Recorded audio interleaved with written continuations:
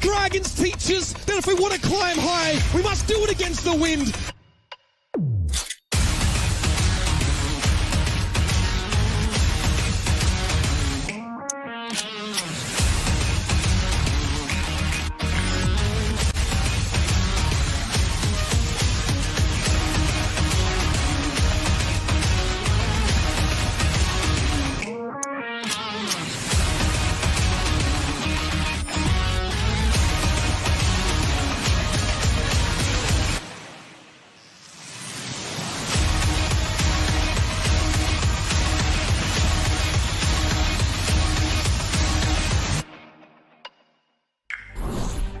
And good evening, ladies and gentlemen. Welcome back to another day of Overwatch League action here in Day 2 of the Kickoff Clash in the APAC region. I am Ilios. We will be your guides yet again as I am joined by Avril.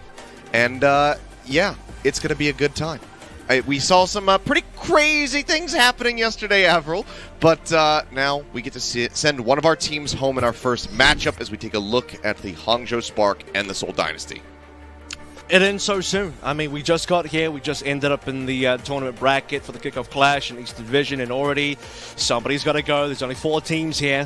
One just ends up being eliminated today between Hangzhou and Seoul. So pretty tight games. Honestly, it's still close enough that it's a little uncertain who is, maybe the very best team and who is maybe the team that will definitely go home. I mean, I think we know that Dragons is somewhat ahead right now. We know that Hangzhou definitely struggled a bit yesterday. But still, I think the 4 teams are generally competitive enough that I don't even know if I trust those results to say for sure who's going to be the better team in these matches. Yeah, and I think we're kind of seeing that not just here in the APAC region. A lot of people have been saying, like, oh, APAC is so difficult to predict. It seems like everywhere is difficult to predict right now. NA putting up some crazy results as well. So I think people's threads just across the board kind of getting boomed. And you love to see that. You love to see that tightness in the competitiveness between these teams rather than, just being able to punch down onto a lower team constantly. The level of play has overall risen here in the 2022 season, but Hangzhou and Dynasty going to be duking it out first. Winner will stay alive and have a chance to make it into the grand finals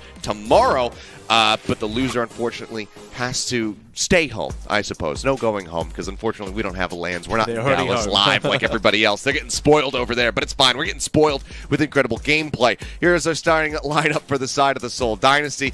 Nothing to be surprised by whatsoever. I'll tell you what, though, Seth. Last year in 2021, we had all the home stands. Okay, they get to have some LAN events this time around, and eventually, who knows, maybe we could all get together, pending how things go. But let's take a look at Seoul first and foremost. Standard starting lineup here. Not expecting Stalker to come in just yet. Seoul, everybody's been, it's been gelling. It's been working, except it doesn't work against Shanghai. I think that's just the one caveat. They can't seem to beat Shanghai. I believe the record now between 20 overall matches is like 12 to Shanghai and 8 to Dynasty. And something like 5 or 6 of those from the Shanghai winning pool is like all their recent games. Seoul haven't beat Shanghai since like 2020 playoffs or something like that. So Seoul, it was the lower final of 2020, and then that got them into the grand final for the Dynasty versus the Shock. Yeah, it's been a good long while since they've been able to best them.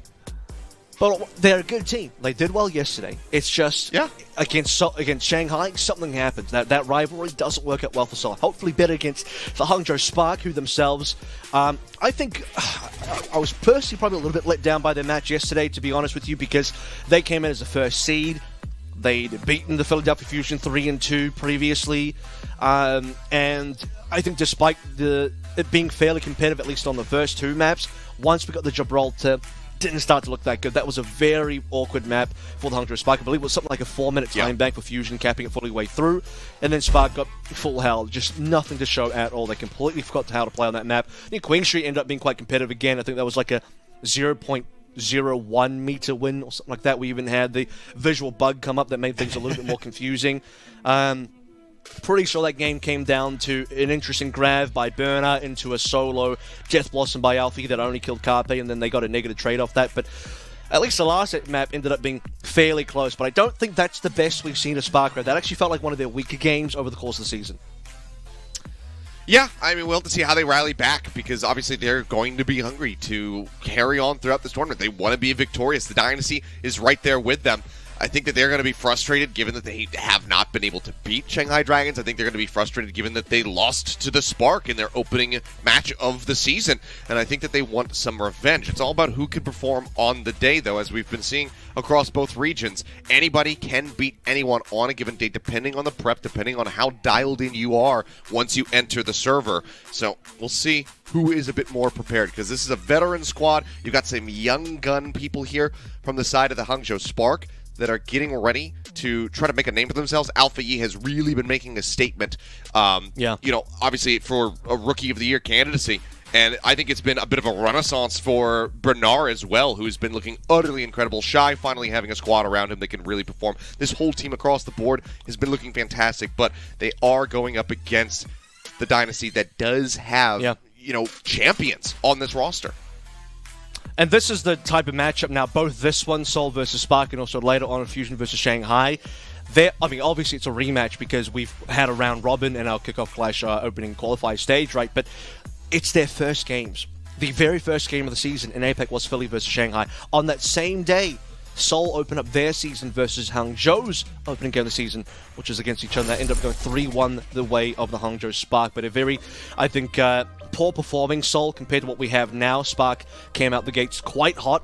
And now yesterday, didn't think their performance was that good. So I don't know if they've peaked already. I don't know if Seoul are peaking now. That's probably dangerous for Spark if Seoul are peaking now and Spark are kind of shifting down. But I believe that Spark can go back to where they've been recently. An additional note here as well.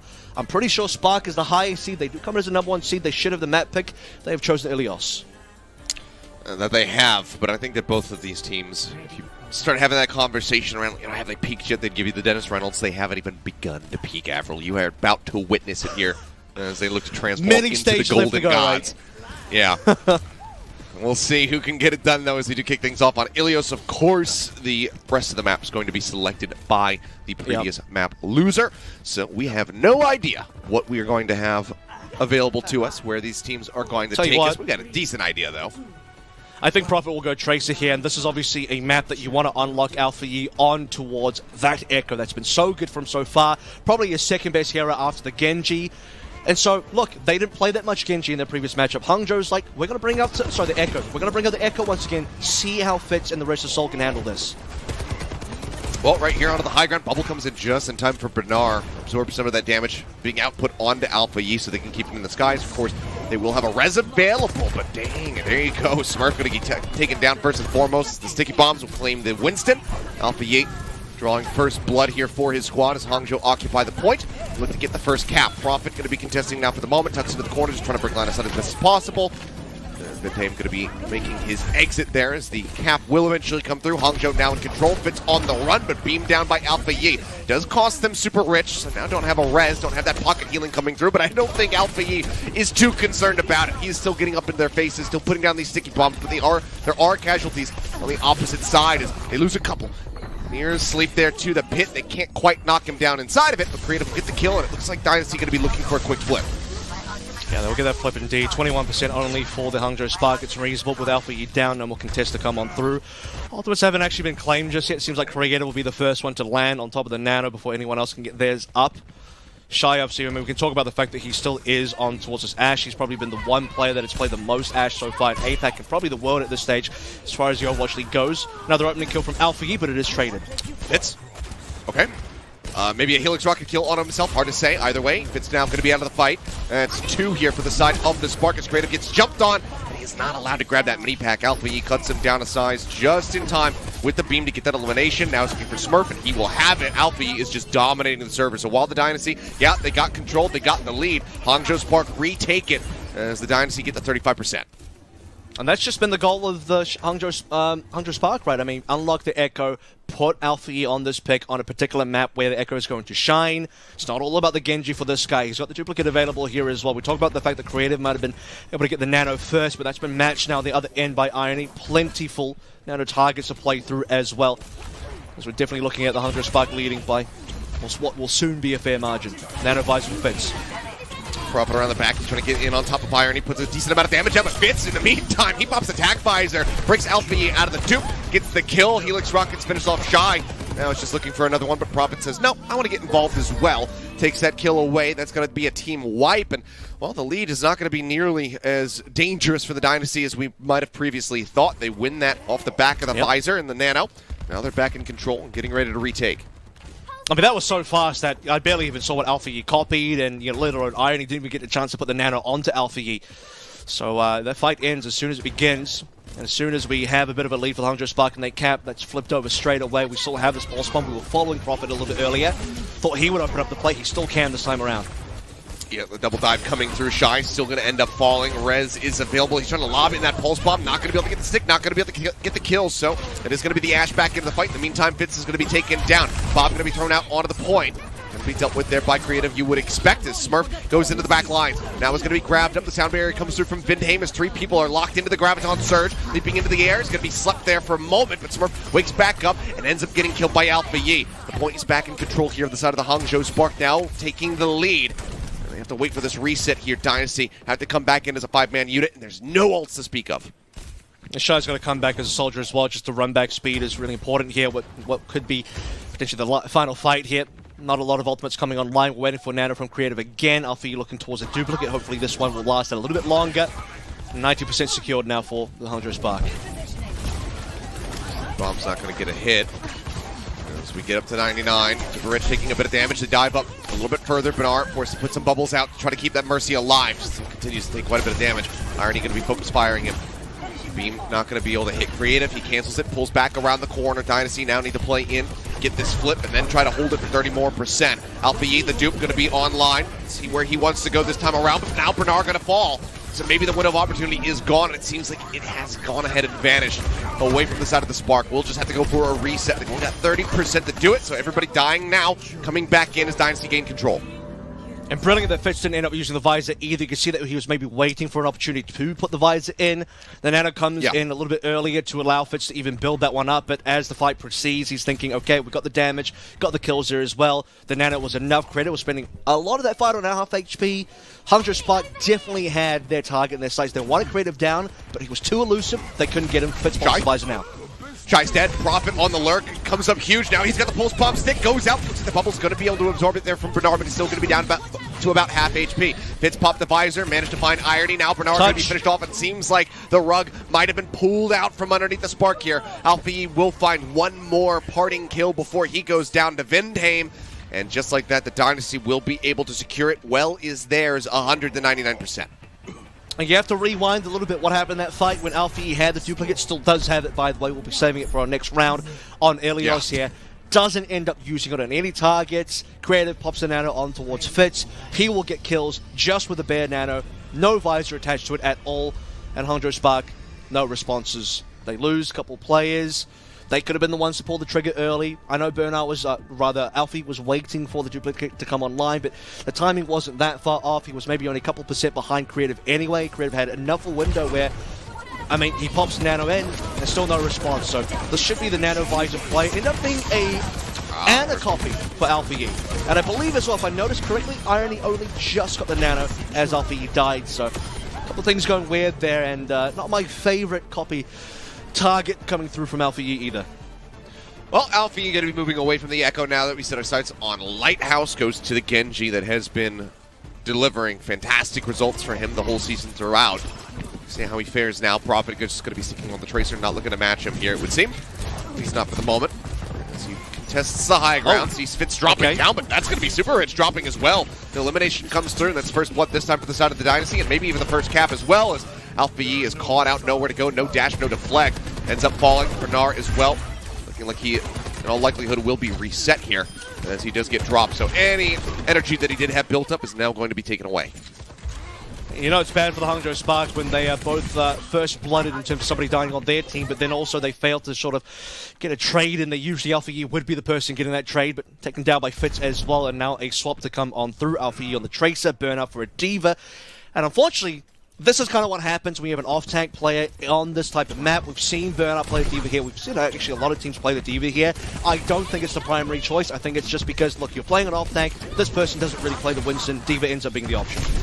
Oh, and Alpha Yi, I mean, fresh off the swap to the Tracer, it's only going to be sent back into the respawn room. Creative And the rest of the squad just focus firing, finding that elimination. Now Prophet going to be diving in. Pops the recall, gets himself out to safety. A shot going to be clipped by that bio nade. Pulse bomb still held for now. See if Prophet can come up with a stick. He's going to lob it into the side room. Not going to find anything though. Super Rich just stuck in the corner, holding that shield up, keeps himself protected. 55 and counting. Nothing to respond through from the Spark just yet. At least the Nano has been shut down onto Smurfs. That's something that goes the way of the Spark. They need kills, though, man. They are just lacking in these frags. They have the Nano available themselves as well. And finally, they'll get one back. I mean, Fitz hasn't used his tac visor, otherwise he might be lapping shy right now. Now Bernard having swapped over to the Diva, like you mentioned, ends up getting broken out of that. Fitz finds the elimination onto the baby Diva. Smurf again going to be taking a nap, now is woken up here in the sauna. Leaps back over to safety with the rest of the team. Point being contested for now by Alpha Yeet. Super Rich as well joining in the fray. They need to get this flip right here, right now. Tac visor rolling from Fitz, looking for an angle, flanks around the side, tries to get a better shot through onto that enemy tracer. Cannot do so. Point flip will come in. 88% though established for the side of the Dynasty, and they can afford to go for a couple eco pushes here, Avril. The thing is, as well, when you're playing this Diva, and by the way, Bernard's nailing onto the Diva bomb, you do need to be shutting down Fitz quite a lot. I mean, that's part of Diva's kit, right? If you go back to Overwatch 1, Vice don't have a lot of value versus Diva. Rally being popped by Vindane this time around. Expecting Super Rich to respond. The stick goes out, but it connects on the Prophet. He uses the recall, now comes right back out, now finds Super Rich. That's going to be the rally. Not able to be used in the fight. They do have that self-destruct should Bernard need it to try to clear the point. He's actually going to go ahead and toss it out. We'll see if he gets any kills, and he is going to get massive value. Somehow gets Fitz and Creative. The Hana, I can understand, but Fitz, you've got legs, you can sprint. Somehow gets caught by the explosion, and that saves Hangzhou Spark a bit. Prophet still shoving people back. The contest is there. They force out the overtime. But now Bernard is going to be taken out of the mech. Prophet taken down. That's going to be a 2-for-1, though. So the Hangzhou Spark, it looks like they should be able to hold this. So that's kind of what happens, right, when you're playing Overwatch 2 and people forget about how to play against Diva because she doesn't get played ever. And it's like, oh, that's right, she does do this kind of self-destructing kind of thing that happens. Also got a second ultimate as well, by the way, if Bernard wants to crush somebody. But miraculous fight win. Won't exactly see how that explosion caught two players. Like you said, Fitz probably the one that shouldn't have been caught there, but two players on point, two players down. And an opportunity now for Hangzhou Spark to turn this one around. Otherwise, we are taking first map for Seoul in this best of 5. That rally's still available as Smurf gets the nano. Yep, Super Rich pops it. Dive in. Smurf still holding onto the primal, so he's not in danger of dying here. Just going to be zapping away at them. Leaps up over onto the high ground for just a moment. Now has both of those supports contained. He's just trying to keep them gated away from their players so they can find some picks elsewhere. Bernard has fallen quite low. Nano now going to be used. That goes out on the Shy. He's going to be slept. He's going to be anti. He's going to be left on the ground. Damage comes through. The focus fire is great from the side of the Dynasty. They find the elimination. Now OT is going to start bleeding away. Pulse bomb from Alpha E, not finding anything, but Prophet comes up big, gets Irony. I think he gives his life for it. I don't know if the Hangzhou Spark is going to be able to play off the back of that one, but yeah, I don't know. Maybe he thought he had recall, dashed off the side of the map for a second. I'm not sure. Either way, all I know is the Dynasty are closing out the map. 199 the first time, 167 here on Lighthouse. Dynasty will take Ilios 2-0. And that 67 only comes through because the double self-destruct killed as well, and have to really highlight the final play that we saw there from Smurf on the Primal Rage. He locks up both supports, and neither of those supports could do anything that entire fight. You look at Bernard's HP, nothing. He's got nothing to work with. He has to run for a health pack, maybe. The point goes away because those players, the rest of the DPSs plus Bernard, cannot contest the point at all. The flip comes through, and it puts mad pressure on the Hangzhou Spark. Their support's already in trouble. That fight ends up being scuffed, and the map's over. That's going to be a solid 2-0 score line to start things out on Ilios, and Seoul looking extremely comfortable up against the Genji, the Tracer, the Echo. Nothing Alpha Yi's bringing out today so far has been working versus Seoul. Yeah, just not finding too much purchase, but now the Hangzhou Spark, they will have a map pick yet again, as we do believe the Ilios selection was theirs. And if it was, that's a bit more concerning. But now they certainly have their pick of Hybrid. It looks like Midtown is going to be coming up next, so we'll see how they fare in that map, see whether or not they can tie up the series for Hybrid when we come back from the break. So don't go anywhere, guys. The action continues in just a few.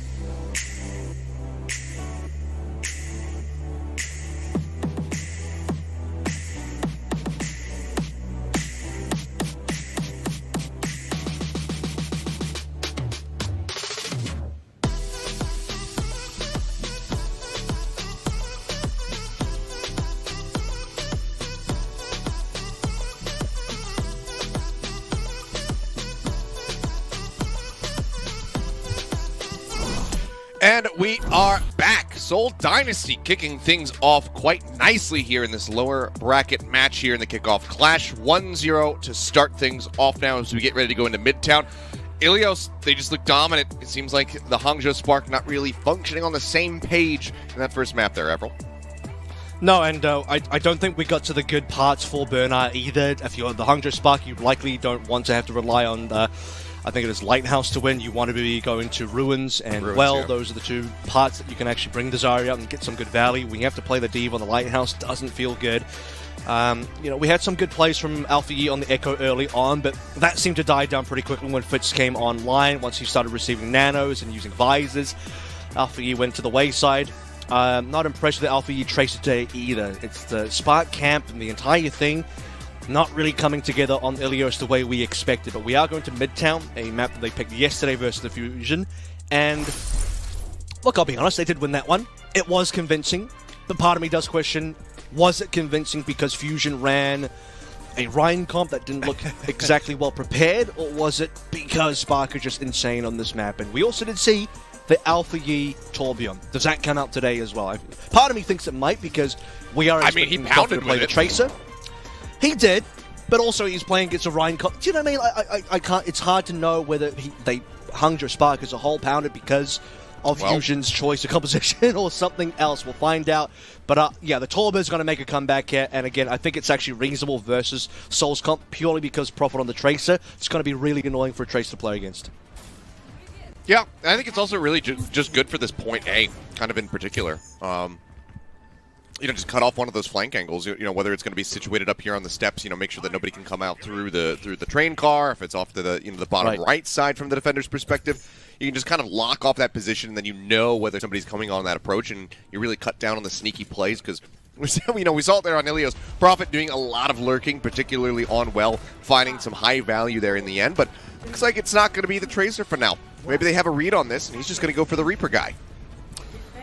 I don't think that'll stick. Or maybe. Smurf's gone towards Zarya. This is the thing about the Seoul Dynasty as well. If they paid attention to the games yesterday, which I expected they would have, they probably have some sort of read on what they expect the Hangzhou Spark to be bringing out. So without even doing too much scouting, you'd probably think, okay, there is going to be a Torb. Confirmed now for sure. Even slept. Yeah, they try to get on top of him, but does get woken up there. Can't find the elimination. So for now, he's going to be okay. Gets a dink onto Fitz, though. Takes him down. Low HP as he just sat here on the windowsill. We'll go ahead and drop back down to safety. Smurf and Creative in the meantime, just trying to push through main. I'll tell you what. Okay, he does get a kill here. It is traded out, but I was going to say as well, despite not even playing this kind of Torb, it's actually pretty even. Puffin might be able to save this one still. Smurf's got the kills as well. I mean, it's just Alpha E filling the kill feed here for his squad. Does get pressured out quite a bit, though, and Smurf will manage to take him down as well as the turret there. In one fell swoop now, the point going to be broken open. Smurf just carrying everybody forward as the cap starts to come in. There certainly will get at least, you'd say 1.5 ticks. No change for Alpha E. No, he's sticking through with it. He says, well, I'm halfway to the molten core. I might as well try to use it. Can they touch in time? I mean, Bernard's right around the corner. It seems like they want to go for this one. Is it going to have to end up being shy, maybe? No one can go for it. Okay, I mean, a little bit odd there. It's like maybe some split shot calling coming through from the side of the Hangzhou Spark. Somebody saying, we need to go. Somebody else saying, no, it's too late. Hard to say either way. I mean, it's just a massive time bank now for the side of the Dynasty. Nearly 5 minutes in the time bank. Here's why I expected Alpha E to change to the Reaper, because the smart thing about what Seoul are doing is they recognize the Torb on the battlefield. They say, if we play the Zarya Reaper version, it should be on paper just stronger than the Torb Zarya version, because, I mean, the Torb and the Reaper kind of do the same job, but the Reaper is just far more flexible. There it is. Well, for now, Prophet just building up. 31% to go towards that Death Blossom. Smurf holding onto the grab. Obviously, the outpacing is there. They're just going to go ahead and throw the solar grab out of the Bernard. It's going to force the nano, but Bionade connects, and it seems like Bernard doesn't have any more bubbles to try to keep himself protected to cleanse off that anti-healing, and then Prophet is able to get right on top of him. Tears two apart now. He's looking for Alpha Yi. The turn will be cleared. Prophet, go ahead and just teleport forward, looking for a little bit more, and there's nothing for Irony to do but die. Cart will continue to push here. Only about a minute now gone off the time bank, and they're making good pace. I appreciated that Super Rich actually came in to try and body block there with the Brigida shield so that they could save Bernard's life, waiting for the next bubble cooldown to arrive. They really need that grab there because we're waiting for the grab into Molten Core combo. My only other issue with that is you're probably going to end up just getting a solo grab onto Smurf. If you're lucky, you'll get Profit as well. That combo basically needs to happen now, though. Shy opens up first. Yep, Fitz matching. Takes quite a bit of damage. Shy has to pull back, but Shy in the end will manage to find Vinheim. High priority target. Now Profit going to be eliminated. That's the lion's share of the damage, given what we've seen from Vinheim just yesterday. Now taken away. The rest of the team from the Dynasty going to have to pull away. This is a decent position for the cart for, the side of the Spark to try to buy some time. He's changing. Just wait and see what happens, and now he's going to swap. I was going to say, man, I'll swap after all. The worst part about Alpha E dying, the fighter go, is the fact that, oh no, he's actually got the Molten Core, so now he can't swap because he has to come out and play the Molten Core for the defense. It actually does work out. I don't know how much the Molten Core actually helps him, considering I think it was the Vise that really opened things up for the Hangzhou Spark. But now we're going to get more Genji, so this is a little bit more standard for the Hangzhou Spark, a little bit more standard for Alpha Yi as well. And they have the grab to play through as they have the high ground currently, which will be very helpful for the rest of this defense. Alright, now cart rolling back just a bit. Yep, starting to making its way down the hill here as 3 ults available. That's going to be the grab going out from Bernard. Nano forced here for creative on a Profit to keep him alive in the fight. He's going to drop down straight in on top of Bernard's face, trying to pressure him out, but the Nano is there to try to keep Bernard alive. Let's take a quick little nap here behind the cart for the time being, as Smurf already nearly has another Graviton Surge ready to go, just 18% away. Death Blossom into the back, but boop him over towards Bernard. Yeah, they create some distance there. Bernard having a lot more survivability. It makes sense that they push it back that way, but the right click from Bernard in the end, he fell too low. Ends up taking his own life. They will find Profit, though. The Helix Rocket's flying through, getting that elimination. Now Alpha E and Shy both going to be out of the fight at the cost of Vinheim. Now creative. It's just Fitz and Smurfless to try to contest this. I can talk. It's my job. This Fitz will find a kill. Finds another one. The support's now going to be gone. The cart advancing forward. Someone's got to touch. It's going to be Bernard here in the end, but the attack visor is going to be popped from Fitz. Plays down into the low ground. He's inching forward, waiting for his cooldowns, waiting for the Helix Rocket, waiting for that bio field. He gets Shy in the end. The cart now 0.05 left to go. Will crest its way over point B. That's the cap. That is 3 minutes now in the time bank as we go into Grand Central. And that was nearly a forced visor coming through as well. You see that Fitz had to use a visor towards the end there, but because it was matched by Shy, Fitz is bailed out in that play, so it ends up being an even ultimate trade. You don't even see an economic advantage come through for Hangzhou Spark on that final defense. We do get the Alpha Yi Dragon Blade coming through for the next fight, but they won't be able to defend B at all. Credit for Super Rich to, I guess, do his best. He got 2 final blows in there. Tried to boop away that Death Blossom. Unfortunately, Bernard ended up walking into it anyway. I think that first death onto Bernard via the Death Blossom is really what kind of broke the camel's back for that defense for the Hangzhou Spark. 2 minutes and 20 roughly remaining here. Still enough time, I would say, for Seoul Dynasty to get meaningful distance, maybe even a cap. But as the ultimates come online for the Hangzhou Spark, we are expecting a big reset here on the Seoul Dynasty. Yeah. Smurf, I mean, he's already back up to 70%, Avril. He's building these grabs so quickly.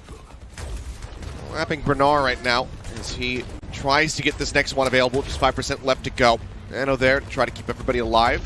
The grab does come through from Smurf. He's nearly double average energy of Bernard, by the way, as well. So he really is, in terms of damage output, energy management, all that, outperforming. Okay, Nano on to Alpha. He pulls the blade, but everybody just runs away.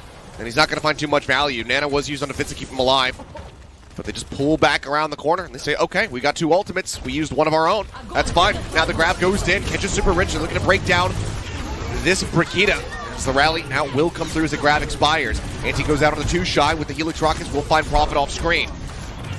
Wait out the rally here just a bit as a couple picks will come through from the side of the Spark. Does give them a bit of stability, and Vinheim cannot escape. Smurf just trying to pull back, but Shy is getting up close and personal. Good cleanup. And will be able to find the final kills. So nice little team wipe there, an extended one, as the cart will be held in place, and there's just 1 minute and 5 seconds left to go for the Dynasty.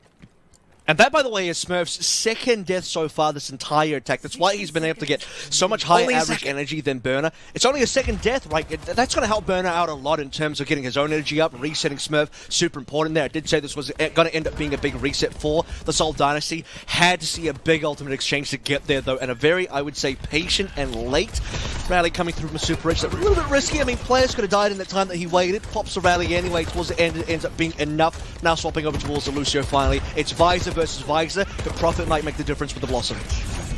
Irony building up towards that Nano pretty rapidly here. Creative not that far behind him. We'll see what happens, though. Shy with his visor will find Benham. Prophet goes in with the Death Blossom, however, he's right on top of everybody. Finds Irony, finds Alpha E, and Super Rich falls as well. That is the DPS now taken out of the equation. Bernard, the last man standing, will die. The team kill comes through with 10 seconds to spare. They round the final corner and just need to glide this cart a little bit more. 10 meters or so away now. As the contest needs to come through. Alpha E gonna dash in. He's the first one to touch the blade. Not too far off. The Nano's gonna go through onto the Genji. Shy finds an opening pick. Vinheim gonna be taken down. Nano's on the Prophet. Needs to do some significant damage, but so far has not been able to do too much of anything. The Doofus is there. He keeps himself protected. Now the blade is gonna be pulled. Looks for Smurf. Can't find too much there. Smurf now gonna be running away. And it seems like he's content to say, you know what? I've only died twice. I'm gonna try to stay alive. Does die at the very end, but they say our job here is done. That's as good as it gets. God. They cannot complete the map, and that does give the Hangzhou Spark a win condition on their map pick of Midtown. Smurf confirmed KDA player right there, looking for the scoreline. Yeah, they were definitely looking on like they were on their way out. It was a 2-for-0 trade where Shy got both Vindame and Fitz or something like that. He got 2 players down, right? 3 versus 5, not looking great. Alpha, he pulls the blade. And a final swap from Burner on the Zarya to the Doomfist to be able to contest in time. Nano versus Nano, but the Nano onto Prophet ends up not buying them enough damage at all. He needs the Blossom, but we talked about the fact that the Blossom would have made the difference in the previous fight. It did.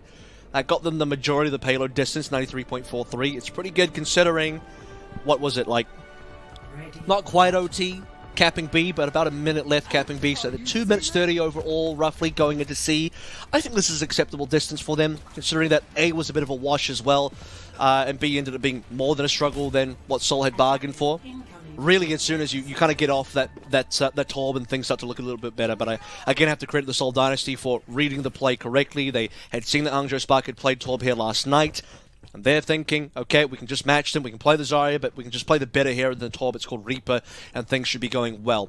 Now when we look towards the opposite side of things on this defense, standard Seoul Dynasty dive, Smurf Prophet diving together. Hangzhou Spark going to punish that by putting Alpha E on the Reaper to start things out. Alright, Bionade line up. Gets a hit on the 3. Nice little bump of percentage there for Creative. And then Irony catches up straight away because he heals it off. Yep, I mean, it's always that balance of, you know, how should we be poking and prodding constantly because we do want to build up our own ultimates, but we're also feeding ult charge over to the supports. Where's the balance there? Can be difficult to find, but Creative has since taken the lead yet again, now up by about 13%. TP across from Alpha Yi, puts himself right on top of Smurf, forces the leap back over. For now, Dynasty playing this decently at range, but they're going to have to come to the point here pretty shortly. Teleport out, Alpha Yi just cutting away from the Winston, but Prophet out of the back line somehow and got on top of Shy, finds that elimination, fits under a bit of fire, pulls away, has the pocket healing there of Creative to keep him topped up. Smurf somewhere does get slept, does get antied, and Irony will find the elimination, but Alpha Yi and Bernard have fallen in the meantime, so while the supports were busy dealing with the main tank of Dynasty, they lose 2 players. They do get a tech though, so you know I'm trying to figure out whether that play ends up being worth, and if you get, I guess, objective progress, it ends up being pretty worth. Yeah. So that'll be a green check mark for me apparently, but not entirely pleased with it. I think the smarter play or the more clean play for Hangzhou Spark is to clear areas out first, look for flights onto players like Smurf, push them out of specific locations. Super Rich will probably die here. Okay, he doesn't. Just outplays Prophet, maybe? Yeah, Prophet just taking so much damage there on the flank from Shy, who's just sat directly next to him. You barely have to aim at that point, just point-blank firing. And then Super Rich just fires off a left click, gets the elimination.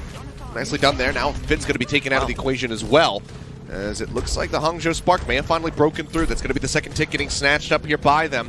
And nobody playing the point. Prophet just now re-arriving. Will be able to contest this and try to buy some time for the rest of the squad. Nano's going to come out. Smurf dives on in and now has the Primal ready to go, but he likely can save it because Bernard's been taken out of the fight as well. Probably doesn't have to use it here to get up to 88.5%. Only sleeping now as well. I mean, he had the Nano, but it didn't come up in time to save Bernard. Prophet the 3K on the Pulse Bomb. It's exactly what you expect. We saw the Prophet 2Ks before. Prophet insane on this Midtown defense on the Tracer. To be honest with you, though, that is almost a bailout for the Hangzhou Spark. They knew the fight was over with Bernard gone. Yeah. You're not expecting too much further.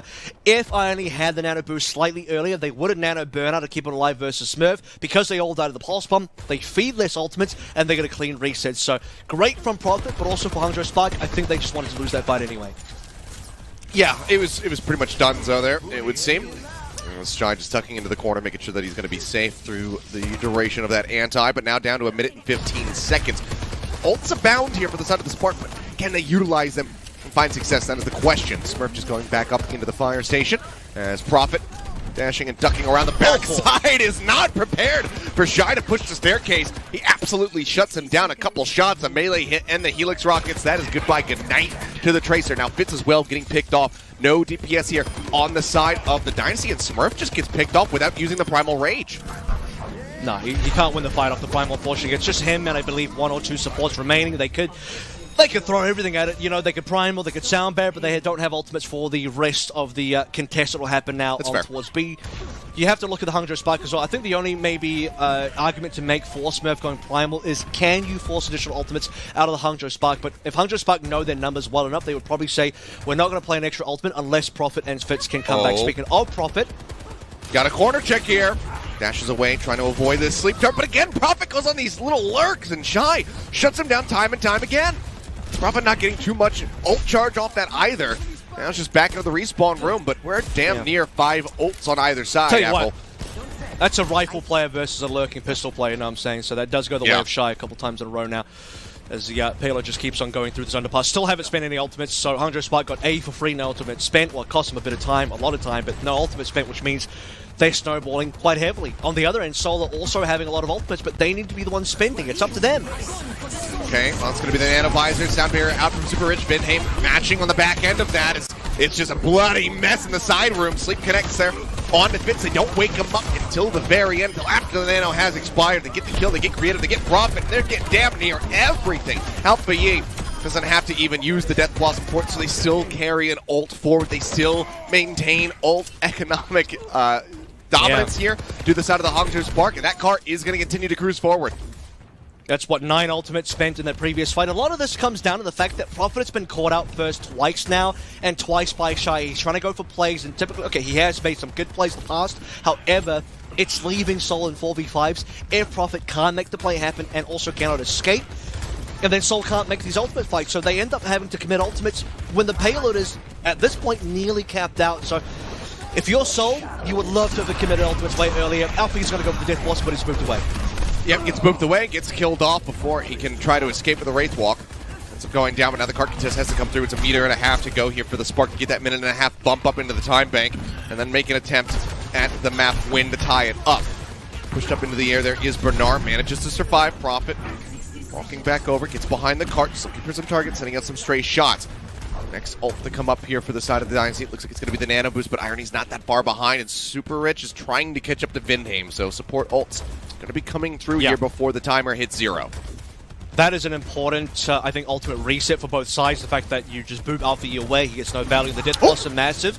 Prophet goes in, so this time Prophet's the one getting the first kill instead of dying. I don't know if he walked up there, if he just TP'd in their face. Either way, Prophet gets the kill onto Shy right as attack visor becomes available. Now with 25 seconds left. Nano Visor grabbed nearly there. The sound barrier about to be up for both of these Lucios. It's going to be a fairly even fight. Helps Fitz catch up. That one reset really helps Fitz get the visor here instead of Shy just having it on his own. TP into the back. The Boop is there. Vinheim keeping himself at arm's length away from Alpha Yi. Prophet goes into the Wraith Walk form as the Nano comes out on him to just help him stay alive. Wraps around the side. He's trying to get on top of Shy, trying to break down this tack visor. He's taking him low. They get the kill. Now is in the grab. Goes into the Wraith Walk form. The sound barrier is out for both of the teams. The shield's lasting a little bit longer on the side of the Hangzhou Spark. Prophet going to be eliminated as Super Rich finds the kill.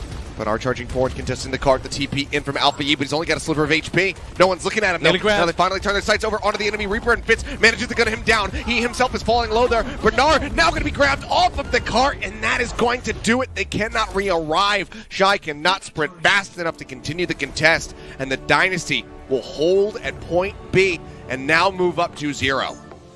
You can see the long flank coming from Fitz as well, going all the way back onto the high ground above the underpass there as well. I was staring at his ultimate charge. It was standing at 99% for the longest time, but once he gets onto the high ground, hits one shot, commits that visor, and it's enough to get the win. Smurf's grab will lock Burner off as well, like you sort of mentioned there, and have to rewind a little bit further back. 2 really important plays happen there. One, pooping away the Death Blossom from Alpha Yi, resetting the ult economy for both teams, and then also the solo kill from Prophet, going to the high ground, possibly was a teleport, getting that one kill to believe it was Shy or whoever it was, enabling the 5v4, pushing Hangzhou Spark back, and that's how Fitz can have the time to build the visor. If that doesn't happen, Fitz could be in a worse position. Well, they made it look like they were going to be able to get that B cap, keep pushing through. I mean, it was a good pace at the beginning there from the side of the Spark, but unfortunately for them, the Dynasty just drained the clock down and then outdueled them at the very end when things were decently evenly matched. They get the victory. They take it now to match point. Hangzhou Spark need the reverse sweep if they want to stay in the kickoff clash. Otherwise, their tournament run could come to an end rather quickly. We'll see if they can get it done. At the next map pick, I believe, being Escort. We'll see what they select. We'll see if they can get the win. See if they can extend this series when we come back from the break.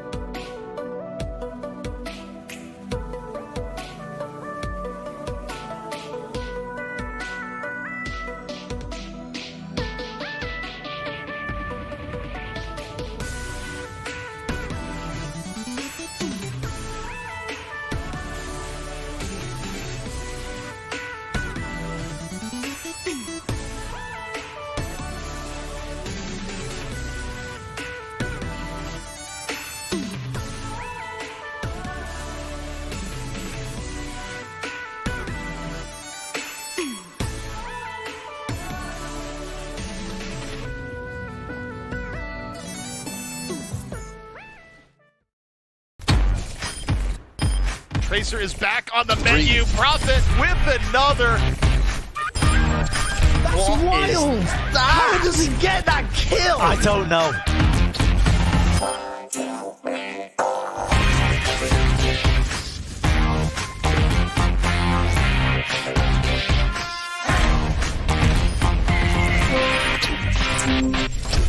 more. Make it 4. Wow, Profit.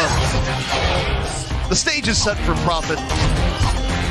Profit, who's managed to pull out the duplicate. Profit finds 3. Profit strikes back just a little bit harder. Another stick. But Profit is on the Tracer. Oh, what more can you ask for?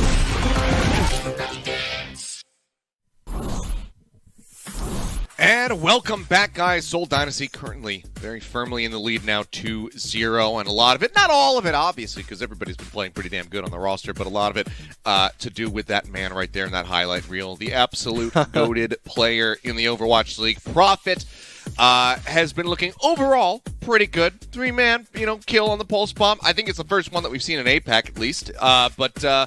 Yeah, some pretty nice plays, but also getting punished on his long little flank plays, on his little camping missions that he's been going off on. But that's good on Shy to be able to get those punishes, but it's not good enough to get the Spark win so far.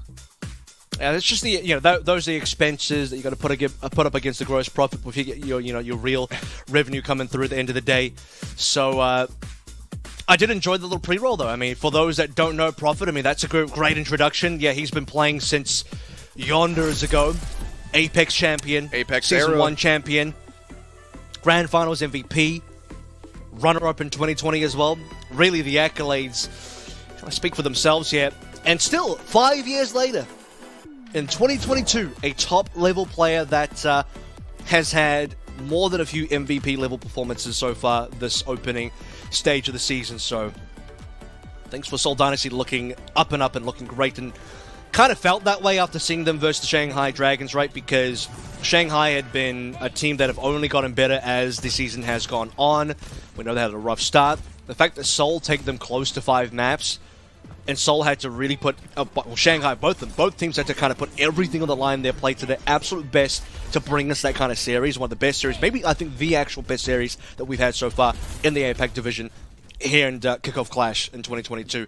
Seoul being at that level speaks to how good they are, and part of me is not surprised that Hangzhou are down 0-2 currently, and it's going to take a miracle for this reverse sweep to happen. Yep, so far the map picks haven't really been going their way. Now we set our sights on Dorado, which very well could be the last map as Dynasty looks for another little sweep. Fit's going to be moving forward off the rip. Okay, a little bit of what kind of sweep? Botch with the grapple, but it's okay, it's okay. And out behind the shield. And we'll see. Okay, there's no defending Widowmaker, so I'll just swap over to the Soldier 76 and we'll just match. I think the Widowmaker would have been huge, actually, because no defending Widowmaker. Fitz will have a lot to play through, but he'll take the safe pick instead. It's a dive coming through from the side of the Hangzhou Spark, but again, because they don't have a Winston player currently on, Kushre hasn't played a single map so far in this series. It's Burnout the entire way through. It'll be the Diva once more. As Seoul Dynasty have now somewhat securely taken the high ground. They just need to have a little bit more payload distance to make up for it.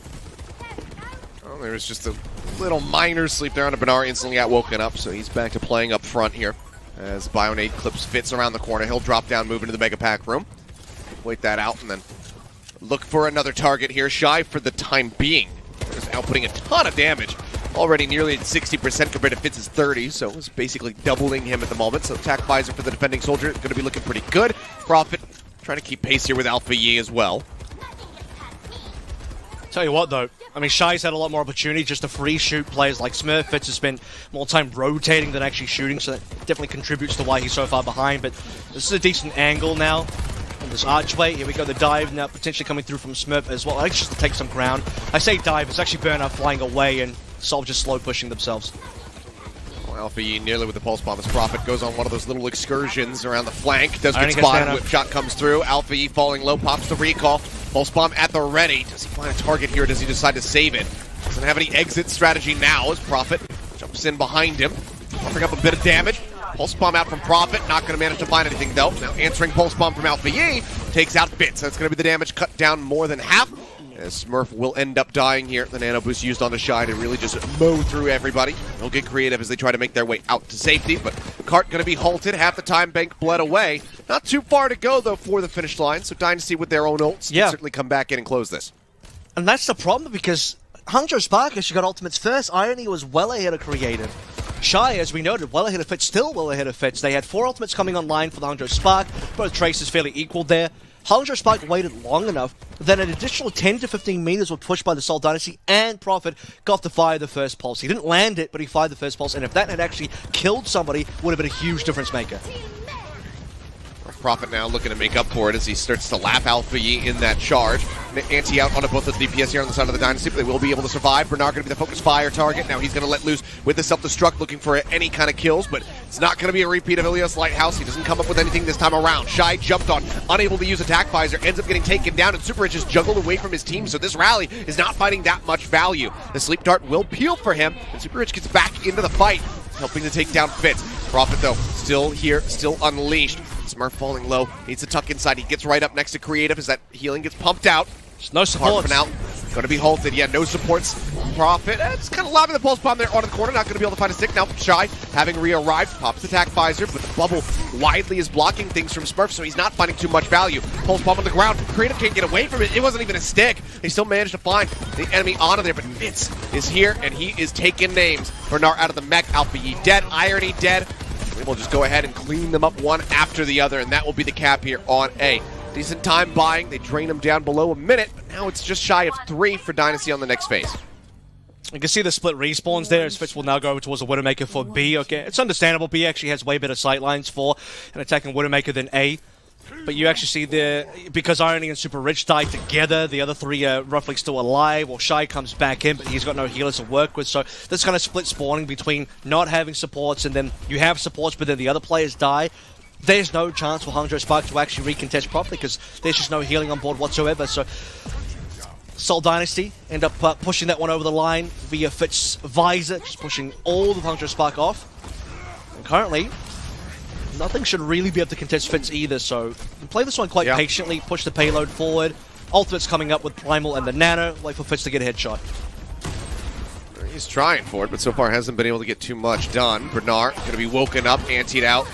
Pops the Jets, goes ahead, flies away, gets back up onto the high ground, and some decent pressure is being applied here by Alpha Yi onto Fitz. In the meantime, though, Super Rich has died. Prophet getting himself up into the bank, finds that elimination, now has a pulse bomb at the ready. See if he can get the stick this time around. Last one ended up just being kind of stuck on the wall.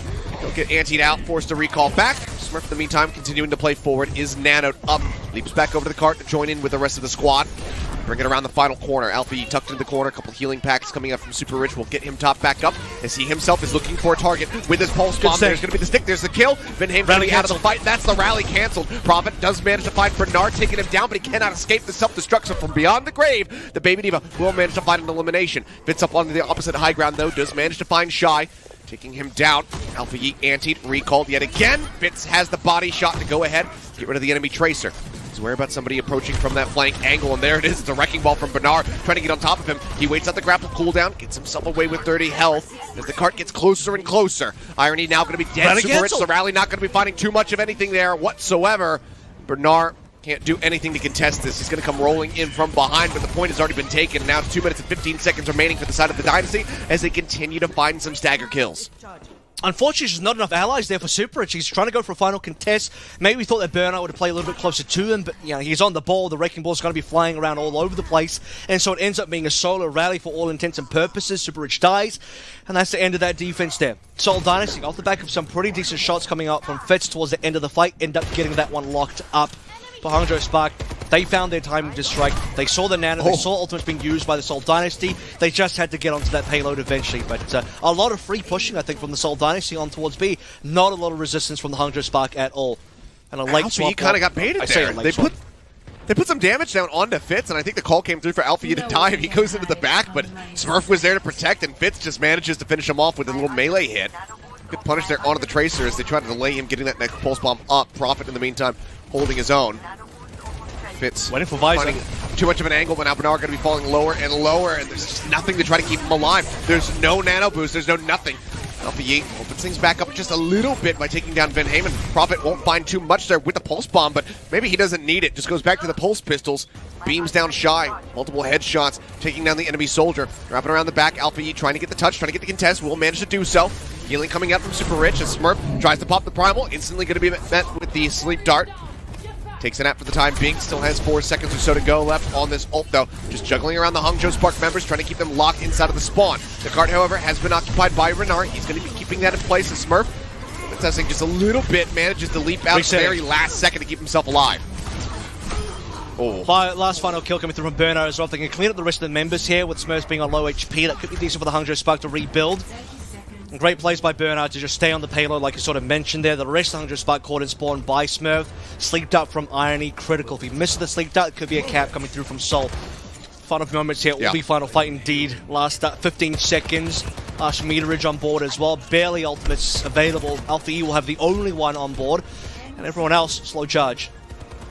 Mayhem Super Rich, going to be close to the rallies. We'll see if they can be a difference maker for either team. Prophet for now moves up, gets the touch. Make sure that he has the touch this time around. He says, you know what, I would play against Dragons yesterday. I know what can happen if you don't make sure that you have that overtime coming through. Super Rich going to be dashing away. The ante goes out onto him. Alpha E going to be taking down the pulse bomb. Not able to find anything. Irony trades it back out. Prophet out of the fight, but Fitz finds Shy. That's the DPS go on now for the side of the Hangzhou Spark as the cart continues to move forward. Rally going to be rolling from Mayhem Super Rich. Pulls the trigger on his as well. Bernard falling low, anti out, runs out of bubbles, manages to get boosted back up though. They top up the Zarya, now the grab is about to be online. Shy swaps over to the Reaper. Just try to break down this push. Prophet making his way back over the grab, comes through. Smurf going to fall. The anti-nade from Irony is absolutely gorgeous, and it seems like this could very well be the end. Fitz will get one, Alpha E out of the fight, but no one can touch back through. Prophet had to recall, and yet again, it's giving me shades of Midtown. The cart is going to be halted just before the finish line. But if it is shades of Midtown, that means that the Hangzhou Spark are going to barely make it through B, right? That's not a good omen for the Hangzhou Spark at all. Seoul Dynasty, they'll get held up onto, I guess, the end point of C there. That's just the overtime coming in terms of respawning being heavily favored for the Hangzhou Spark. Their reinforcement distance is very short. Burner has the grab to finish things off as well, and Seoul Dynasty cannot push forward, but have to be critical of what happened on B there for the Hangzhou Spark because it was the most passive defense you've ever seen.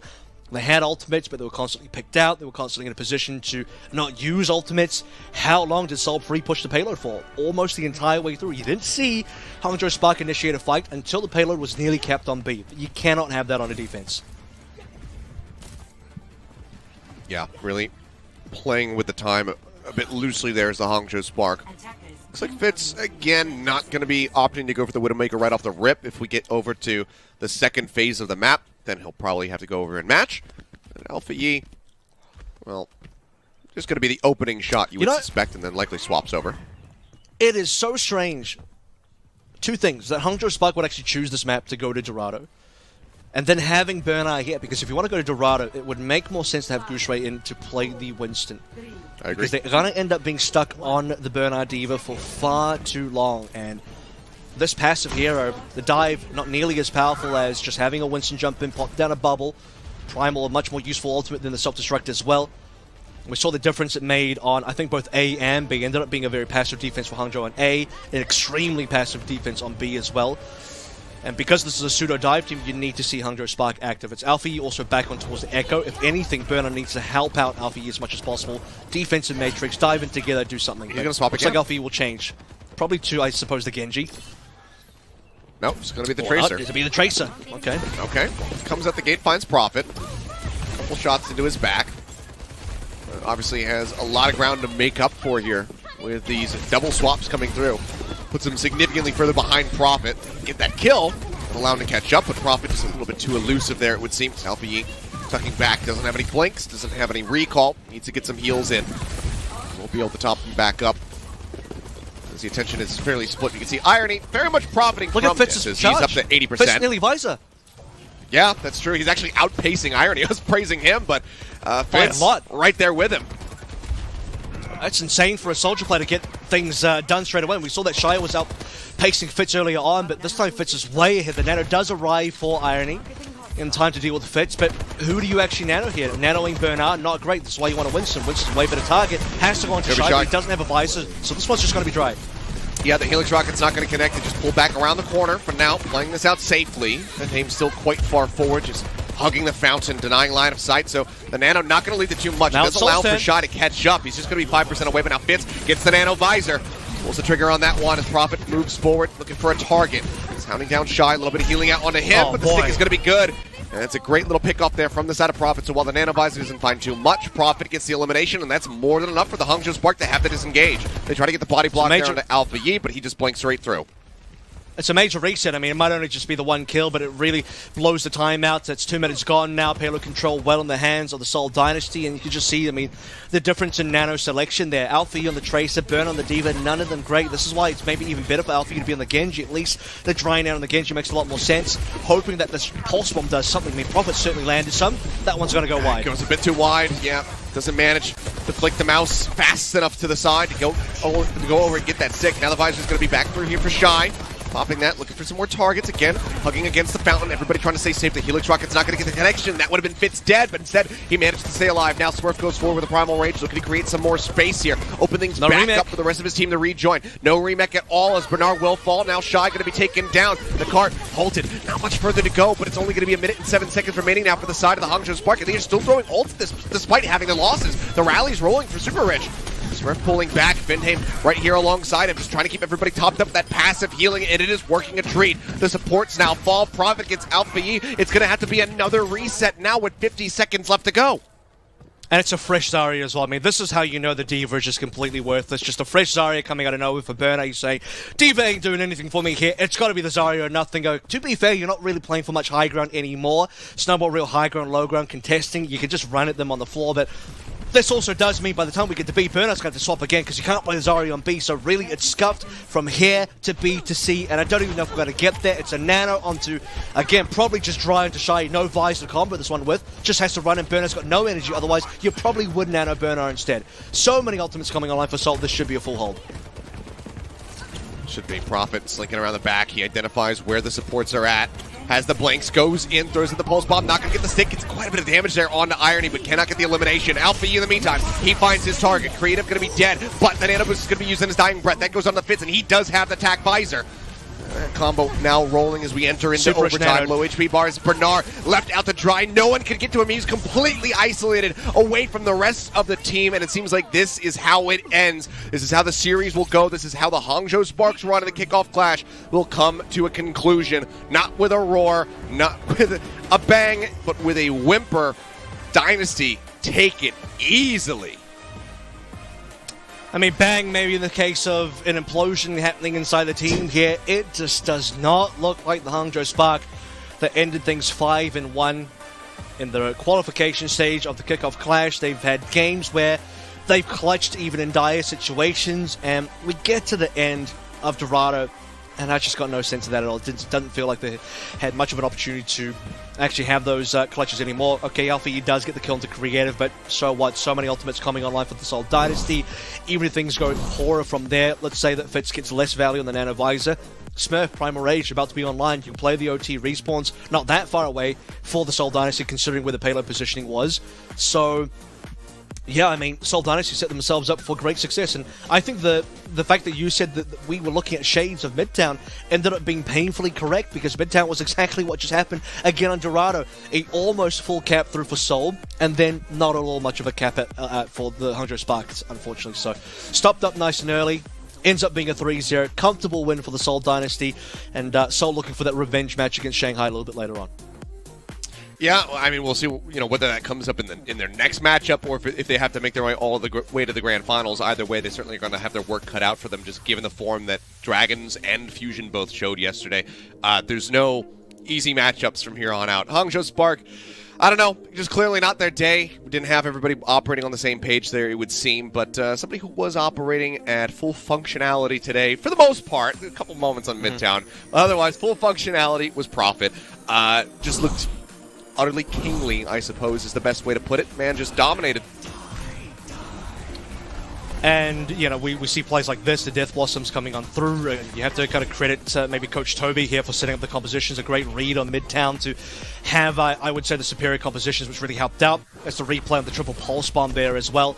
So, yeah, Prophet really delivered today. I think Fitz was stable, Smurf, Creative, Vindame all stable, but Prophet coming in clear playoff form. Like I said, maybe a couple of hiccups on Midtown, but, even the best of them, you'll see a couple of hiccups. Even on Lip's best day that we saw yesterday, nearly a 60,000 damage game, still had a couple of poor maps in there. It happens to the best of them, but Prophet, undoubtedly, I think the best player in today's server across all 10 players. Yeah, I think it was a little bit rough when it came down to the pulse bombs there from Prophet from time to time. We weren't seeing nearly as many sticks as we're used to seeing because, 6 pulse bomb kills, half of those came from one pulse bomb, and we saw him use a hell of a lot of pulse bombs today. The Zarya bubbles as well were absorbing some of those, but you know, it is what it is. It doesn't matter because whether or not he's got the pulse bomb, you still have to respect the damage. The guy just still pumps damage. 5 pulse bombs attached, but 3 kills was from 1 attached. So 4 pulse bombs were also attached, and 1 of them didn't get a kill. So there's definitely some interplay with the bubbles coming through for sure. So some interesting things going on there. I would say ultimately a pretty disappointing end for the Hangzhou Spark. We really did expect a lot more. I know there were definitely people that felt strongly enough about the Spark, especially being 1 first seed, that maybe even they could go to the finals, take the win, get a tournament. This would probably be the best time to do so while the Dragons are still trying to wake up.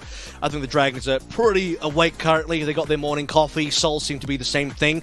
The Tigers are in full force. Fusion, got to be a little bit careful now as well because they're flanked on both sides by very, very strong teams. No, they absolutely are. But, I mean, now for the Seoul Dynasty, they can sit back, they can relax, they can watch this next matchup, see who their opponent is going to be tomorrow, and then start counter-stratting them as best as humanly possible. So they've got time on their side. But coming up next, guys, oh boy, this could be an interesting one. I mean, out the gate, the 3-0 from the side of the Fusion against the Dragons. Now they get their rematch. Dragons have been looking utterly incredible as of late. Fusion as well, stepping things up yesterday. This could be a titanic clash. We're going to find out what happens in just a little bit. When we come back, myself and Avril, we'll chat up a little bit about it. We'll try to big up this matchup and get you guys really geared up and ready to go. So stay tuned, and then we'll have a little bit of talk time when we come back. The Overwatch League is brought to you by Upper Deck, the official trading card of the Overwatch League. And by TeamSpeak, the official voice supplier of the Overwatch League.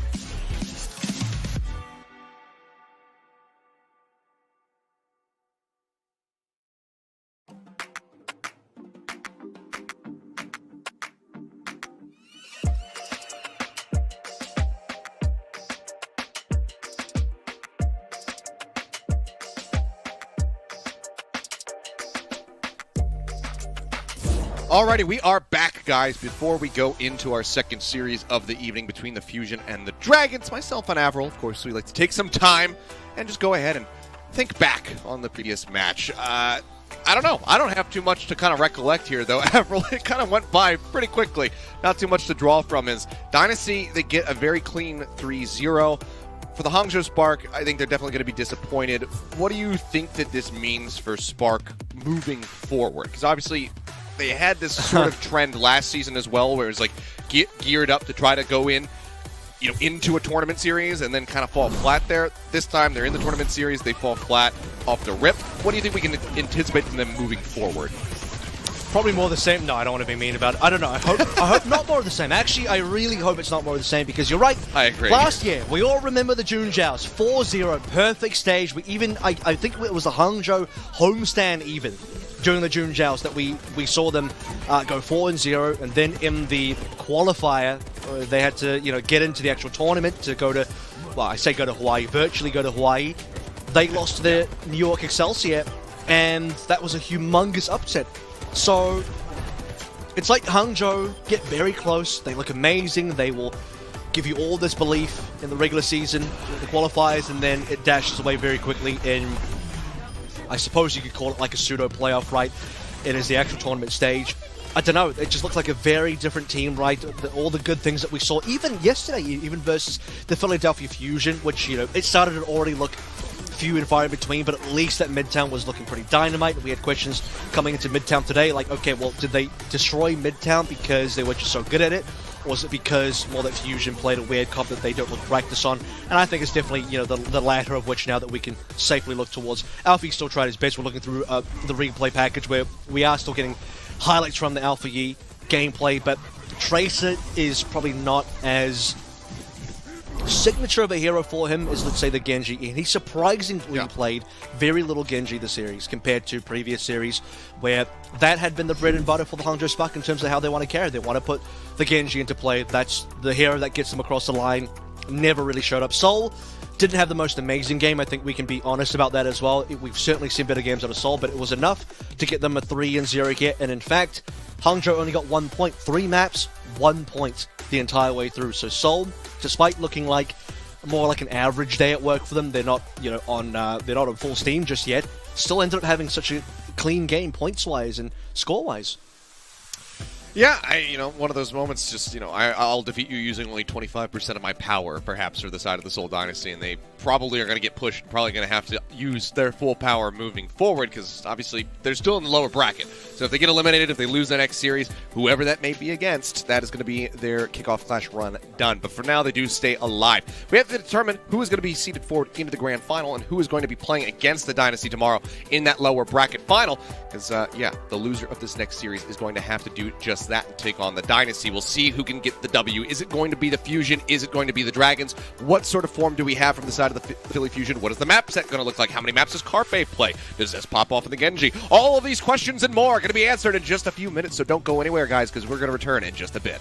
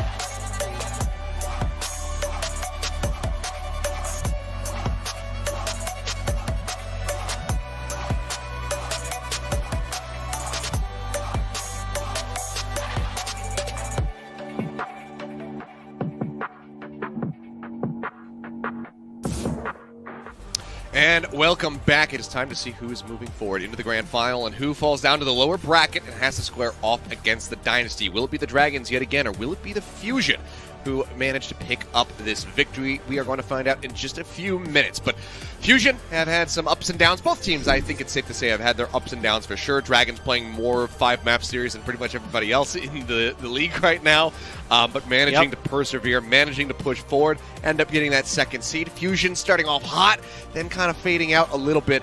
Now it seems like they're in a bit of a return to form after yesterday, though, Avril. We'll see what we can expect from these rookies going up against the veteran squad of the Dragons.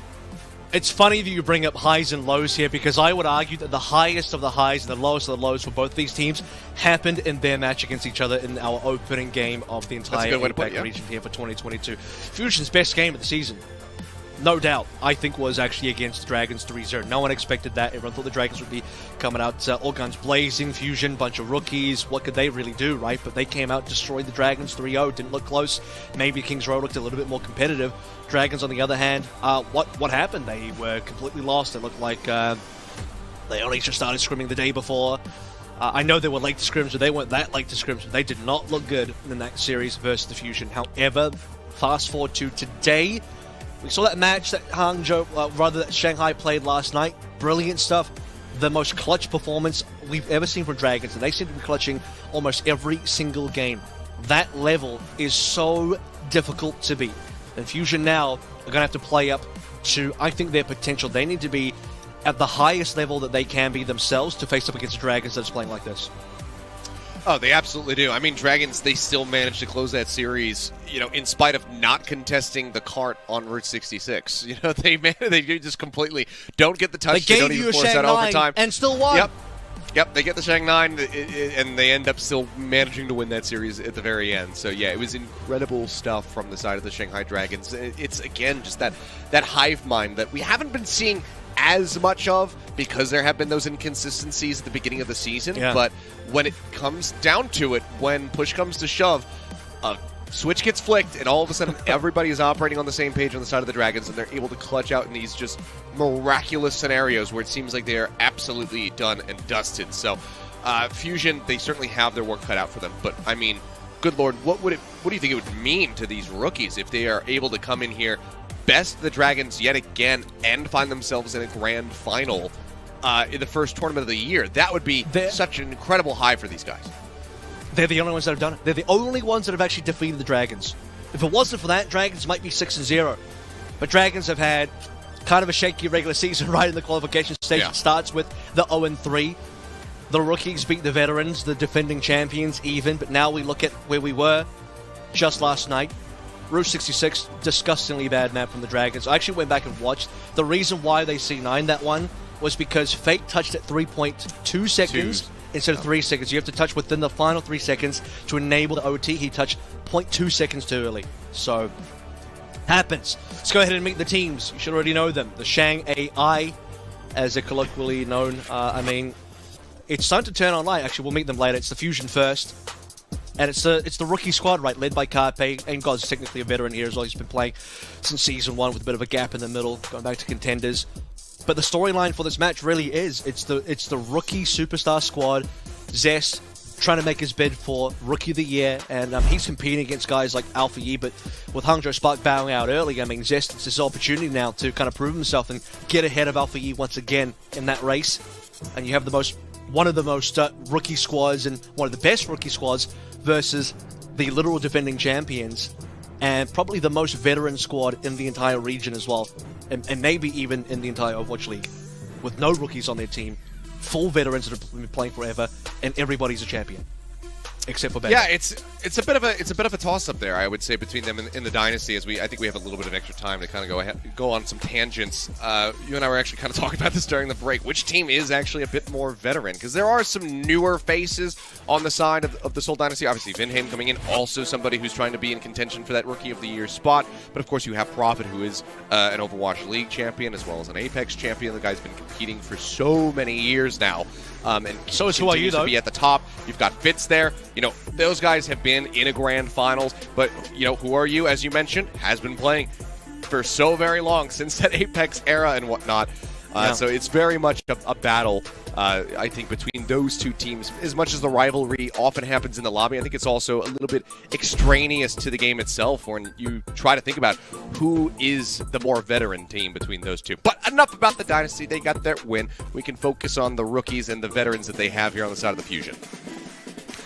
I think it would be accurate to say that everybody on this entire Dragon squad has had a minimum of 3 seasons in the league, correct? Flitter Lip, Who Are You, Fate, Void, Lijiang, Izayaki, Bebe.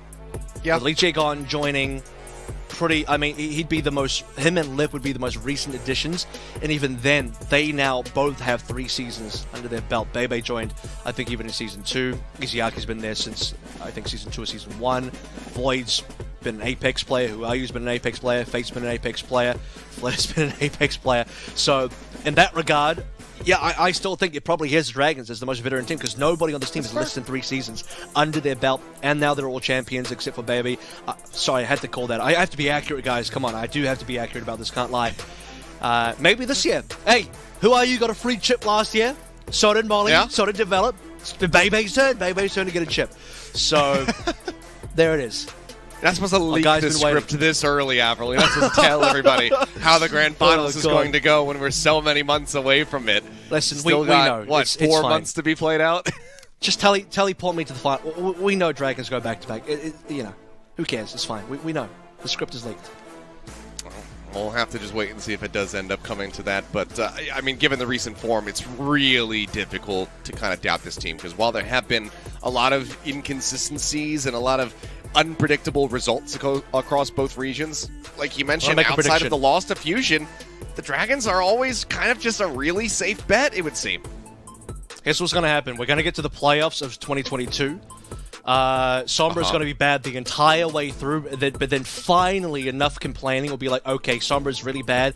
Team 4 developers, Overwatch developers, you need to buff Sombra. They do, but she's over-buffed, and then Lip gets to just carry with the Sombra until the end of the season, and that's how they win another championship. You know, I've got it. Hey, it happens except for last year. Every other finals, every other playoffs, right? Some wacky patch comes through with something is ridiculously broken. In my the mind, old Jester Roadhog patch. I got the binoculars coming out. I can see that the Sombra is going to be unbelievably imbalanced at the end of the year, and Lip's going to use that to carry again. That's how they win.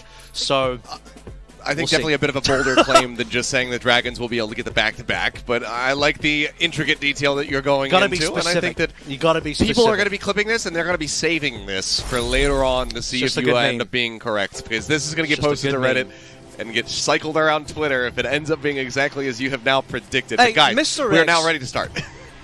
Fair enough. Mr. X predicted the Shanghai Dragons would be champions one day, and he did that like years back, so I don't know how he did that. He went into an actual time machine. However, like you said, we're going to get into game. Philly Fusion, Shanghai Dragons, upper bracket, and it's not even the end of the road yet. The winner goes on to the Grand Finals, the loser drops down to face the Seoul Dynasty. Now, let's be straight here. Fusion do come in as the underdogs. They are the rookie team, but they are also the only team once more to have actually beaten the Dragons at any stage this year. Dragons, outside of that one loss, are undefeated. Yeah, they've gone to like multiple map 5s, but they haven't dropped a single map 5. Can they drop that today? We are also going to Lijiang Tower. This is Dragons map pick as the higher seed. We saw how unbelievably good they were on this map last night. We also saw the Fate Rhine. If you're Fusion, you should know the Rhine is available. And in fact, Fate's just going to do it straight away. Yeah, they're going to do it off the rip here on Gardens, which is definitely not what we were seeing yesterday. That was on Command Center. The wall comes up here from Who Are You's May, blocks off the reinforcements. That's now going to be... Control Center, you're correct. Thank you very much for pointing that out. And I can't believe I had that trip up. And oh my goodness, what is this swap up from the Fusion? It's the Bellisria Ball. We actually saw the Bellisria Ball. The B Bellisria Ball, not yesterday, the week before, when they played up against Hangzhou Spark. No, it didn't look good. However, I think if you are going to try and counter a Rhine composition, fire a ball, kind of good. I mean, this is actually what Shanghai would have played last year to counter a Rhine as well. Okay, well, unfortunately, Bellisria, despite the fact that he can't be frozen in place, Who Are You is still getting this similar treatment as the 2021 ball that we were seeing. And Carpe now just going to be jumping over the side, goes to the reset, knows that he cannot escape. Still have this forward position as Vixen getting tagged low. Will manage to stay alive. Carpe now going to be respawning. Who are you? Pressured out, goes into the ice block. Here's the Rockets continue to fly in, and Zest, he's got this barrage ready to roll, and now Who Are You is going to be taken down. Big opening here for the side of the Philly Fusion, who are kind of making this work decently. We'll have to see a little bit more of it, though. See whether or not it's going to be able to come up with the eliminations. Up over the top, and oh boy, yep, the window is there. Is Iaki going to be taking a nap, but so is this as he goes sailing off the side of the map, so not going to be able to bring him back into the fight. Not going to be seeing the barrage yet. Now with Bells Rio getting picked off by Who Are You has since respawned. It's going to have to be another reset. The tac flies are even going to be used by Lip just to go ahead and try to find some final kills. Will be Carpe dead to Lijiang Tower at the very end of it, but the Dragons, they'll just go ahead and hold this. You need Carpe on a Tracer here. I think the Soldier is generally speaking good, but unfortunately in this type of composition, you're just going to end up shooting shields. You need more diving, flanking power. Somebody has to help out Ballasria. Part of the reason why the ball's not going to be effective is you need somebody to be diving onto the damage with the ball to actually confirm those kills. It can't just be Zest from, I guess, the skies. 100%. Also, there's no Diva here to help out the Ballasria, so that's another thing that really does hurt, as well as then the Who Are You dink on the Carpe. It's going to be a reset. Best thing the Fusion can do here is set up Zest for an off angle, which he has, but they have to wait for Carpe. Yeah, but every twist and turn, every time he really pokes out from above this rooftop, he's being met with an immense amount of damage, so he's nearly died. And as I say it, Lip will find the elimination. Picks up, pops the Valkyrie. Now it's going to be that barrier here from Lijiang. The Blizzard being used as well over here on the bridge. Carpe, again, just has to dive off the side, and I don't know if anyone's going to be able to touch. Okay, they do get fixed in there for just a moment, but Izayaki shuts them down, and that should just be it. The barrage is being used off-screen. Cool. It got Fate, but it feels like that is basically the second elimination. You'll have to check this for me. How many kills did the Fusion have here? 2. Yep. Total. There you go. Both from Zest. And Zest got both of them. Yeah, correct. He killed Who Are You, he killed Fate, and that's it. Almost 12,000 damage per 10 from Zest on the Fire, which is standard. Fire versus a ground-based Rhine comp. We saw that all the time. Jimmu was hitting upwards of 16 to 20k damage last season versus, 6 players on the other side, including 2 tanks. But when you're now into 5v5, you're trying to play, if you are going to play a ball, it is a dive composition through and through. To play a dive composition properly, you need someone that can dive. Either a Genji or a Tracer, cannot be Soldier Farah. Half of these ultimates never got used from the Philly Fusion. When was Carpe ever going to use his ultimate? It's a really weird situation. And now we're going back towards the Rhine once more, because it is control center. The Shanghai Spitfire going to sail this one home, maybe, unless Ballasria on the Doom can counter it. He's doing his damnedest. It's a good opening kill, though, as they find Izayaki. Like he actually used the Immortality field. Yeah, it wasn't up in the kill feed, so just too much pressure. Wasn't ready to respond. Does get caught off guard a bit there. He's now going to be swapping over to the Ana. Try to build up catch up to Aim God here with that Nano Charge, but it's, given the initial pickoff, okay, some swaps going to be coming through. They will concede the first cap of the point. They are trying to counter the Doom now. That's what they're doing. That's why the Ana's being played in hard counter to Doom. Same thing with the Reaper as well. Dink from Who Are You onto Aim God. It's already a 5v4. Yep, gets the headshot. The anti was out of the fix, and Lijiang is actually the one that hounds him down. Finds an elimination. The wall up. Carpe not able to escape, and just like that, I mean, they just changed the comp, and it immediately starts working for the side of the Dragons. Quick flip. They're going to be taking the lead here in just a moment. And I think on a lot of situations, the Ballasria Doom, or just Doom in general, should have a great matchup in towards a Rhine composition. The problem is, on a map like this, now that Shanghai have control, now that they have good Doom counters up, like the Ana and also the Reaper, it's hard for Ballasria to get in. It's hard for him to put Fade into a corner and give him a bad game. They're Bionate out for Izayaki, trying to keep everybody topped up. Who Are You pulls back around the corner. A little bit of damage here, but Widely is going to be okay. Fate takes a nap. Lip going to be eliminated. Who Are You? Again, just locking them in, looking for these eliminations. Ballasria keeping himself quite safe, though, with that added HP that he's getting from the punches, from the seismic slams. They find some opening kills as both supports and the tank are going to fall. It seems like the Fusion should be able to get this flip back into their favor. Who Are You? Buying a little bit of time, trying to get that next Blizzard up. They will end up dying 8% away from it as the flip comes through. 52% on board for Shanghai. It's actually a really low damage output for the Shanghai Dragons, particularly look at Fate. That's his. He hasn't used a Shatter. Your eyes do not lie. He's working on his first Shatter. He's only on 62%. He's barely managed to get any sort of damage in. Shatter can when you fight. Meanwhile, you look at the Fusion. They have 5 ultimates coming online, so this Doom composition is starting to find some value now. It's really putting Dragons on a weird spot by splitting up their team in most of these fights. Okay, well, speaking of splitting up, I was going to say Ballasria in a bit of an awkward spot. As he Meteor Strikes back in, is going to be slept, pinned, antied out. Fate finds the elimination. Now the sound barrier going to be dropped in. The wall comes up. They cut off Aim God. That's going to be the Blizzard invested. Zest, however, with a blade, managing to find 2. The Death Blossom used. They find another, and Zest dives into the blizzard, ends up dying. Lippin, who are you, are still here. Carpe skirting around the center pillar, though, with the help of Fixa, will be able to clean up these final members of the side of the Dragons. It looked like maybe it was going to slip through their fingers for a moment, but no. The Fusion will maintain control and take the lead.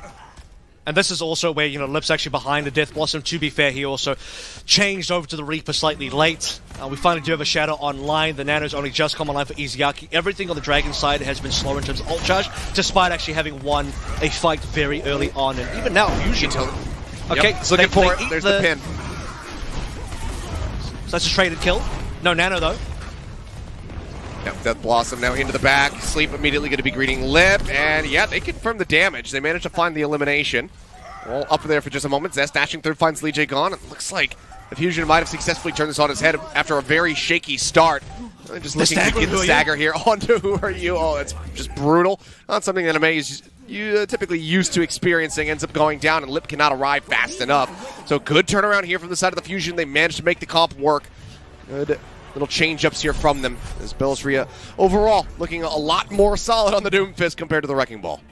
Well, I just think it's a good sort of matchup, right? I mean, the Doomfist should have probably been the choice coming out onto Garden, but I think the reasoning for the Fusion is they're thinking about it being an open map. There's a lot of positions we can boot players off. I know both heroes can boot, but someone like Belisria has a lot more practice on the ball, having played that a bunch for T1 back during the Sombra Ball meta of Contenders Korea of last year, right? So there's some confidence on the ball. However, ball really is just not meta. Doesn't have the Diva to support, doesn't have the Zarya to support, doesn't have any support.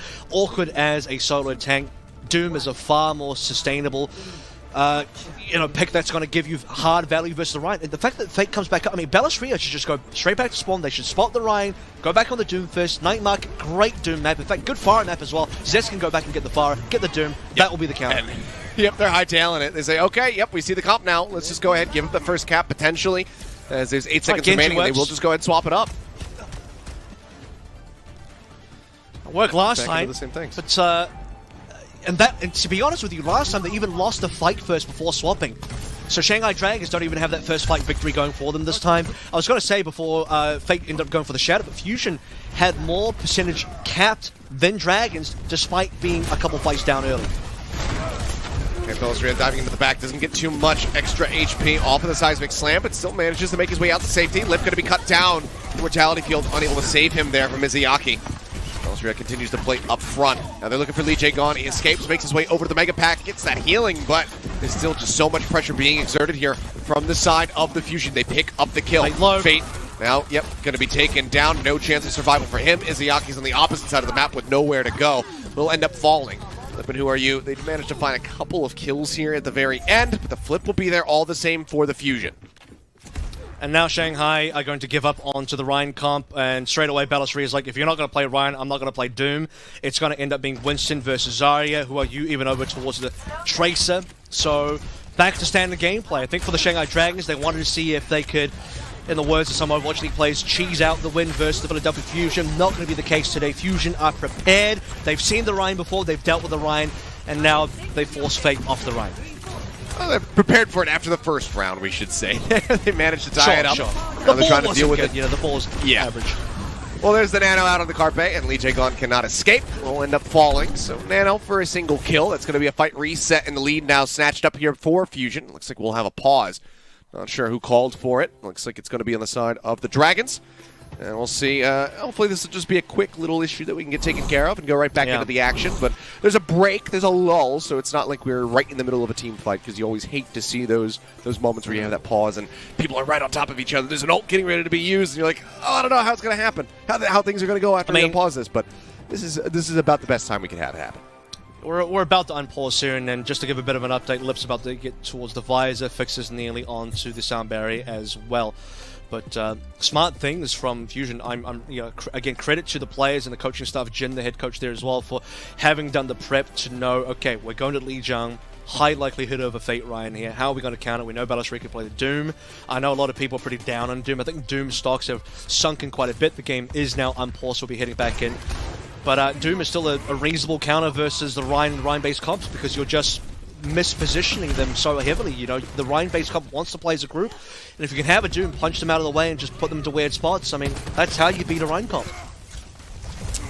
contesting the point for now, but Fusion go ahead and shove them back. Tac Visor going to be popped.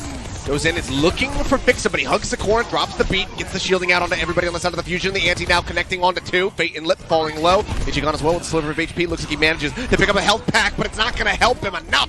Yucky, Lip, and Fate all end up dying. Who are you? He flips the point in the meantime, but they rejoin back over, and it's only 5% snatched up. Right back into control are the Fusion, holding onto the blade. The Nano nearly there to couple with it. Yep. Saw Carpet getting quite vocal in the camera there as well. The captain of the squad, longest standing member, the most veteran player on this team, leading his troops.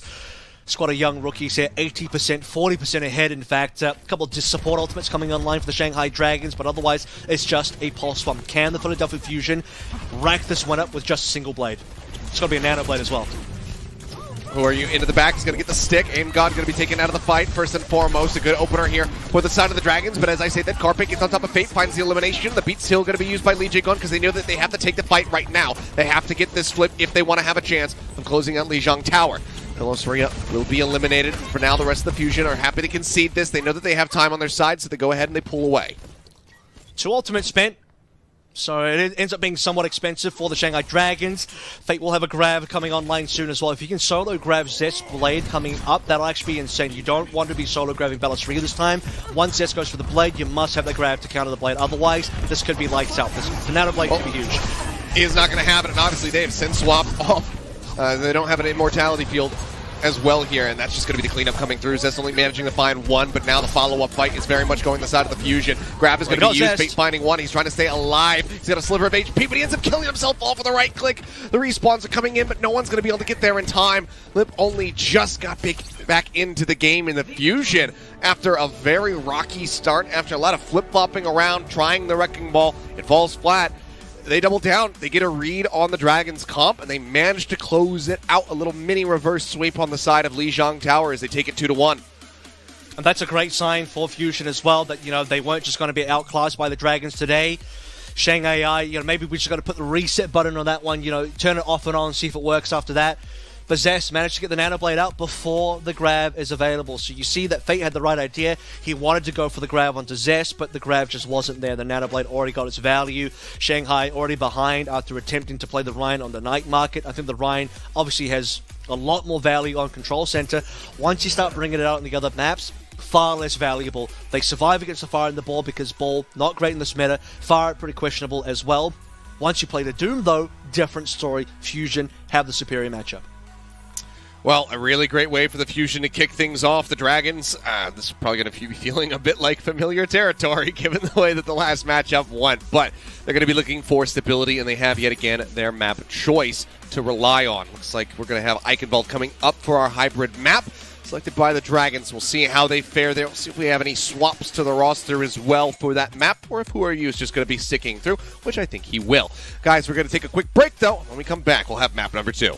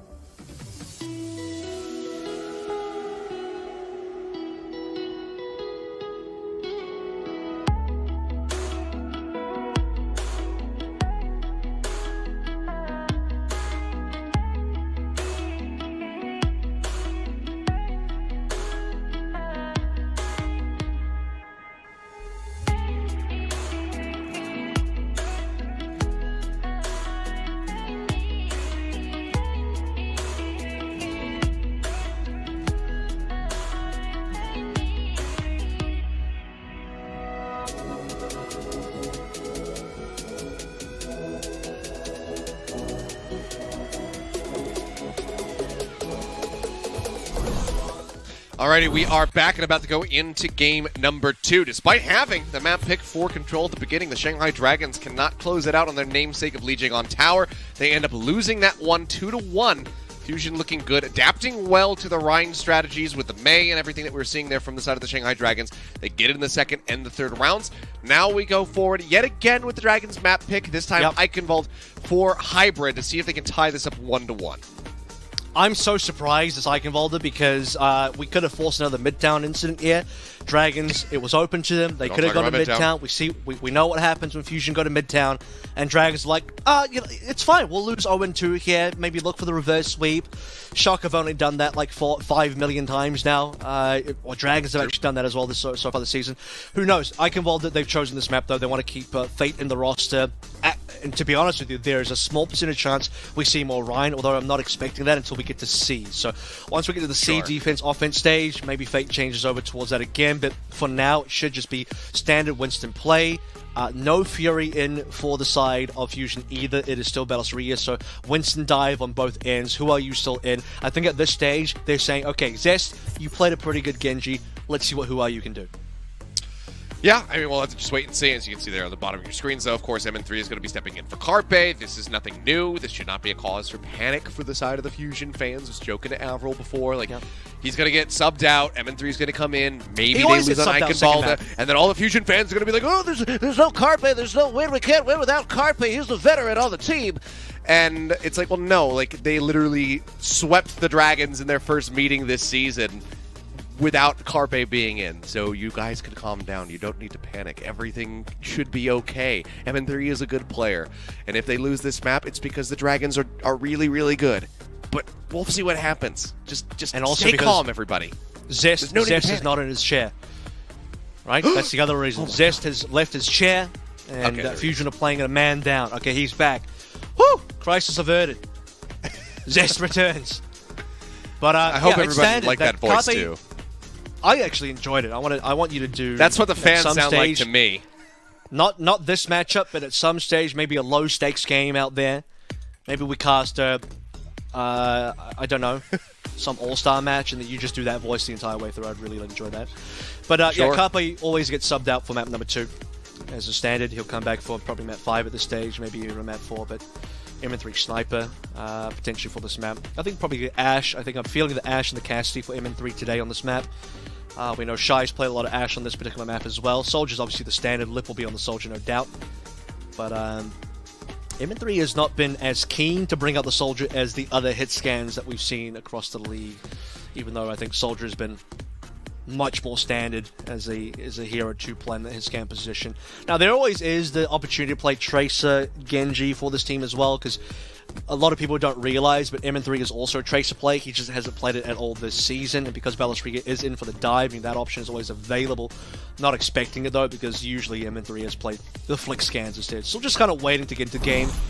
So bear with us as trying to figure that one out.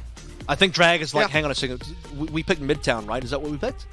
Oh, Eichenwalde? Who did that? Can we undo that choice? Because it's Coach Moon again. That doesn't seem right. made the call to try to just ham fist the Reinhardt on all 3 rounds of Lijiang Tower. Is also going to Eichenwalde instead of going to Midtown. I mean, they did immediately pretty much make me be wrong, because we were talking about this yesterday after the Midtown incident that we won't discuss any further. That was going to be a map that teams were going to attack the Fusion on. That was going to be where they try to exploit and get a win out of them. But the Dragons say no. We're going to go to Eichenwalde. We're going to go back to the map where we had the most clutch tag of a cart that we've ever seen. Yeah. With the .05 contest from Who Are You. So they say, you know what? Let's go back to that where we won by the slimmest of margins. Not the map where the other team looks widely absent and doesn't know what to play. But they are getting ready to start the game up, so we should be going in to map number 2 here in just a second, guys. We can get the action underway and can stop listening to myself and Avril just run away with our wild, wacky conversations where we occasionally make fun of you as well. Speaking of Runaway, who are you, Genji? I'm expecting... no, actually, he wasn't on Runaway. That's the wrong play. I've completely fluffed it. You know what? I don't have a point. Yeah, Speaking of Runaway, Lee J gone. Lee J gone is a Runaway player. Boom. Done. Finished. That's all I wanted to say. No more. You nailed it. No further comments. That's right. Huxel was that guy. It wasn't Who Are You. Damn it, Wolf's going to be disappointed in me. It's past my time. Lijiang was more my era. As fun fact, I casted Lijiang's debut professional match in Tier 2. So that happened. And from that day, I was like, you know what, this guy's got something going for him. I feel like he's got something going for him. Did you? Years later, Didn't I do back-to-back that? role swap, back-to-back role stars. No, I casted his entire Tier 2 career before he joined Runaway, and then he joined Runaway. That was when he was already good. Oh, before I looked at this guy when he was still like an average player. I'm like, this is like a way above average player for this level of team. Anyway, the Who Are You Genji is going to come out as expected. Who Are You versus Zest? That's the battle we're looking for. MN3 will play a Soldier. No Ash, no Cassidy, just Soldier. Doors open. All right. And it's just going to be a straight-up mirror matchup between the two teams, at least for now. Maybe once Shanghai sees what Fusion's running, they'll go back and be like, let's bring out the Reinhardt. But no, they'll stick with the Winston. As Actually, now it's just going to be a little could poke change Ryan right now. If they wanted to cheese really hard, they're like, all right, they're playing like Genji Winston. We can't just go Ryan. If they really want to cheese, Lip's even going to go towards the Reaper. What is happening? Does Fate go Zarya then? Are they going to dive with the Reaper? Okay. It looks like they are. Okay, Moon. Okay, Moon, I see you. You know, Winston can jump in, and then 2 seconds later, the Reaper will arrive with a teleport.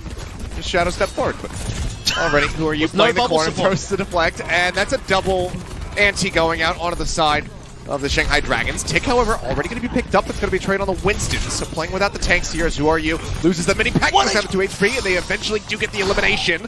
Fix up, picking up Lip as well. Now no DPS. Fate still disconnected from the fight, but they get 2 ticks. 2.5 ticks, really, at that.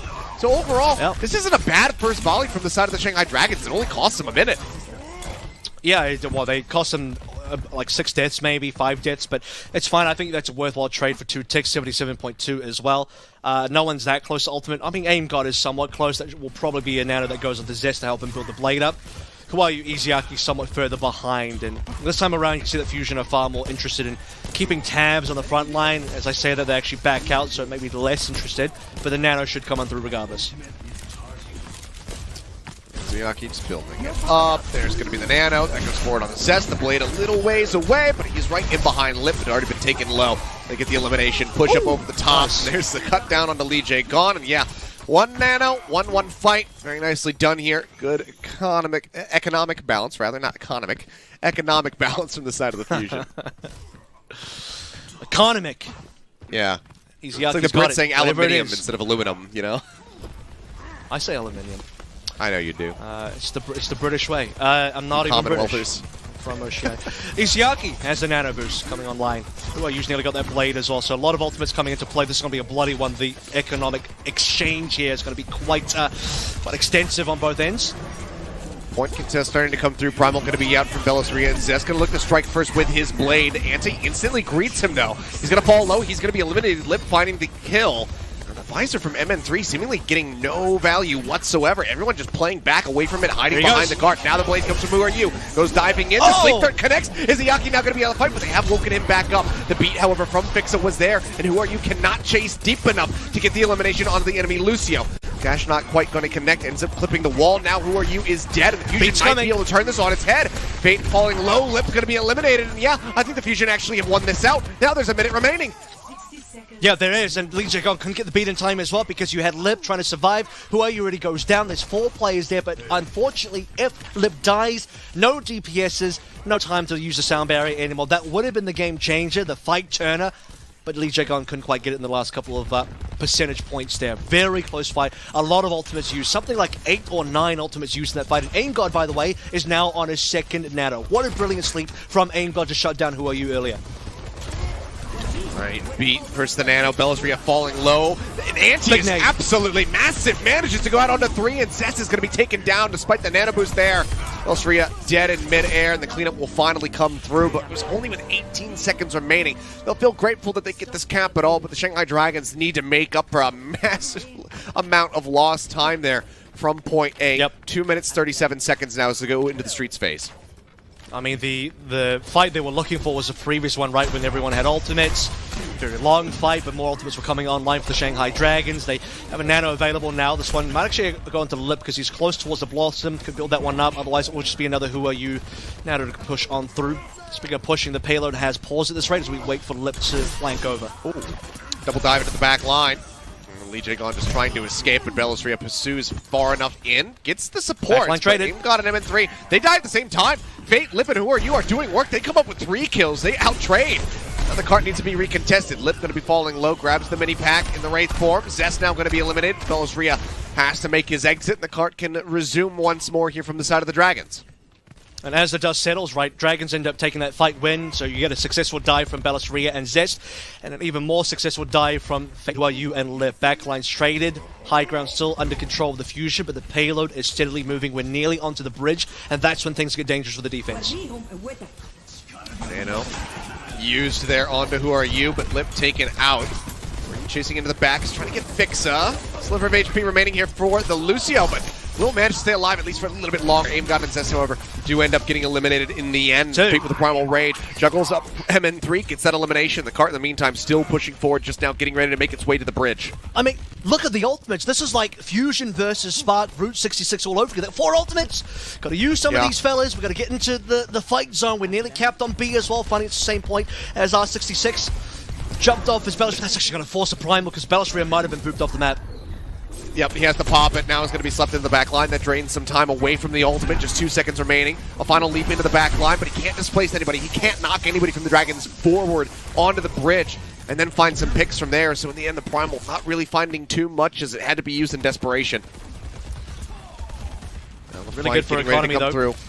Yep, just there's the dive ultimate Fate, out. gets himself onto the high ground. Blade's going to be pulled from Who Are You. Anti goes down, but it doesn't clip the Genji. It only finds Slip. He's going to be able to Wraith walk away. Still holds onto the Death Blossom. Now Zest, shielded up from the sound barrier, goes into the back line, finds one, looks for a little bit more with the Dragon Blade. Seems the Fusion should be able to close out this fight, as Fate will be the last one to fall. Time. Sliver of HP here for him. He needs to die now. Staggered. Yeah, massive stagger. Time's run out. Who Are You's coming back onto a Tracer as well. There's less than 10 seconds. It's going to be Lijiang going for the touch. Now, if he is booped away, it's going to come down to Fix. If Fix can get rid of Lijiang, they are not going to touch in time. Oh, okay, Who Are You? He manages the dash in. Okay. He's got the recall out, but they still need Lijiang to be the follow-up. He's making his way forward. They cannot boop him away. Up here onto the high ground now. MN3 looking for a target. They get pushed away from the Helix rocket, but the TAC Visor still manages to find the elimination on Lijiang. That's 3% shy of the sound barrier for him. The rest of the team now need to try to buy some time for Lijiang to rejoin so they can get that shield. Fate so close. Gets the Primal Rage online. The Death Blossom comes in from Lip. He manages to find 2. Him got an MN3. Yet again going to be falling. It seems like once more. When it looks like the Fusion should be able to get the hold at a point, the Dragons say no. They put their foot down. They persevere. They get the clutch. They bump up the time bank once more, just a minute and a half to try to attack through the castle. A trade there, but a stag onto MN3 that'll give some free push availability for the Dragons. Less than 130 remaining. Probably not expecting the cap at this stage. Who Are You going back to the Genji, no doubt. And you have to look 2 fights back, because 2 fights back, there was no Lijiang or Izayaki support ultimates. This time there is. Nano gets used by Izayaki, and Lip ends up carrying that fight via the Death Blossom. And I think the sort of bait as well, you thought that Lijiang, I thought that Lijiang was going to go for the touch. Probably Fusion thought that as well. Ends up being Who Are You that gets it, and now the sound barrier in. Yeah, they get the sleep onto Bellisria, so they want to beat aggressively. They push forward, but now Fate gets traded out. Now Izayaki is going to be gone, so not going to be getting too much distance off of this sound barrier from Lijiang. Instead, the cleanup will come through. They just get the Primal out of the side of the Fusion. Now the cart going to be held inside of the castle. Can't even make it to the final corner. Fate going towards Azari here, and look, I did say Ryan, but you would have to change a lot of heroes to make the Ryan work, right? Who Are You would probably have to go towards the Mei, Izayaki look towards the Bap. There's no time to change that many players. Just change only the Fate player. Have the bubbles carry through with Lip nearly on a Blossom. That's their best chance to get things through. But nearly 3 ultimates online for the Fusion, looking to hold this one. Visor, the Nano to go with it. Sound barrier aggressively here, this time from the side of Fixa, and it comes up huge for them as 3 kills instantly come up in the kill feed for the side of the Fusion. Just looking for one last one. It's going to be Lijiang, who cannot force out for overtime. Gets gunned down. That's as far as the cart will make it. Shanghai Dragons thought maybe, just given how close they were to being held on A and B, would be able to clutch through for the point C contest, but not quite. A minute and a half, just not enough to work with. The beat from Lijiang a bit too wanting, it would seem. Fusion now have a wind condition to try to move up 2-0. It's a pretty good place for the Fusion to have completed the hold as well, because we don't have the payload too deep into C territory, kind of just around the first bend. That's a pretty capable position on this next offense, assuming A and B goes smoothly.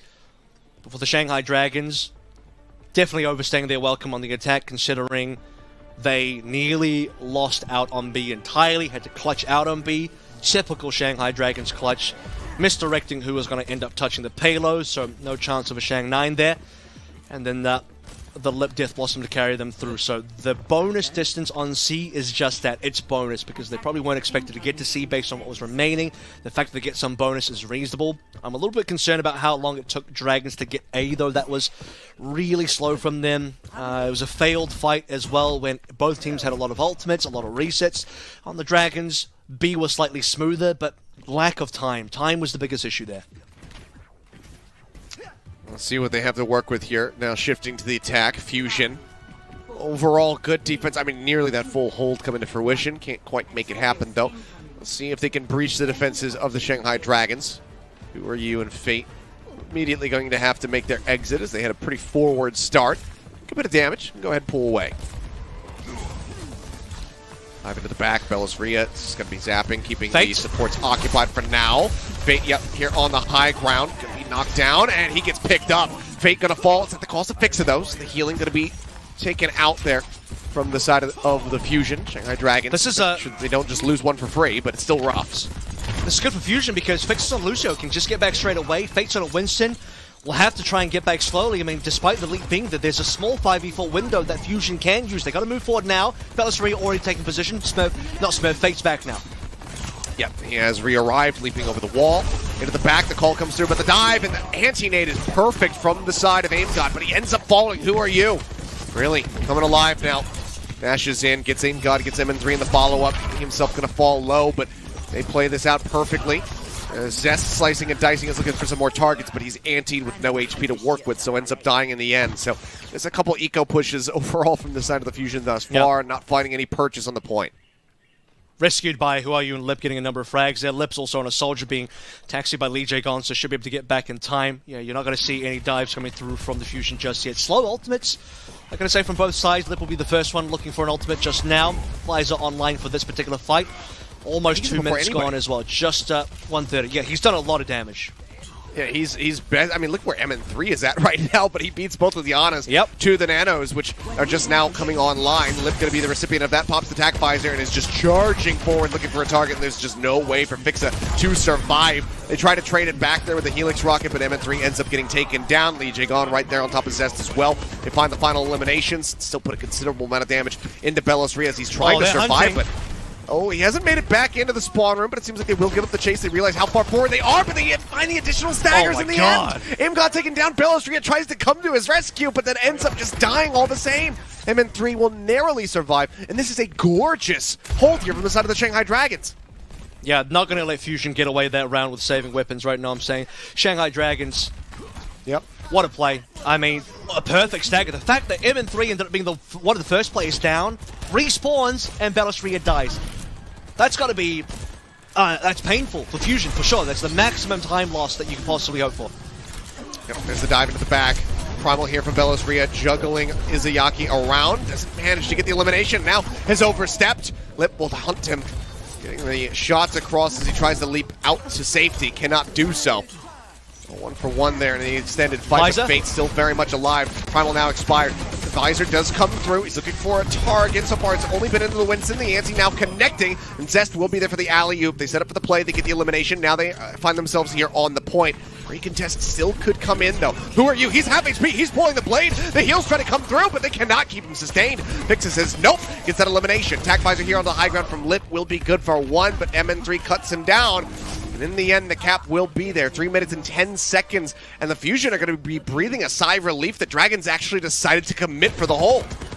Except that we've seen that commit work so well for Dragons in so many previous fights. That is the building blocks for a typical Shanghai Dragons clutch. This time shut down successfully by the Fusion. Put the damage to Who Are You, no more Blade. Lip doesn't have any healing as well. He's just got his own heal pad to work through. Fate's not even there to buy space. And the double DPS ultimate's not going to find value at all. That's huge for the Fusion. Now moving into B. 2 less ultimates to deal with. Still have to deal with this Nano coming online. It's the only ultimate available. I mean, he's diving back in. He doesn't care that he's got 41 HP, but he certainly should. Ends up going down. Fate just going to be claiming him and the Lucio. Card for now inching forward, sleep onto the high ground, but now a dive into the back line. The assistance of Lijiang results in got it MN3 dying, so Fusion are going to have to go for a reset. And it's good from Shanghai Dragons. I mean, they say, you know what, we can just keep throwing ourselves at the Fusion. Even if we die, there's a lot of distance that they have to make up for and not a lot of time to do it. It's a typical Dragons lose 1 play but trade 2, right? You've seen so many times they're down 4v5 and then they trade successfully and win the fight anyway. So 4v5 turns into 4v3, a little bit of payload push coming on through as we're waiting for AimGod to get the Nano in. Speaking of which, Who Are You receives. I mean, he's just into the back line. He kills 2. Look at him. He's in front of the spawn room. He comes up with 2 kills. They tried to go back to peel, but it was far too late. No one could get there. No one could kill him. Shanghai Dragons just continue to play right out in front of the spawns. Nearly a team wipe there as well. Bellisri, the only surviving member, so don't quite get the tank, but Lip gets a little bit more ult charge. It's kind of what you're waiting for, right? You're building time. You're waiting to have Who Are You and Lip get these ultimates back online. They used both of them to try and hold on to A just a little bit earlier. The fact that Fusion had not really moved the payload or 1 fight since then is pretty concerning, as Lip is now looking for that visor. It's going to be unsupported, but it will still be a Lip visor. Okay, Nano going to be used here for the Blade. Goes up onto the high ground. Izayaki instantly vanishing. Second swipe. Finds Lip. He looks for a little bit more, trying to soften up. Fate can't make it happen. Who Are You now going to get dropped? Fate will just go ahead, allow himself to die. Says, yeah, it's not worth me popping the Primal. We've nearly got 4 ultimates ready to go. So we'll hold on to it as there's just a minute remaining. The cart now finally being able to be pushed forward by the Fusion. And Zest we trust here to open the door for the Fusion to start this payload movement again. Less than 1 minute. But there is now Bridge around the corner. And an important fight to come up now. This is the one for Fate. the side of the Shanghai Dragons with Fate even on 1 HP. He's got Primal, he's okay. He'll just not pop the Primal and die, I guess. He jumped! He jumped out of the bubble, didn't pop the Primal. I thought he was going to pop the Primal, but he just dies. That's a humongous blunder from the Shanghai Dragons. It is, and that means that the cap is just going to come in here, it would seem. No, 0.83 meters left to go. Sound barrier going to be dropped. Who Are You? Oh, he was slept there for a moment. Can he make it out? Yeah, he's got the second hop left. Gets himself out to a safe position. Lip here on the high ground with attack. Visor sends the Helix rockets, but they do not find an elimination. In the meantime, the card has pushed through. There's a minute and 40 seconds remaining now for the side of the Fusion, and they only have a Primal Rage for the Dragons to contest this. The Nano will be there for Izayaki as well, but that is not ideal whatsoever. The cart starting to make its way through into the castle. Bionade will slow them up, though. Fate. Daddy Moon's not going to be happy about that later on. Now they're coming on through for Izayaki. They need this one to work for them. A minute 15. It's still workable for the Shanghai Dragons, but Fusion have been gifted a B cap and now gifted a kill as well. Warrior's dead. Yep, Lip. He does get the Nano here. He's charging forward, trying to play the corner. Everybody just pulls out of the castle. They give up the space. They say it's okay. We still have a minute. Just wait out that Nano. They do so. Fate now up into the front lines. Pops the Primal. He's instantly slept. They shut him down. He finally uses it, and he's not going to find anything for it. Just into the back line. And then 3 gets Lip. The DPS duo nearly gone. Who Are You trying to stay alive here with the Tracer as they need to keep this card contested, but they are just zoned away. Who Are You dashes forward, ends up dying, and the Fusion will make it happen. Slim margins the whole way throughout. It looked like the Shanghai Dragons were going to be able to pull it off, but they cannot. The Fusion get the map win, and now they move up to 0. And it's at this point in the winner bracket, 2 teams there at the top. The slimmest of margins, Achilles. Honestly, the slimmest of margins. If Fate pops the Primal or just doesn't die, touches payload, Lip and Who Are You of ultimates, support's coming online with ultimates, completely different fight. That was looking super winnable for the Shanghai Dragons for B. At minimum, let's say they even lose B. They force ultimates out of Fusion. Economically, it's not good for the Fusion moving into C. Also, a lot of time wasted. Fusion would have to take a while to cap B as well. Everything is completely different if Shanghai Dragons actually got a good fight on B and didn't just have Fate randomly die. I don't know, is that some 300 MS thing happening here? Who's to say? I don't know. But what I can say is it will cost the Shanghai Dragons a map. Yeah, I don't have the answers for it. All I know is that it just didn't look very concise. It didn't look very cohesive from the side of the Dragons, and now we have to ask the question, is it a 3-0 sweep once more for the Fusion? Can they do it twice? Or can the Dragons rally back, be them clutch selves in these last potential 3 maps, and pull off a reverse sweep to make their way into the grand final of the Kickoff Clash? I do not know. I do not have the answers. All I know is everybody who was in the chat who said that no carpe, no win, you have been proven wrong. MN3 helps them get across the line in the end, so I'm expecting everybody to say, I'm sorry, Ilios, because, yeah, you done goofed. 2-0 lead, though, for the side of the Fusion. Reverse sweep necessary for the Dragons. We'll see if they can make it happen. It's their map pick yet again. Has not been the biggest boon for them, though. We'll see what they select for Escort. We'll see if they can get the win when we come back from the break.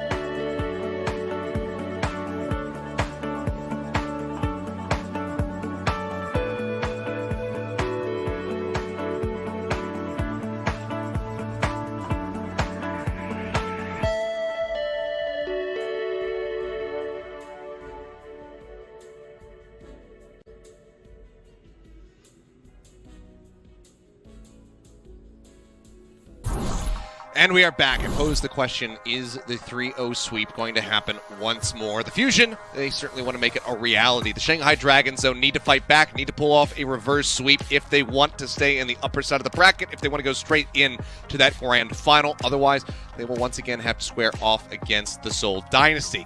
Watch Point Gibraltar is what they have elected for our escort map. Avril, we'll see if they can start a reverse sweep there. I'm battling two different sides here, Ilios, in terms of where my train of thought is. On one hand, I'm like, it's the Shanghai Dragons, you know, this is where they level up. 0-2 down, who cares? I mean, they reverse sweep, they win map 5s, this is exactly what the Dragons want to do. Then the other part of me is like, but actually, the Fusion did 3-0 them last time. They're the only team to actually beat the Dragons, they're the only team to 3-0 the Dragons, maybe Fusion was just 3-0 the Dragons. Again, it's part of the storyline here, it's part of the narrative that, well, obviously, Ilios, Fusion have to get to the grand finals, because otherwise, how could they come second? True. That's oh man, maybe you've actually mathed it out. You've solved the long time equation that has been puzzling us for quite some time. I mean, I don't know. I don't know. I unfortunately don't have the answers, and I don't want the answers. I'm all aboard this wild ride. You gotta get them. You gotta get the answers in this next map. We are gonna get the answers. That's very true. And it would be such a scary thing, I think, for the Fusion fans and just for everybody kind of generally who's watching this, if the Shanghai Dragons can get a concise win on Gibraltar, because we know what they can do when they start getting some wind in their sails. If they can get this map picked up, then that fear will just be struck into the hearts of the players here on the side of the Fusion that a reverse sweep absolutely is possible. But they are looking to put their foot down. They're looking to completely and utterly avoid that. And so far, they have been looking incredibly good. Here's what I will say in terms of Fusion here. That ability to hold on and counter clutch. When I say counter clutch, I mean stop the Shanghai Dragons from doing typical Shanghai things where they're losing but then they win anyway, which is to say that A-point final defense where Fate dies and Lip and Huayu both pop ultimates against any other team. Dragons probably clutch there and they win that fight, keep holding on to A. Versus Fusion, they stop that straight in its tracks. That's the Fusion you need to see continue in this series to prevent the Dragons from doing typical Dragon BS level stuff coming through that we've seen every single other map, every single other series, but it still is the Shanghai Dragons and it's hard to count them out. The problem is, even being 2-0 here, it's not impossible the Shanghai Dragons do actually reverse sweep.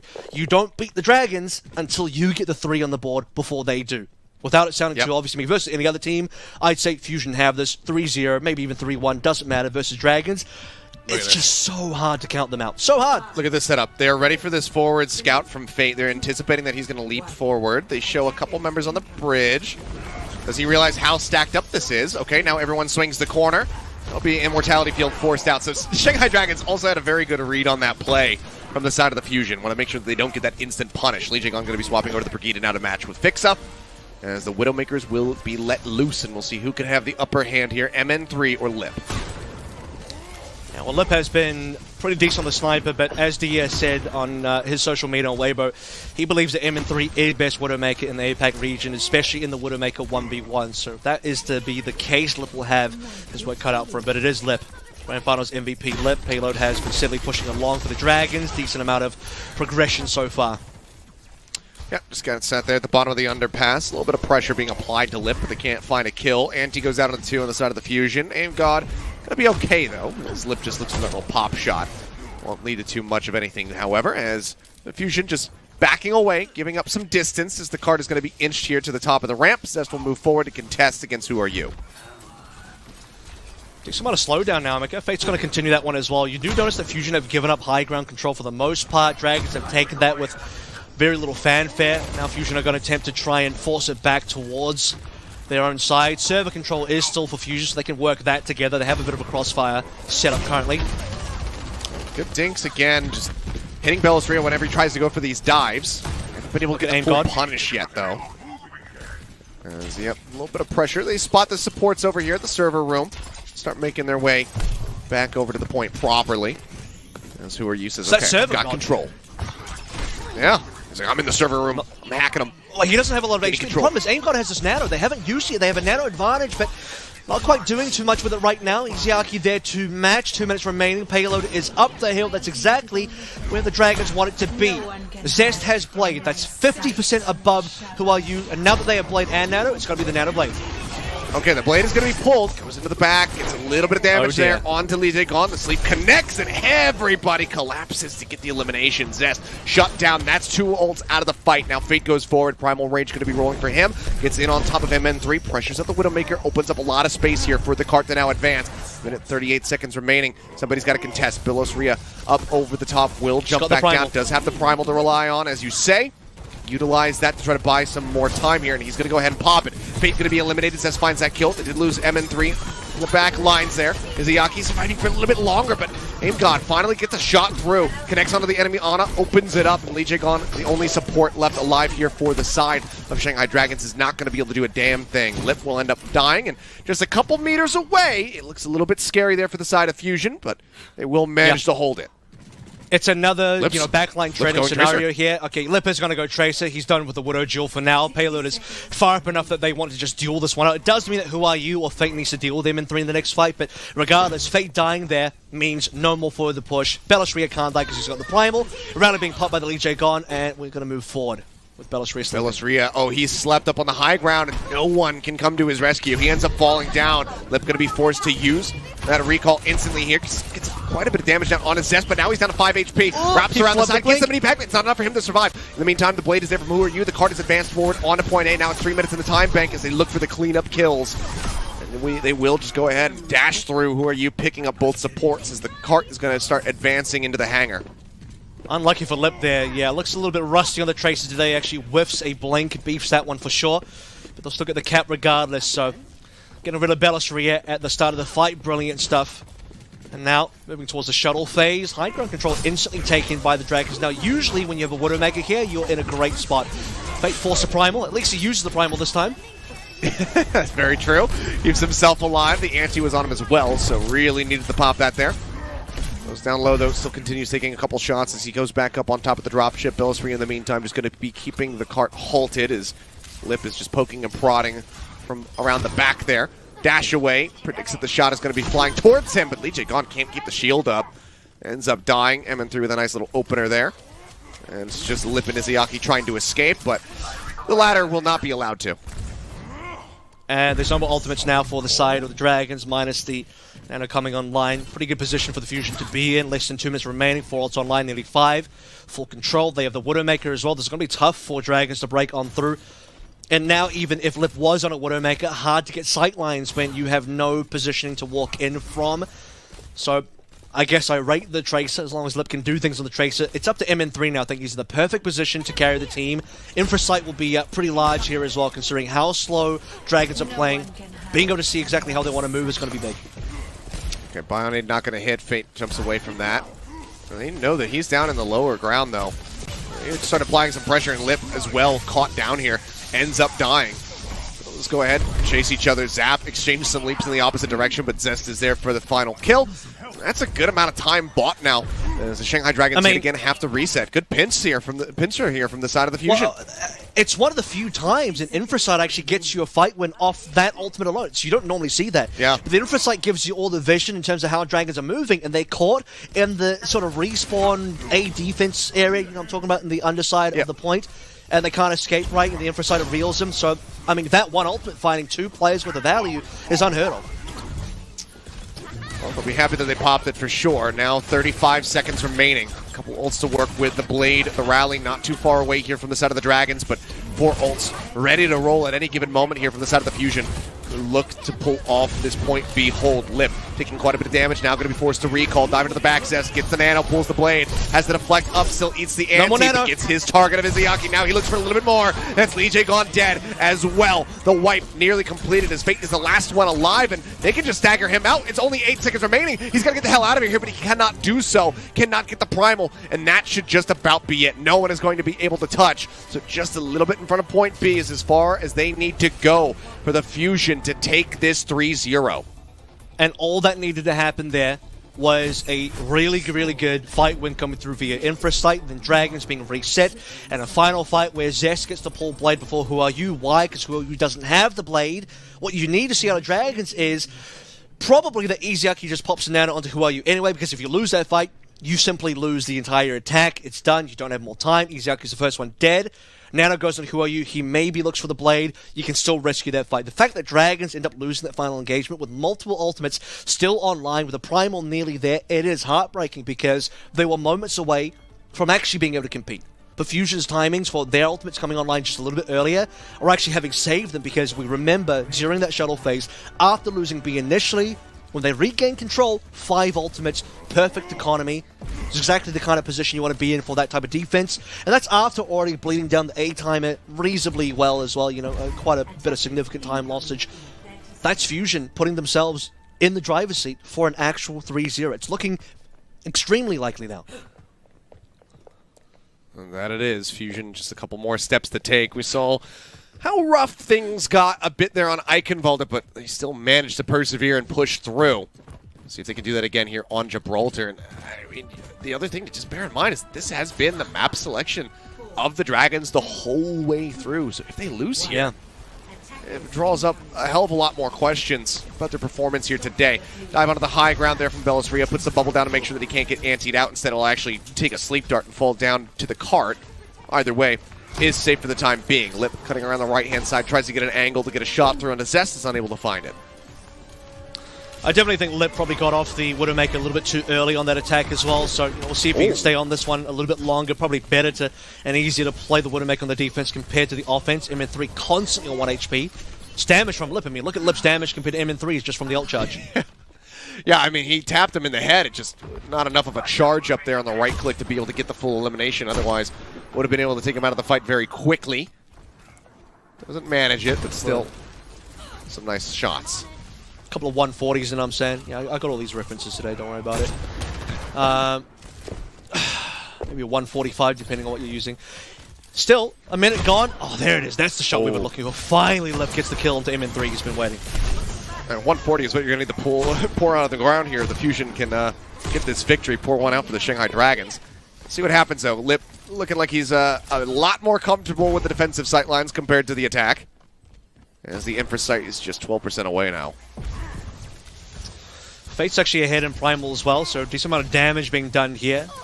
Payload positioning is reasonable, just waiting to fight for this high ground. Ultimate's coming online to the Nanos. Aim God again, outpacing Izuyaki with the first Nano. Just chipping away, trying to build up for the blade. 68% now here from Zest. They're just trading damage for Nano Charge. Who are you? But Fate says, okay, that's fine. And he now has the Primal, so he can continue to play a little bit more recklessly here. And Izuyaki nearly has the Nano as well to go. Just taking up all that healing, keeping the Winston topped up. Bellisria into the back, though. Managed to find Lip. The Primal Rage now comes out. He'll be anti, but I don't think he's going to be all too concerned about it. He's looking for Who Are You? Dips around the back of the server room. Plays elusively. Manages to climb up over the top and escape. But yeah, now the Nano Blade absolutely can come through should they decide to pull it here. Dive onto the cart there from Fate. The Primal now going to be expiring. He gets forced off the high ground. Bellisria just holding the position here for his squad. Lip with the infrasight rolling, keeping tabs on the members of the Fusion. It seems like they're content to wait this out. The only thing stopping the Nano Blade was the infrasight, because they could see where Zest was going to come from. Now the infrasight is gone. Zest and Aim God should be able to make their mark. Could they buy enough time for Who Are You? The infrasight gave them time for Who Are You to get something done, and he'll die. Yeah, he will die, fortunately. So will Fate. Not with a blade in his hand. He ends up dying before he can even pull the blade. But yeah, Fate goes down now, and that really opens it up for the Fusion to get this cap. And they need to get it with as much time as they possibly can, because we know how much you can get slowed up in the hangar phase. If they want to win this here, they need to get this cap. Oh, that for the next few seconds for themselves. Yes, it is. Right as the recontest was getting ready to come through, pops this. Tries to hold them back. It will manage to make their way out onto the cart. The deflector already going to be used there from Who Are You as he waits to pull the blade. See if he gets an opportunity for it. Flank coming around that left-hand side, I do believe. And yeah, he's been spotted. Who Are You now diving in. He's looking for MN3. Lijiang in the meantime is going to be taken down. It will be a trade out. And yeah, the cap does come through in the meantime. MN3, he's being occupied by Who Are You, but he doesn't care. They get the bump up with the time. They get 2.5 more minutes added into the clock for the Fusion. Dragons are sleeping. They are sleeping at the wheel. What is going on? How does Fixer get a solo kill to Lijiang? Oh, no rallies being used here. Didn't even have to use a nano blade. That's an infrasight for a cap. Bellisria gets a kill into Fate as well. It's just more staggered. It's just a free cap on A. Dragons, they've fallen apart. This could be very much, I was going to say the beginning of the end, but it began a long time ago if this is how it's going to end up. Lip looking for a target, doesn't see anything, sees the drop down. coming through, and yeah, then they still hold on to it. They didn't have to use anything at all. Fixa still holds his own rally. And Fusion have so many tools to work with. They're nearly going to be matched, though. Siaki not too far off from having the nano boost available, but maybe he's not going to be able to build it, because there it goes. Zest draws out the Dragon Blade. Now who are you going to try to match? The rally rolling, trying to keep him alive, but Zest cuts out Lijiang, interrupting that rally. Who are you, though? Managing to make up for a bit there, as he does come up with 3 kills off the back of the Dragon Blade. Look at these Winstons now. Primal Rage rolling. He's going to dive into the back, look for the elimination onto Lip. He's got a sliver of HP remaining, and Zest is there for the alley-oop to get the kill, and now they just have to get through Fate. The rest of the team trying to rotate back. Fellasria will make his exit, though. Goes a little bit too low for comfort. He'll get top back up. They say, it's okay. The card is close. We still have 2 minutes to work with. Where are the ultimates? He's dead again. That was the only ultimate taken off the table. MN3 just gotten the kill that they require. A huge pick off from him. They're still contesting the card for now. They're trying to keep it locked in place. The nano boost coming back into the fight. This is Siaki tries to join in, but MN3 goes absolutely monstrous. Gets 2 kills, and that is enough. They clear the card in the Fusion. They've done it yet again. They take down the Dragons. A sweep against the #1 seed in the region, and they will move forward into the grand final. It's been a couple of weeks since we last saw the Fusion this good, but the MN3-0 is back, baby. 3-0 scoreline. It's always the Dragons versus the Fusions, or at least it's just been only 2 of these so far, but hey, it counts. Twice they've met. Twice it's been a 3-0. Twice the rookies of the Fusion will take down the veteran squad of the Dragons, the defending champions, and now in the losers bracket, and Fusion guaranteed spot in the grand finals of the Kickoff Clash. And this is what everyone wanted to see from the Fusion. They come in here, they have these rookies, they have their tragedy in the offseason, and they start things off fantastically. I told you guys to just wait when they were having their dips. They started underperforming. They looked rough around the edges. You just had to give them a little bit of time to get practiced up and to come back into it strong. That's exactly what they did here with this tournament. They are not slacking off whatsoever. Absolutely incredible shots there from MN3. I mean, you're talking about the high praise that Dia was giving him, saying best Widowmaker in all of APAC. He really took that to heart and kind of proved it a bit here at the end of that map. I mean, 2 quick kills to just completely wipe the board here. Just take away those members on the side of the Shanghai Dragons and make sure that they did not have any hope whatsoever of pulling off that defense. Their map picks the whole way through didn't matter. Yep. The Fusion, they knew how to do it. The only time they looked rocky was on that first rocky. That was not even a pun, the rocky thing, Philadelphia. The only time that they looked rocky was on that first map of Lijiang Tower, and they managed to figure it out. They got the counter strat by the time that we went into Control Center, and they were able to finish it off. Yeah. Beautifully done by the Fusion, and a very well-earned spot in the grand finals. Let's just go ahead and take a look at our player of the match. It's going to be Fixa. Because why not? Guys, just... Woo! Incredible. Which Rocky movie, by the way, was the one that he actually won the fight instead of losing at the end? I don't even remember. It's been 3? A while. I think it was 2. Let's just say it's 2. Well, this is Rocky 2. You know, we had a very rocky sort of stage for the Philadelphia Fusion over all peaks and troughs. Now we found out 2 peaks. Apparently, they just happened during the Dragons games. Fixa, player of the match, and I've had my eyes on Fixa for a while. I actually even felt like Fixa deserved player of the match in our previous series, but Zest came out, completely dominated. Zest had a great day today as well, but it's time to give the main sports a bit of love because this guy's been hella underrated. I mean, people talk about, they look at the Philadelphia Fusion backline and think, oh no, our supports, they're not as good as Lijiang and Izayaki. Well, today I think, to be honest with you, I felt like they played better than Lijiang and Izayaki, and that's a crazy thing to say. So Fixa will finally get the player of the match. As a reminder, he also had that... sorry, that was actually Vindane yesterday, but it's a lot of these rookie main sports having great moments, so you know what, they can all share in the glory. Fixa will be the one taking home the award. Just utterly impeccable play from them. The Dragons not looking like themselves, and now they find themselves in a rematch down in the lower bracket finals versus the Seoul Dynasty. I mean, they certainly look out of sorts. Like you said. Again.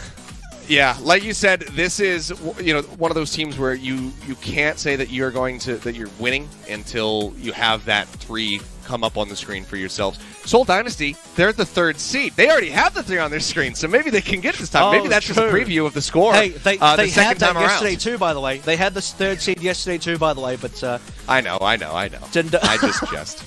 I see it in front of my face. I decided to call it as a joke. But How yeah, was it? the How other was one it is- yesterday? We had 3-1, 3-2, and now it's back-to-back 3-0s. I was legitimately thinking we'd go throughout an entire bracket without a single 3-0 because it was looking like it'd be that close. But now, you know, it's the yellow/orange team day. You know, the yellow-orange teams did good. The pink team, the red team, no go, not good. Shanghai, big disappoint. Massive mistakes coming through. The Rhine composition on control on the first map at Lijiang, I mean, makes sense on control center. They win on gardens because I guess the ball wasn't very good, but ultimately I don't think it's wise to play the Rhine on all three sub-maps. Talk about the fate throw on Eichenwalde as well as the double DPS throw on Eichenwalde A defense as well. And then, generally speaking, on Gibraltar, just, you know, got outpaced, low economy, got held on B, brilliant plays by the Fusion, and an extremely poor showing by Dragons compared to what we saw yesterday.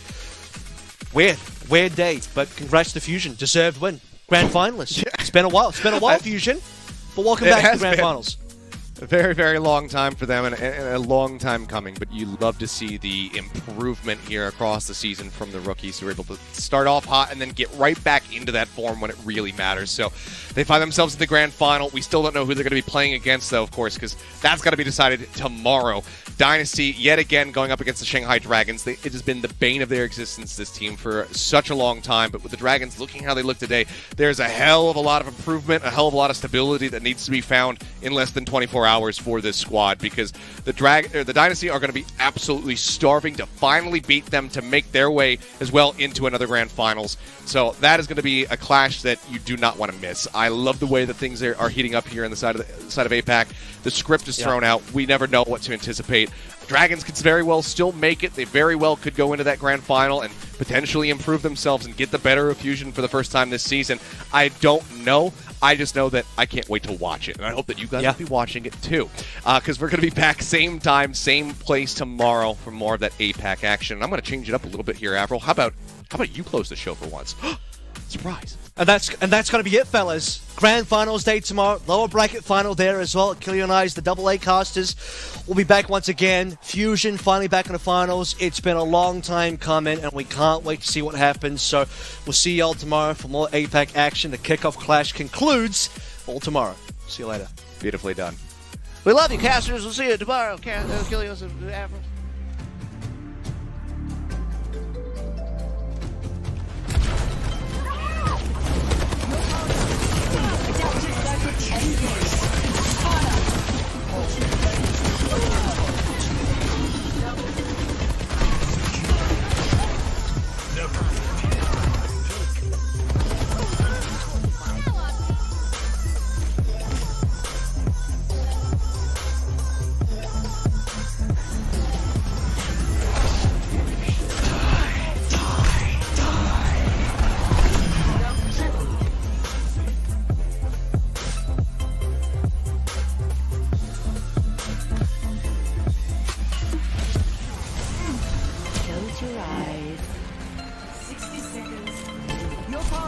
Get in there.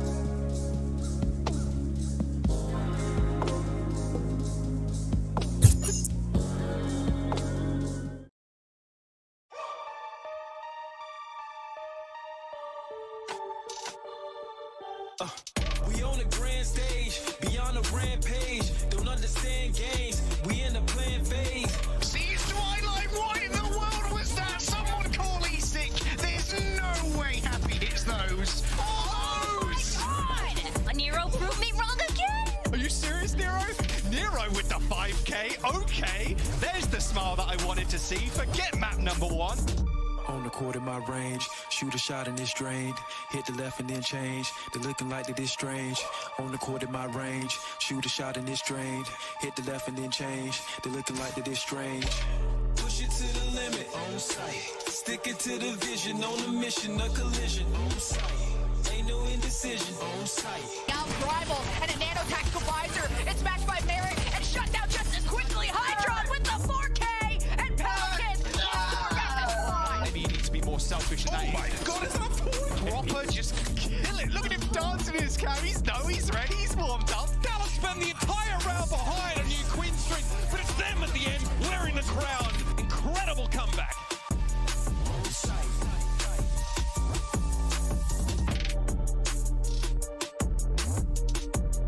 Hello and welcome to the Watch From Pre-Show. Zoe Schwind here, joined by Jonathan Longlegs Larson. How do you even fit behind the desk? It's crazy. It's crazy, yeah. You in an airplane, that must be a nightmare. No, I think I'm like pretty small. You know, I make myself small here, like in this area. Like I'm doing a good job of being small. You're doing a great job. It could be a lot worse. I know, but your legs are ginormous. No feet on the table. Is that a thing, or? Some might consider it rude. Okay. Well, we're not eating on the table, so. Also true, so go ahead. Also, they just saw it on there. I don't care. Now, it's not just you joining me here in sunny California. We also have a mystery box. And, well, you know, a mystery box, that could be anything. That could be an analyst. Gold star? Gold star. Or an analyst. So let's open the mystery box and see who it is.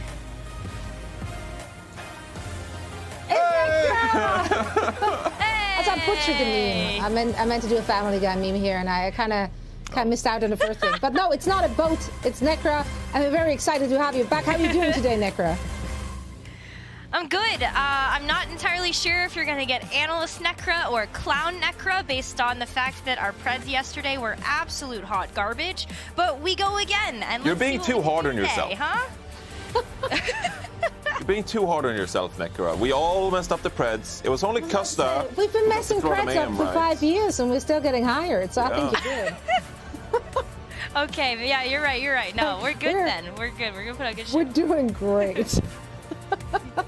Now, of course, whilst all of us have been fast asleep, we had another exciting round in the Eastern region. They continued the action just a few hours ago and treated the audience to a classic 3 and Overwatch kind of night. Now, first up was the Philadelphia Fusion going up against the Shanghai Dragons. And, I mean, Philly, that did show us some, good adaptation. We even got treated to a round of a Wrecking Ball and Farah on Lijiang Tower.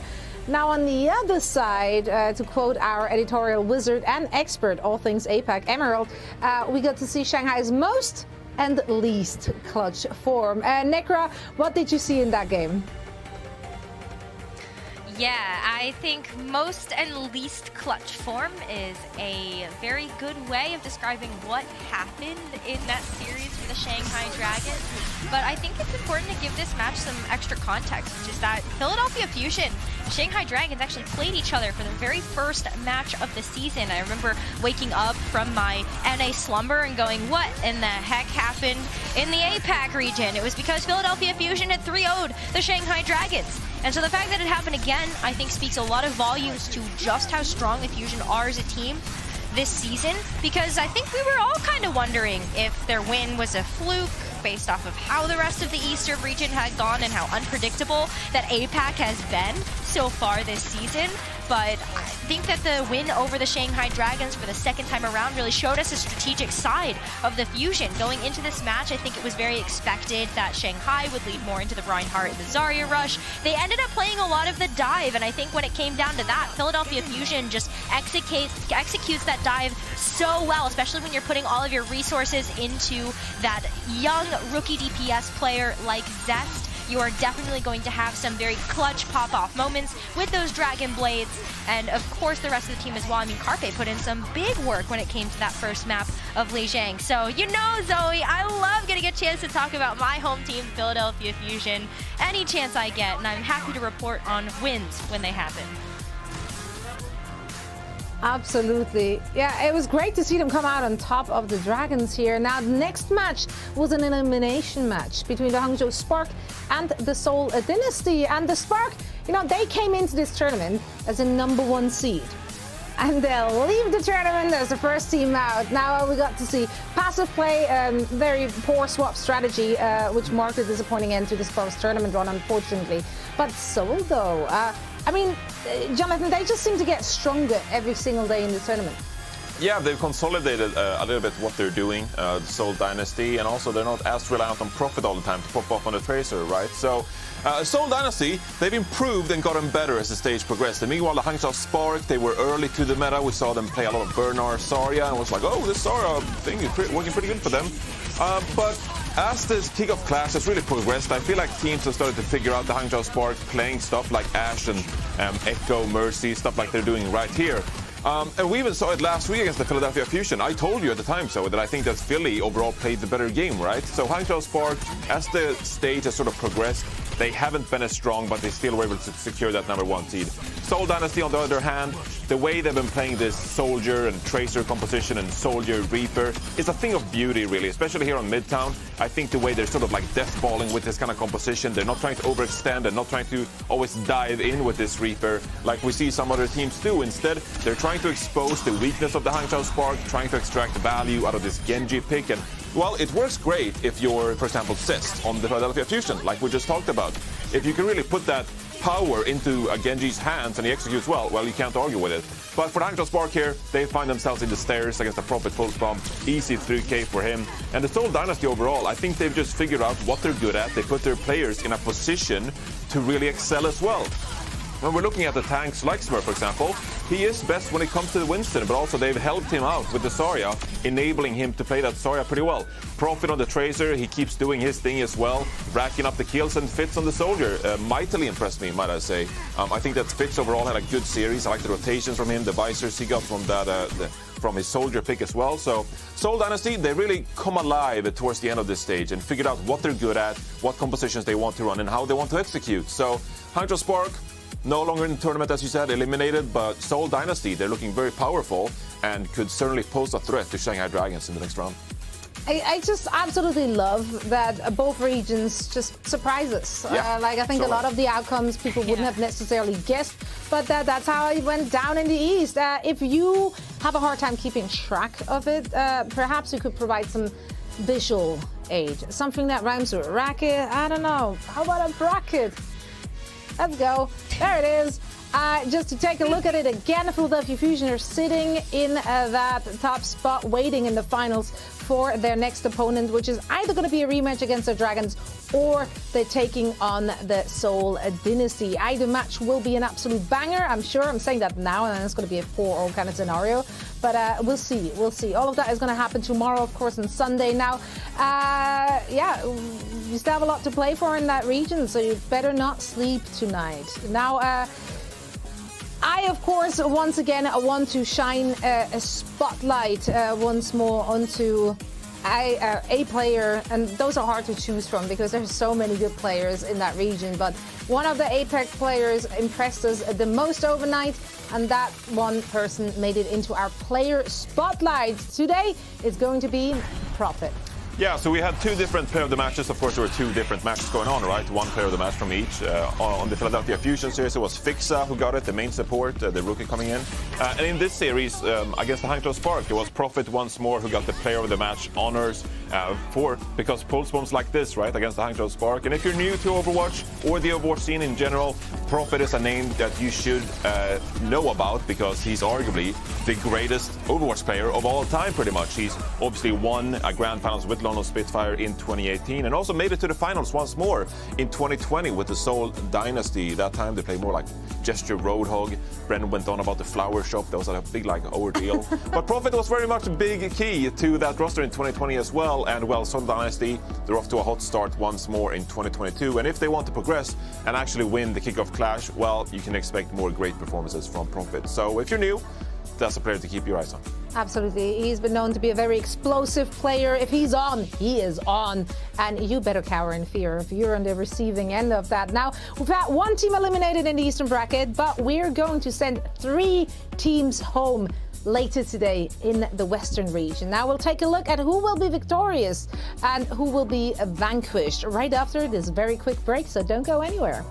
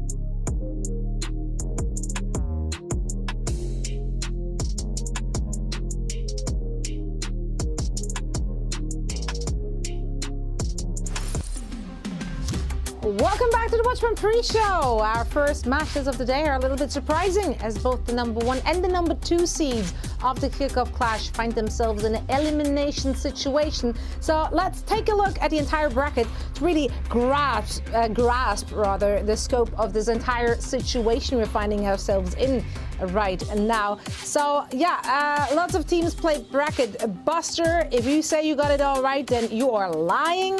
I don't believe a word, and that is okay, so you do you. But now we do see some of the teams which we really expected to make a run in the upper bracket fall down to the lower bracket very early on. Which one of those, Necra, do you think is actually the most shocking? Like, which one actually rattled you to the core? Seeing San Francisco Shock. I mean, it's in the name, right? I'm shocked that San Francisco Shock is in the bottom of the roster right now, because they were first coming into the Kickoff Clash, and now, you know, the upset from the Atlanta Reign, they could get upset here by the Houston Outlaws and just be out of the tournament. 48% of people, myself included, predicted that San Francisco would take the whole thing.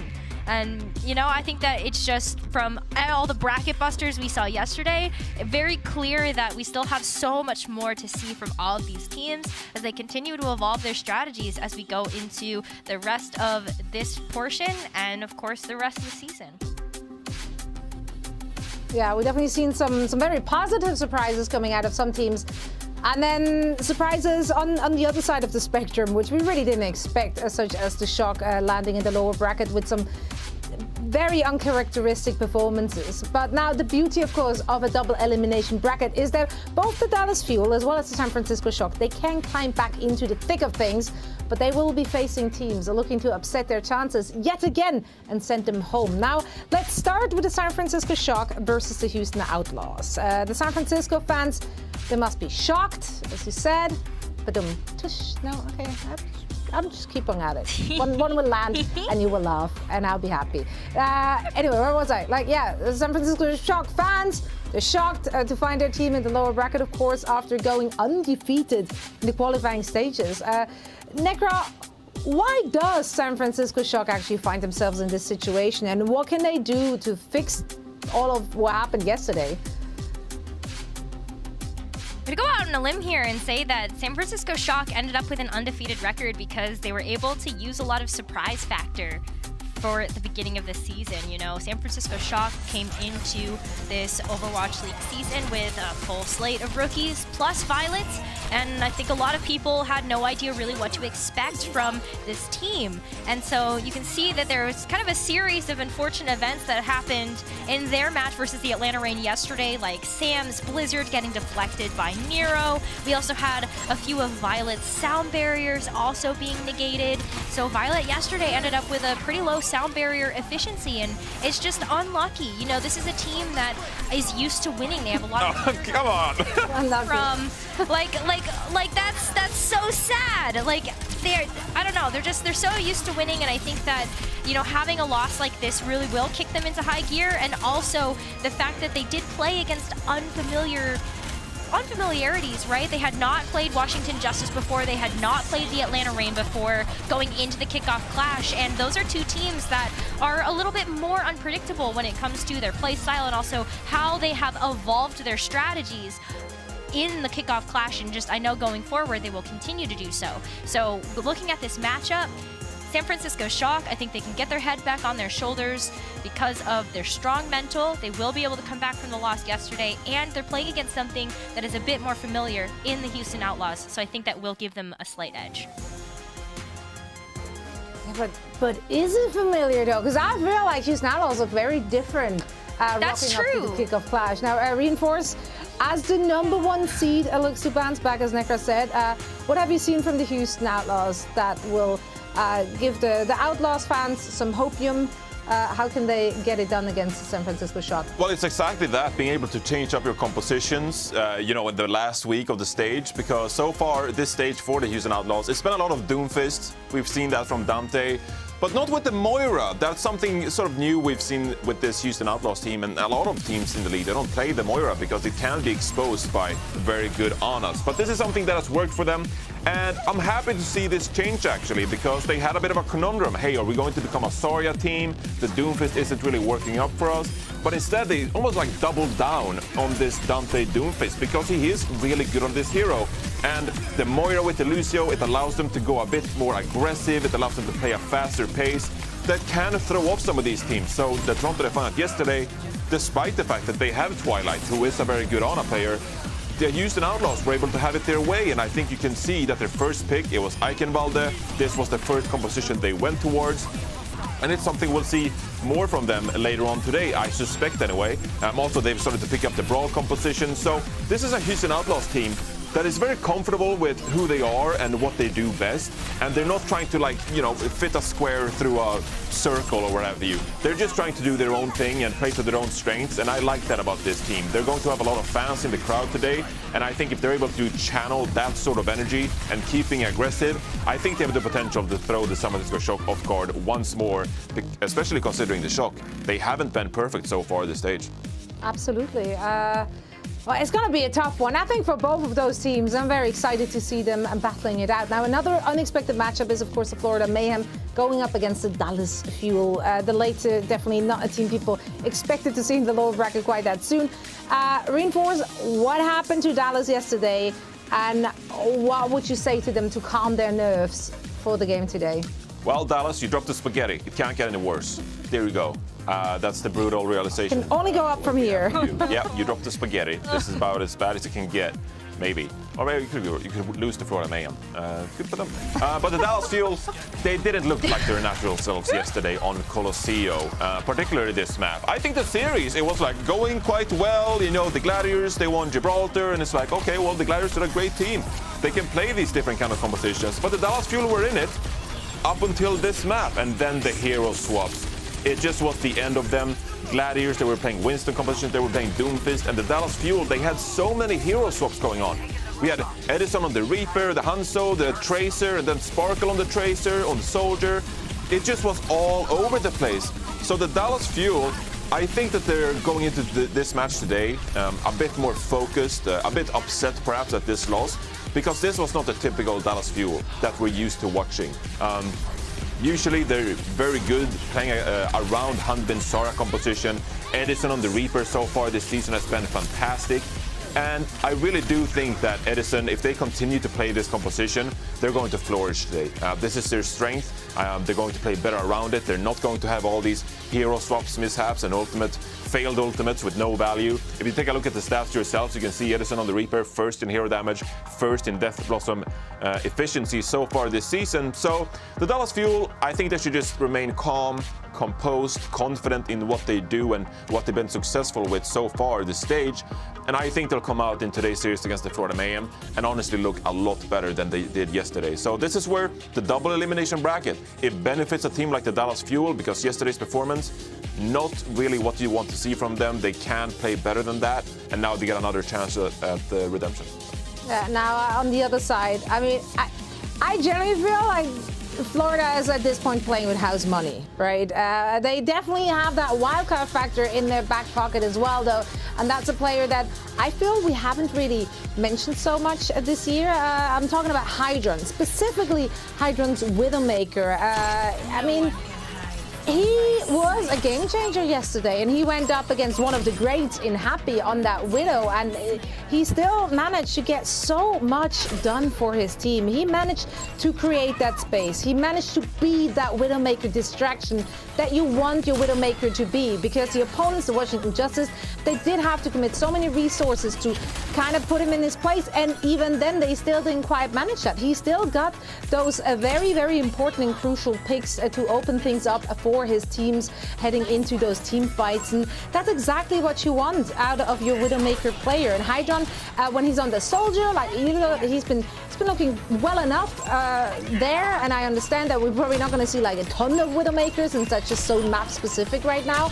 But if they can bust him out on that Widowmaker, I think that is very much something they can rely on. That is a safe bet that they can win, especially if we're looking at the opposition here in Gurio, because quite frankly, oof, that ain't looking too good for him. Hydron definitely has the upper hand in literally every metric. So Gurio is not the guy you're going to call in order to shut Hydron down on that Widowmaker. That's a battle I personally would not want to pick if I were him. Now, those are, of course, the first two matches of the day, which will ultimately send two teams home.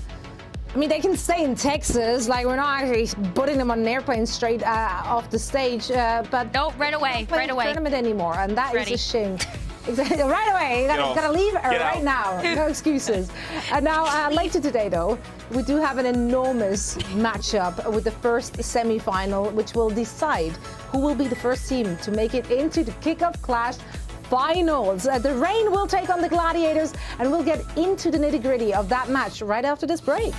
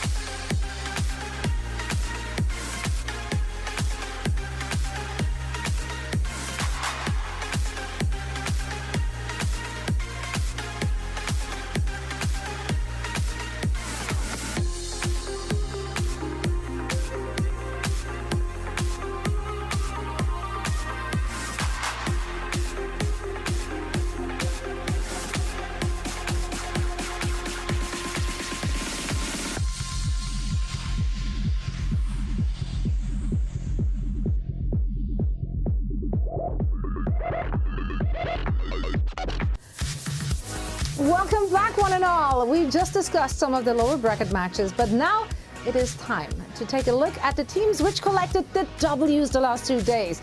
Either the LA Gladiators, there we go, or the Atlanta Rain will punch their ticket to the Kickoff Clash Finals tomorrow.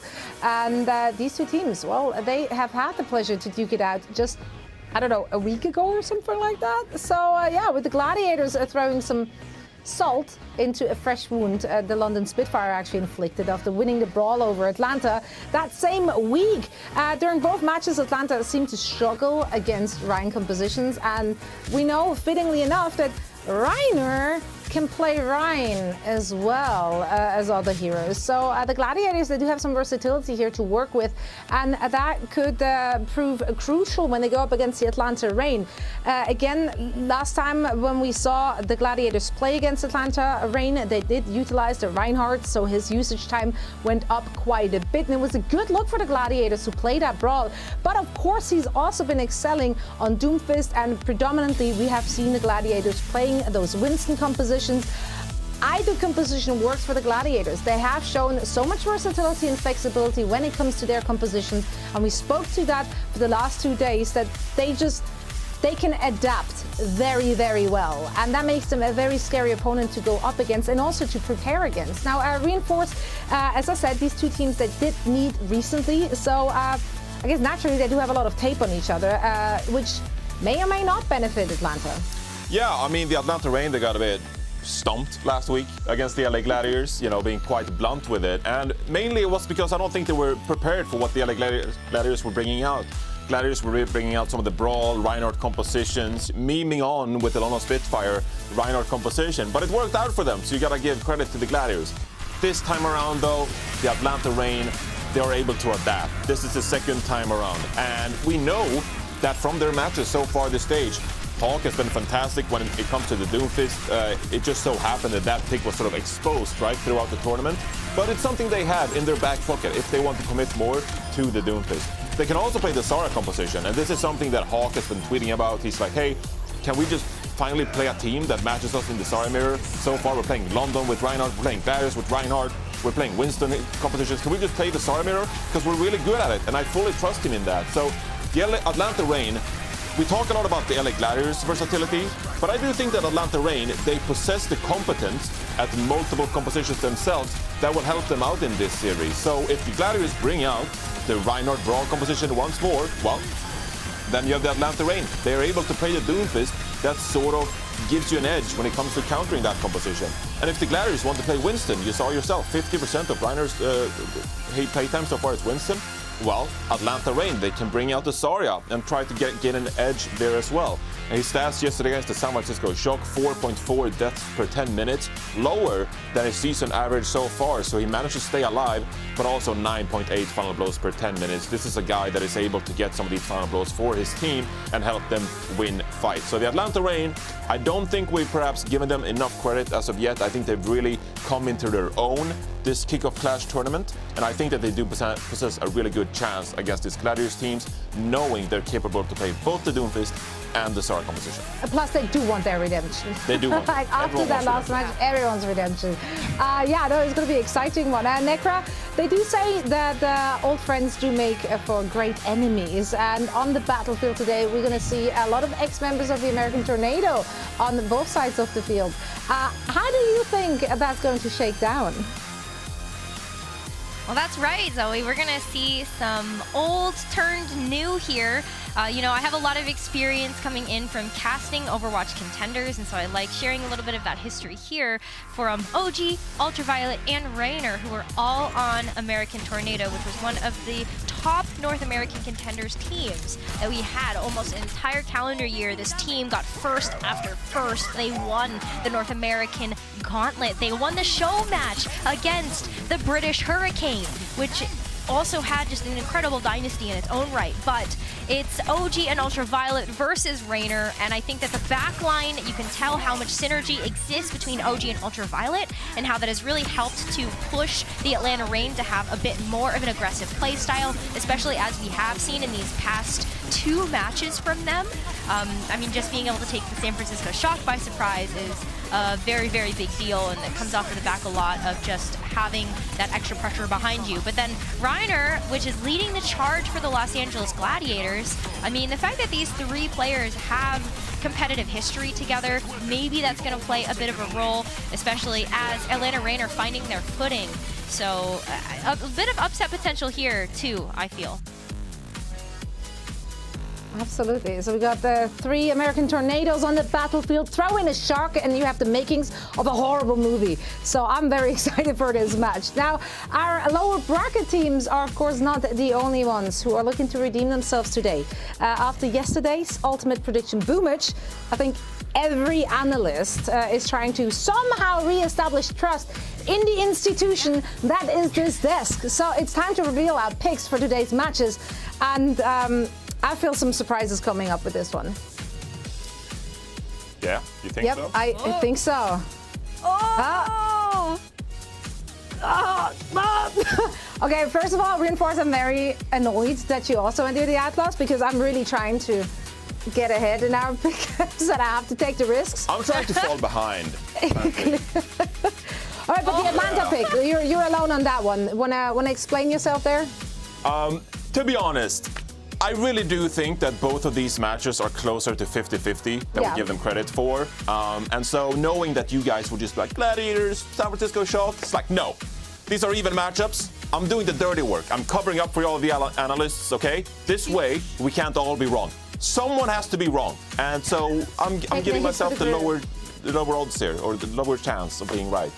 Just to save face for us. Someone has to be. Someone has to. No, I appreciate that. I really appreciate that. Garbage man of the watch point. Well, let's see who of us can redeem themselves and who has to put the head in the sand heading into our final day. Now, that's it for the Watch Point pre-show. 3 more teams will have their Kickoff Clash dreams cut short today, but I am sure that none of our teams are going down without a fight. So we'll be kicking things off with our first elimination match of the day right after this.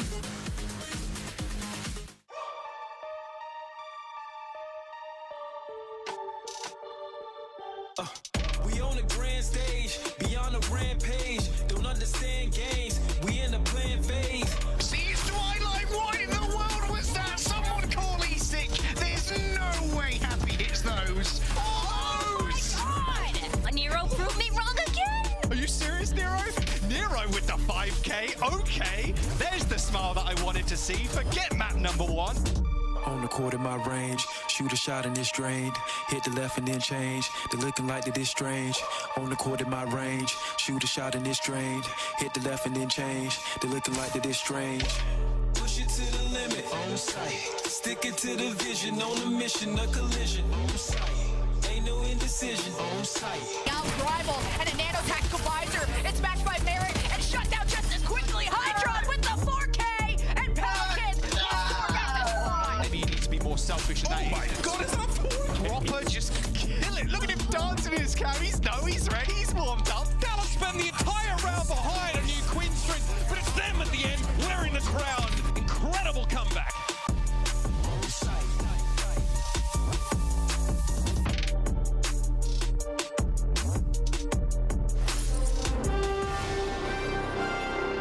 Welcome back. Day number 3 of the Kickoff Clash. It's me and Custer, ready to take you through the games today. We're back. First 2 games means 2 teams going home, Scott. Elimination games.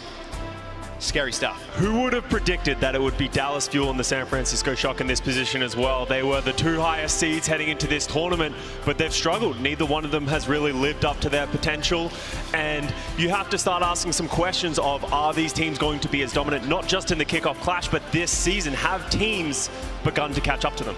It very much feels like it. Elimination matches and number 1 and number 2 seed in them right now. Have they been figured out? We spoke actually a lot in the green room about the Dallas Fuel, how, look, they invented that Zyacom, right? Yeah. They've been running with that permanently. But if you kind of take a step back, how long has it been since they've been running it? Well, quite a long time at this point. And it feels like teams are very much figuring them out.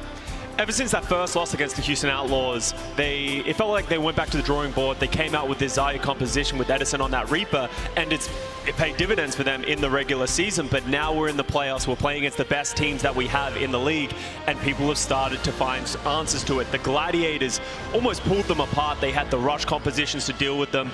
And more importantly, Dallas Fuel, the team that is known for dive, have looked weak on it so far in the Kickoff Clash, and they got exposed against the Gladiators. Well, their opponent today is the Florida Mayhem. I think we better get them up on stage so the crowd can take a good look at them, don't you?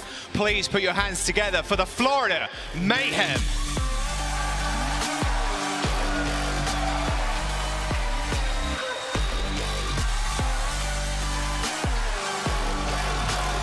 I think a team that has been through a couple of variations over its lifetime, but a couple of standout players, animated players at that. I'm looking at someone that tank player for the Florida Mayhem. He's got to be one of my favorite players coming into the season, just how crazy he goes on camera and on stage. I tweeted about it yesterday. He is my spirit animal, I think. Just the energy that he brings, I'm sure that is infectious, especially when you're in the match. He just brings so much energy, so much confidence. And I think that summarizes how the Florida Mayhem have been so successful this season, because nobody really had them high on their power rankings heading in. They have a lot of players that no one else was looking at, but on the big brain of Gumba, he's managed to pull these guys together and make it work. You know, Hydron and Checkmate. He was in the 2021 roster. Didn't see him play much DPS. We did see a little bit of Reinhardt that had mixed success. But then everyone else on this team has really been popping off. And I want to talk about Sermajed. He's been absolutely incredible on that Ana, but I think he is crucial in today's match. He is aggressive. He loves to put out that damage, but he has been exposed so far this weekend. He needs to stay alive while also trying to pump out that damage that we know him for. And that aggression should be tamed, because Dallas Fuel backline, Chio, another player, another rookie support that's come into this season, and he has been popping off. And I think maybe we get to see a little bit of Dallas Fuel, I think. Maybe? Should we bring him out? I think we should. Please welcome the Dallas Fuel!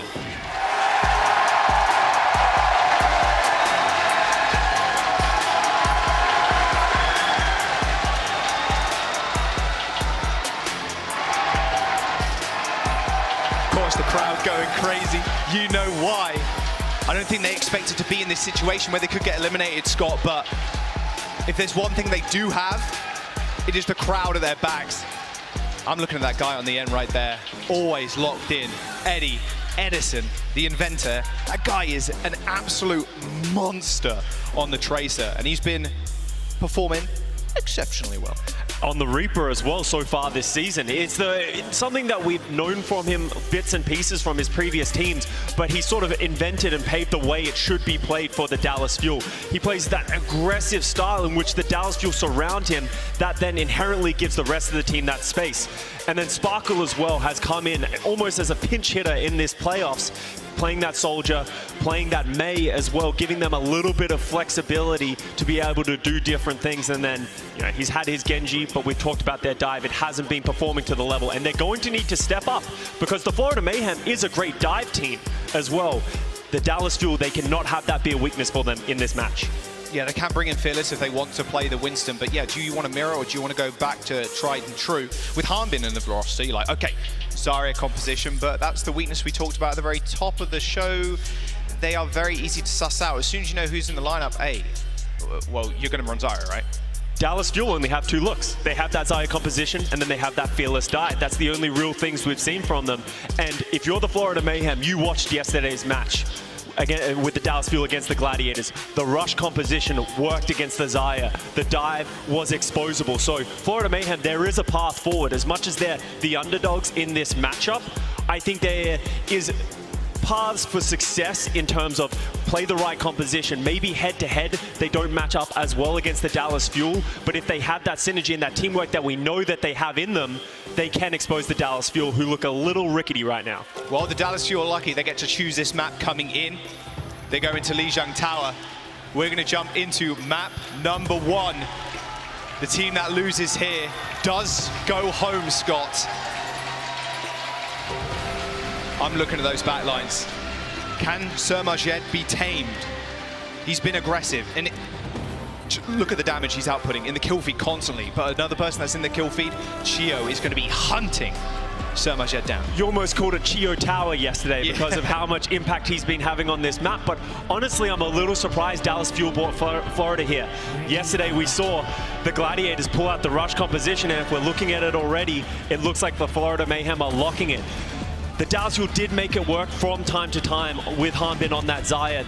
Maybe they've gone back, sort of tweaked the numbers a little bit, worked things around, and they are confident in how they're going to do it. But I do not want to see Dallas Fuel do what they did yesterday. I don't want to see them move over to the rush. That's not their composition that they're comfortable on. Play what you're good at. Force Florida Mayhem to play your game.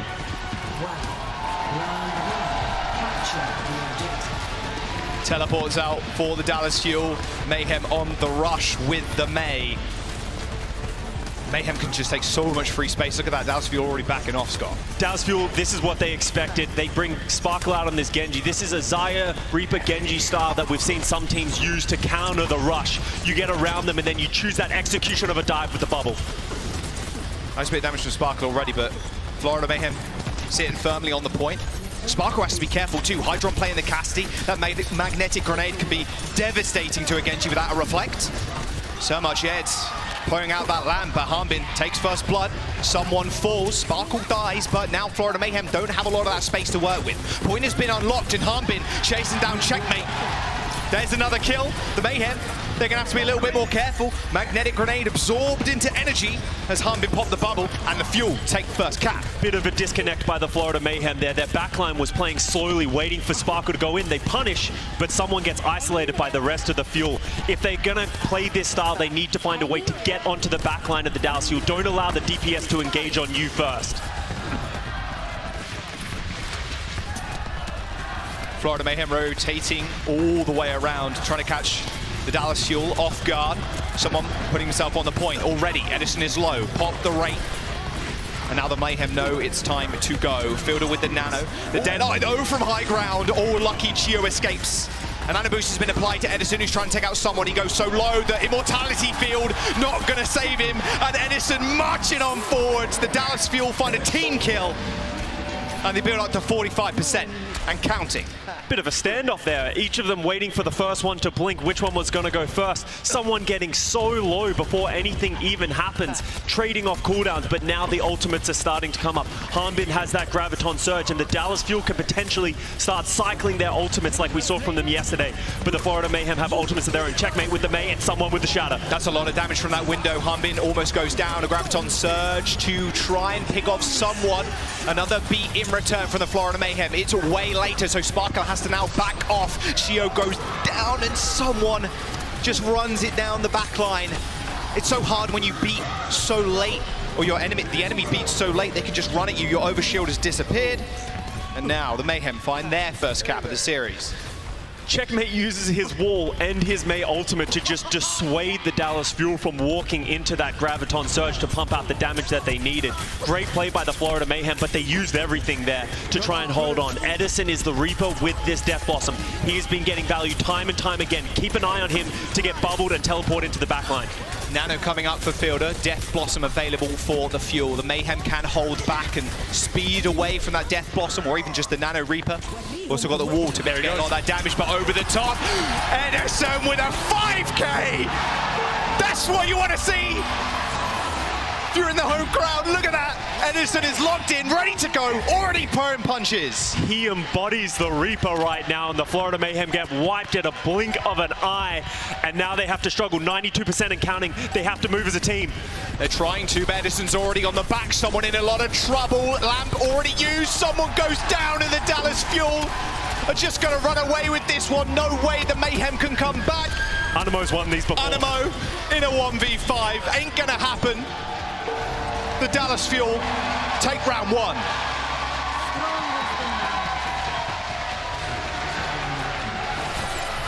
Fans appreciating that one, and I think this is important for the Dallas Fuel. Get off to a good start, have confidence in your style, and make the Florida Mayhem question whether or not this rush composition is going to work, because that wasn't close. And you can see the cycling and the use of the Dallas Fuel's ultimates is so oppressive.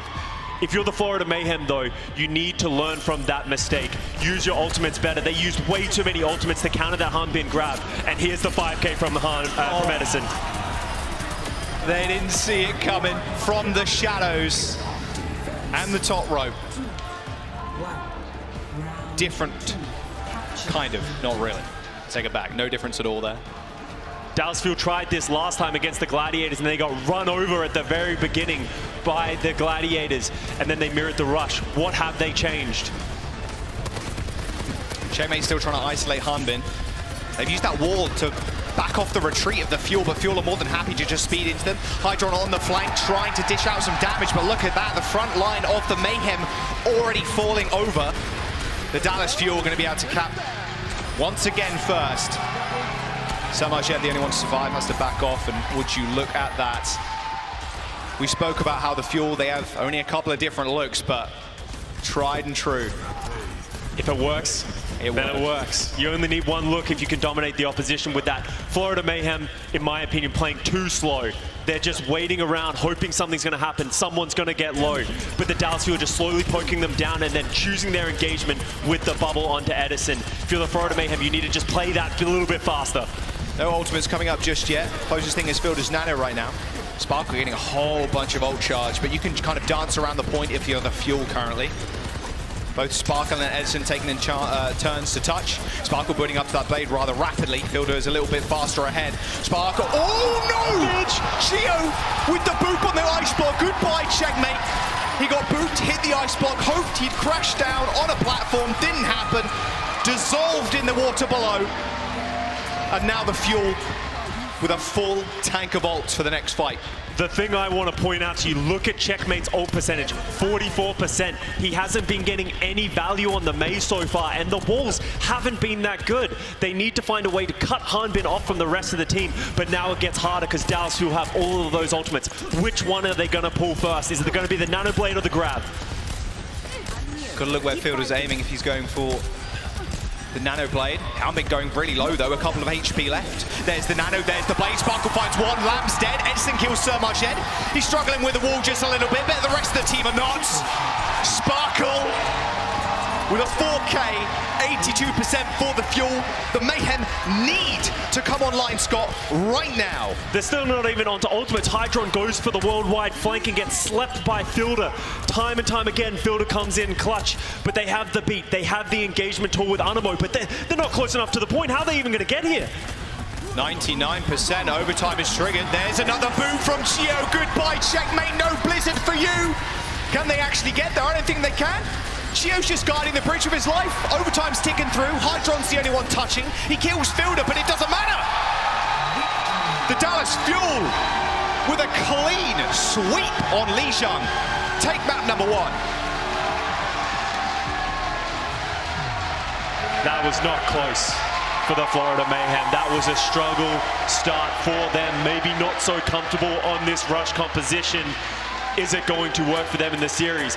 But I want to talk about the Dallas Fuel. This looks like a team that is come back and just a different beast, going back to their previous form. We've seen them level up in the playoffs before after taking a loss. I want to see that from them again, and so far, every single one of these players individually are delivering. Sparkle, I just saw that little giggle from him. He knows how well he's done. And Edison too. You can crack a smile, Edison. Don't worry. You're doing well. We're going to go to a quick break. Florida Mayhem gets to choose the next map. We'll see where they want to go.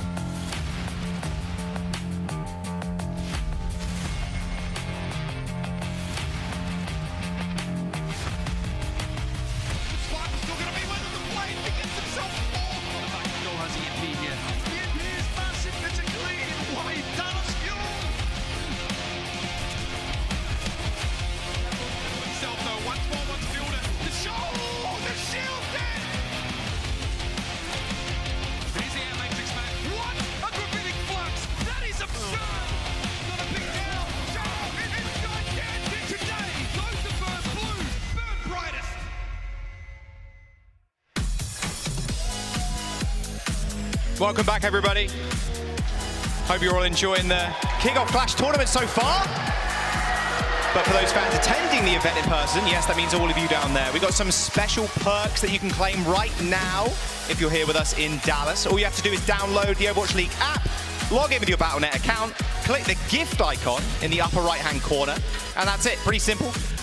You can earn league tokens, but you'll also get the Overwatch League home and away Winston skin and a full pack of the 20 mascot sprays for every single team. All great stuff, so go claim your rewards right now if you're here in the venue.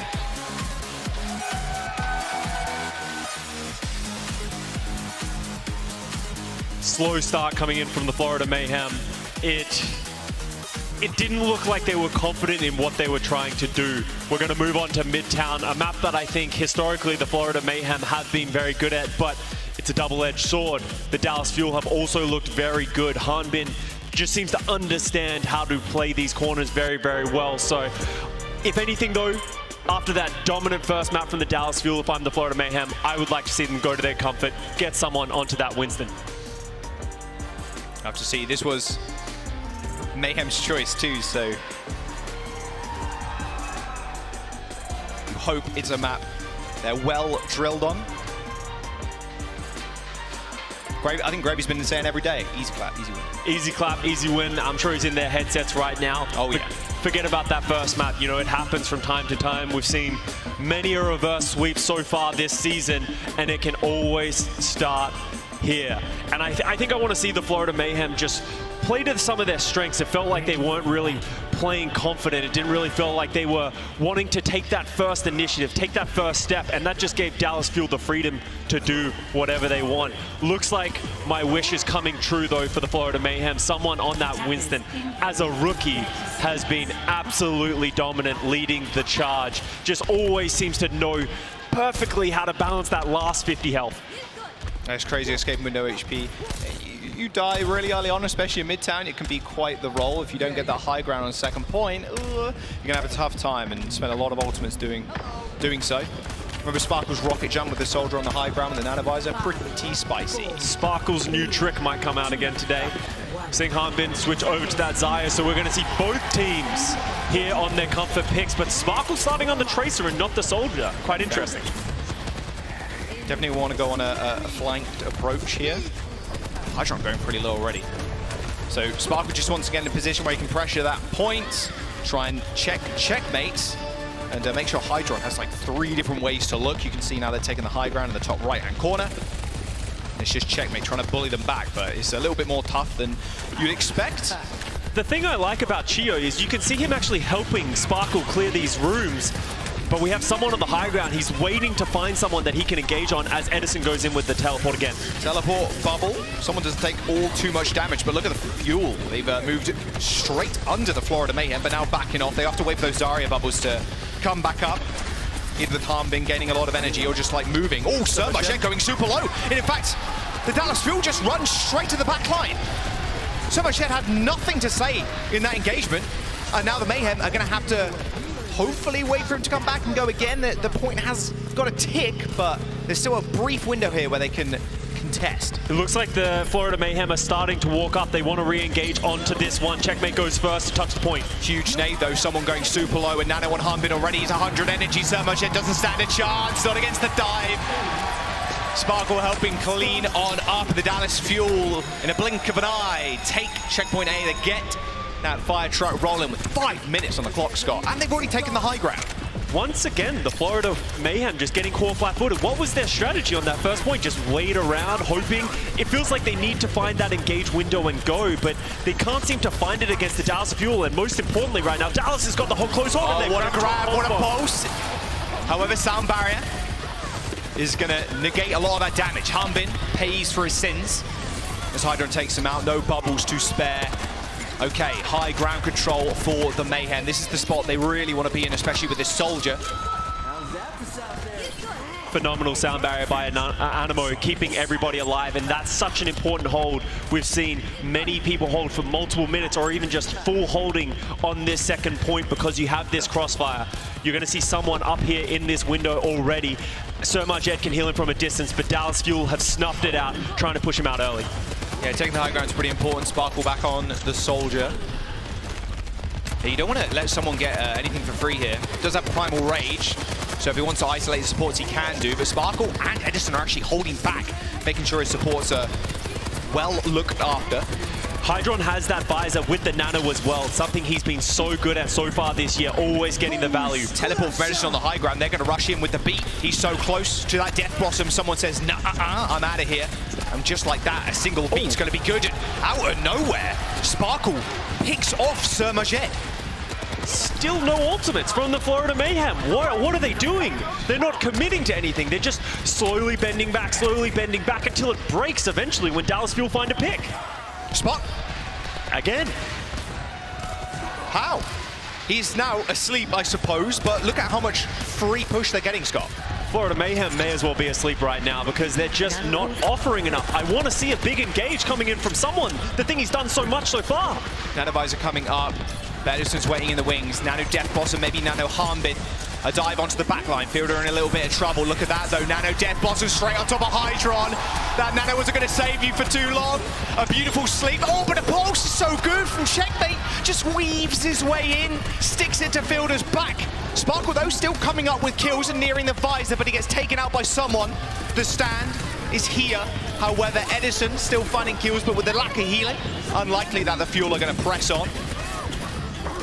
Florida Mayhem hold on to that one. A very important hold. 2.5 minutes remaining on this map.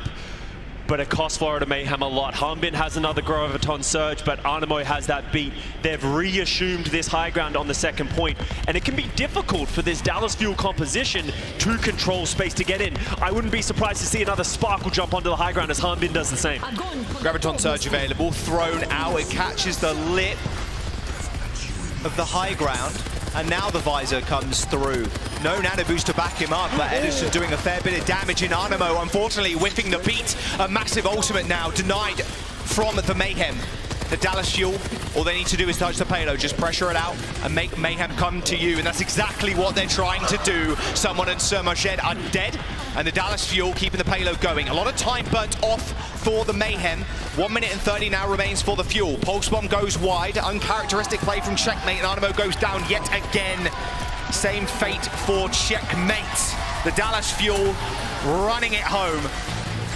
3 minutes now for the last point. Surmajed goes down, a bit of free ult charge, and the Dallas Fuel continue the snowball.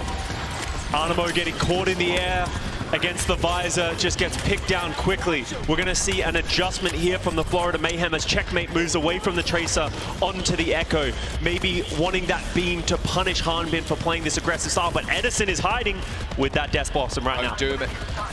Don't do him dirty, Edison. He's hiding in the backline, waiting for an engage. Does teleport, and he's revealed himself, so the Florida Mayhem know to scatter. Visor activated for Hydron, but instantly Harmbin and Edison, tag team duo, taking care of the Mayhem.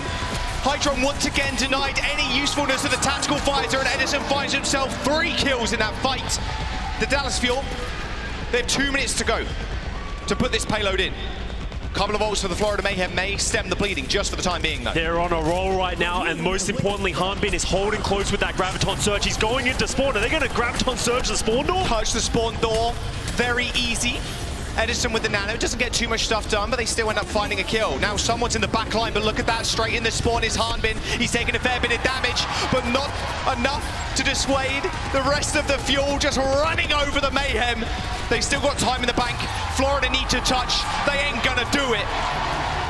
And the Fuel completes 1 minute and 30 seconds in the time bank.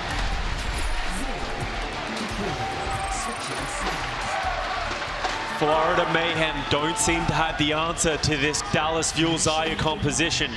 We saw the Gladiators expose it yesterday, but something is just not working for them. They need to start finding their groove. As I said so many times, they just are always so slow. They are never the ones taking the initiative, and that's just giving Dallas Fuel free reign. Harmbin, If you give him any space, you give him an inch, he's going to touch your spawn door, and he has done that multiple times already in this match. Just grabbing on almost no HP, straight in the spawn, taking care of both the Lucio and the Echo.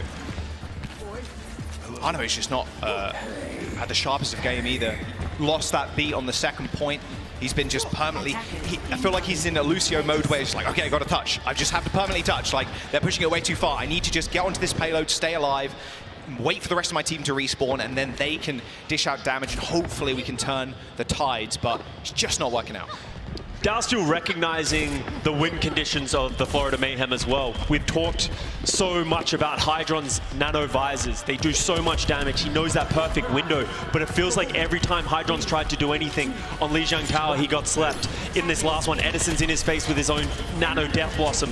Hydron needs to start trying to find this value on the soldier, otherwise the Florida Mayhem, the doors might close before they find any footing. Remember, whoever loses this series does end up going home. The winner advances to later today. Dallas Fuel with a nice defense, a few nice nades coming out from Fielder super early on. We've seen this setup from the Dallas Fuel before. They like to keep Sparkle in this window, and the Dallas Fuel don't want to let the Florida Mayhem get into this alleyway. They're going to fight for this, as you see Edison go in. Ooh! Edison bubble dancing. Animo tried to go, or like come for the rescue, didn't end up working out, and now they're all trapped in this very, very shady looking alleyway. Not where you want to be if you match up against the Fuel. 3 minutes to go. The Mayhem not found any ground yet to take. Dallas Fuel play this point so well. They never give you any positioning. The top train is a death trap. This alleyway, if you can get your team around there, you can almost pincer the defending team. But the Dallas Fuel recognize that they will never allow you to get down this alleyway with anyone other than the Tracer. And you can see Hanbin. He doesn't want to play on the high ground. He likes to play on this taxi and wait for them to go. But Florida Mayhem are going to engage on them. Wow, Hanbin actually just gets deleted. Fielder was so close to his nano. Edison Chio doing what they do best in killing. But the problem is, Checkmate and the rest of the gang for the Florida Mayhem are going to be good. No ultimates expended. Fielder was a couple of percentage away from saving Hanbin. Maybe that's why Hanbin went aggressive, thinking that Fielder would have that nano to back him up. Florida Mayhem, that's what I want to see from them. Play that aggression. Sparkle, Dallas Fuel wanted to go for that re-engage, but with Sparkle down, this is a lost cause almost. I'd be surprised to see Dallas Fuel re-engage in this one. Try and get out with that Hanbin energy and set up on that high ground on the second point that we say is so valuable, but Florida Mayhem not letting them have it. Oh, this is good. This is what you want. If you're the Florida Mayhem right now, you want to get the high ground ASAP, and that's exactly what they're doing. Chasing down the Dallas Fuel. A lot of ultimates, almost every ultimate for Florida Mayhem, 99% for someone. But the Dallas Fuel have got a whole concoction of their own. A much better look here from the Mayhem, playing their own tempo, not allowing the Dallas Fuel to be the ones going first. I wouldn't be surprised to see Florida do something extreme right now to not let Dallas just engage with Hanbin's Graviton Surge. Well, Hanbin's lining up for it. Purple onto Fielder has been... it's been disengaged, or they're attempting to disengage, but they got to go for something, so they grab someone. He pops the Primal Rage and it's going to be okay. It's a 5v4 with Checkmate moving the payload, but Edison kills off someone. There's the beat, Hydron, Nano, Visor. The beat is just going to absorb so much of that damage. Now Hydron in trouble. He's got the beat to back him up. A clutch from Animo to keep the team alive and keep Hydron where he's going to be able to do the most work up on that high ground. Hanbin gets nanoed, however, and pushes him off. A return visor from Sparkle kills off Sir Majed.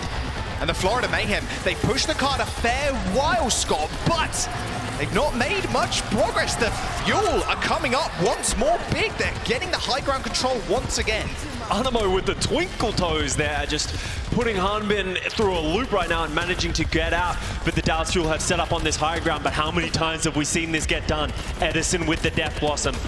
He's going to be hiding, he's going to be waiting for you, and that's going to be the engagement tool. And Florida Mayhem have no answers to this. Edison's got the Death Blossom. It's going to be haunting Florida Mayhem's dreams. That was a close one-shot. Headshot and a melee, easy game. Mayhem just asserting their presence on the high ground. Look at that, Dallas Fuel backing all the way up, but ideally you just want to make sure they come to them. Edison on the top rope again.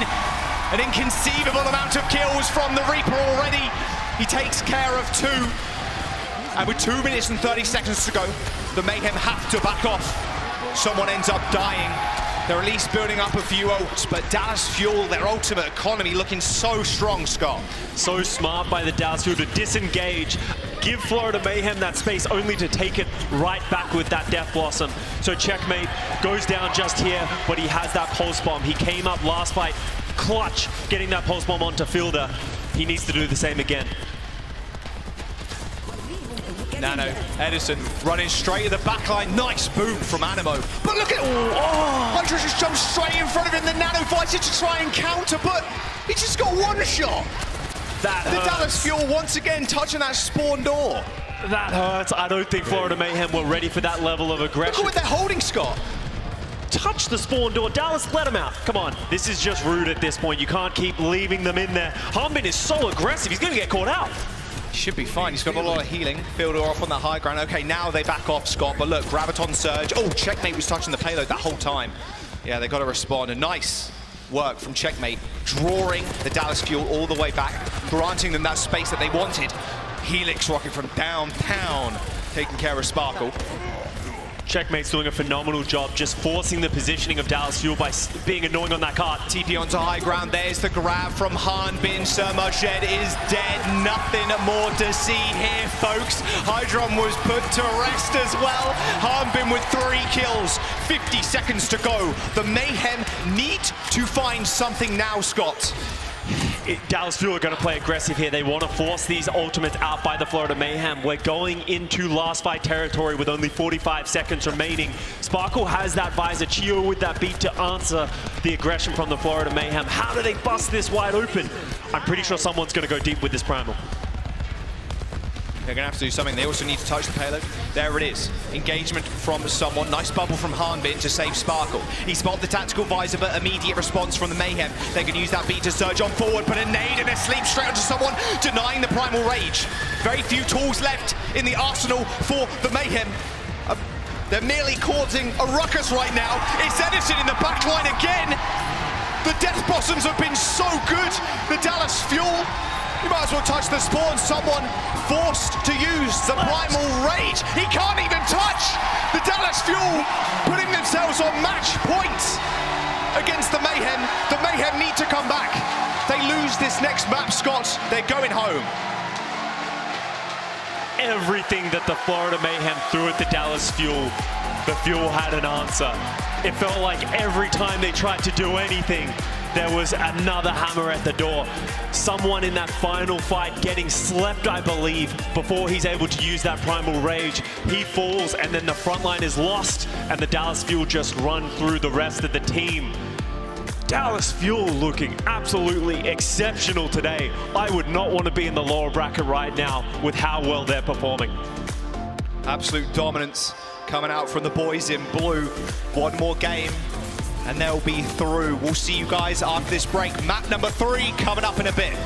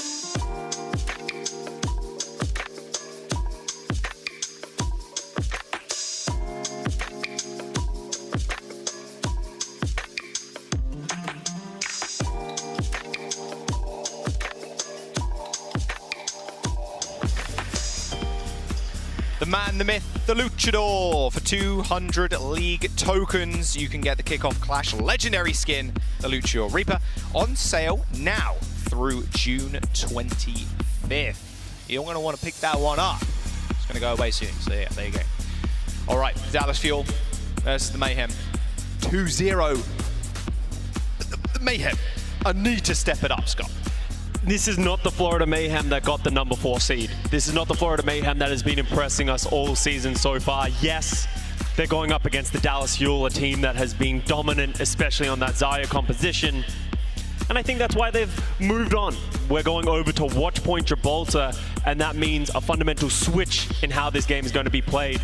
We got subs coming in from the Dallas Fuel, the classics. We have Gurio coming in here, as you see on your screen, for Edison. And where there is Gurio, there is Fearless as well. We talked about this in leading into this match.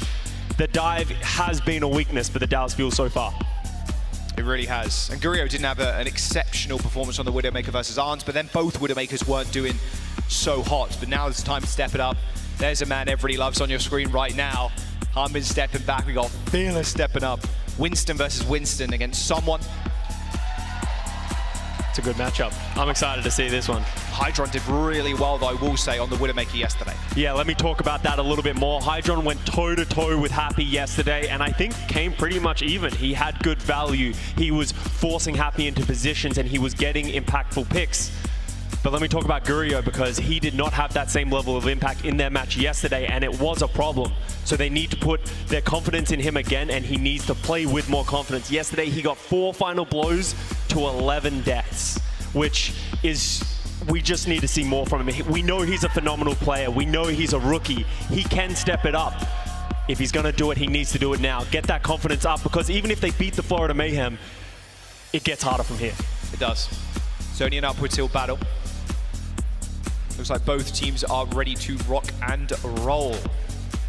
If Florida Mayhem lose this, they are out, and the Dallas Fuel will advance to later today. The number 2 seed jumping down to the lower bracket quite early on, but they are just primed and ready to go. Gibraltar is the map.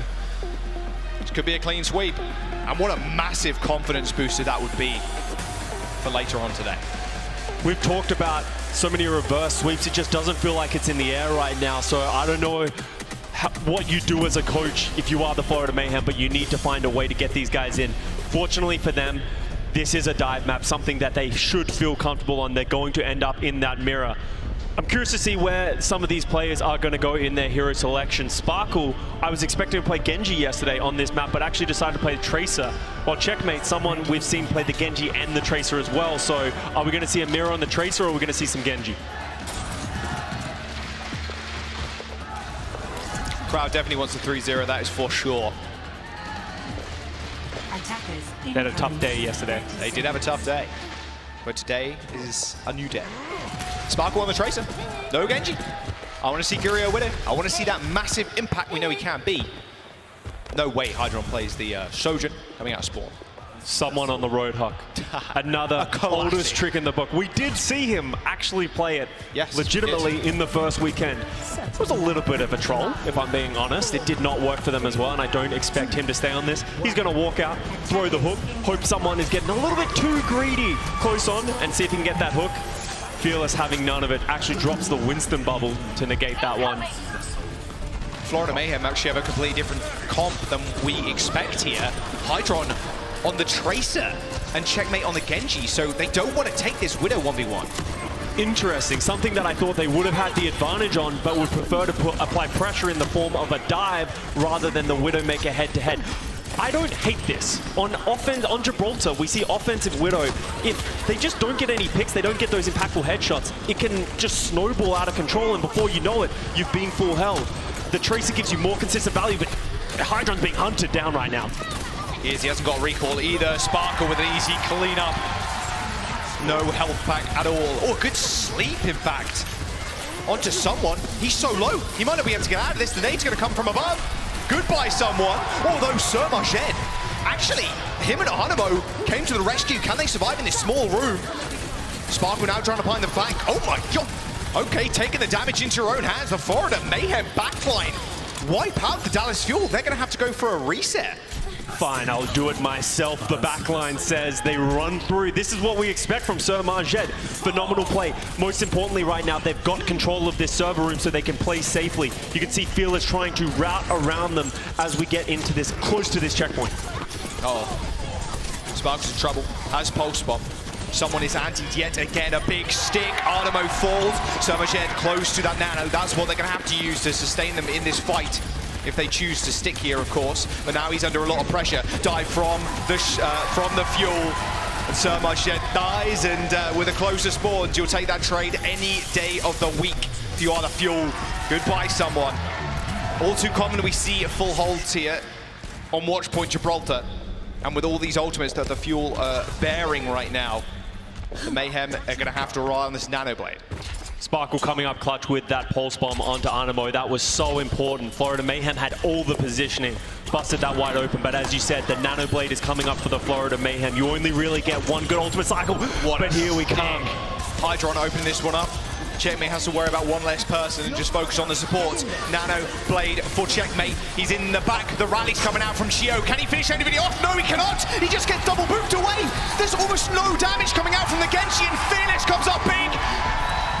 That Primal Rage squishing the Mayhem. The one ultimate combo that you needed to work if you're Florida. Completely denied by Chio. The rally, whip shot, and you're out. Broke his ankles right there. Checkmate gets a little greedy with the dash, thinking he went through the door. No one's there. Can't catch up, and now they're in trouble. They only have the Primal Rage by someone and the rally for Anamo. Ooh, Sparkle hits the wall. Take that, wall. Okay, there's the Primal Rage. Fielder got hit with an anti-2. Fielder dies. This could be trouble for the Fuel. Sykes is still active for the Dallas Fuel. They do eventually fade away, and Chio finds himself in a very unfavorable position. The Dallas Fuel, they have Fielder coming back, but without Fearless having that Primal Rage, looks rather unwinnable right now. Checkmate chases him towards his spawn, and that will be it. First point for the Mayhem. A fantastic nade from Sir Marjed to set that whole thing up. Yeah, Dallas Fuel getting a little too aggressive with that backline, and the Florida Mayhem do a great job punishing. Now we get onto this second point, and we talk about how important this snowball is. If you can get this positioning and force the Dallas Fuel to be under pressure walking out of these doors, you can get this point for almost free. But you can see the Dallas Fuel trying to take control of this ship back. Doing just that. Sparkle got anti, has to play a little bit further back than he wants to. Same with Gurrier right now. He's only now retaken the ship, but spots two players up on the high ground, trying to deny him as much space as possible. Good bubble from someone on the entry onto the dive. Chio extremely low, literally 1 HP, somehow survives, and Gurrier finds his first headshot of the game, or headshot kill, I should say, in Hydron. And the Dallas Fuel are just trying to corral Mayhem in this small health pack room to set Fearless up with the Primal. That's a whole bunch of damage. Can they finish up? Checkmate getting resets. Fielder and Chio are dead. Checkmate going crazy in this room. Maybe it doesn't belong to the Fuel after all. Fearless does kill one, but he eventually gets cleaned in the Fuel. Not expecting all the damage coming out from the Genji. Nano Blade for them too now. Chadmate coming in clutch, and they have control, and they didn't use anything for that as well. The Dallas Fuel are going to re-engage. They have ultimates of their own, but a pulse bomb onto Chio, who's coming up to that rally, is going to be very important. Okay, when are they going to pull the trigger? Not too bad. There's the Nano, there's the Blade. He eventually pulls it out. Doesn't find Deadly Breach. No, tell a lie. 1/2 kills. Now Fearless is on the end of this Blade. Unfortunately for the Fuel, with Fielder dying, they may rely on this rally to back them up, but the point was taken. The Florida Mayhem now can make use of this space that granted, and the third, they're pushing on it with 2 minutes and 45. Gurrier, not sure what he wants to do, switches over to the Soldier, but back to the Widow. I like the Widow pick here. I think it gives you such long sightlines, and it forces the Florida Mayhem to respect the sightlines from the Dallas Fuel. We still have a lot of ultimates coming up from the Florida Mayhem, though. They have those engagement tools with someone and Anamo. How are they going to set this up? I think he'll hydrate. He's so low. Double blink out. Once again, Sparkle coming up big in the 1v1. Hydron had health pack advantage too. Post bomb. Oh! Let's go, Sparkle. That's a player who has impressed me. Ever since I called him a D-tier tracer on Twitter, I think he's doing it to spite me at this point. He has just been absolutely exceptional on that tracer. Just his pulse bombs, I think, are the thing that are most impressive. Very, very consistent. So now, the Florida Mayhem running. Hydron picking up that Widow Duel and getting the first pick. Look how patient he is. Gio, though, being a good... Oh, what? Whoa. Intended. Oh, that was a bit strange. He's good, though. Spark has to be careful. Does recall. Can he hit with a headshot? Not quite. Hydro now in trouble. 60 HP and diminishing. He's getting a lot of healing from his backline with a rally from the Mayhem to try and push them on. They still have to worry about Sparkle in the back. Hydron getting focused down. It'll be a free line of sight here for Gurio if they do take care of Hydron. Not going to be quite so lucky, but the dive target has been changed. Sir Marchet now falls. Fearless and Sparkle once again in the backline, causing havoc. Gurio gets revenge on Hydron. And Fuel coming up big once more in this team fight. A minute to go now. Chio's rally just keeping the backline of the Dallas Fuel alive. Someone has been holding on to this Primal Rage for what feels like forever, unable to find a window to get in. Florida Mayhem running out of time right now. We're in final fight territory. They're coming up to the Nano Blade again. We saw Checkmate go huge last time. Has to be big, but Dallas Fuel have got ults of their own. They're Primal to maybe deny it. They also got a Nano from Fielder. They just have to wait for the Checkmate Blade. This is the last tool that they can potentially get a team wipe close to. Oh my word, Sparkle was not seeing Fearless neck there. He's like, oh, like a bit of whiplash maybe. Checkmate with a very, very nice pick to start us off, but Gurio activating those sights. They're going to play a little bit more safe. Okay, Blade online, but already Fearless jumping into the backline. The perfect pick, the perfect 2 picks. In fact, so much yet couldn't even get that Nano off. Does Checkmate pull the Blade, or do Florida Mayhem try to wait now? There's 5 seconds to go and they still need to touch that payload. Once again, the Dallas Fuel happy to play in the spawn doors. Someone backing up. Fearless has been taken out, and now they can't touch. Scott, I'll finish that sentence. Now they can't touch. The Nano Blade, the only ultimate combo they had to come into the fight, gets completely denied by Fearless in the end. That fight perfectly encapsulates, in my opinion, the entire issue with the Florida Mayhem so far. Checkmate gets a phenomenal kill for free onto the Sparkle Tracer, yet they're still hesitant. They're not willing to go in. Instead, Fearless goes in with the Nano Primal and kills 2 people before the Florida Mayhem have a chance to even answer.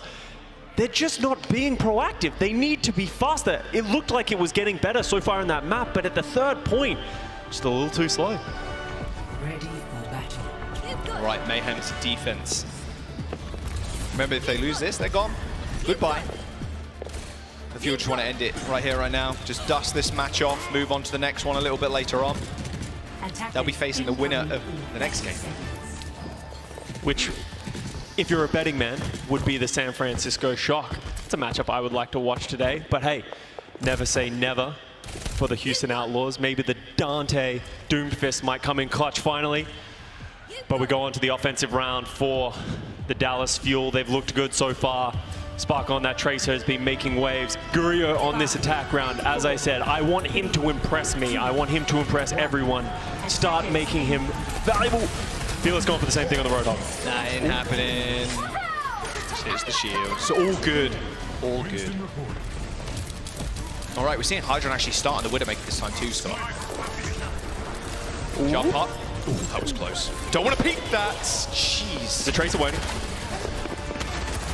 Almost got a haircut there. Yeah, Gurio's fine. This is an interesting first point in the Widow head-to-head. It's all about forcing the positioning. What Gurio's going to want to do is slowly take more and more space, force the Florida Mayhem to respect him and slowly fall back, while Hydron's going to try and hold the door. You can see him playing under the cart as Sparkle slowly pushes it forward. Got to check all those grapple spots just in case. Hydron peeks his head. He's way back now. Whoa! Yeah, even Gurio was like, wow, that was like he just got timing there, I felt like. Yeah. He was just dropping down, trying to find something, and Hydron peeked him at the exact time. It's always the way. As soon as you unscope, they go, as does the Dallas Fuel. Nice dive, though. Hydron getting double pocketed right now. Fearless going super low. Couldn't jump out. Didn't have the cooldown available by the looks of it. I want to highlight here, Dallas Fuel, they don't have that Nano Blade that the Florida Mayhem had. They don't have that big ultimate that's going to break open this first point. So they're going to need to find other avenues through. We have Sparkle behind them. He needs to start finding picks, forcing the Florida Mayhem to turn around that all and allow the Dallas Fuel to get in. Oh yeah, they know. He's so close to Pulse though. You still got to be careful. Oh, Fielder off screen, dies to someone. And a nade, maybe? Little assist there from Somerjet. Well, it could just be damage, to be fair, as Somerjet, of course. Damage wizard. Okay, a little jostling on the payload. Taking a lot of time to try and move it through the car wash, though. 2 minutes to go, Scott. 2 minutes. It's so quickly. The watch point Gibraltar, the first point time falls away from you. The Florida Mayhem, they haven't had to really use anything to hold this as well. They have the ultimates in their arsenal. The only thing I can ask for is that they go first, but Dallas Fuel look like they're going first. Oh, Hydron. Damn, he's picking up some slack right now. Killing Sparkle like that. Look, the Dallas Fuel don't want anything to do with this fight. I don't want to keep beating this drum, but Gurio needs to show something now. He's not even at his ultimate yet, and we're 2.5 minutes into this round. Needs to start getting aggressive, needs to start taking these duels because they need to find an opening. Okay, Nano Boost unlocked for Fielder. Instantly using it, you see that? Nice little grapple shot, but Fearless is the one you want to look at. Ideally, Animo falls. Oh, nice little juggle, trying to get away from that sleep dart. Oh, Somerjet misses it. Now he's backed up into a corner. Fearless with a double kill onto the supports. And now he's in their spawn. Hydron just waiting for it. The bubble's going to disappear in just a moment. Should be able to get away. He does. But he is on the spawn doors, but he's causing enough of a distraction, Scott. The Dallas Fuel might be able to do this. Bumps his head on the Venom Mine, and now someone's opening this point up.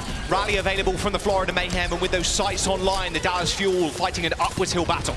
Dallas Fuel have no ultimates left in this fight. They used them all to get in, and now Florida Mayhem's turn to go in. Someone's in with the Nano Boost. Fielder gets antied, a rally in response, but it's not going to be enough. That overhealth wasn't building up fast enough. The Dallas Fuel need to either reset now or try and find something in this fight, but with the rally committed, they might want to do, or at least find some kills. Okay, Gurio now online, but again, they do this trade, Scott. Not exactly where you want to be. A bit of overhealth will soon disappear. Gurio in a lot of trouble. There's no supports in sight. Fielder pops his head around the corner, but not quite quick enough. 11 seconds to go. The Dallas Fuel need to find something on this first point. Sparkle stuck behind the Florida Mayhem. They're turning back for him and trying to punish, but he's out. No, never mind. He's out. Oh, the Venom Mine picks him up. Checkmate with the pulse bomb. He sticks Fearless. Fearless goes down, and this is where Florida Mayhem are making it their stand. A nice little counter bash there from Arnamo stops the aggression from the Fuel, and the Florida Mayhem will take a map. We said this was the win condition from Florida. If they can get them onto their dive composition, they should be having the advantage, and they do. Got to give credit to Hydron. Very good so far in that map on that Widowmaker, getting the picks when they mattered, shutting down Sparkle. I think that's just the tale of watch point Gibraltar. You either make it to first or make it to last. That's about it. Second point, rather assailable. The Florida Mayhem want to start that reverse sweep. We're going to go to push next. It's going to be up to the Dallas Fuel where they want to go. We're going to jump to a break. Don't go anywhere. You're not going to want to miss it.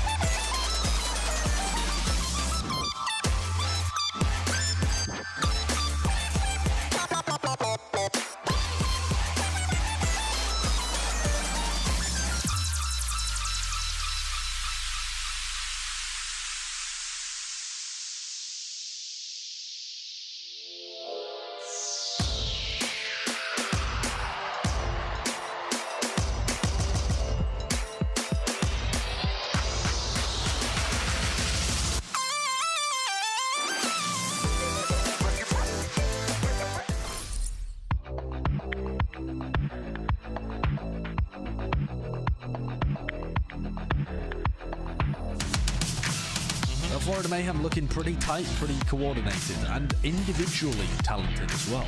They got me sweating. Oh, look what's popular. Oh, he sees this there. No, he kicks him as well. Oh, Kevsiger's headshot. A kick and a headshot. This is why Corinna's such a big player. Gets two. Nice. I didn't see him actually on the flank.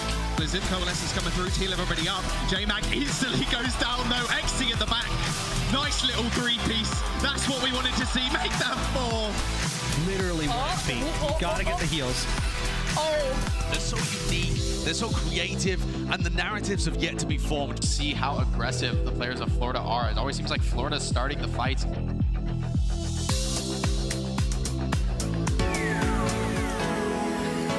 Welcome back. The reverse sweep is starting right now for the Florida Mayhem. Or can Dallas Fuel just close it out here? It is the Fuel's chance to choose a map. Scott, where are we going? Heading over to Colosseo, not too much of a surprise. A map that we've seen a lot of Xayah from so far this season is a map that they felt comfortable on. I'm curious to see if we're going to see the Hangzhou coming out from Edison. It's something that we saw that sort of Hangzhou standoff shooting down the corridor on that first fight. I wouldn't be surprised to see that happen again, but if you're the Dallas Fuel, you forget that map. You understand that is your weakness. Go back to your comfort pick. You got Harbin on that Xayah. Yeah, Harbin on the Zarya and Edison on the Hangzhou. That was kind of funny, that the composition, the two Hangzhous. I see you. Hello. I don't know where you are, but I'm waving into the crowd. Yeah, it was kind of funny watching the two Hangzhou compositions just kind of look at each other and then just wait and wait and wait. Okay, now you got a headshot. Okay, now we go in. But it's good to see kind of Grab Dragons back at it again, but he's a very slow comp when it comes down to it. So maybe the Mayhem want to switch something up. Also, put a fast one on him. We saw Pelican go absolutely crazy on the Hangzhou yesterday in the Houston Outlaws match. They could do that again. So I think if you're the Florida Mayhem, though, you need to use that as confidence, because that's the one thing I think they've severely been lacking in this matchup. Someone I want to see him play more aggressively. Now, Jack, let me pose you this question. Is there a world in which you see someone move over to that Xayah, not comfortable with everything they've tried to throw at it? Do you ever mirror it and feel comfortable in your own play? Ideally, you want to feel comfortable in whatever you're playing, right? That's the obvious PR answer, I think, of all of those. But I mean, I'd just rather go what you're kind of strong with. If they can run this like heavy rush, if the Dallas Fuel want to play the slower game with the Hangzhou sitting all the way at the back, waiting for the picks, if you just kind of run at them, just mess up that tempo a little bit, could be the kryptonite.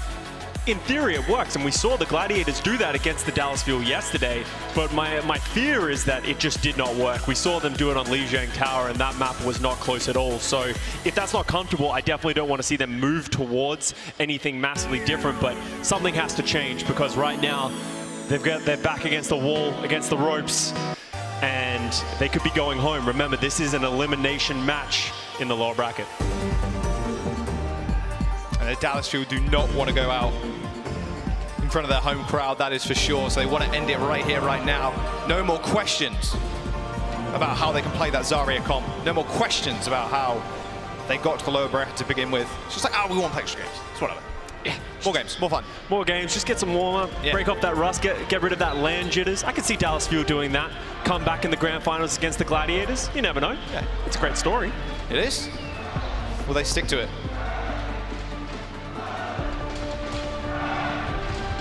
Coliseum could be our final map. Here we go. Want to see what they're running. Will someone go on the hyper-aggressive Winston or the Rhine? Not the ball. There's no way. There's no shot. Wait, we saw it last night. We actually saw, I believe it was the Hangzhou Spark, I think it was, who pulled it out. Bellisria. Oh no, it was Bellisria. It was Philadelphia Fusion. Philadelphia Fusion played the ball, yeah. Did not work at all, so would not recommend. But there we see their choice. They're going to come out on the rush. Let's hope that with a little bit of time, a little bit of break to talk to the coaches, they can have some more confidence and play faster, because that was my issue with it last time we saw it. Just too slow. They're just allowing Hanbin to get energy and allow them to choose the tempo. Edison's on this Hangzhou now as well, so you're going to want to go really fast, otherwise there's too much damage. There is, look at that, already trying to separate Hanbin with the wall. If Edison randomly gets a headshot here on the, oh well, Hydron way too far in. Way too far. Seems like maybe a bit of a missed call, or he found himself overstepping just a slight bit. The Mayhem, you see that like a springboard. The Fuel take it in and then pump out the damage. They take control of the bot and get it moving.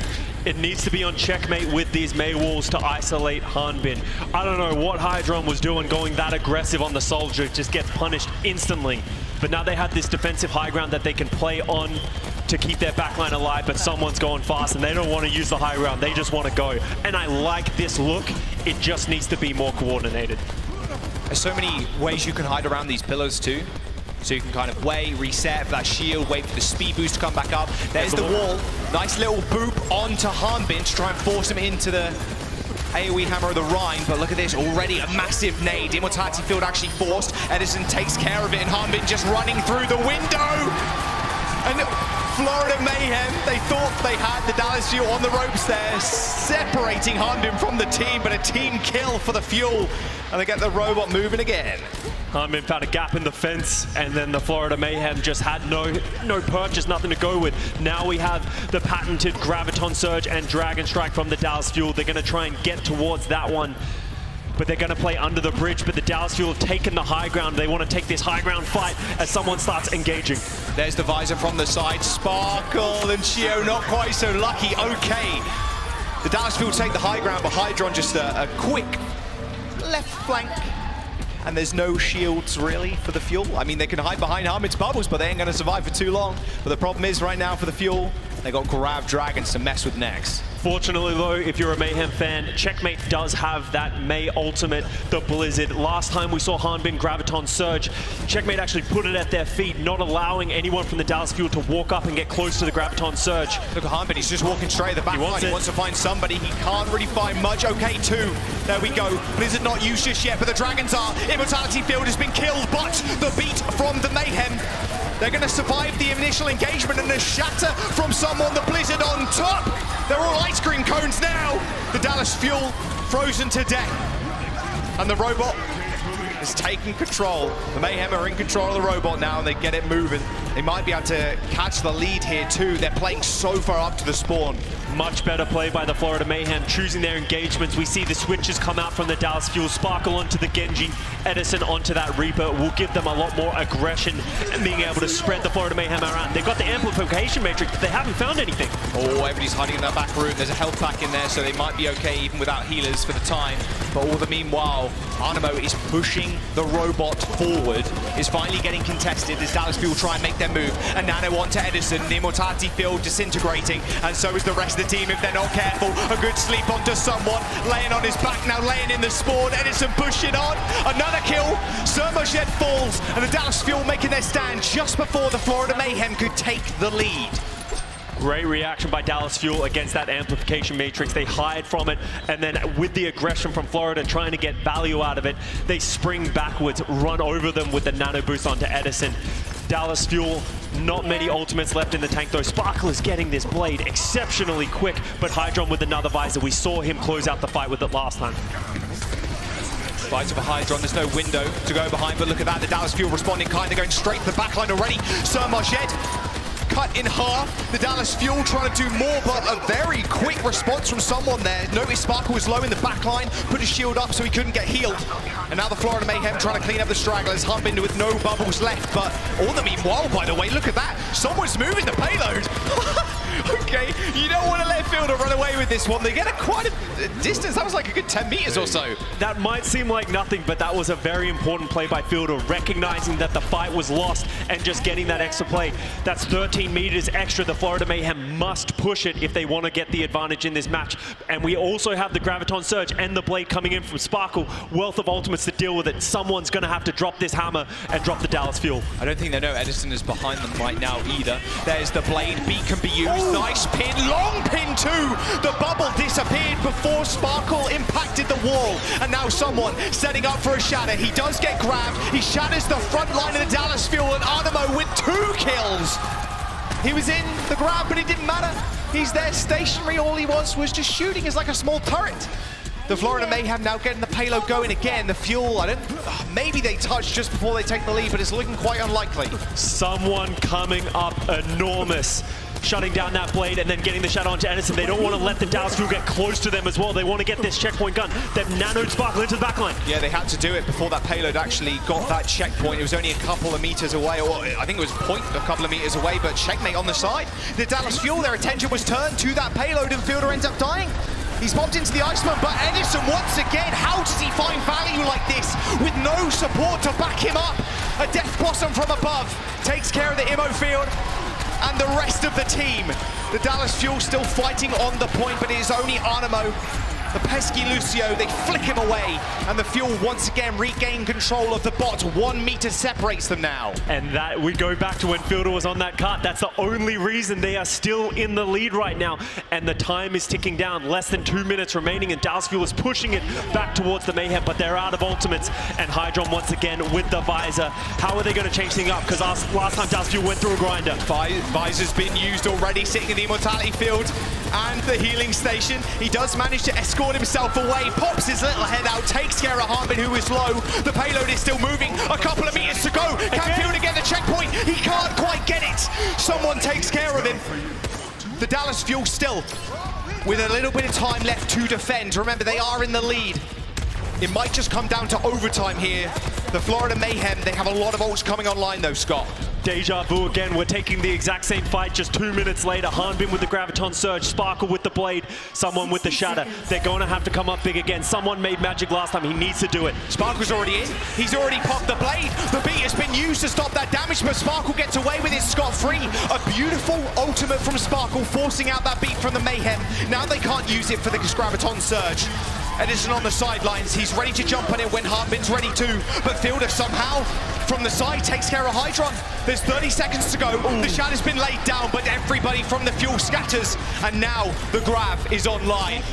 Harbin looking to set up. They might just pull the trigger here. They do, but an unreal wall from Checkmate denies it. And a headshot to Sparkle as well. The Mayhem, they're coming back. They want revenge. The Blizzard is good. Separates Harbin and the rest of them from their souls. The Dallas Fuel lose control of the bot in the last few seconds. Checkmate, absolutely incredible on 3 different plays. Drops the wall so that Harbin's Graviton Surge hits it, and that shuts down everything, and they're able to bounce back. Now Florida Mayhem, they only need to make it 4 more meters to get the lead. There's a beat for the Fuel. They got a Nano, and Edison's coming out the Death Blossom. If history repeats itself, the Dallas Fuel should be good. Nano onto Eddie. Death Blossom in the back. Sermarjet runs away. They just hold this. There's no Immortality field, but there might not be much Edison left. The Mayhem are coming back. They managed to just hold on their supports, but the Dallas Fuel making sure they're ripping their chances away of coming back in this series. Overtime ticking down. The Dallas Fuel have done it. They eliminate the Mayhem. 3-1 in front of their home crowd. Florida Mayhem made good adjustments to catch up to the Dallas Fuel, but it just wasn't enough. Dallas Fuel showing expert composure like they do time and time again, able to hold on at the last second.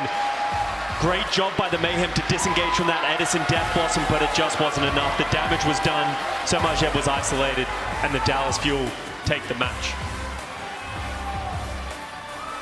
The ranked 2 seed coming into the kickoff clash, they got knocked down to the lower bracket quite early. People didn't expect them to be in this position, Scott. But it doesn't matter anymore. They are moving on to a match later on today. It's got to feel good. Big confidence booster.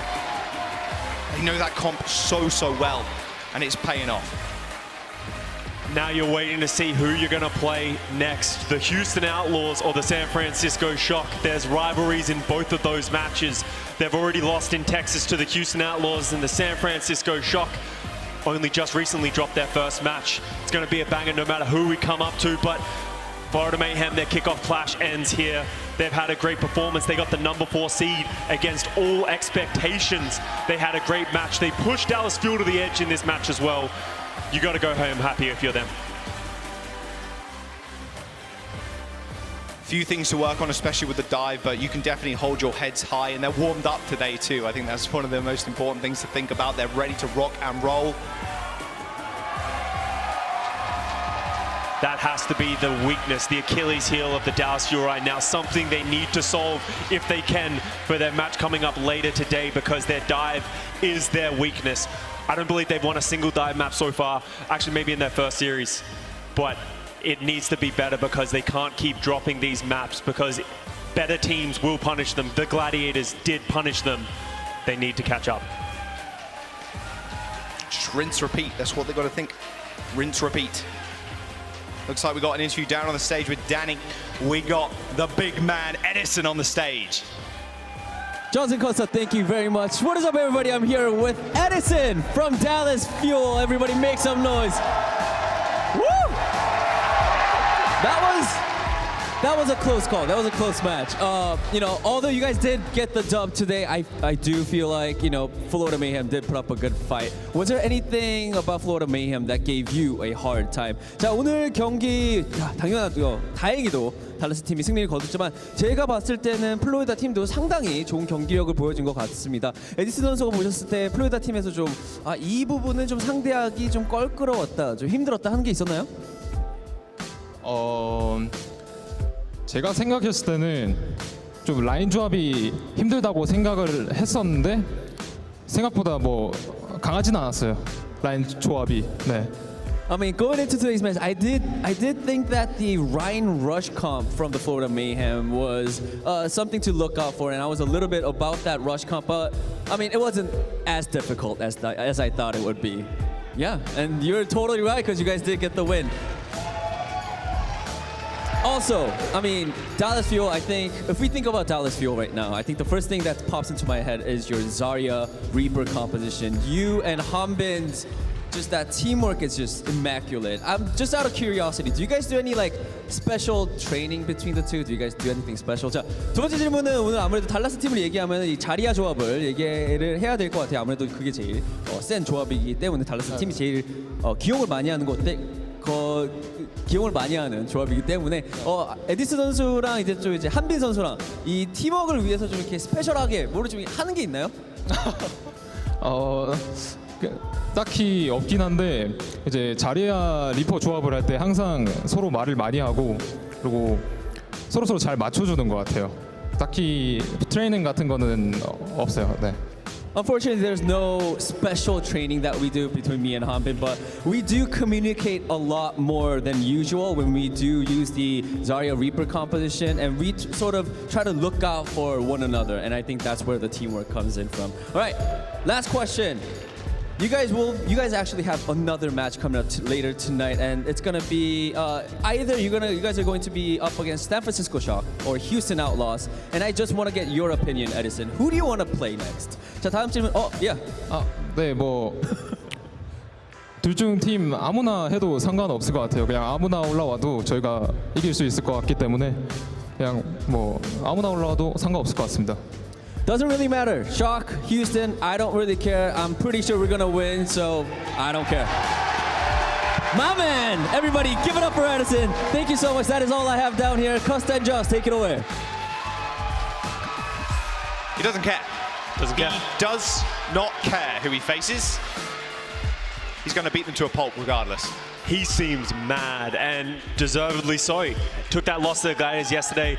The Dallas Fuel have bounced back, and Edison just putting on an absolute show today on that Reaper, proving why he is the best Reaper we have in the game right now. Yeah, they're just disgusting multi-kills. And I wonder who player of the match is. Can anybody make a guess? Of course. Might be Edison. Just maybe. Of course it is. Player of the match is going to be Edison. I mean, that to start off the series. You cannot ask more from Edison if you're a Fuel fan. He just seems to get so much value from the Death Blossom so often, and it's actually such a difficult ultimate to use when you're in a meta where you have an Ana who has a Sleep, a Lucio who has a Death Blossom. He just finds his windows perfectly, and the entirety of the Dallas Fuel play around it. Harbin's bubbles always on point, but just the numbers speak for themselves. Only 2.8 deaths per 10 minutes, and then everything on top of that, 2.4 Death Blossom efficiency. Every Death Blossom, he gets more than 2 kills on average. That is absolutely bonkers. No one is even close to matching that right now. Absolutely ridiculous performance, and the Dallas Fuel are going to need him to keep this up. Death Blossom kills per 10 as well. Look at it, almost 7. Like, that's insane. And compare that to the final blows per 10. Like, it's ridiculous. Ridiculous amount of damage. Right. Whew. I think I'm warmed up. Yeah, feeling good. I think Edison's warmed up too. Jesus, remember, they do face the winner of the next match, the Houston Outlaws versus the San Francisco Shock, Scott. It's going to be a close one. As I said, he's got a grudge match no matter who he's going up against, and I don't even think him or the entirety of the Dallas Fuel care. They're going for the win. They're not trying to make it far. They're not trying to just, get a couple more wins. They want to win the entirety of the thing. It doesn't matter who they have to beat. They'll beat everyone. I think they want to face the Outlaws to get revenge. Probably. I think. Outlaws defeated them 3-0 last time they were on land, so we'll have to wait and see who wins that match. That's going to be up next. Don't go anywhere. San Francisco Shock, Outlaws, coming up next. The Overwatch League is brought to you by Upper Deck, the official trading card of the Overwatch League. And by TeamSpeak, the official voice supplier of the Overwatch League.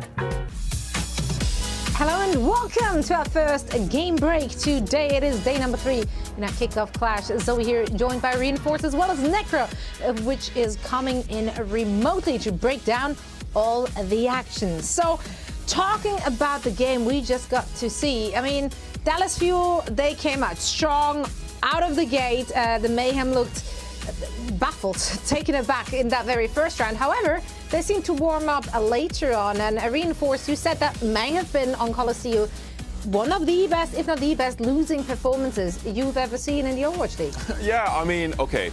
It got pretty close, but I think what was so mesmerizing by the Florida Mayhem was the amount of hero plays that just like came through in that final map. Like, they really wanted to win that map. And not to take anything away from the Dallas Fuel, like, we'll see the highlights later on, but someone's pin onto a blading Genji, checkmates Maywall to block a Graviton Surge. I think that was a really impressive map. But it started out this series with Florida Mayhem looking a bit weak. They brought out this Reinhardt composition, maybe thinking that they could replicate LA Gladiators' success on this map just yesterday against the Dallas Fuel. And as we headed towards Midtown, Florida Mayhem trying to do the old faithful, putting Hydron on the soldier, 76, and providing some nanos to him so he can maybe get the team going. But it felt like Dallas Fuel, they were just on top of their game throughout and just were very reliant on Hanbin's Zarya play.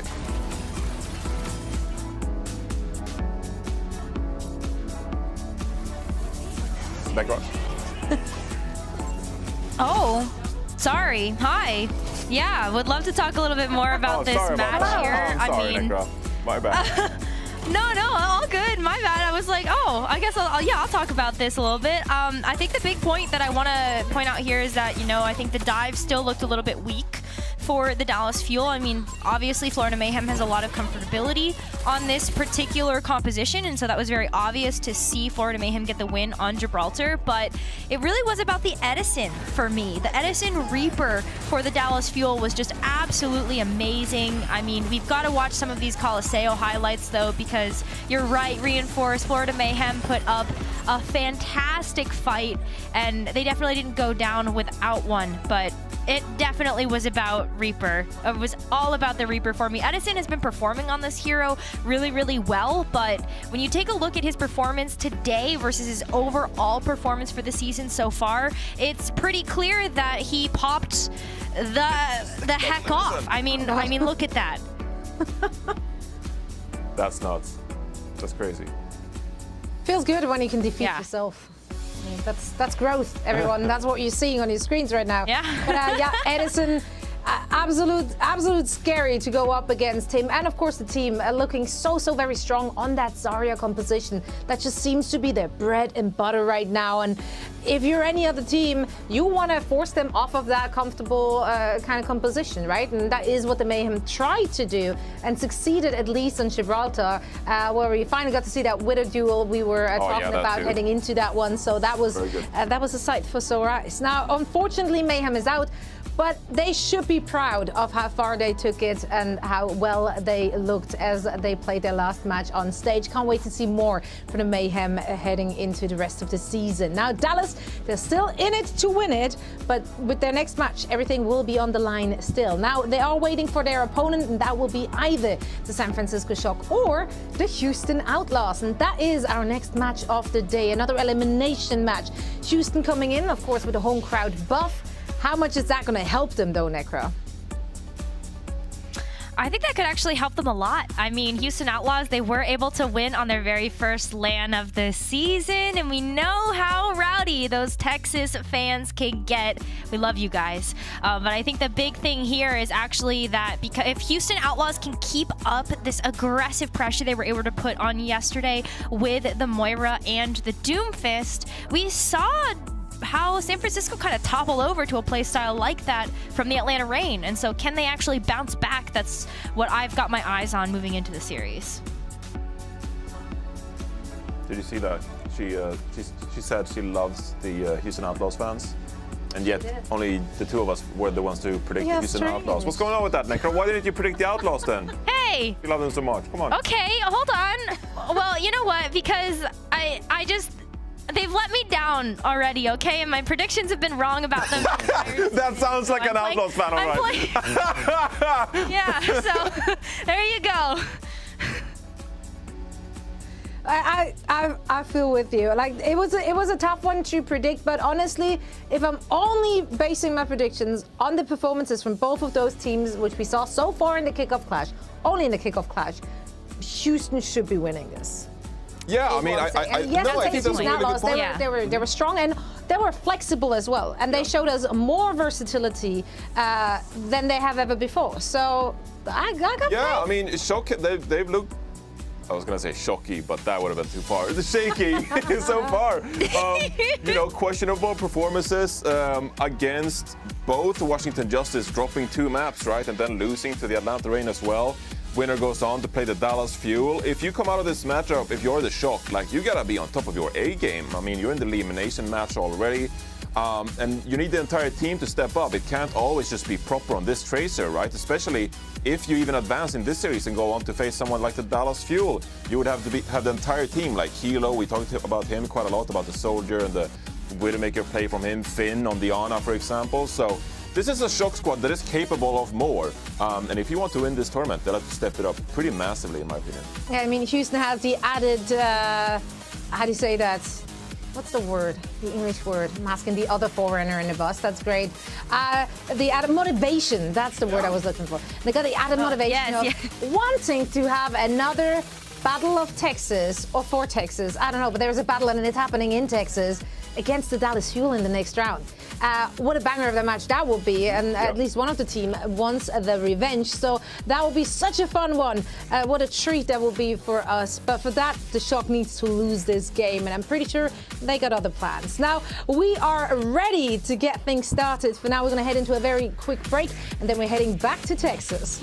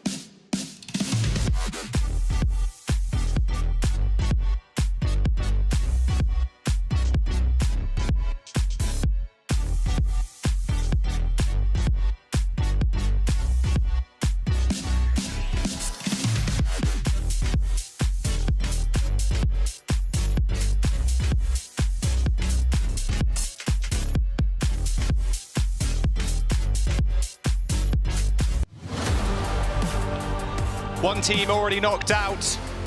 Another one to follow in just a moment. Got another Texan team, the Houston Outlaws, and the San Francisco Shock coming up next. This is going to be a banger of a match. The San Francisco Shock having a dominant kickoff clash, but faltering so far in the playoffs. They have not looked clean, almost taking a loss to the Washington Justice and then falling to the Atlanta Reign yesterday. Not the San Francisco Shock we've fallen in love with. And on the other side, Houston Outlaws has been an inconsistent team so far throughout the season, mainly on the back of that Dante Doomfist. It either works or it really doesn't. Yeah, and again, another team that you can kind of telegraph in a way if they're having Dante coming in. And in fact, we were speaking this morning. We were saying how good Dante is on the Doom. He's extremely consistent with getting the power-up punch, hitting people into a wall, and then finishing up with the double left click and killing the supports. And that's obviously how you want to start a team fight, right? Taking out the Ana or the Lucio. And the consistency is crazy, but sometimes there's just not much backup there for him. You've seen a lot of these clips. He gets the kills, but they end up losing the fight. Well, you never see the clips of Dante just falling over, and that is the issue for the Houston Outlaws when they have him on that hero. If he is enabled to stay alive, be able to get into the backline, be a nuisance, the Houston Outlaws look great. But anytime a team has shown an ability to shut him down, either through sleeps or just biotic nades or just converging on him, it looks really ugly. So Jake lied to me about the secret sauce. Yeah. Unless the secret sauce was the Moira Reaper with the Doomfist, which doesn't really feel saucy enough for my liking. Yeah, maybe we should have a little word with him. We should. I don't know. Let's bring him out though. Please put your hands together for the Houston Outlaws.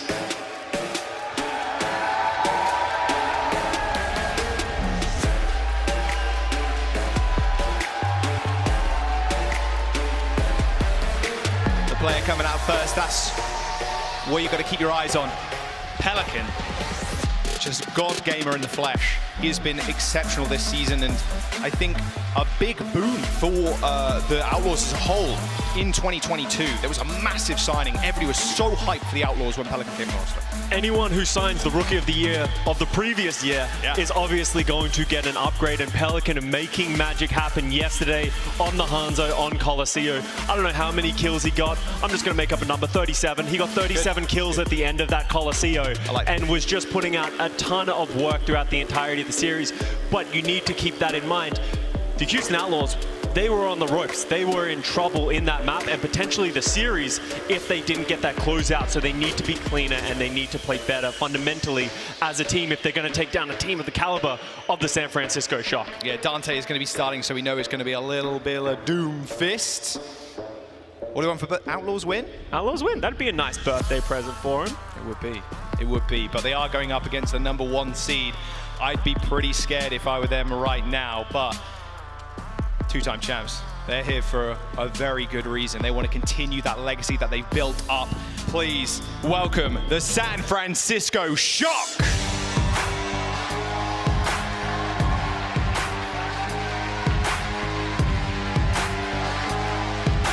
It's a vibe.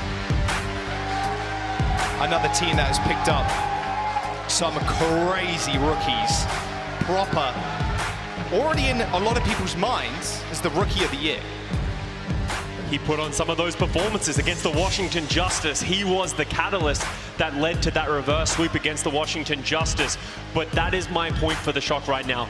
They need to come out quick out of the gates because so far they have lost the first 2 maps of both series that they've played in the playoffs. They need to be able to start strong, and it does begin with Proper. He went amiss in yesterday's match. We have him as slated as the MVP so far in the league, but he didn't really have that performance yesterday, and it needs to go to everyone else as well. Violet on that Lucio had a brutal first map and a brutal series overall. A hero he's not that comfortable on and hasn't put that much time into, but he has been fine so far throughout the season. Yeah, compared to a lot of Lucio players that we have in the league, switching over to that role, you need that Lucio for every comp pretty much, unless you're running the Brig. Collusion starting lineup as well. I have a question. Do you think there would be a chance that we'd see the Doomfist from Kaluge to match Dante? He's shown a willingness to play it in the past, definitely more comfortable on that Winston, but we know he's an 8'7" gaming warlord who can play anything and has the confidence to play anything. If anyone's going to match Dante, it's probably him. Violet's Achilles heel is that Doomfist, that's what I'm saying. Yeah. got a couple of beats interrupted the other day, and it was in the hands of the Doomfist. Same with Finn. A pick that the San Francisco Shock have been moving more towards is the Moira. And the Moira is very susceptible to the Doomfist because that punch can cancel that ultimate, a very crucial ultimate in the composition. I'm curious to see if the San Francisco Shock, knowing that the Houston Outlaws are going to play more Doomfist, if they're going to rely on the Ana. Ilios, our first map. The other team's going to get eliminated here. And the winner will face, of course, the Dallas Fuel a little bit later. Will it be the battle for Texas once again? Or will the Shock, the number 2 seed, face number 2nd seed in the Dallas Fuel? Time will tell as we jump on to our first round. And we're heading over to Lighthouse. This is a map that has been quite strange because some teams have preferred to play the Echo. We've had some teams who have liked to play the Doomfist, prefer to play the Winston. We've seen a lot of different looks. Right now, it looks like San Francisco Shock are going to the standard Winston Soldier with the Ana composition, while the Houston Outlaws, and this is a trick that they've been playing so far in the playoffs, they put Iris on this Moira and Merit on the Reaper. What this allows them to do is just play incredibly fast, because in this composition of the Houston Outlaws, Pelican will move over to the Tracer. Who do you target? Who do you focus down? Everyone is so survivable, so it makes it hard for the San Francisco Shock to find a target. He's got to follow up on those nades. Finn has to hit some crazy bio nades. Force Iris to use that, Iris to use the fade. Hopefully take care of the Moira. You don't want them building up that coalescence first, that is for sure. How are the Houston Outlaws going to get on this high ground? You can see Finn and Kilo standing proudly on the high ground, going to be shooting down, having the time. Dante can get up there, but the rest of the team might struggle. They can use the seismic slam to get on top, of course. Point unlocks. The Outlaws just rush to it. Yeah, they want to avoid the high ground and the spam as much as possible. The point's going to get taken. San Francisco Shock and get it for free. Now comes the counter-attack, though. Proper already 50% towards that pulse bomb. He has been farming right now. Dante is antied, and he should be... Yeah, he's more than fine. This looks to be the Outlaws' strategy, but Pelican's getting rushed down by Proper, putting on great form, but Kilo goes down. How does that end up happening? A Soldier versus a Lucio. Nice little boot kill, but Violet gets a little bit of revenge. Good sleep onto Dante to stop the aggression, but the San Francisco Shock losing a main damage dealer is a bit of a problem. But the Outlaws losing a healer, it's even more so. Look at this, San Francisco Shock running forwards, nice pulse bomb, but Merrick getting away with his life. Pelican ends up falling over. Proper pulse, Finn, Nano, point. Swarmed by the Shock. Pulse bomb went a little bit wide, but Dante's still going low and he's antied. Perfect follow-up from Finn's bio grenade. Lasher had to back off too. He was also up. They need to fix this issue of Iris dying first. He is the Moira. He needs to find a way to stay alive. He is the primary source of healing. If he dies, the rest of the Houston Outlaws will shortly follow. They're going to play a unit. They're going to rush to the point again, leaving Finn and Kilo on the high ground, but the Nano comes out on Kalush. Nano boost on Kalush. This is exactly where he wants the Outlaws, all on that point, so he can earn that primal in a blink of an eye. Nice response, though, from the Outlaws. They do end up using the beat, but Pelican goes down to Kilo. Iris, fade, forced. Late beat for the Shock as they now make the execution. Iris in a whole lot of trouble. Like I said, as soon as you burn that fade, Scott, it's basically all over. And a fantastically timed beat there from Violet at the very end of the team fight. So Outlaws, they have nothing left in the tank. As much as the Houston Outlaws are getting to point and forcing it a little bit, if they don't deal with this threat from Kilo and Finn on the high ground, they are going to slowly bleed out. It's going to be hard for them to win the overall team fight. And you can see the San Francisco Shock already ticking up 50%. Clue's got the primary. Got to be Iris already. The fade has been forced, and Astro's on his own. Can't support his Moira. Iris luckily has the coalescence and he unleashes it, but Kilo's tactical visor is going to keep Iris in check. He picks the wrong angle, trying to heal the rest of his team. Dante putting up that power block to stop the damage coming through, but it doesn't matter as soon as that fades away. So does your life. The Outlaws do end up capping, stopping a couple of percentage points for the Shock. Instantly recap. And that's going to be the theme if they keep trying to do this. They now have the Merit Death Blossom. He can make magic work if he engages with Dante. If he can get onto the high ground, maybe punish Kilo and the Ana on the high ground. Goes a little wide. Yeah. Shock are out of tools though. They have nothing left in their arsenal. Houston Outlaws, this should be their fight to take. Well, they've got to do something. They've got to get on the point. They do just that. One flip, another free flip. Okay. Now Merritt taking the high ground. You've got to be careful if you're below them. There's one. Merritt gets booped in. There's another one. Dante following up on the kill to Finn. Proper kills Pelican in the back line, but it don't matter. Shock already dead. Shock maybe playing a little bit too slow. Giving up the point early gives the Houston Outlaws another 15% charge towards the 100%. We're going into final fight territory now. The San Francisco Shock, they're slowly just bleeding out this percentage. And now the Houston Outlaws almost about to take charge of this round. Shock at least have this pulse coming up. They got the nano in the back pocket, and Violet with that beat. This beat has to be big.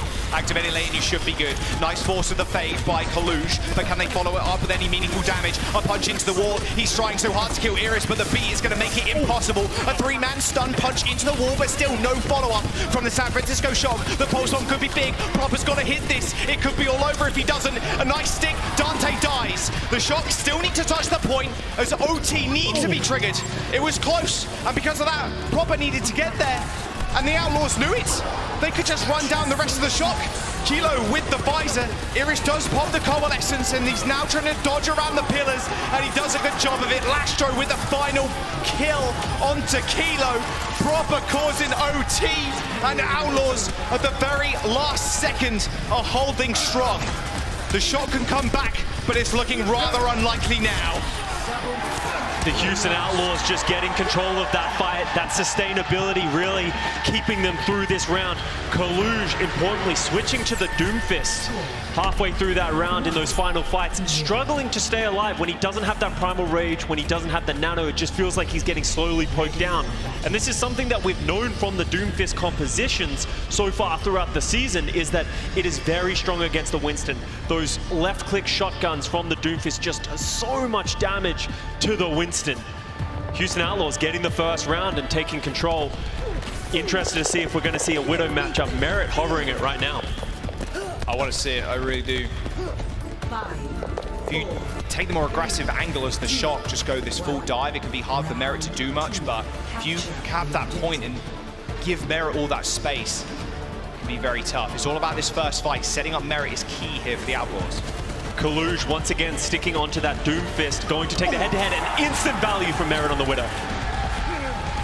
If you're a Widowmaker and you find that first DPS pick, that's a go button. Outlaws glowing green, they know they've got to push forward.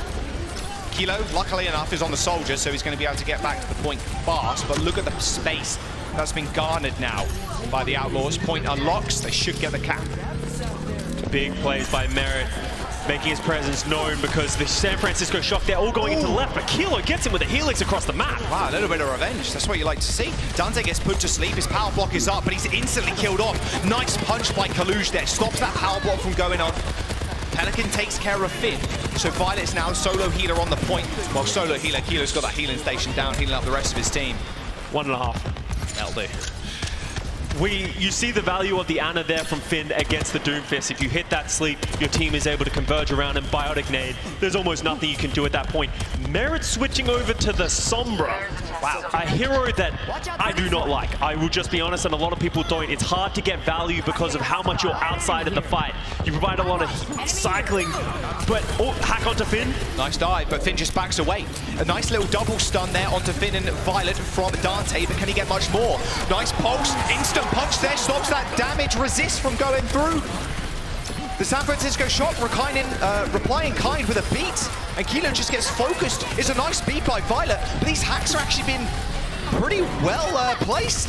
They're following up perfectly. The problem is the Shock are still in control. Lastro forced to burn this beat to try and find an inch into this fight. The San Francisco Shock have a comp that can come back so quickly. Pelican now chasing down Finn. He has the nano. They eventually kill him, but with Kilo coming back, he's able to stall for a little longer. 55% now to 20 billion. Houston Outlaws and Merit making that Sombra work. He's actually charging an EMP incredibly fast as well. He might have that one for this upcoming fight.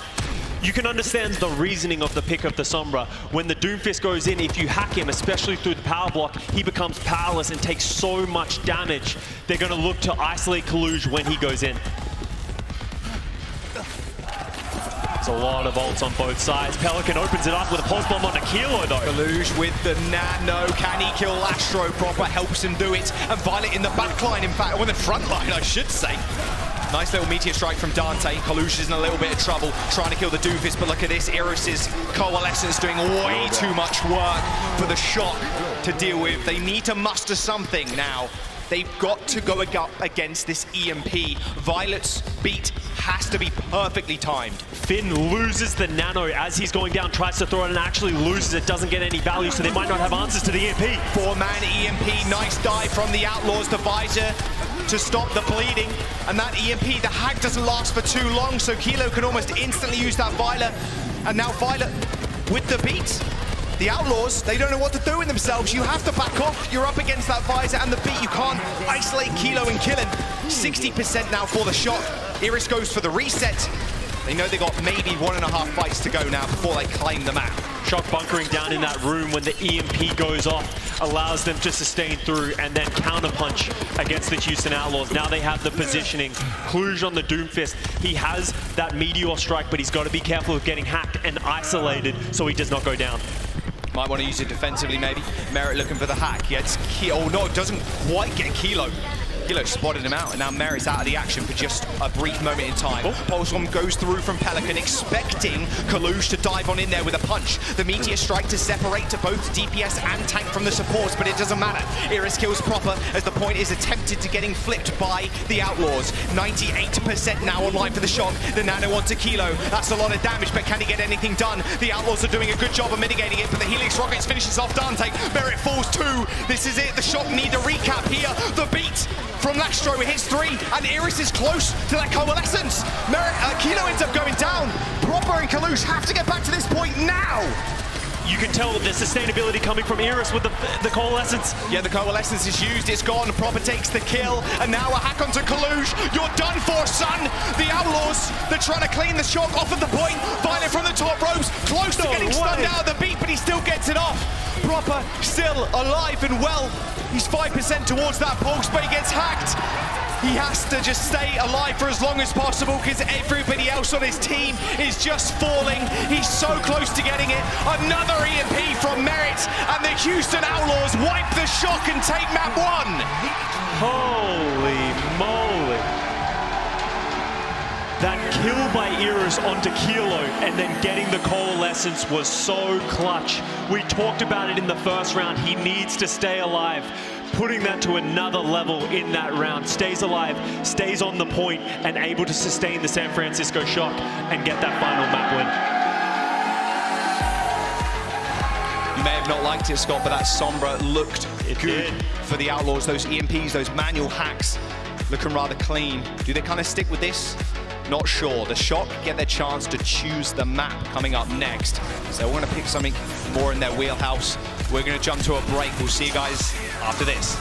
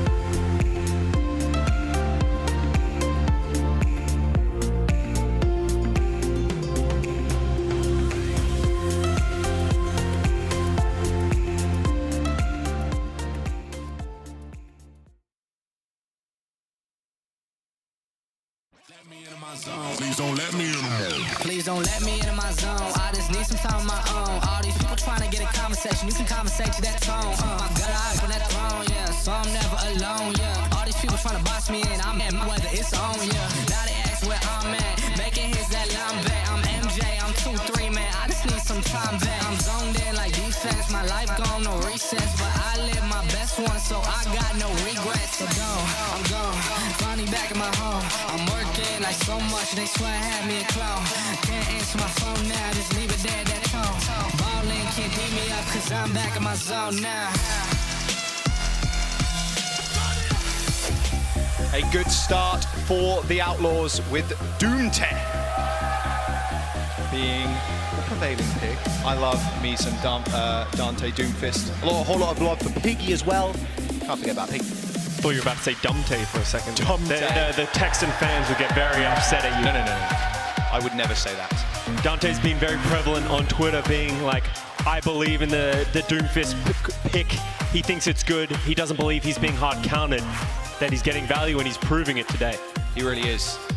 San Francisco Shock, on the other hand, starting at a similar tempo from other games, Scott, or other series, Scott. They're down a map right now. They need to turn this up, like it's happened for the last couple of maps, couple of series in a row. Washington Justice, a team that's already been eliminated in the Kickoff Clash. They lost the first 2 maps of that one. Against the Atlanta Reign yesterday, they also lost those first 2 maps. It's becoming a theme for the San Francisco Shock. It takes them a couple of maps to really start warming up, and it's becoming an issue. It was a close map, and we head on over to Eichenwalde. This is a map that the Houston Outlaws actually won yesterday against the Toronto Defiant on the back of phenomenal Doomfist play from Dante. Yeah, and there's no substitutions either, so we'll be seeing the same rosters. No Piggy just yet. So Dante Doom to order of the day. The San Francisco Shock in this regard are a little bit more flexible because you know you're going to play the Doomfist. If you're against the Outlaws, they know they're going to play it. Aries hasn't had a bad game either. Coalescence has been good. It's not interrupted this time. It can be quite frustrating, especially against a Doomfist, but you don't want to open yourself up to getting punched like that, ideally, and that's all on the rest of your team, just putting pressure on Kalush, who was playing the Doom on Ruins, and stopping him from forcing Iris using his fade, or just forcing Iris into a position where he feels like he needs to use that Coalescence. Interestingly enough, it looks like the San Francisco Shock is going to come out on the Doomfist mirror, confident in their own play. Finn's going to start on that Ana and not the Moira, looking like the same thing for the Houston Outlaws. Merit potentially premeditating this pick as well, starting again on the Sombra. I said I didn't like it. I think it's very cyclic in a way. It feels very hard to get out damage, but if you can get values from the hack like he did on Ilios, then it can be a good pick. Can be. The EMPs are pretty good too at setting things up. Just got to make sure the other team doesn't have anything like a beat or an advisor, to be fair, to stop the aggression. Little jump shot from Pelican. Doesn't find anything. They didn't find anything either. But it's now about Merit setting up. Good read by the Houston Outlaws with Merit on that Sombra. So we're going to see the head-to-head with the only differences of the Sombra and the Moira. Probably a different look of the Houston Outlaws are waiting for that go moment when the Sombra gets the hack, while the San Francisco Shock are going to play defensive with the Ana. Oh, what a fantastic read there by the San Francisco Shock. They saw Pelican, Merit go for that hack. Oh, Dante in trouble. Has got the power-up punch. Not today. As soon as you see that Sombra, because you can hack from stealth now, You are like slightly revealed, so just an instant shot interrupting the hack, stops Finn from getting a Dover. Great cancel onto Merit's hack. Disables essentially the engagement from the Houston Outlaws. So there's going to be two different styles to look at, even though they're playing the similar compositions. San Francisco Shock are going to be playing back, try and protect Finn, while the Houston Outlaws, they're not going to slow down. They're going to go aggressive. We're looking for another hack. Yeah, another hack. Lands on Finn, but look at that. Healing station down already. And there's a nade straight on top. As soon as he got hacked, he needed to press that nade button. The additional healing just helps him survive. Dante charging the power block. You do not want to give the Doomfist the power up punch. Kilo takes care of Pelican, and Proper earning himself a pulse bomb in the backline, chasing down Iris. Nice, 2 minutes and 30 seconds to go. San Francisco Shock, not expending any ultimates in that fight. As you highlighted, Jack, as soon as that Sombra hack comes through, they back off into the lodge, they drop the healing station, they drop the biotic nade, makes them almost unkillable through that. But if you're the Houston Outlaws, you're coming up on the EMP, you're coming up on the Coalescence, but the San Francisco Shock, they have ultimates of their own. They have the Nano Visor to counter any aggression the Houston Outlaws have. Okay, setting up for another hack. He knows where Finn is, Violet is, basically knows where everybody is. Nice little telegraph. Good hack, very good hack onto Kaluge. Didn't expect that. Nano Visor from Kilo though. Beat to match. He's been hacked, can't use those legs, but he can still shooty. Oh my word, pulse bomb from Proper kills both Iris and Lastro. They might be able to stay alive now. Kilo fending for himself in the lodge. Healing station used. Has to back up into the high ground, but without support, the Outlaws aren't going to last long, and they're sent to the county jail. Absolutely enormous pulse bomb, putting a stop to that aggression by the Houston Outlaws. Let's have a look at this one right here. Just biding his time. Oh, in the corridor. Oh, on the Coalescence. Tragic. Iris can't fade away from that one, and they get the finish. Houston Outlaws used everything except for the EMP, so they're going to need to rely on that one getting into this one. The San Francisco Shock giving them a bit of space again. Merit's out. Once again, cycling. He's out for about 10 seconds until he can get back in this fight. Yeah, San Francisco Shock, unwilling to put any pedal to the metal at all. Oh, Iris again, just not having a good time. Nice use of the Meteor Strike there from Kaluge. Was a little bit scared. Proper. This is the performance you expected from this guy. Has been a bit slow to warm up. They're looking for him. They know Pelican's behind him. They're hunting him in the basement. This is going to be... Oh, okay, Pelican. Can Pelican get away? A nice triple blink over the side. No, it hacked health back. No, Proper finishes him off. Okay. Look at the space it's given, though. The Houston Outlaws are already in the point, and they still have the EMP. Pulse bomb next to Dante. Goodbye. Proper is cleaning up the Outlaws right now, and with 25 seconds to go, and Merit now not having an EMP, what do they have left for this point, for point A? Using it, hoping it would dissuade the kill onto Dante, but it doesn't, and the Houston Outlaws haven't been able to make anything work. They haven't been able to deal with Proper, who just exists in their backline. No one's checking him. Called the Mega Health Pack. Forcing the fade from Iris is good. Nice beat. Kaluge is hacked, but no, his ability to come instantly back, and they don't touch. The Shock with an unbelievable defense on point A. The Merit, Sombra, not getting the same value what we saw on Control. And I think that really highlighted the weaknesses of Sombra and why people have not been pulling it out. That EMP is very valuable, the hacks are very valuable, but you have answers. The new Sombra hack doesn't last for very long, it's only about a second. So therefore, as soon as someone gets hacked, they can use their abilities to escape, and the San Francisco Shock did that beautifully. They were just able to coordinate. Anyone who got hacked came back to safety, and then the Outlaws, with a Sombra, that's not enough damage. They couldn't isolate anything. Iris on the Moira, they don't have biotic nades, they don't have sleeps. They have no answers to everything the San Francisco Shock is throwing at them, and get nothing done. A full hold on Eichenwalde, something we don't see very often. No, not at all. See, at the very end of the fight, it's difficult too, because not only do the San Francisco Shock in that moment have the beat, they also have Kilo just running to the backline, using that speed boost from Violet, because you don't really need to heal anymore when you've used the beat, at least not for the, foreseeable couple of seconds or so. Can speed Kilo, and then the backline is history. Iris used the fade, you're done for. It's too much damage coming out from the Nano Soldier. We're going to see Houston Outlaws go back to what they know. Merit's going to go on to the Reaper. Iris will stay on the Moira. gives them that engagement tool. Look at them to try and hunt down the backline as soon as the San Francisco Shock peek their faces around the corner. But it's a 4-minute hold. It's hard to do. It's tough stuff, tough stuff. But the Reaper's good on this map. When the Doom goes to the engage, it's pretty easy to get a lot of damage down. Just gotta be careful not to charge up the power-up punch with a block. Should be good. Slow rotation from the Shock, though.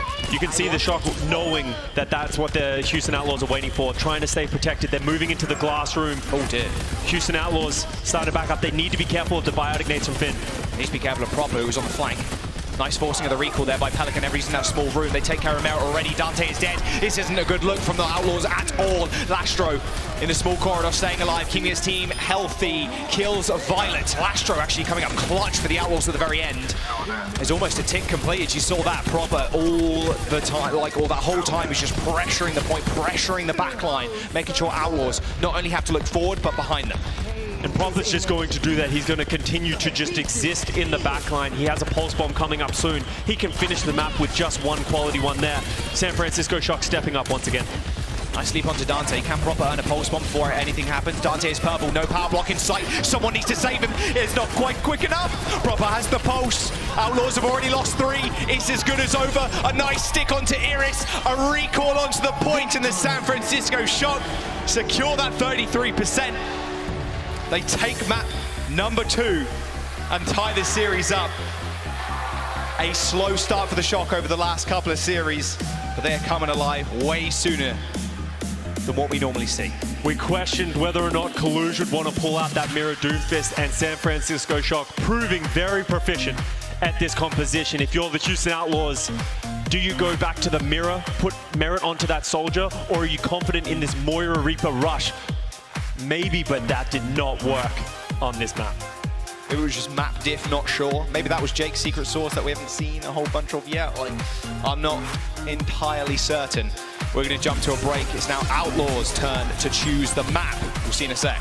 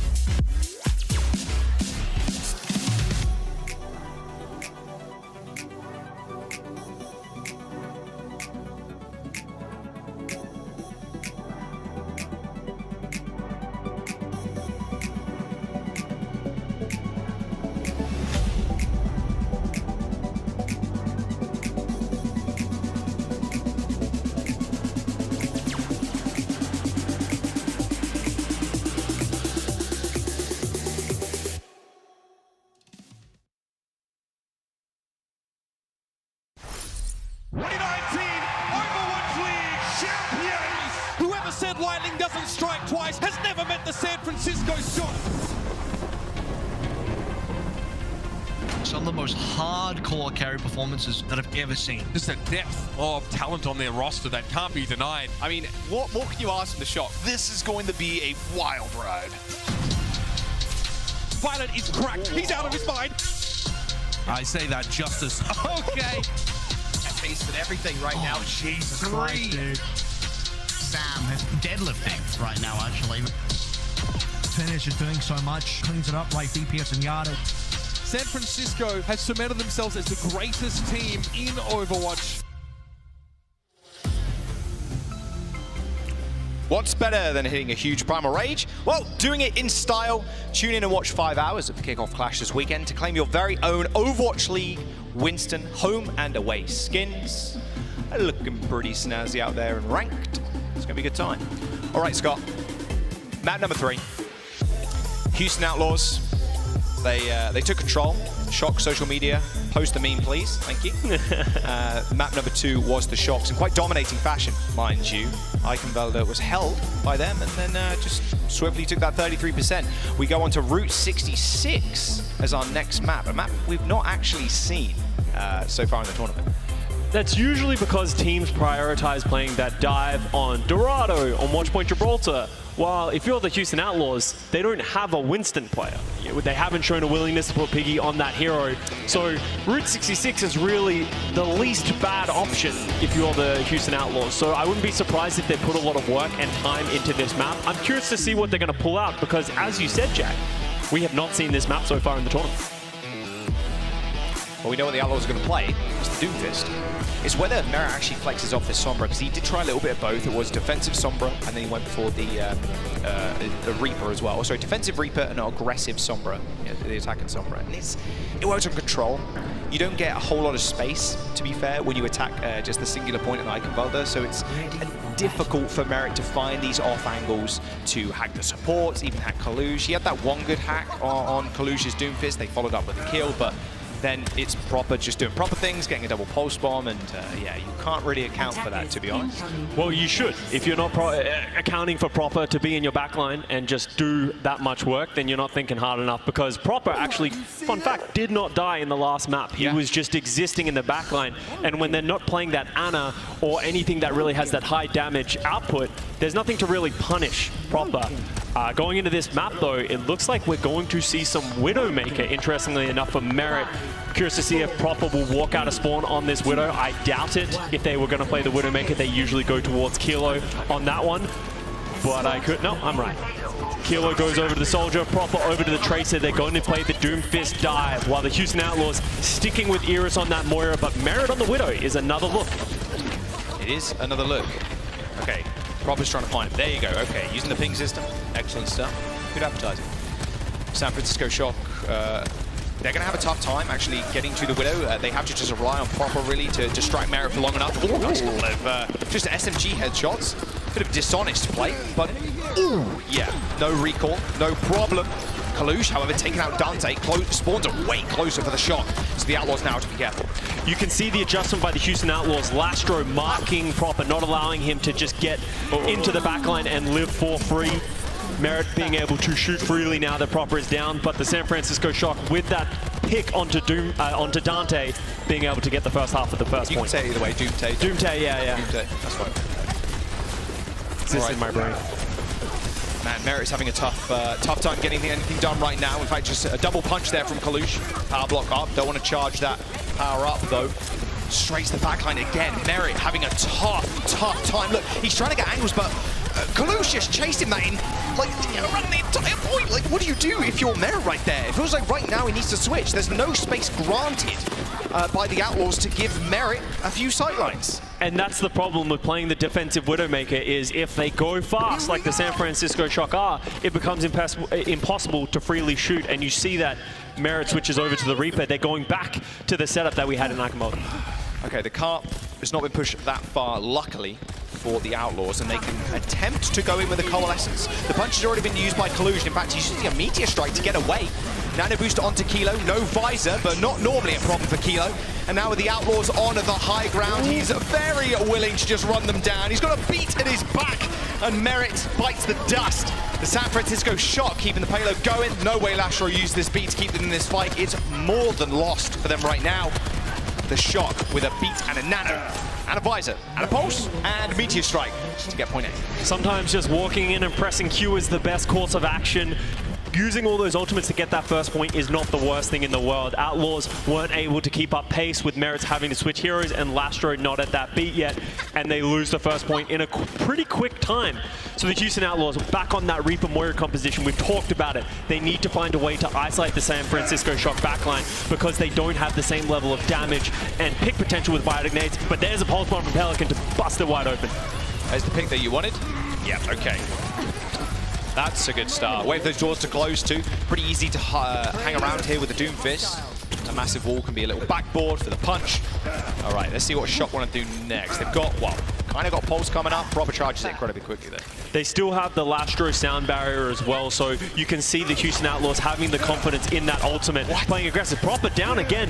Definitely dealing with him better than they have in previous maps. Oh, yeah. Just containing Proper, that's what you need to do. Easier said than done, but Lastro finding that nice final blow. It's going to hinder the Shock's approach. They're taking low ground now. 3 minutes remaining. This is a hard hole to get to. Dante gets slept. This is going to give them so much space. Nice nade. Perfectly timed beat from Lastro. He's had that since point A. Edge going to surge on forwards. Merritt doing a fair bit of damage, but somehow the San Francisco Shock still surviving. A nano onto Kilo to stop him from dying. And Iris, once again, getting his coalescence interrupted. The San Francisco Shock getting that payload going. Kaluge on the Doom Fist, making waves, coming into the backline. Iris pops that coalescence and Kaluge just runs him down, hits him with the punch, cancelling it, and then the Houston Outlaws don't have the legs to finish out the fight. And now the San Francisco Shock are rolling, and they're also coming up to a good set of ultimates. Kilo with the visor is going to make it very difficult for the Houston Outlaws to close the distance. Dante's got that power-up punch. You've got to be careful. Dodging around the payload. He's still taking a fair bit of damage. Pulse bomb for Proper. Kilo with the visor, but he's stuck. Pelican hits an amazing stick. Can they follow up with more? Looks like they can with Finn dying. Proper gets revenge, killing Dante, but the San Francisco Shock losing their main healer. They're going to have to back up. There's no way they can sustain. Not against Merritt and Iris still being alive. Pelican coming up clutch for the Houston Outlaws again. I feel like you could just say again and again and again, watching him play, gets that so important stick onto Kilo. But now we go into the next fight. Kaluge has that Meteor Strike. He's probably going to go deep, maybe entering into this room. Oh, please don't shoot the Dante power block. You don't want to give him that power up punch. There he goes. Engagement from Kaluge. Proper actually forced a recall. May think twice if he wants to use that pulse bomb. Pelican is lying in wait. You can see it in his eyes. He knows he could potentially get the stick on Pelican, but Pelican with the recall will just drop that straight to the ground.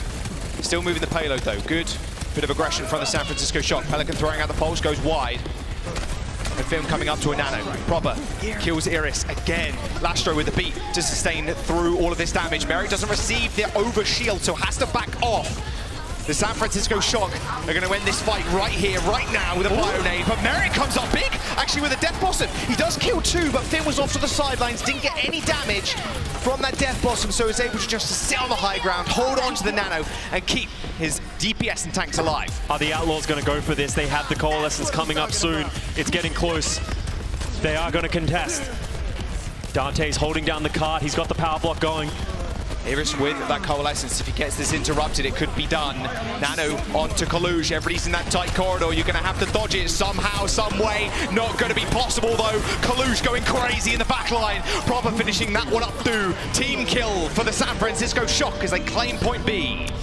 Maybe a greedy re-engage from the Houston Outlaws. It could have gone their way with that Iris Coalescence, but it does not go their way this time, so they do not have that one for the third point. But there is only 90 seconds remaining for the San Francisco Shock to push it through this whole third point. And the Houston Outlaws actually blinking. Merritt switches over to the Soldier. He doesn't want to be on that Reaper anymore. He's just getting punished from too far away. Iris also moving over to the Ana. Tactical visor from Kilo, just get him on the high ground. You should be good. There he is, just chilling. Visor activated. Lastro thinks twice about actually trying to engage on that. Oh, riding on the truck, not where you want to be. And Proper chasing down Pelican. Proper just forcing Pelican to a situation where he dies to Proper or he dies to Kilo's visor. Now they're taking control of the truck. Outlaws forced all the way back to spawn to try and hunker down, get reinforcements and go again. It's going to be so hard to dislodge the San Francisco Shock team from the high ground. The Houston Outlaws are going to be walking. We have a biotic nade onto Merit, so he's not going to be able to approach. Proper with the pulse, looking at Lastro, who can just play this one rather safely, so chooses. He does. Recalls all the way back to the point. Lastro, again, quite unlucky with the way he's been positioning. A nice little dodge there from Proper. Dodges away out of Iris's range, stops him from going down, and Dante with a little stall on the seismic slam just ends in his demise. The San Francisco Shock have lost both supports, so they're forced to back away. The Outlaws are gaining control once again, but they've got 20 seconds before the Shock run out of time. We're in last fight territory. Ultimate's coming up for the Shock. They have the beat. I wouldn't be surprised to see them, as soon as Merit pops this visor, they're going to pop that sound barrier and they're going to run him down. Aggression has to be key for the Shock going into final fight territory. Beat for Violet. Lastro's closing in on his. A nice nade. Forces Dante and Merit to back away, but Kalush suffering the same. But this beat from the Shock is good. Lastro matches in kind and helps Merit get into a position where he can do damage with that visor. But it's going to be all on Proper's pulse bomb here. If he attaches it to a support, it might just be over. There's a lot of people lining up, but he manages to throw it on the ground, not picking up a kill just yet. And Iris applying that nano boost to Merit, who's got a high ground advantage. The Shock, the health bars reduced to 0. The Outlaws are going to make their stand on that final point. Lastro been getting picked a few times in that round, but comes in with a clutch sound barrier to counter that aggression by the San Francisco Shock, and they hold on the third point. Win condition finally there for the Houston Outlaws. Not a bad defense, but now they need to be able to prove to be able to do it on offense. That's where they struggled on Eichenwalde, especially if they want to lean back onto that Merit Reaper. It was just so hard to get anything done, or the Merit Sombra at that point. I would like to see Houston Outlaws go back to the tried and true Soldier Ana like they have played in the past, because they are good at it. Iris is a great Ana, Merit is a great Soldier, and I feel like the Reaper Moira was built to counter compositions, to counter the Doomfist. So it feels like they're countering themselves. We're like 9 levels deep at this point, or at least I am. Are they going that? Does Jake play 9D chess?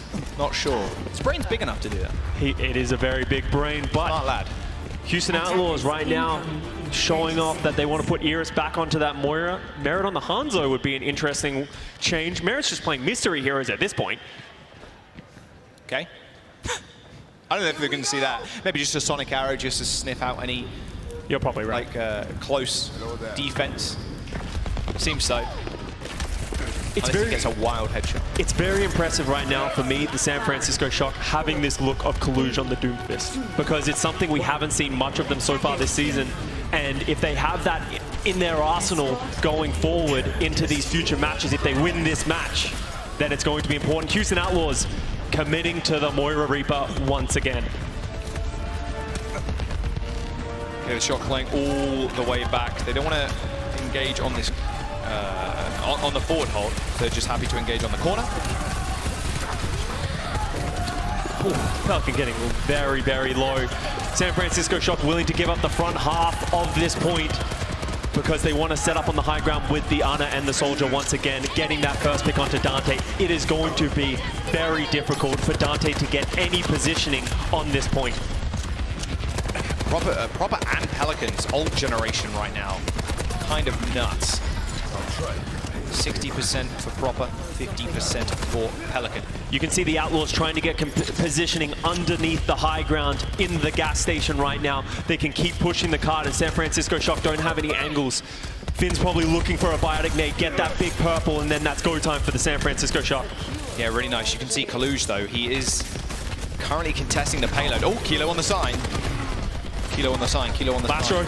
Lastro super low. Oh my god. How is he alive? Okay, Kilo just lost him completely. Nice pulse spot. Kilo just standing out of range, and Proper takes care of Pelican. Okay, good start, and a nice sleep onto Dante. Stops that power block from going off. The sleep goes right through it. And it's an easy clean-up kill after that. Clean-up kills, I should say. The Shock. They do something quite tricky against the Outlaws there. You saw Kalu's that whole time just peeking his head over the side, contesting that payload. And that's a hard thing for the Houston Outlaws to deal with. They don't have that range damage. They don't have that poke, so Kalush has freedom to just sort of stand on that high ground. And now we have every single ultimate up for the San Francisco Shock to hold. Iris has that coalescence. They're going to need to force this engagement, but need to keep an eye on the Kilo Nano Visor. Proper's locked in. Pulse bomb in the gas station might be quite deadly. There's a coalescence though from Iris. Does manage to take out Finn. I beat was a little bit too late from Violet there. They haven't got a nano to work with, but Kilo's still going to go for the ult, and it was a massive mistake as Dante was there to clean him up. The Houston Outlaws, they're staying alive in this fight. Iris gets stunned, but it doesn't matter. Pelican's alive. That Finn kill was so crucial for the Outlaws there, and Kilo went for a desperation, just normal visor. Great play by the Houston Outlaws, finding that Finn has isolated himself on the high ground. The San Francisco Shock really going to try and recontest this. It's getting close. Onto Kilo. He's getting pretty low. Kalush was the one to touch, and Lastro stepped a little bit too far up. A Meteor Strike to try and separate the team, but Kilo is more than happy just to laser Dante down on this low ground. Dante is completely out of the fight. He's way too low to go for this engagement, waiting for the heals from Iris and Lastro to get back in. But Finn with a kill onto Iris makes sure Outlaws have to go again. Nice re-engage from the Shock there, using that nano onto Kilo to keep him alive as they go through that choke. Great coordination. Proper comes in through the lower tunnel so he can contest the point at the last second, but the rest of San Francisco Shock walking in with the nanos. The time though, 38 seconds. The Houston Outlaws are close to being full held once again. Pelican's pulse has to be big, but he's going to have to make it bigger than Propa's right now. Oh, very early recall. Wasn't receiving any healing. He was LOS, out of LOS. Now Pelican trying to make some moves. Dante 2, again, another very early recall. Doesn't want to play this too dangerously. Maybe just touching the payload will force the Shock to do something. Merit with a big Death Blossom sped along, kills Propa somehow. Not a kill you normally see. The Tracer could normally recall, but Propa not quite so lucky. And now Kalush isolated. Dante takes his chance. Kalush left out to dry. He had the Meteor Strike, and Kilo once again popping the visor, but can he do much? I don't think so. Violet had to go for the touch. And the Houston Outlaws made it work. Okay, point A is theirs. Outlaws finding that so important pick onto Propa there. And the San Francisco Shock, Kilo getting a little desperate, thinking that they can still hold on to it. But 2 minutes remaining for the Outlaws. It took them very long on the first point, so they're not having many opportunities to push through. Iris with this coalescence. We saw them isolate Finn last time they had it. Need to do it again. Ideal opportunity now, just wait for Lastro to get that beat. Oh, pulse one from Propa. Doesn't find much, but finds Pelican in fact. Both Tracers now dead, 4v4. 2 support ultimates in hand for the Outlaws. San Francisco Shock have a good sightline onto the payload though. Scott Finn doing a little bit of damage and healing, gets that nano. It's so difficult for them to get onto this high ground to dislodge the Soldier and the Ana. Dante's going. Oh, he's going, almost gone. Fade already been used, and now Iris going to the high ground, and Lastro Ajaxes! They got the coalitions to back them up, and Finn is dead, so the Shock responding kind with a beat. Can they get much damage done? Kilo still not hindered on the high ground. He eventually drops to try and touch the payload, but Merrick cleans him up. Proper is back from the dead, but with no healers, he's going to have to let the Outlaws push this payload along just a little bit, waiting for those reinforcements to come in.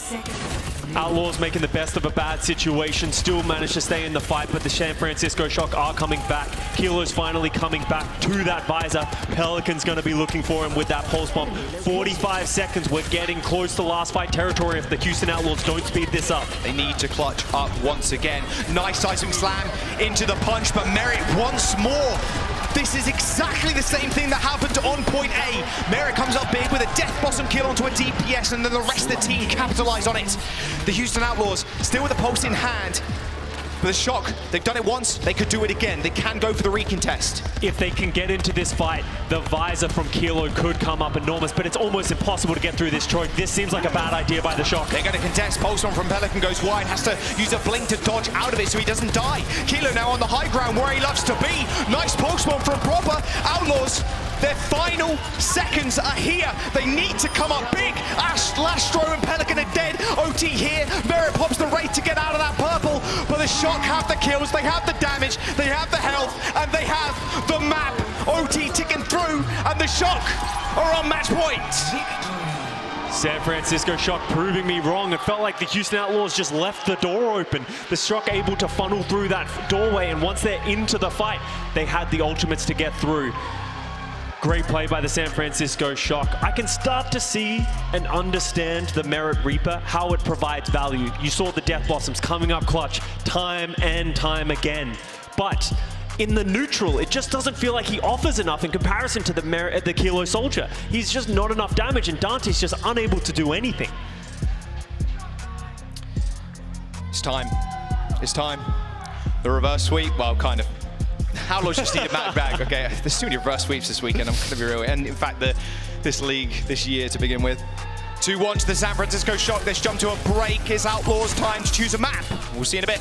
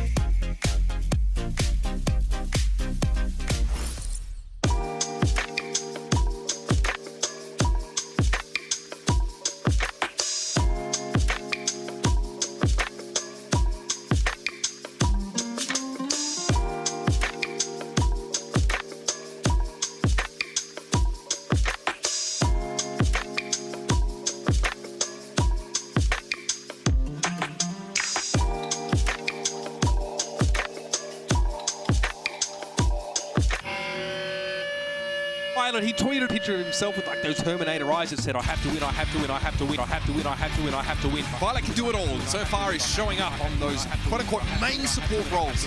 You can just put him wherever you want. And the back. Violet is cracked. He's out of his mind. The best in the world.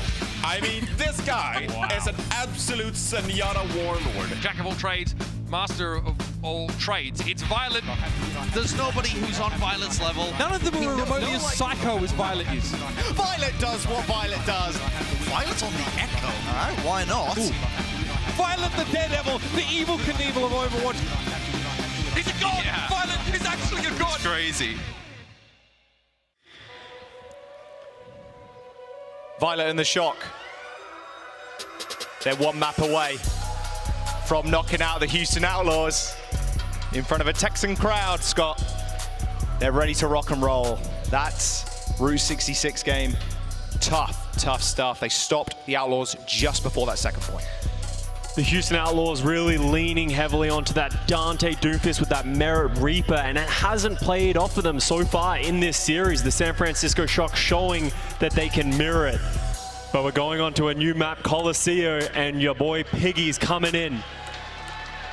Shades of Xayah, I would expect. They have been very, very good so far on that composition when they've had the space to play it.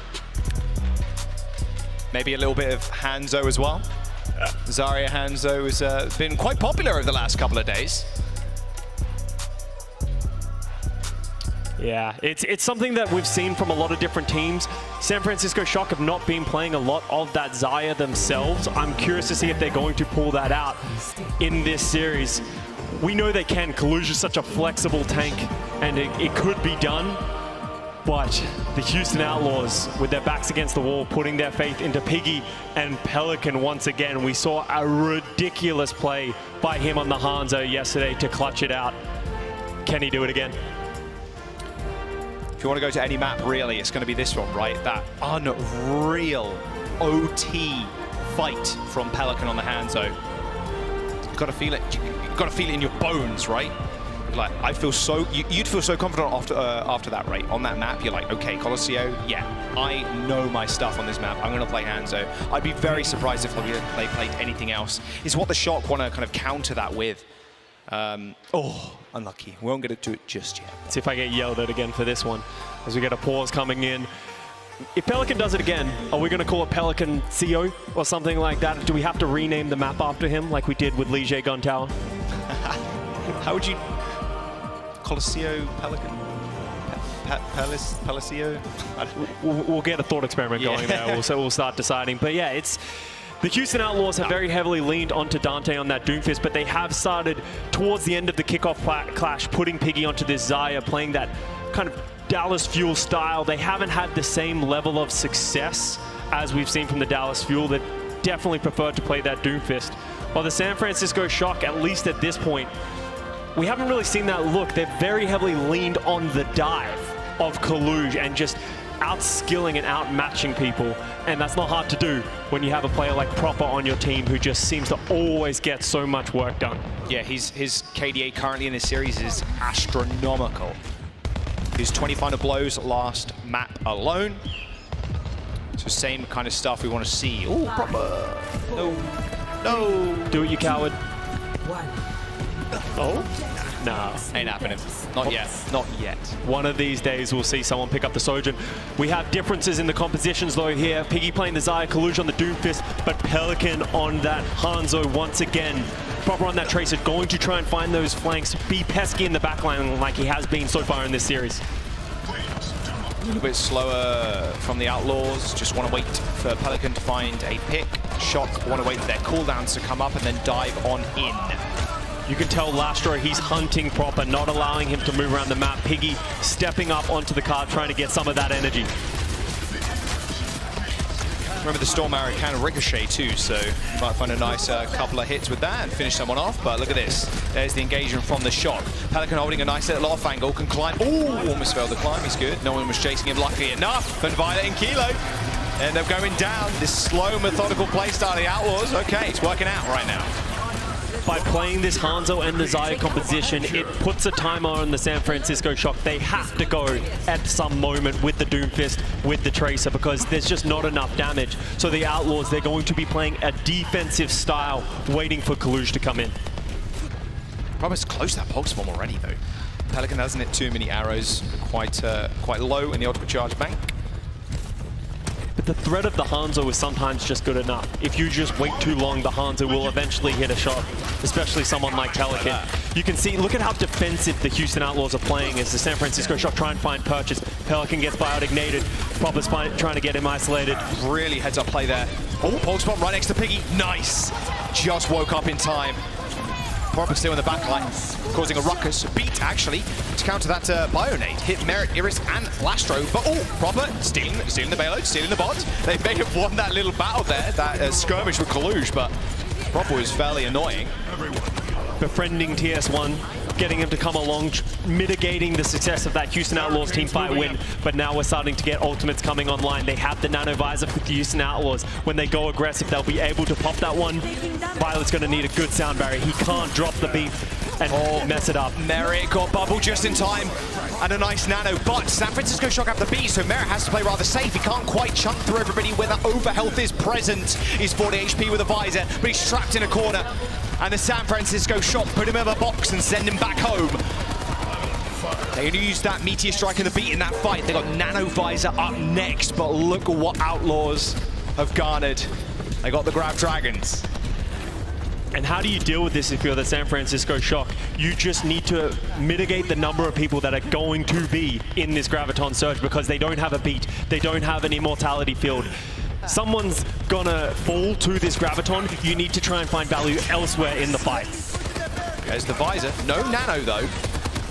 Merit shooting a wall. Classic. Graviton Surge has been used. Dragons on top. There's a lot of people in trouble. Violet, more so than anybody else. Rather squishy on the Lucio, of course. Even if you have amped healing. Oh, what a humongous sleep dart from Finn. Stops Pelican from running away with the game. It was a 1v1 turned into a 2v1. Proper laid the pulse bomb right on top of his head. Cleans up the rest of the Outlaws there, even after they used their Grab Dragons. Violet presents himself as tribute to that Graviton Dragon, falls, but as I said, San Francisco Shock fighting elsewhere, managed to get a ton of value. Pelican moving over to the Reaper, unable to find value with that Hangzhou. Iris is down already early. What an unbelievable engage from Kalush. They do clean him up, but killing Iris like that, not too bad. Spawns are so close for the Outlaws, and the effective range of the Ana is going to be quite close. And, okay, Piggy now...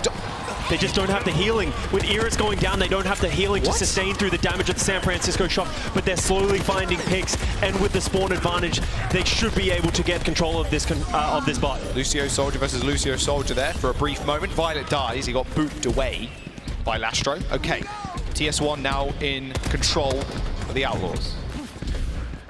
San Francisco Shock take the lead by 20 meters. They're in the advantage, and you can tell Kalush trying to hold as much space as he can.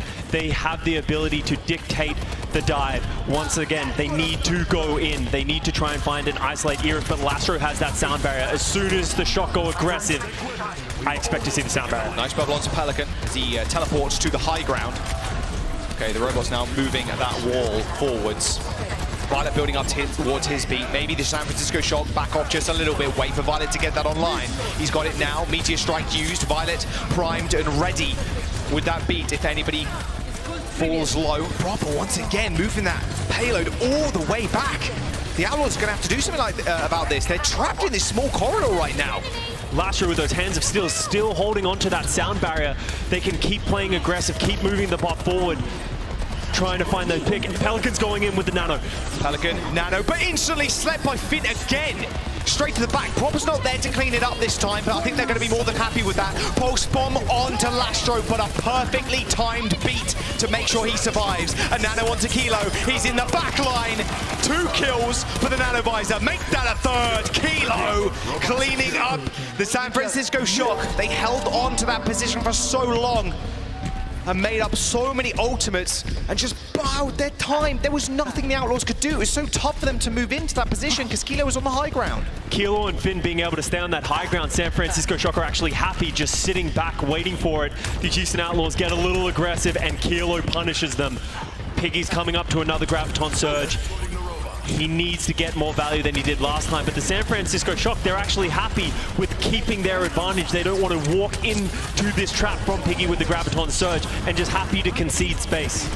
Man, Piggy's getting zero energy. And how does that happen? How does Violet get Merit?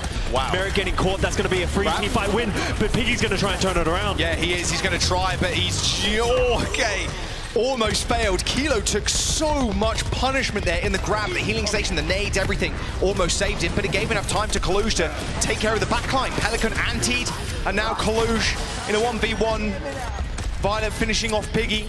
And the Shock still moving that payload. The Outlaws can't really find an avenue right now, Scott, to attack. It feels like they just don't have enough. They're stuck between two stones of wanting to go in with Pelican on that Reaper, but play back with Merit on that Soldier. So they can't really do either of those. San Francisco Shock playing flawlessly, dealing with that Graviton Surge. Pelican with the Death Blossom, going to try and get into the backline of the San Francisco Shock and get a punish. Violet's in trouble though. Wow. Okay, Violet almost went down. Teleport to the back. Bubble on top. Finn, he's got the sleep dart and is ready. Oh no, not quite quick enough.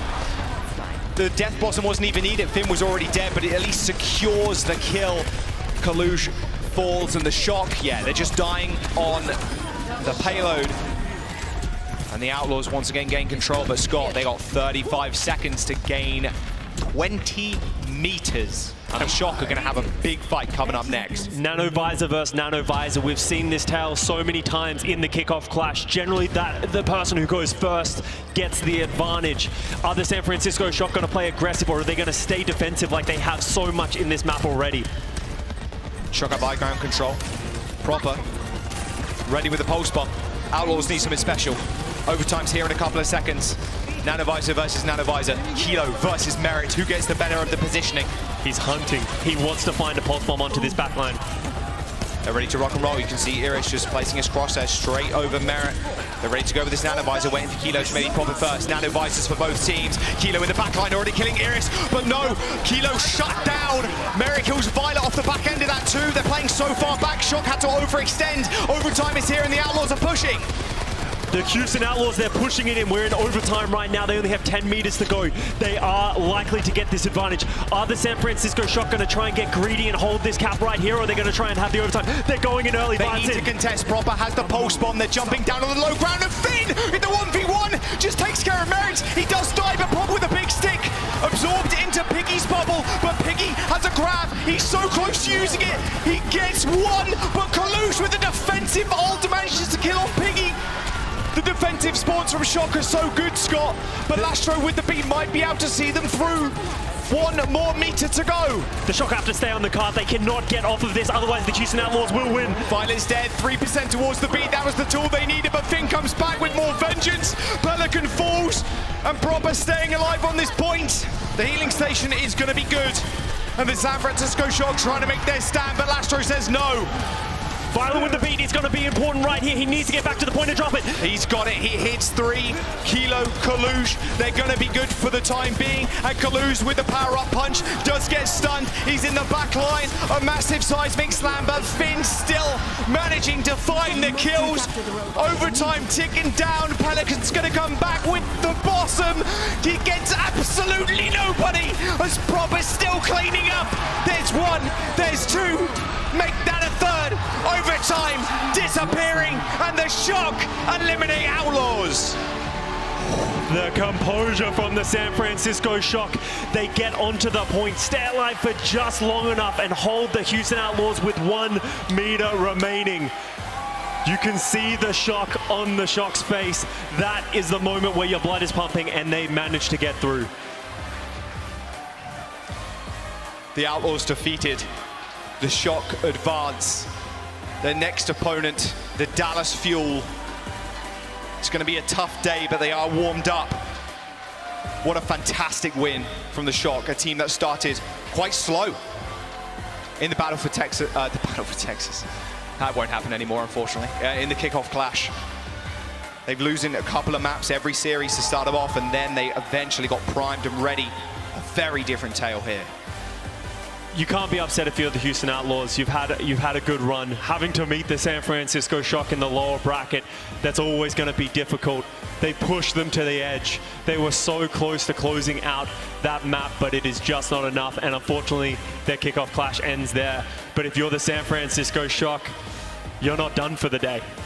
You have to face the Dallas Fuel later in the day, and they're going to have to reset because they did falter from time to time. They need to come in strong because this is not the Dallas Fuel that has been struggling. This is a new Dallas Fuel showing up today.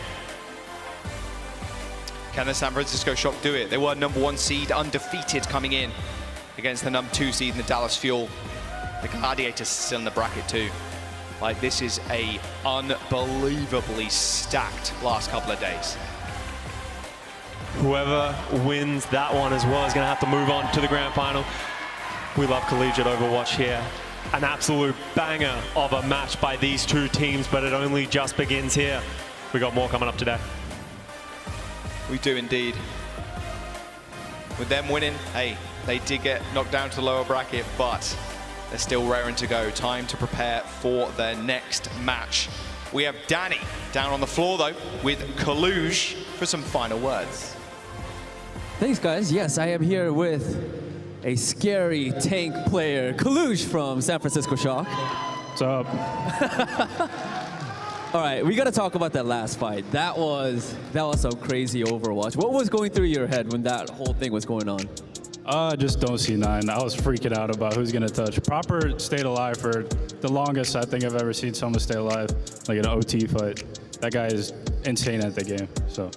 I think you're insane at the game too, right, guys? I'm all right. You're all right. I mean, and also we have to talk about your Doomfist as well. It's something that I don't think a lot of us, or we haven't really seen San Francisco Shock use. You guys were mainly more Winston dive heavy team, but then today you guys rolled out with the Doomfist, and you guys were looking really nice. Was that sort of your secret weapon, or was that something that you came up for the Kickoff Clash? Oh, well, I was just bad at Doom for like months. And then the week before, I started to get good. And then today, Krusty was like, oh, you're just going to play Doom everywhere. I was like, all right, whatever, man. I'll lock it and do good on it. And then you're bad at it. And then all of a sudden, you're just like, all right, I'm good. He just threw me in and told me to swim pretty much. And it worked out. All right. And of course, we have to talk about your next match. I mean, not this one, but later on, you guys are going to go up against the Dallas Fuel. And Edison said, he didn't really care who he played because they were sure that they were going to win. What are your thoughts? I mean, they're a really strong team, the Zarya Reaper comp. I feel like we can play around it. We know how to play against it. As long as we stick to our game plan, I think we'll be able to beat them.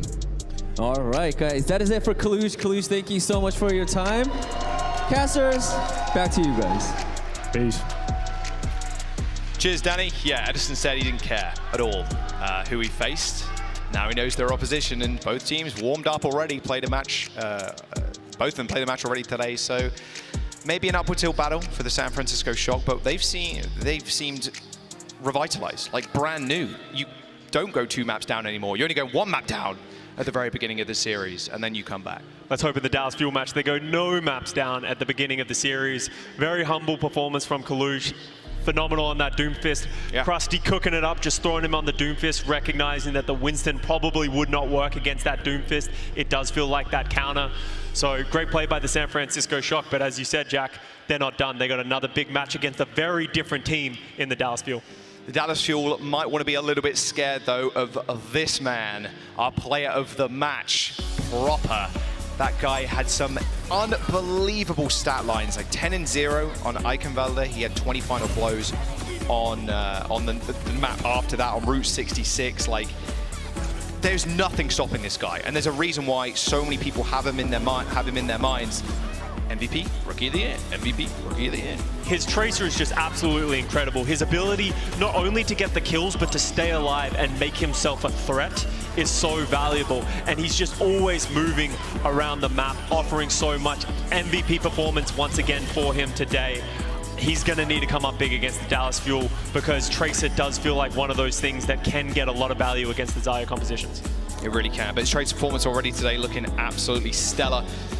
I want to see more from him. I really do. Look at that stat. Like Pulse Bomb attach rate 61%, two and a bit deaths per 10, 11.5 final blows per 10. Like that is insanity. And that's just the thing that I was saying. The deaths at only 2.7 per 10 minutes. That's just so impactful. Just consistently having that threat and then being able to weave that in with the 11.5 final blows. Absolutely incredible. I don't know if you can win both Rookie of the Year and MVP in a season, but he's definitely making a case for it. Well, if he carries on this performance, he may do that. Scott, we're going to take a quick break because we've got the Atlanta Reign versus the LA Gladiators up next. I'm excited for it. The crowd's excited for it. I bet you guys at home are excited for it. We'll see you after this. The Overwatch League is brought to you by Upper Deck, the official trading card of the Overwatch League. And by TeamSpeak, the official voice supplier of the Overwatch League.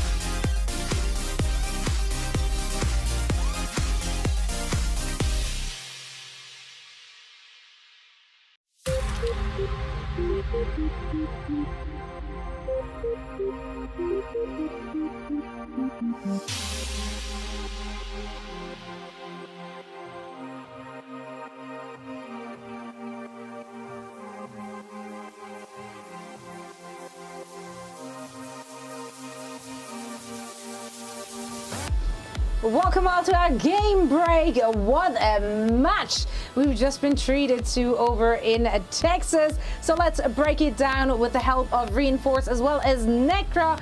Let's talk about how the San Francisco Shock got it done. Kalush gave himself very humble in his post-match interview, basically making it seem like he only just recently picked up that Doomfist. You know, maybe just, you know, maybe he was bad hero. It up and just happens to be so good at it. I mean, it really worked for them. But I'm still sweating from that last fight there, Necra. That one just went on forever. Whew. Yeah, I mean, oh my gosh, I wasn't sure if San Francisco was gonna just completely take it home there, or if Houston Outlaws were gonna bring it back, if we were going to a map 5. It was absolute insanity, but honestly, just the entire match was just so fun to watch. Right off the bat, we did see the Houston Outlaws try this Sombra pick, but I will take a page out of Avril's book and quickly call that hero PP Poo Poo. They made it work on Ilios didn't really work out the way that they think they wanted it to on Eichenwalde. So we really started to see the Shock turn it around there as they were able to continue to isolate Iris's Moira, which really did take a bunch of that healing and support off of the board for Dante's Doomfist. That was something that we wanted to keep an eye on for the series, and unfortunately, the San Francisco Shock were able to suss that out and take it out, so it wasn't as big of a threat. But there were honestly great moments from both of these teams, like Merit's Reaper put in so much legwork. Pelican's Tracer was such a treat to see go up against Propers, and this was just such a fun match to watch. I've been reinforced being a physical player and rewatching some of those clips, but I have to say, like, both teams really showed up today. So even though the Outlaws are out, I think just like the Mayhem, they went out with a bang. It was a good performance, despite maybe the end score not quite showing how close some of those fights and maps actually were reinforced. No, I mean, absolutely crazy match. I think this was one of the best matches I've seen all tournament. Like, honestly, it was so close the entire time between these two teams. I feel like either Houston or San Francisco could clutch it out. Kilo was obviously so important for the San Francisco Shock this match because he was the dive target for the Houston Outlaws. You want to reach the soldier, and they played more defensive. You can see the statistics yourself: 9.1 final blows per 10 minutes, 2.8 tactical visor kills per 10 minutes. Those nano-visors come in clutch. When you're playing against compositions like Tracers, like Reapers, you have this long-range advantage, right? And so Kilo, even though he died quite a bit, I mean, that's gonna happen. Like, when you're playing against a Doomfist, Tracer, and Reaper, that's gonna happen as a soldier. But I wanted to point out Kilo because obviously he was a focal point of San Francisco's Shock strategy when it came to like hiding in the house on Eichenwalde, when the entire strategy was just like go into the house and we hide and we put down the heal and we're going to stand around it. Or similarly on Route 66, when there's just like huge sightlines, right? That's when the soldier really favors out versus the Reaper and the Tracer. So I think Kilo did a great job on the soldier today, being very important for the Shock. Absolutely. Now I'm excited.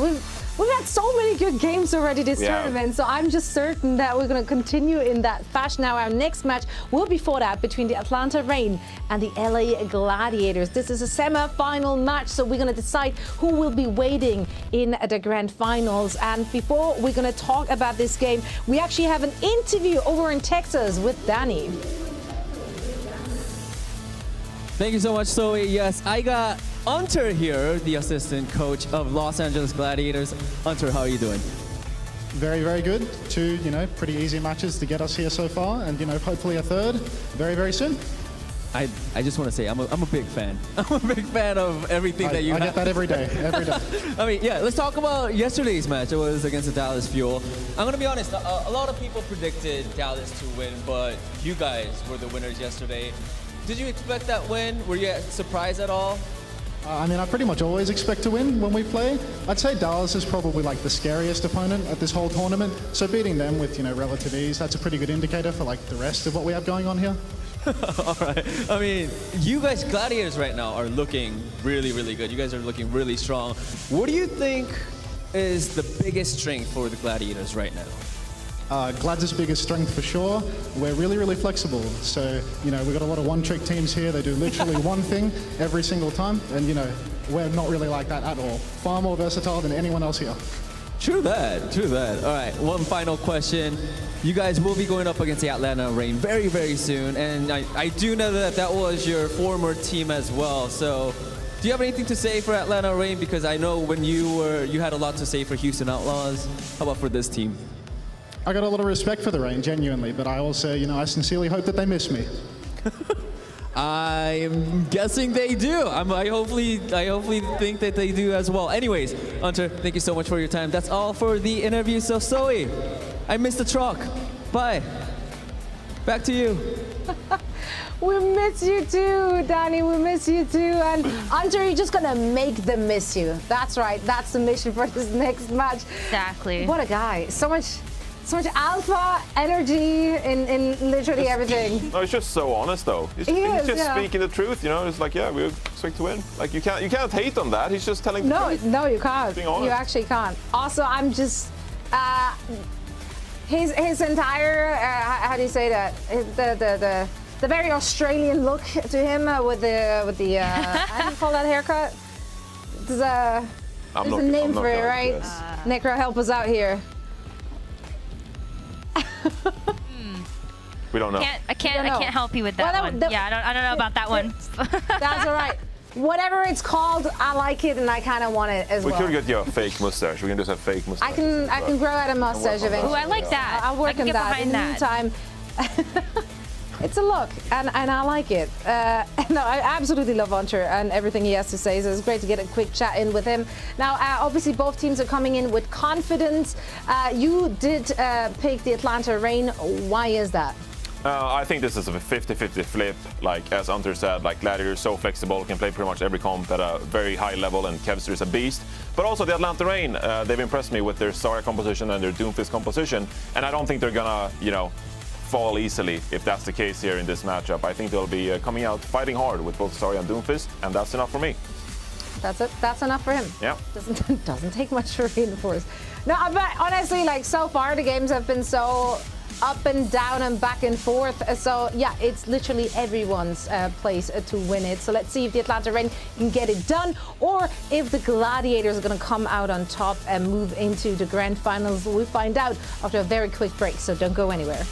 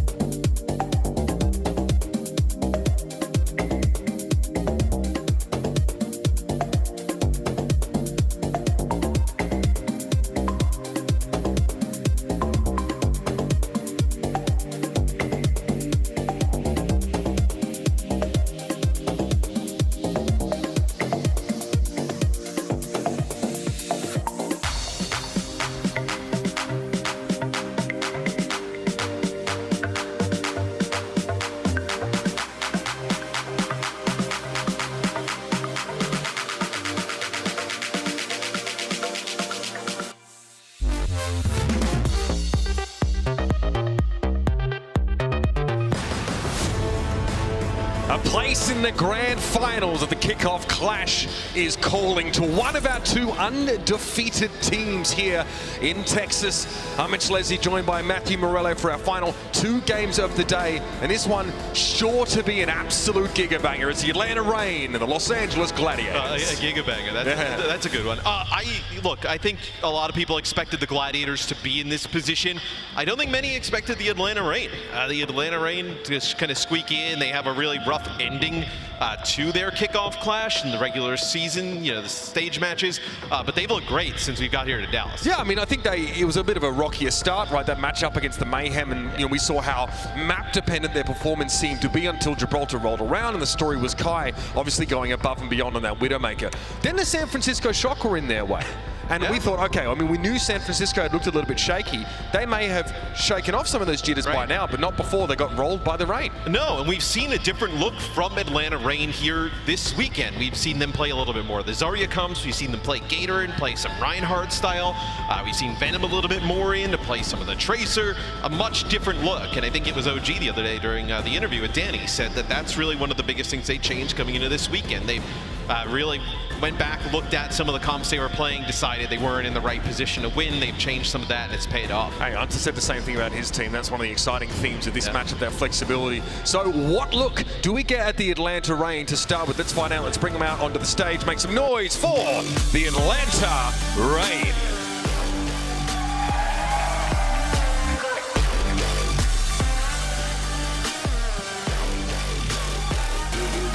All right, there's the blue cap. That's a dead giveaway. Gator going to be starting here at tank. We see Venom also in this starting lineup, right? So already the game plan starting to take shape here for the Reign. Atlanta's a team that plays off with a lot of confidence, right? Advancing this far, I think they got to feel pretty good about that. But these early maps in these series, they're able to get an advantage. Definitely be huge for the remainder of it. Gator in, it tells you it's going to be probably either Reinhardt or Winston-based gameplay. So that'll be a bit of a tell for the LA Gladiators. Yeah, look, the Winston has really looked very, very good for Gator. I think he's, obviously managed to turn that into a legitimate threat, which means the Atlanta Reign has no shortage of options. And again, they're going to need it against the Gladiators. We just heard from Hunter saying, I genuinely don't think anyone comes close to us in terms of the flexibility, the adaptability that we have. The Gladiators came into this tournament with that. The Reign had to find it throughout their games, but they're both here. Yeah, it's the Gladiators. And they're under completely, they have the lineups to be able to play everything. All right, it's time to bring out the Reign's opponents, looking strong and plenty of strong words as well. It's the Los Angeles Gladiators.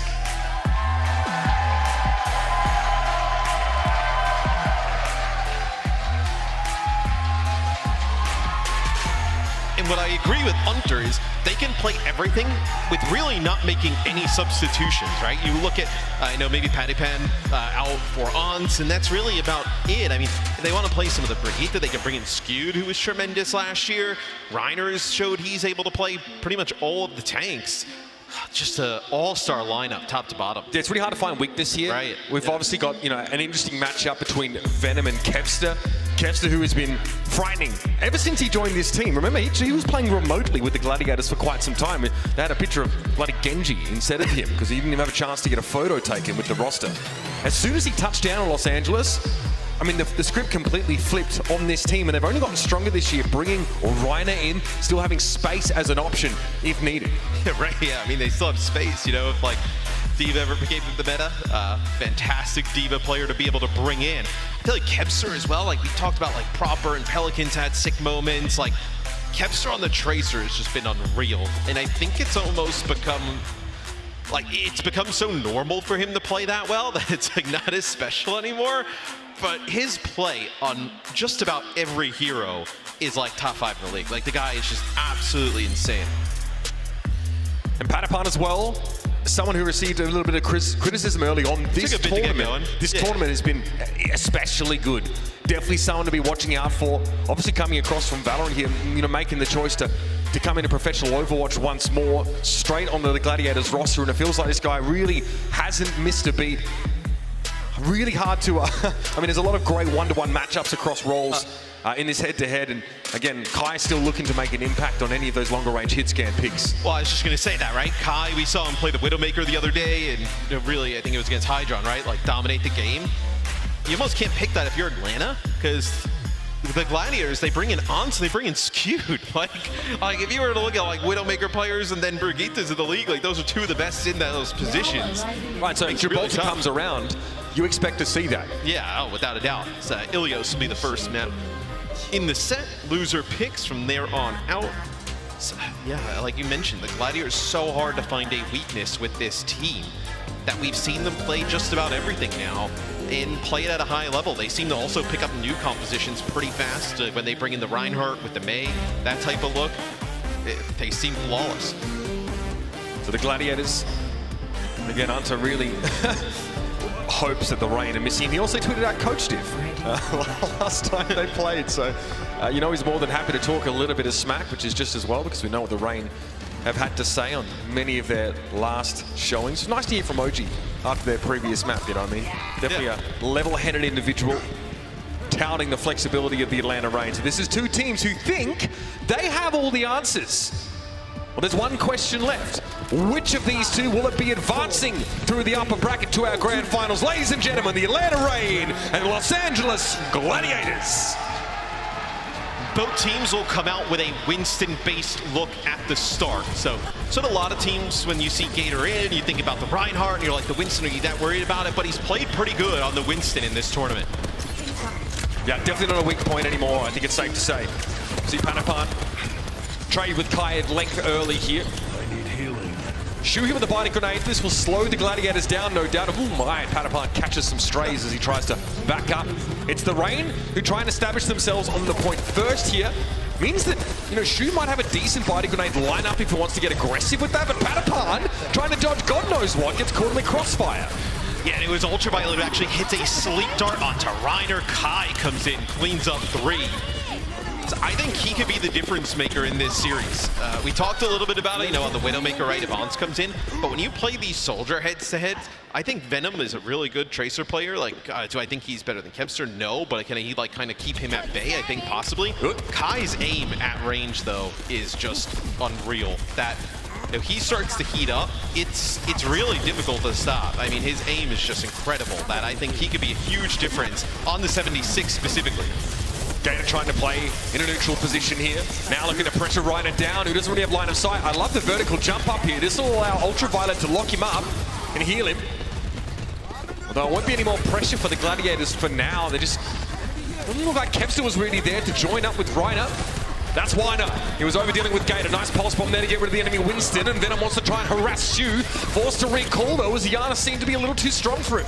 Yeah, and Ultraviolet gets a kill. They're going to nano visor and try and push in. Pulse bomb there. Funny Astro. Oh, lucky. Slept on the other side of the wall, just breaking line of sight from that explosion. But Kai getting rid of Shu with that tactical visor there. Nice predictive healing rocket, but Funny Astro was just able to get out of the blast radius. Venom gets rid of Reiner here, but Kai can't stay alive even inside the biotic field. Panapan hitting all the shots. And Funny Astro isn't long for this world either. It's 57, plays 21 with the Gladiators still in control. And Panapan won't be able to retake.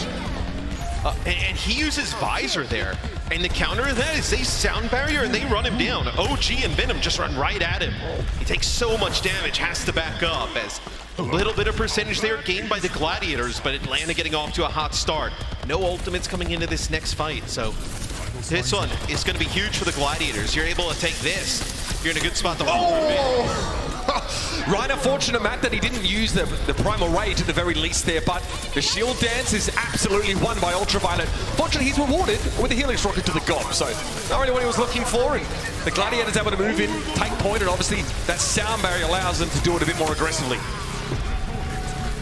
Atlanta's going to get close to 99, so you're in one-fight territory here for the Rain. As you come back, as soon as that sleep dart actually on the OG, they get the first kill on the Ultraviolet, and then OG gets slept, and you're able to pick up that kill quite easy. So I think the thing you look at here, no support ults online for the Gladiators. Like, can Venom land a pulse bomb on one of these supports? Be a game changer. They're all on the high ground. I think that was a defensive binding grenade for Atlanta Rain, and Reiner turns Ultraviolet into an octogenarian pancake. Here's the Primal. Gator, well, he might have been able to escape him, but the damage was just too much there. Reiner able to solidify Gladiators' control here. Yeah, and there's nothing you can do when you lose your Ana that early into the fight, before any type of fight actually even kicks off. So come back, try again here as Reiner's going to go aggressive. Okay, start! What a stick! Kai going to be felled by that one, and Ultraviolet limps away from the blast.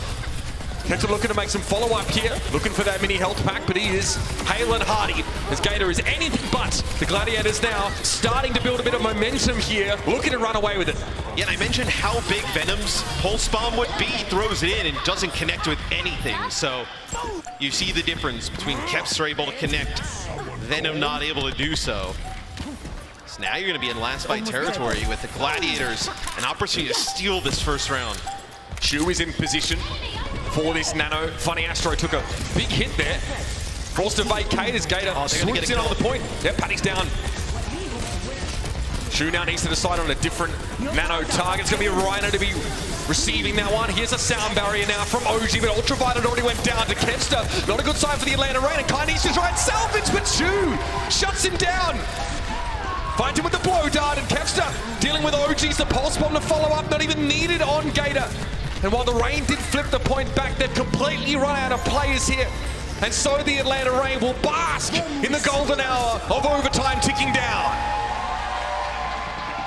Extremely close first round between these teams. Nice sleep dart from Ultraviolet on a Paddy Pen. That allows Kai to pick up the kill. But Kai has to go into the middle of the map, try and pick up some more damage, pick up some kills for the team, because he's a large source of their damage. And it just leaves Ultraviolet in a one-on-one against Kepster, where with no sleep dart, there's not much of a chance. Some canny play from Ultraviolet in that previous round, especially when Reiner came knocking. Unfortunately, once that sleep dart is expended, you are out of options. Switch up here to the more aggressive composition, of course, more mobility for Ultraviolet. He's probably getting pretty sick of being dove. So off to the Moira we go. It's a little bit of a modified rush here with the Moira Reaper Tracer combination, but not with the Reinhardt. You're going to play with the Doomfist. Play really close I think around we saw Gator. this from Houston as well. Yeah. All right. Gator wants to try and stake his claim to that left-hand side of the map early. Ultraviolet soothing. The Doomfist here are going to be trading at length. I mean, the Gator Doomfist map, it's not the first time we've seen it here. Normally, obviously, Hawk called on to perform that role. Sometimes the map dictates that the Doom must come in regardless of the pilot. Yeah, and it's going to be Atlanta taking the point first, just kind of bullying the Gladiators back. And just like Kaluj talked about, I think a lot of these main tank players are going to have to learn how to play that Doom. That's a big kill, though, first, as OG falls. Yeah, a little bit too close there to Patapan, and an easy target for that Helix. Pulse bomb doesn't connect here. Gator was looking dangerous, but another Helix from Paddy will secure yet another kill. So you're just going to have both supports on the point. 3 from 3. For Atlanta, yeah, as the end of this fight going to look quite ugly as the Gladiators flip it back in their favor. Without really having to use much of anything. You're going to come up here with the Gladiators. You're going to have that Nano Visor, Meteor Strike to stay alive, Sound Barrier. You're down by a lot now, but you're in a position to pull away. Attack Visor here for Patapan, the only Soldier 76 on the map presently, and a pain for Kai to deal with, who doesn't get a Zarya bubble. So closing the gap on a Soldier 76 is a little bit more than just basic math. Patapan Sound Barrier now, it's time to go for the attack visor. He says Ultraviolet crumples. Looks like OG's going to be able to get away for the time being. It was his Sound Barrier that gave him that sort of durability, but that's a terrible feeling for the Atlanta Reign. You spend so much in that fight, and you still get utterly dumpstered. Yeah, you use Coalescence and Sound Barrier there, your Pulse Bomb, and it get absolutely nothing. Just kind of ran over. At that point, as Venom is pretty far behind enemy lines. I think they have an idea about this. So Atlanta wants to get back on the point fight fast. Ill omen for the Reign. Fortunate to have a sick Reaper. Pulse Bomb thrown down there. Kai, though, more than just a little infirm, he's back in spawn. Gator's able to find Shu there with the Meteor Strike. Tough for Arnold to get herself out of that area of effect, and still the Gladiators are, I'm not going to lie, they're easing right on into this, Matthew.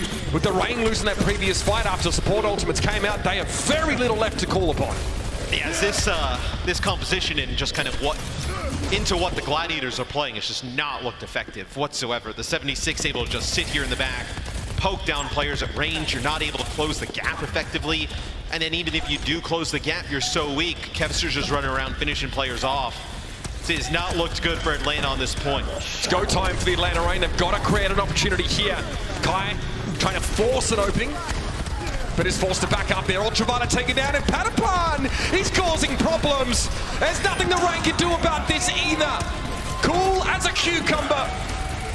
And the Atlanta Reign are indeed trouble. That's overtime now, and the Gladiators ever so comfortably take map 1.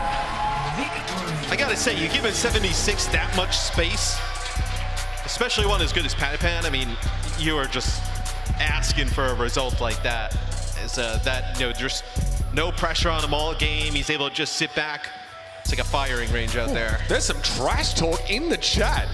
Gator Doom, GG's. So Kevster saying close one, guys. But they're right. The Atlanta Reign normally have Hawk in for those kind of duties, and maybe it showed a little bit there as the Gladiators were very comfortable with that setup. They're looking to sweep the Reign away and save some energy for the grand final tomorrow. Let's see what the plucky boys in red have to say after the break.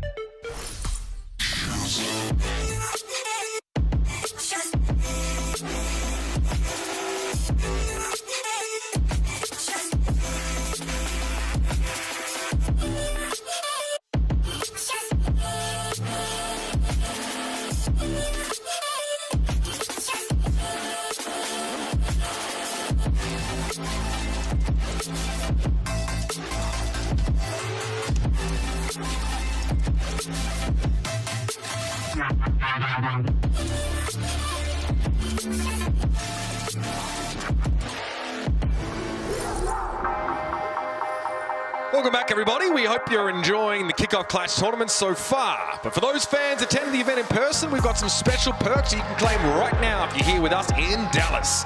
All you've got to do is download the Overwatch League app, log in with your Battle.net account, and click the gift icon in the upper right-hand corner. That's it. Not only can you earn League tokens, but you'll also get the Overwatch League home and away, Winston skins, and a full pack of 20 team mascot sprays. All great stuff, so go claim your rewards right now if you're here in the venue. If you find Brent and Josh, by the way, they got a fist bump gun buddy for you. Yeah, even trust me. It's so fast to claim. You can get up, go to the bar, come back, claim your reward. Click the button. Just like it's that easy. Hey, so hey, what else is easy? It's so yeah. The first map was easy for the Gladiators. I thought you were gonna say it's so easy to see Josh from here. His head is shining. Oh, no, there needs to be a light source that's on it for it to reflect. It's Nero in for Venom, and you're gonna have Hawk coming in for Gator. There's a lot of people in town this weekend. A lot of esports going on here in Dallas. Tettles, one of the Wildcasters here this weekend as well. It's pretty dope. Yeah, I mean, we got DreamHack, IEM. Yeah, lots of people here. Great time to be here in Dallas, no doubt about it. Hawk coming in for Gator. The Atlanta Reign saying, right, well, if there's any more Doomfist required, he's our man. And they picked King's Row, I believe. So we saw them play this the other day. They ended up playing some Zarya-based composition. And Doomfist as well Yeah. on defense. In this matchup, Reiner was constantly taunting Hawk to mirror the Reinhardt. So keep an eye out for that. Again, we've seen teams that trying to play Winston-based defenses on this map. It's really hard. Once you lose a player, you get forced out of line of sight. You get bundled up into that back corner behind the Alderworth Hotel. It's not a great time. Very interested to see what the Gladiators go for. I think sort of try and go for this Ryan. Patapan is in here. They can go for May-based compositions if they want to. I'm interested in what teams opt to do on the defensive side of things. Defensive Doom sometimes. It's really difficult to play. It looks like that's what we'll see from the Reign early on, potentially, with Nero on the Genji. So a little bit more burst, access to the high ground. This could be easily counterable, though. We'll see what the Gladiators decide to pull out. They could play the Doomfist in like a Doomfist matchup, right? You can play the Winston here. There's a lot of options. Yeah, Nero obviously a substitution here. A ton of options when it comes to his hero pool. So Genji gonna be the option here now. All right, so we see a Baptiste here for Shu. Makes me wonder about what tank we actually get from the Glads. Aha, yes, as I thought. It will be Reinhardt. Or no? No, it'll be the Winston. So what do they scout that makes them make this change? I think it's possibly the Doom and Genji combo that's like kind of nasty against the Reinhardt. Like just being able to get in, get out, make the Reinhardt spin around, players everywhere, the 76 on the high ground. Gonna play something that's can access high ground a little bit easier. Is Reiner just looking for a target now? They know where Kai is playing on this 76. Kevston needs to wait for a little bit here as Reiner is the priority for healing. Okay, wow, he sees Nero, Kai, both looking pretty low, but just goes face first into a Bionade. Yeah, and then you got to follow that up if you're Nero. Doesn't matter if you maybe have to trade yourself there, it's probably going to be worth it. Hawk goes down though, Patapan is in a pretty safe line of sight. Punishes Hawk as he tries to establish some presence on the point here. Again, Kevster has to be fairly conservative. Again, just make some space and let Patapan go to work. Patapan on the 76 has come up with so many kills. On Ilios, right? It was a lot of first bloods coming from him. 2K, 3Ks, and then here, being able to open it up with 2 kills. That is point A taken already for the Gladiators. All while playing really safely. I mean, with Hawk going down so early, there's no mechanism to threaten the soldier. Nero's not going to do it. Genji's just not going to cut it, especially because it's just all in. There's no way of getting out if you don't get elimination, and Biotic Field makes it really hard to get a dash reset. And you look at the roster, if the Gladiators play this good, they're going to be difficult to beat for anybody, regardless of region. Panapan, maybe we the get attack visor here. Like a California clash in the final. Dallas make it through if they can. It's still going to be tough. Pulse bomb there delivered. Hawk is going to be able to get away, but it forces the Reign again to cede territory, and Kevster looks to take advantage. Ultraviolet left in the wake of his team, and Kevster snaps him up, but Hawk waits for Patapan. Punishes him for that slightly more aggressive positioning. I like the idea from Atlanta, though, to use the beat and try and get Nero in a position to maybe take out Reiner, stop this payload progress. They're not able to do it, though. So the payload will keep moving here for the Gladiators. Yeah, the Reaper's a little bit of a wrinkle for the Gladiators now, especially as Reiner needs to be a little bit more careful about how he chooses to start these fights. Kai, a lot of pressure on him. Reiner trying to get right in his face, but it's going to be the attack visor nonetheless. Nano Boost gives it a little bit of oomph. Funny Astro and Patapan will crumble. That'll be a fight win for the Reign. They needed that badly. They needed to stabilize a little bit here. So you'll have Primal Rage coming in for the Gladiators. This is the only thing across the board. Both teams dumping tons of ultimates into these fights. And Kevs are probably able to build up a Pulse Bomb here, so see how they decide to use this Primal. Maybe trying to dislodge that 76 from the high ground. Again, we're still seeing teams opt to go for a Reaper even without a Zarya. Nero knows that he can just be very punishing and will limit Reiner's lines of approach. See what the setup is here. Kevster trying to work towards that pulse bomb. If you can get any high ground control, he'll be very pleased, but he'll have to get past both supports. Look at him joining up with Reiner there. Goes in for the dive. Kai a little bit low. Reiner stunned though as Hawk is going to try and come back and help. No! He fell onto it! Ultraviolet just fell onto the pulse! Kevster looking like this is just another day at the office, but that was just ridiculous. I mean, that's what I mean by Kevster has become, he's kind of like ascended to this level, kind of like almost like where, like Prophet, right? Like he's so good, you just kind of, you just so make all these when he things makes a mistake, it ends up being the exact thing he needed to do. Right. So that'll be that second checkpoint, 4 minutes plus in the time bank here. So, man, the Gladiators, no defense here. A little bit of defense from Atlanta, but not good enough. It's minimal. Nano Visor here coming up too. Miro back to the high ground there. Patapan got defensively by the Grenader, but then the nade comes in from UV. Still, Patapan wants to play aggressive. There's a Reaper in his way and a sound barrier in play. Oh man, he's going to force a lot of these Reign players out of those lines of sight. And basically that sound barrier just let the Reign not get wiped. Yeah, this will be attack visor in response as Atlanta needs to go. They need to press forward. They're able to get 2 kills. Really a perfect engagement there from Hawk. He gets a great stun up against the wall, and that just opens the way for Kai to surge ahead. If you're able to just stop a map completion here, if you're the Atlanta Reign, you are so happy with how this ends up turning out, because the first 2 points were brutal. I mean, you just got ran through, and if you're able to stop it now, you're in a good spot, as Reiner now will move over to the Doomfist as well.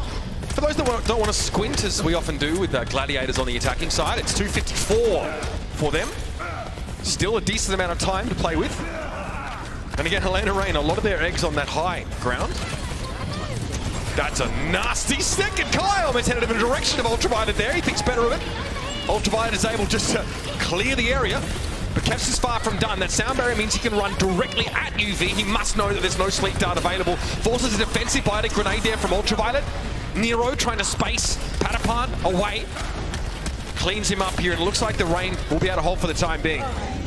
And even though they're behind, right, in terms of time, I've liked how OG has played this map. Really in a great spot all the time. That Lucio able to speed boost in, get players in position to make a play. In that time, him and Nero get into the backline. They're able to deal with both supports of the Gladiators. So big play of the Lucio from the Atlanta Reign, and you're going to have Hawk now going over to the Zarya. So these are some of the switches we see teams go through with this tank matchup.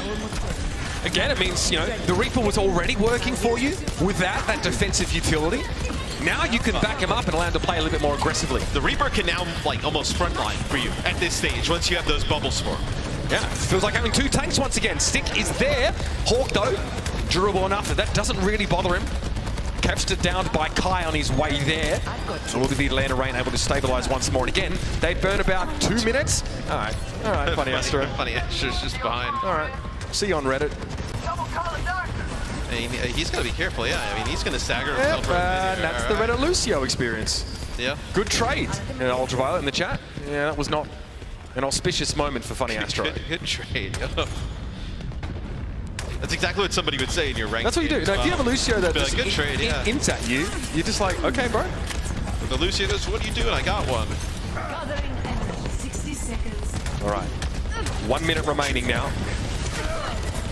Los Angeles not able to come up with an answer here, and Maybe their trouble's being compounded by the presence of Hawk's Zarya.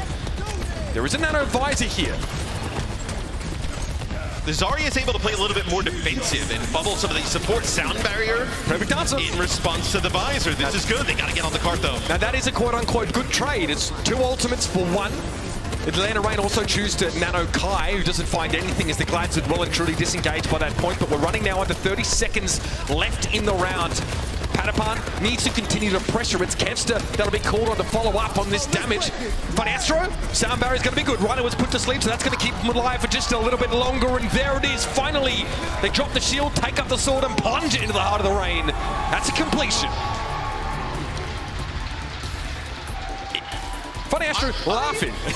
If you're the Atlanta Reign, I'm actually not that upset. They complete the map at only 10 seconds in the time bank with the way it was going. I mean, you're in a, obviously not the ideal scenario, right? But it could have been way worse. It looked like it was going to be way worse. So Atlanta able to battle back a little bit on defense, set themselves up to potentially come back. You know, I'm not sure if I'm sold. What did that sign say? She was my biological father. Okay, well. I mean, credit to him. We'll He's able to have a kid and continue doing this. We'll have to get Danny over there and investigate. Was this Maury Povich? Ready for battle. Yeah, we've been lucky to have the Shoo train for a little while now. And again, Baptiste in this round for Shoo. It'll be the Reinhardt composition for the Gladiators. And they're going to play really close to the choke here with that Ryan. We can take a look from Kevster's POV. Oh, man, it's just, come on, bro. It's a bit unlucky. You know, they say it's good luck if a bird poops on you, right? That's the old adage. I think that's Who just came up like, with that? The same person. I don't know. I think they're trying to take the sting out of the fact that you just got pooed on, right? Yeah, that's one of those situations. You're very lucky, Ultraviolet. Same guy who came up with losing his learning came up with the bird pooping on you is good. No, it's win or learn, but sure. Oh, man. Okay, here we go. Atlanta Reign now. Need a map completion at the very least. Time to clean it up. Well, with this composition, you can completely avoid the run, right? I mean, with the Gladiators set up on the high ground here. We've seen this just not work before. Holding the Rhine in this corner. Yeah, I mean, you have all the information. Yeah, so it'll be Hawk going into the high ground here. Not on your screen. They're just, you just have like Nero trying to put some pressure here on the Rhine as Hawk's able to get up there. They can play on the 76. Last time this happened, the team gave up 2 and a bit tixy, so they respond quicker. Patapan throwing up a bit of a privacy curtain. Oh, that was a nice boot. That was insane. Hawk comes in there with the knockback. Unclear if OG was involved, and Nero says, righto, well, I'll just add some damage to the pile. Again, that defensive setup, absolutely ruined. And maybe you want to play this because you want to keep it going into the second point. Like, I think this is where, in the street space, this Reinhardt with the May becomes more effective. Because right there, it was not good. Really just no defense there. Atlanta picked it apart. They knew exactly how to play against that. They get the payload moving. Just the start that we're looking for, especially when they want to be finishing this map with some time bank. Either way, it's going to be a little squeaky if we get an extra innings. But this is a perfect area, though, for the May and the Reinhardt, right? With the walls to separate players off, and the Reinhardt can just start swinging to big dam here. Yep, that's the wall. Hawk's going to be caught on the wrong side of it. Reiner here with a biting grenade, though, and that immortality field will go, and there won't be enough healing for Reiner by the looks of things. Yeah, just going to get run over by Nero. Disastrous turn of events for the Gladiators, who still trying to make this Reinhardt comp work. Yes, they end up nanoing Nero before he even had the blade, able to pick up a kill, then build up towards it as Hawk trying to chase down Shu. Shu ends up picking up the kill. I can't believe that. Park keeps going. See how the Gladiators decide to play this. It looks like they want to stay on it. I mean, you're going to have the Blizzard. What was it in the series the other day? Nero is able to deflect the Blizzard basically in this part of the map as well. So look to see kind of a hero play a crazy scenario. I mean, you're hoping that again. This isn't just sunk cost fallacy with this Reinhardt composition. The Gladiators are unwilling to switch at this time. They need to make this work. Hawk just circumvents Reiner entirely, jumping into the backline. Nero's blade has to deal with that immortality field first, and he's waiting hungrily for Shu to touch the ground. And he gets rid of him there. Patapan's Blizzard claims Ultraviolet, though. The Gladiators still have some run in this fight, and Nero, caught out in the open, salutes him. Sign of respect as he heads back to spawn. It's going to be just about everything dumped in for the Gladiators. You do win that fight. You kind of hold serve a little bit on defense here, but they're not set up for this next fight, though. Kai fly out with the Doomfist and secure you that second checkpoint. Best use of Shatter here for Reiner is probably just whipping one on, or whipping one on Hawk as he goes overhead. Pretty conservative setup early for Kai here. Some shield pressure on Reiner is probably what he's looking for. Reiner had that Shatter now. Here goes Hawk. There it is. Yep, whip one on the Doomfist. The charge wasn't there though. Reiner has other fish to fry apparently. He's in with that biotic grenade, but the follow-up is good. And the biotic. And I wonder if you're just trading damage there if you're the Rain, because you're trying to build up this nano quite fast and then use the nano with the visor as opposed to just kind of going in with the visor and not really having anything else. I mean, I'd love to know what the win rate is with nano visor, especially unanswered nano visor. It's got to be strong. Yeah. I mean, you just bully through. Against a Reinhardt though, maybe it's a little harder to get value out of. Have to be flanked. There's some high ground here where you can just like almost shoot over the Reinhardt though, right? Doesn't mean you're maybe lined up for someone like Shu. Okay, Hawk goes over. Kai's going on a flank. Nero under pressure. Oh, this guy is so filthy. Kai on a flank right now. He actually uses the visor. Nano boost on Nero. Kevster deals with him. Shu backs up. Still has a little bit of this amplification matrix to work with. Kai just rolls straight on through here. Direct helix hit rather, and Kevster's in trouble. He's in deep trouble. He actually pops the visor. Oh, you want him, sir? Getting Kai there might well be worth it. And you have a few trades. It looks like OG going to go back, try and get some players onto the card. Is Nero's going to make his way back? Looks like players like Gladiators retreating as well, trying to get that speed boost. Taxi him back. You might have a slight window here for the Rain, as they're going to get back to the payload. They're going to make a little bit of progress. It could be, honestly, like another Reinhardt Shatter onto the Doomfist. Yep. Try and shut Hawk down, give your backline a couple of seconds at least, right? And an easy sleep dart connection onto the Doom, right? You just throw the sleep dart on the downed Doomfist. Glad split their forces briefly there, looking to try and shut down that flank attempt. And Patapan skittering away. Reiner sleeping right now. Blizzard, Ultraviolet, can't get out of it. Hawk trying to save or at least find a trade, but he gets stuck in the Blizzard himself, and the sound barrier for the Gladiators means they go hard. Well, look, sometimes it's more about sending a message. Right. Oh. Well, message received. Going for a ride here. Oh, dear. Man, things were looking actually pretty good for the Rain, right? The first point take, they get a first fight here early. But since then, absolutely nothing. And like I said, this is where the Reinhardt comp pays off. Maybe you play it on this point 8, you just try and gain some ultimates, kind of have some of that going into that second part of the map. This is where it's really effective with the May. It's go time. It might have to be a naked Dragon Blade from Nero to get his team in a winning position here. 14 seconds remain. Nero undoubtedly is going to be looking for a way to flank here, get an advantage without a nano boost. Shu has a matrix, Patapan a little low, has the ice block early. There might be something there, looking for the May, and Nero has it. Reiner's sleeping on the job right now. Deflect there to stop the hammer swings, and this is a blade with no nano. Nero goes for 2. Kai's back on the Hangzhou here, trying to get rid of Funny Astro, who's looking to stall the cart. A very low economy scenario for the Rain, and they come out on top. Can you challenge us one more time? It doesn't look like, yeah. Not against the Doom Fist. Yeah, you have Funny Astro, and there's no switch to the Doom, yeah. So you're going to let this one go in for the Gladiators. So the Rain still with an opportunity, and because they didn't invest too much into that, like you mentioned, they're going to have this nano. The nano probably for either Nero or Hawk here, you imagine. What do you make of the Patapan Genji switch? I think they're just trying to put more pressure on this Hangzhou, right?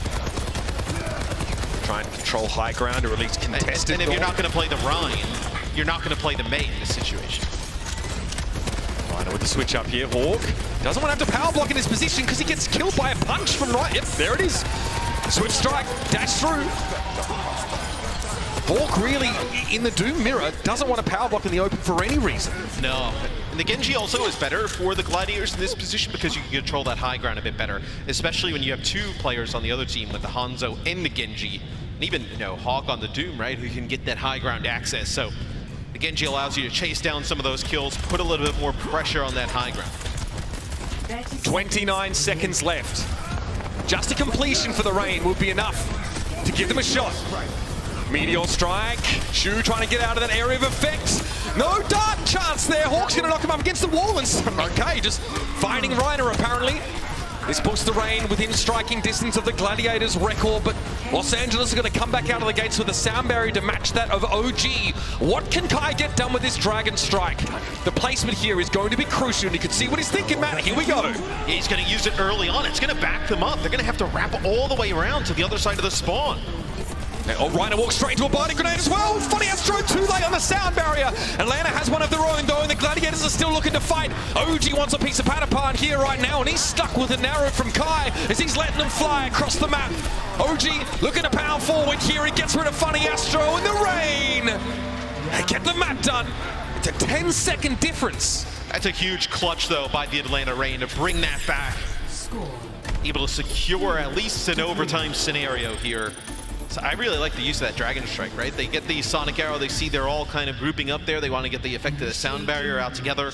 They use a Dragon Strike, they're forced to wrap all the way around, and you can actually predict that, which they did, and it's the Ultraviolet Biotic Grenade that hits Reiner right on out the door.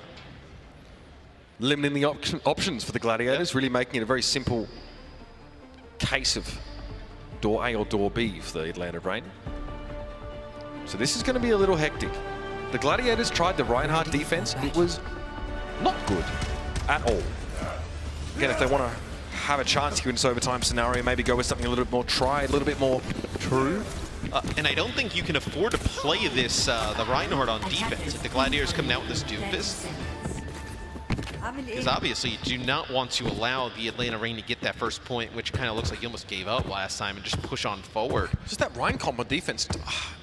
Again, scrim results must have been very different with that setup, but it looks pretty easy to outmaneuver. I also don't think it's intended to full hold point A. I think it's more intended to, you can fight on the point, you can brawl out on the point a little bit better, right? It's going to make it harder on the high ground, but... I mean, were that the case, you might even see it here though, right? If Bleeding Clock is your objective. Yes, but you don't want to give this up. Like, I think a lot of the time you're going to give it up and then really lock down that streaks with the Reinhardt, where I don't think you want to play that type of game here. Okay, the Atlanta Rain are going to take about 15 to 20 seconds just to be set up here, and the Gladiators want to make sure the Rain only have one opportunity. And this is not a fight that's going to involve any ultimates. This is going to be pure fundamentals, positioning, and looking for the first pick. Great boop there from Moji. That's going to deny Reiner. Here's a chance for the Rain. Oh my! Three-player Biotic Grenade? That's going to slow them up again.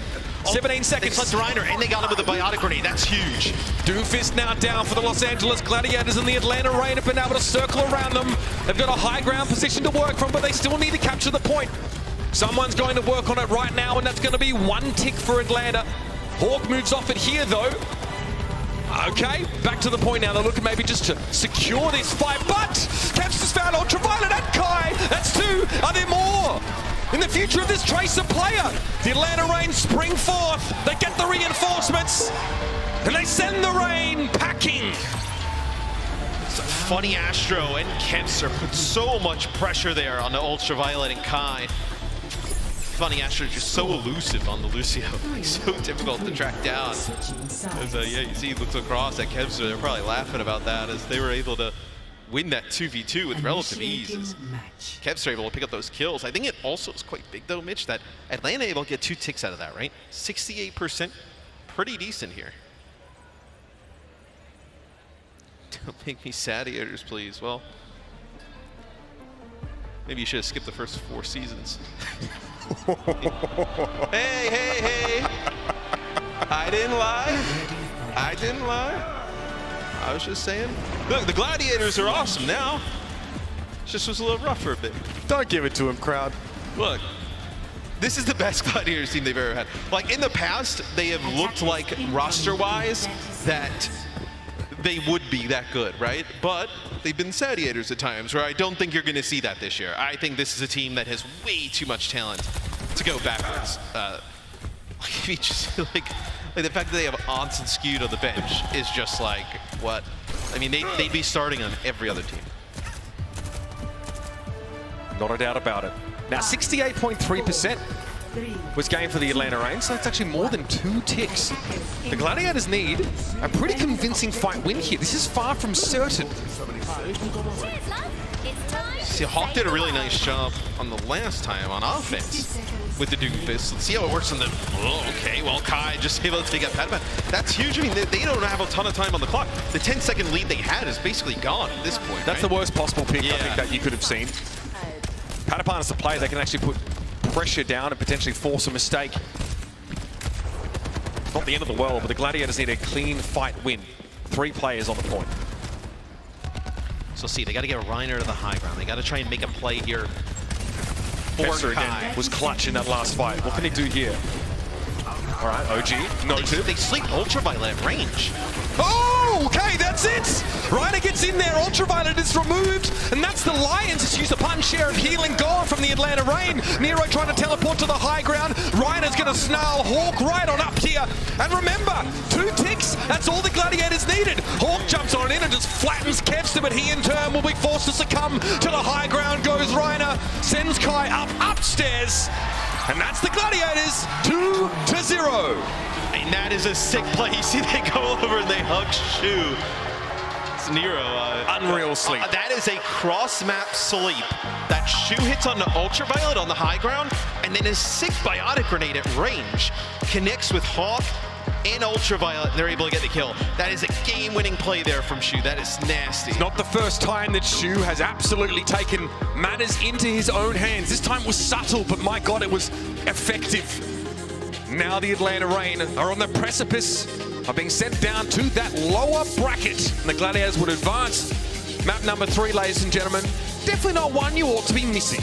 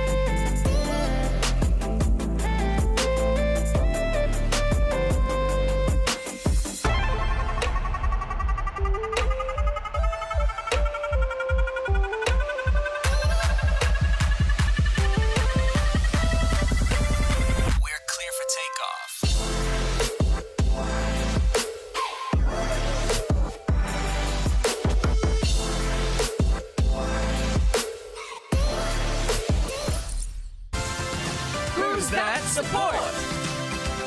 It's Shu! Shu! It's on the high ground. What do they do here? Shu has taken so much damage. He's been pushed down to the low ground, and the aggression is just enough. That's going to be Havana going to the Gladiators, and we are going the distance here. Shu, what is that? That is so good from Shu. What a beast in the back line. Wait, they're getting pushed off the point. It's still winnable for the Gladiators. Certainly are. BKB, he gets slapped. It doesn't even come out. The Gladiators are coming back on the point. No way. This is huge. And the Gladiators squeak over the line. That's how you get those insane statistics. Shu is just absolutely insane. Oh, he gets shut down. Shu finds it, Nero. He's in shock. What a brilliant performance from our MVP candidate here. Take a sip of your milk or whatever that was. You deserve it. And what's going through my head over and over is that Amp Matrix play from Shu. What a individual clutch. It's going to be desperation now for the Gladiators. Shu's turning it with his Amp Matrix. With the Amp Matrix. Shu! Jimbo's been taken out. I don't believe that. You have got to be kidding me. It's with an uncanny frequency that it's Shu who steps up with these individual moments of brilliance to clutch rounds out. It happened last year, happened before that, and here's yet another one to add to the history books. And it's rare that, when you see a player on another team, right, and you're like, ah, man, that player is sick. When he was on Guangzhou, right, I think everybody still knew, like, this player is going to be nuts. So let's take a look at this. The Sandman cometh. Oh, just like clips him right on the outside. And the biotic grenade that comes in here is just enormous. Look at, there's an attempted body block here, but oh, the timing. Yeah, it gets both. Ryan, all he has to do is pay a quick visit. He just ding-dong dashes Ultraviolet out of the server. Unreal. That is just... In the little B-roll clips we had as well, he had another sleep dart in basically the same spot. Skewed comes in now for Funny Astro, which is, we've seen obviously the Brig from Skewed, one of the best Brigadier players in the league. Funny Astro, by the way, also extremely good at Brig. Yeah. It's just not his role on this team. Yeah, it's not like he is a lackluster Brig. It's just you have one of the best ones in the league, and then Ons comes in. It's always scary when you see Ons come in. The inked up assassin has landed again. We already have a bit of a feeling of what we might see compositionally from the Gladiators. And Venom comes in for Nero here. Nero saw a lot of Genji from him. Venom definitely a Tracer specialist in every sense of the word. And you're gonna have a Gator come in. So this tells you we're gonna see probably some Winston-based stuff on the outside, maybe like a Reinhardt, but with the map pick here from Atlanta and it being Dorado, you're looking at a lot of Winston-based compositions. You're looking at Widowmaker play across the board. We do see a lot of the Brigitte on this map, so that's why you see Skewed coming in as well. It will be the same setup probably that we saw the Gladiators switch to if it were Gibraltar, right? They opt for a pretty similar play style there. But Kai's up to the challenge, right? We get very excited because we have, obviously a lot of the best Widowmakers in the West here at the Kickoff Clash. Obviously we saw, the interplay between, Kai and Hydron with that matchup between the Rain and the Mayhem. Arns has pretty consistently been put in that top 3, right? I think a lot of people, if they just had to go off the top of their head, 3 of the top 4 would probably include like Happy Kai, Arns would be in there, right? Yeah, it's tough to argue with how good those players are on those long-range hit-scan heroes. Not just Widowmaker, you look at like Ashe. Ashe has seen some play. We know how good Arns is on that hero, but... No real signature for him when she was just played every match, right? I think you're going to see the Widowmakers just basically locked in here. Widowmaker with the Tracer in play. With Venom coming in for Atlanta, right? You think he's going to be playing the Tracer most of the time. It does give the option for the Gladiators because Kevs are so flexible to even play the Genji, right? When you want to access the high ground on the second part of the map. That's a good point. Sometimes the Tracer just doesn't really cut it. If you want to be able to go upstairs. But this might be one of the Gladiators' most nasty configurations here in the Atlanta Rain, putting Gator and Venom back in to try and stave off a 3-0 drubbing. Again, down to the lower bracket they would go, and there are some very hungry teams waiting for them there. Make no mistake, I also would say, even if the Rain lose this, and this has been a relatively close series. Like, you know, the first point on Ilios, right, went to like 99-99 pretty much. The second point, I think they just kind of like outgot comped, just kind of rolled there. But King's Row was pretty close. They brought back Atlanta. Like, it didn't start close. No, it didn't start close. But like, Shu doesn't hit that sleep dart, there's not a guarantee that they end up taking that map. We could easily be going into this as 1-1. Should be no shock here to see Kai on the Widow, Venom on the Tracer. There will be more Gator Winston action and OG on the Brigitte. Now, can we see a teleport play from the attackers, normally just across the way up into one of the buildings to circumvent the frustrating sort of rooftop play from defensive Winstons? Oh, they actually put a TP straight up. What is this? Oh, they weren't ready for it at all. Ryan is able to strike straight to the heart and remove Ultraviolet. Oh man, that is confidence brimming. Well, so many teams play further back there because they expect that teleport to go all the way towards the back, and Kai goes, no way. As they TP straight up to the high ground and just jump in and start battling. So we have not seen any team do that. That is such a smart strategy there from the Gladiators. Just the utter disrespect as well to jump straight into your face. With a composition that's usually a bit more finesse-based, right? You'd set up for a while, but this was just aggressive. I don't even think that's BM. I think it's just catching them off guard, because a lot of teams just play so lax at the beginning, because Winston Bubble comes in the high ground, and now you're kind of scrambling, but Kai with a headshot on the Shu, sensing right. Good opener there. Arns obviously gives him a tickle, but Kai really not bothered by it. No one is doing anything about Reiner in the backline, with OG going down so early. Ultraviolet had zero support. That's one of those plays at the beginning of a map, though, that rattles you pretty bad. Car moving in, Reiner goes back to just get some healing from Shu from range. So now they'll get everybody back. Kai will have another opportunity to be the difference maker here. Reiner's Winston Bubble a little frustrating. Ooh, doesn't quite find the shot. He gives away his position to Arns now. Be pretty crazy to re-pick that, and he still does. The third time lucky. Arns gets a bit of rope-a-dope. Kevster's just murdering everybody. Yep. It doesn't matter. I mean, he is in the back line, just taking people out. Dash reset after dash reset. It's a biotic grenade that gets onto OG first. He's the first victim, and then just starts dashing, cutting everybody up. So is that the first teleport here as well? They just go. They've got a Brigitte as well. So they know that proximity healing is probably going to give them the edge in that fight, and the Rain were not ready at all. You tease the Kevs to Genji. He's now built that blade. There's a nano to accompany him or Reiner, whichever. This is where it has a huge advantage over the Tracer, being able to access this high ground. Tracer, like even like Overwatch 1, like historically, it's never really been good on this part of the map. Only selected when, you know, she's just super strong, which is usually a lot of the time. Pulse bomb dropped there. Reiner was slept, but he's awake now. He hits Primal at just the right time. OG tries a whip shot to knock Kevster away. Nice movement there from OG. The whip shot, and then looks like he was going to jump off the side, and then uses the shield bash, the bash to get back on top, just juke a little bit. The best way to deal with Genji is to, imply you're going to drop down, or drop down and then, grapple back up. It's frustrating for him to try and chase you in Blade, or Baptiste will use his Exo Boots as Genji comes in. The support's got to live here, though, for Atlanta. It's just headshot after headshot coming in from Arns. Arns doesn't quite know where Kai is until now. He sees a glimpse of him, and Reiner is first to the fight. A lot of pressure on Arns here as he grapples across the way. But look at Reiner. Look at how much spacing he's creating. It was really up to Venom to try and stall the cart there with Reiner so deeply embedded in his lineup. Another good whip shot from OG there to intercept, but still, Ultraviolet had to play a bit of a frontlining role here. Reiner slept, jumps away from the pulse bomb though. Gator returns home. And Venom really starting to get pressured down there. He saw the skewed shield bashes in his direction.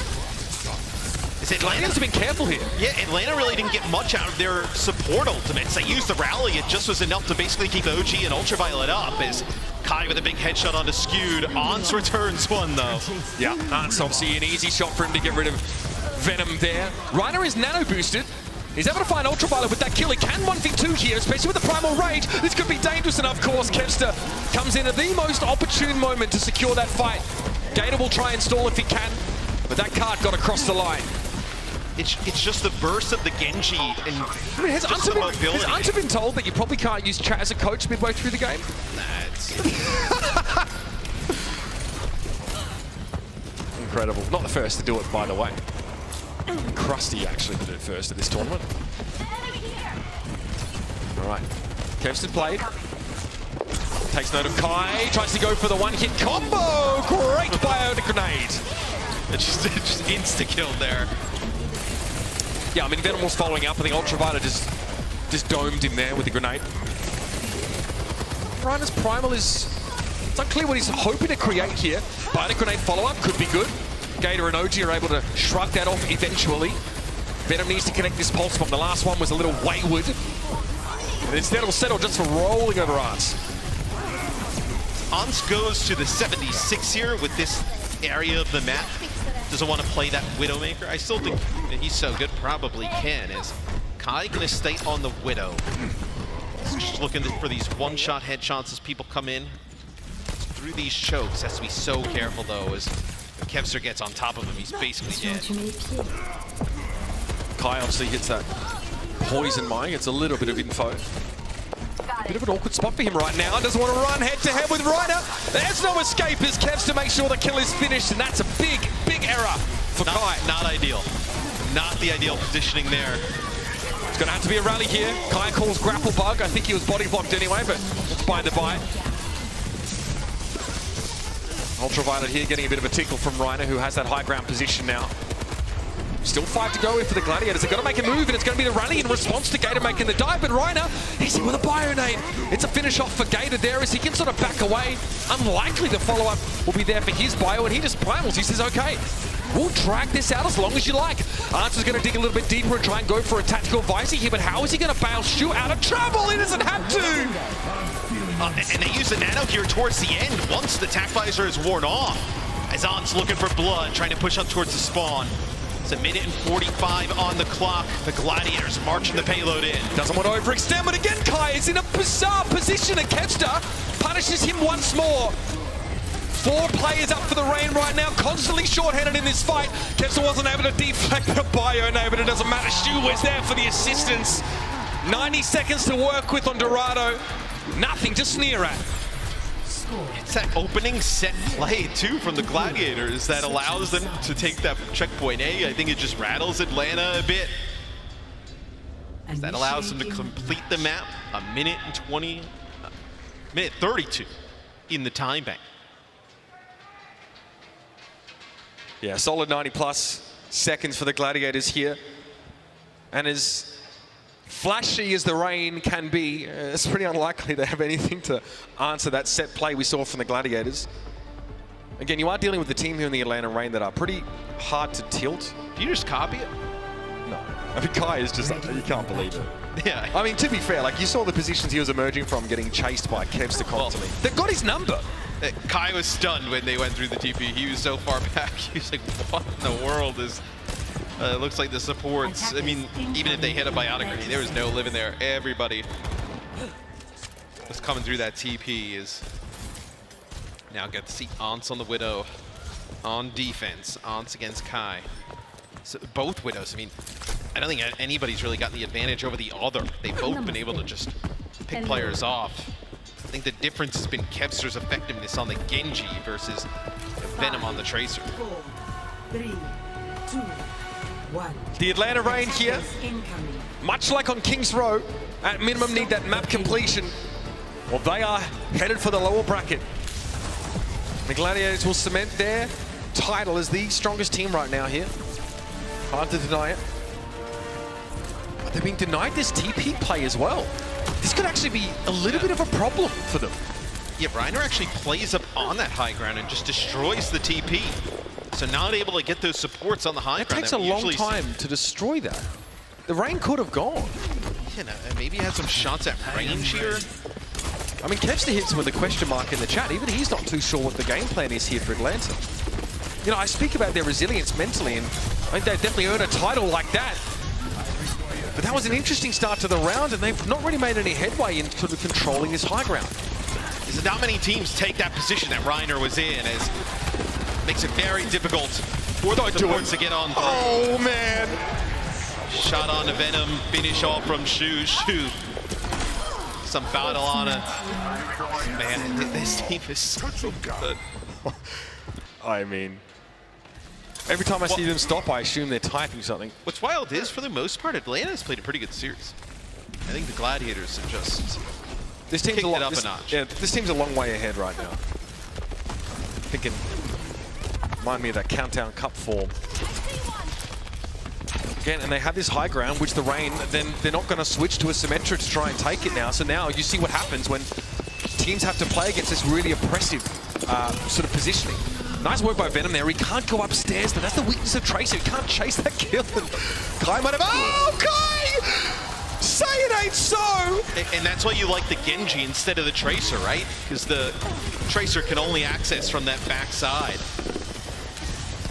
Kai, I guess, a DPI switcher on his mouse to make it hard for Arns to hit his head, but then didn't realize that he was headed on a one-way trip to the bottom of the ocean, and Venom finished by Arns. This is starting to turn into a bit of a clown fiesta, Matt. Atlanta's been able to get nothing going here. They really just started from the beginning of the game. It's even now Kai trying to get out of spawn. Kipster like right up against him. Oh no. Primal Rage. Not where you want to be. Ultraviolet, quick thinking and quick feet to get him away, but Shu is still going to eliminate him. Ryder doing most of the work now. The Atlanta Reign are in dire straits. And when Venom tries to go towards that backside to make a play for Ants, it's skewed there on the Brigitte, forces him back with a recall, and then Ants to this position to wait for him again. Infrasight would be available there as well. More likely that Ants holds onto it for when Kai builds his, if that is even going to happen at this stage. God, he's scary. Here's the blade.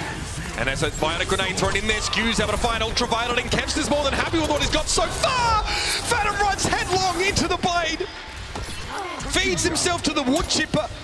In the Reign of 45 seconds to make something, anything happen. Yeah, they use the nano on a Gator as he chases down Ants, and it allows Kai to pick up that kill, but the Dragon Blade so effective here. So it looks like Atlanta wants to go fast. They're going to use the Infrasight. Fully expect Ants to answer back. There it is. Ants? Okay, I was going to say. So Answers will time out at about 12 seconds left in the round. Venom here. OG just gets eaten up during rally. This is it. Pulse bomb there thrown onto Reiner. Not the target that Venom was looking for. The sleep dart from Shu is a little wayward, but I mean, the smile on his face tells the whole story, Matt. This team are a country mile ahead. They are just clicking on all cylinders right now. 1 second left. They get themselves some overtime, but who's going to be left? It's just OG and the Los Angeles Gladiators book their ticket to a Kickoff Clash final. Dominant showing here against the Atlanta Reign. Just that last map was just a beat down there from the Gladiators. Look like their spirits were broken, Matt. And it's not over for Atlanta, right? This is the winners finals. You're going to drop down. You still have an opportunity to make that grand final. And they get a break, yes. Crucially, right? They get a night to sort of sit and try and recoup after that utter drubbing. Yeah, I think you just, if you're Atlanta, you just pretend like, like you go in tomorrow, pretend like this match never happened. You game plan for whoever wins this next match coming up. And then, you know, if you make it back to the Gladiators, you got to figure something out, some adjustments to make. Who is coming even close to the Gladiators right now, Matt? Think about who's in that lower bracket, who might come out of it. Can the Dallas Fuel put this team to the test? I don't know, man. Like, from the looks that they're able to do, and the one thing with Dallas is they're pretty readable in terms of what they're going to do, depending on like which tank is in the game, which may actually lead you to believe like maybe the Shock is actually a better chance. So this next match, though, is going to be really close. I also think I would not count Atlanta out of making that final. Atlanta, the first map was relatively, close. King's Row kind of went into OT. This map was just not a good pick. No handshake. Just quietly. Plenty of smack talk there in the lobby, but the Gladiators clearly pretty focused on what is next. Okay. There's GGs, right? But then also like there's also BGs, I mean, I also find it brutal. Like, to be honest, like if I was Atlanta, like, do I want the other team to run over and like give me a pound and like be all happy? Like, no, I just want to pack myself up and get away. And like that was a brutal loss. You come back tomorrow. Yeah, definitely going to need to be a considerable mental reset for the Atlanta Reign here, who've shown us, honestly, like, that they have two really serviceable, or more than serviceable Doomfist players on their team, right? They weren't able to make the Gator Doomfist work on that first map, but it is still going to be an option going forward, and let's not forget about who's down that lower bracket and what the Reign were able to do against a Shock. Definitely still potential in this tournament for them, but, oh man.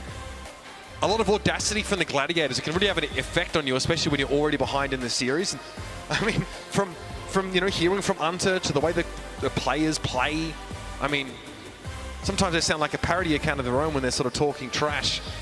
It's I don't think we're going to get too much of that in a moment, and you'll probably find out why. We're going to head down to the stage now with Danny and a player interview. Mitchell, man, thank you very much. What's up, everybody? I'm here with the one and only Kefser from Los Angeles Gladiators. Impressive stuff. Impressive stuff. Quick 3-0 for the Los Angeles Gladiators. Did you expect to be a quick match, or honestly, what'd you think about this Atlanta game? They're a good team, so I'm a bit disappointed, but I kind of expected a 3-0, if I'm being honest, yeah. Oh, nice. I mean, of course, with this win, you guys are now in the finals for the Kickoff Clash. How do you feel? How does that make you feel? I'm feeling good, yeah. I'm feeling amazing. It's gonna be take it home tomorrow. Fast and easy.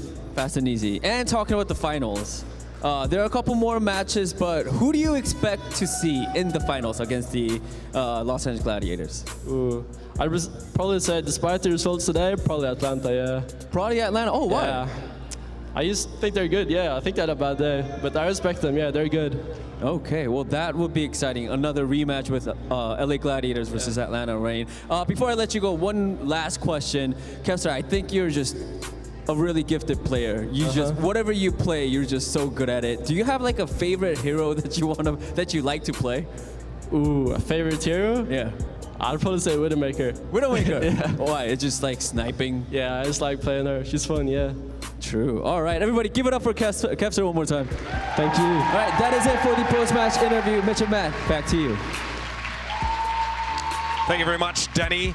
Yeah, look, interesting really to hear that from Kefser saying, look, we still think that the Atlanta Reign are probably the second best team here behind us, despite the result from today. That's a pretty glowing endorsement considering what they just did to them. Honestly, I may tend to agree with how they've looked otherwise, and even some of those games are competitive there. I think they just kind of ran into a team that is on another level right now.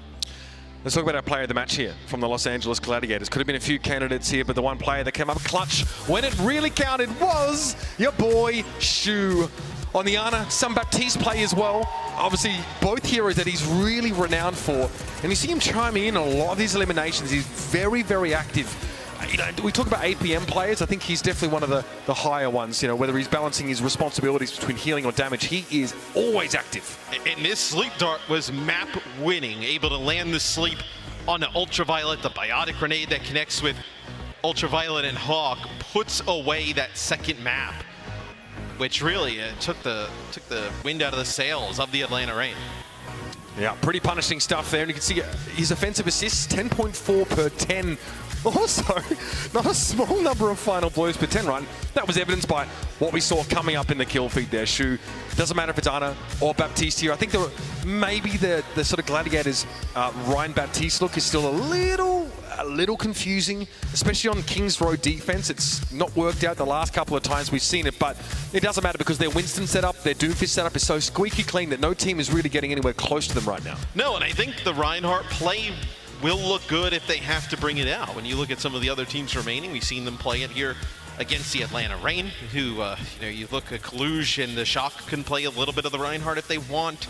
Dallas really kind of can in some ways. So Han been to a little bit, but it's not kind of their go-to, where, yeah, the Gladiators, they can fall back and play it just as good as anybody else left. That's right. Now, coming up on the other side of this game, it will be an elimination match.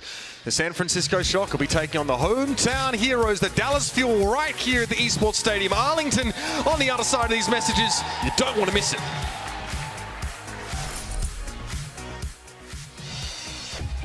The Overwatch League is brought to you by Upper Deck, the official trading card of the Overwatch League. And by TeamSpeak, the official voice supplier of the Overwatch League.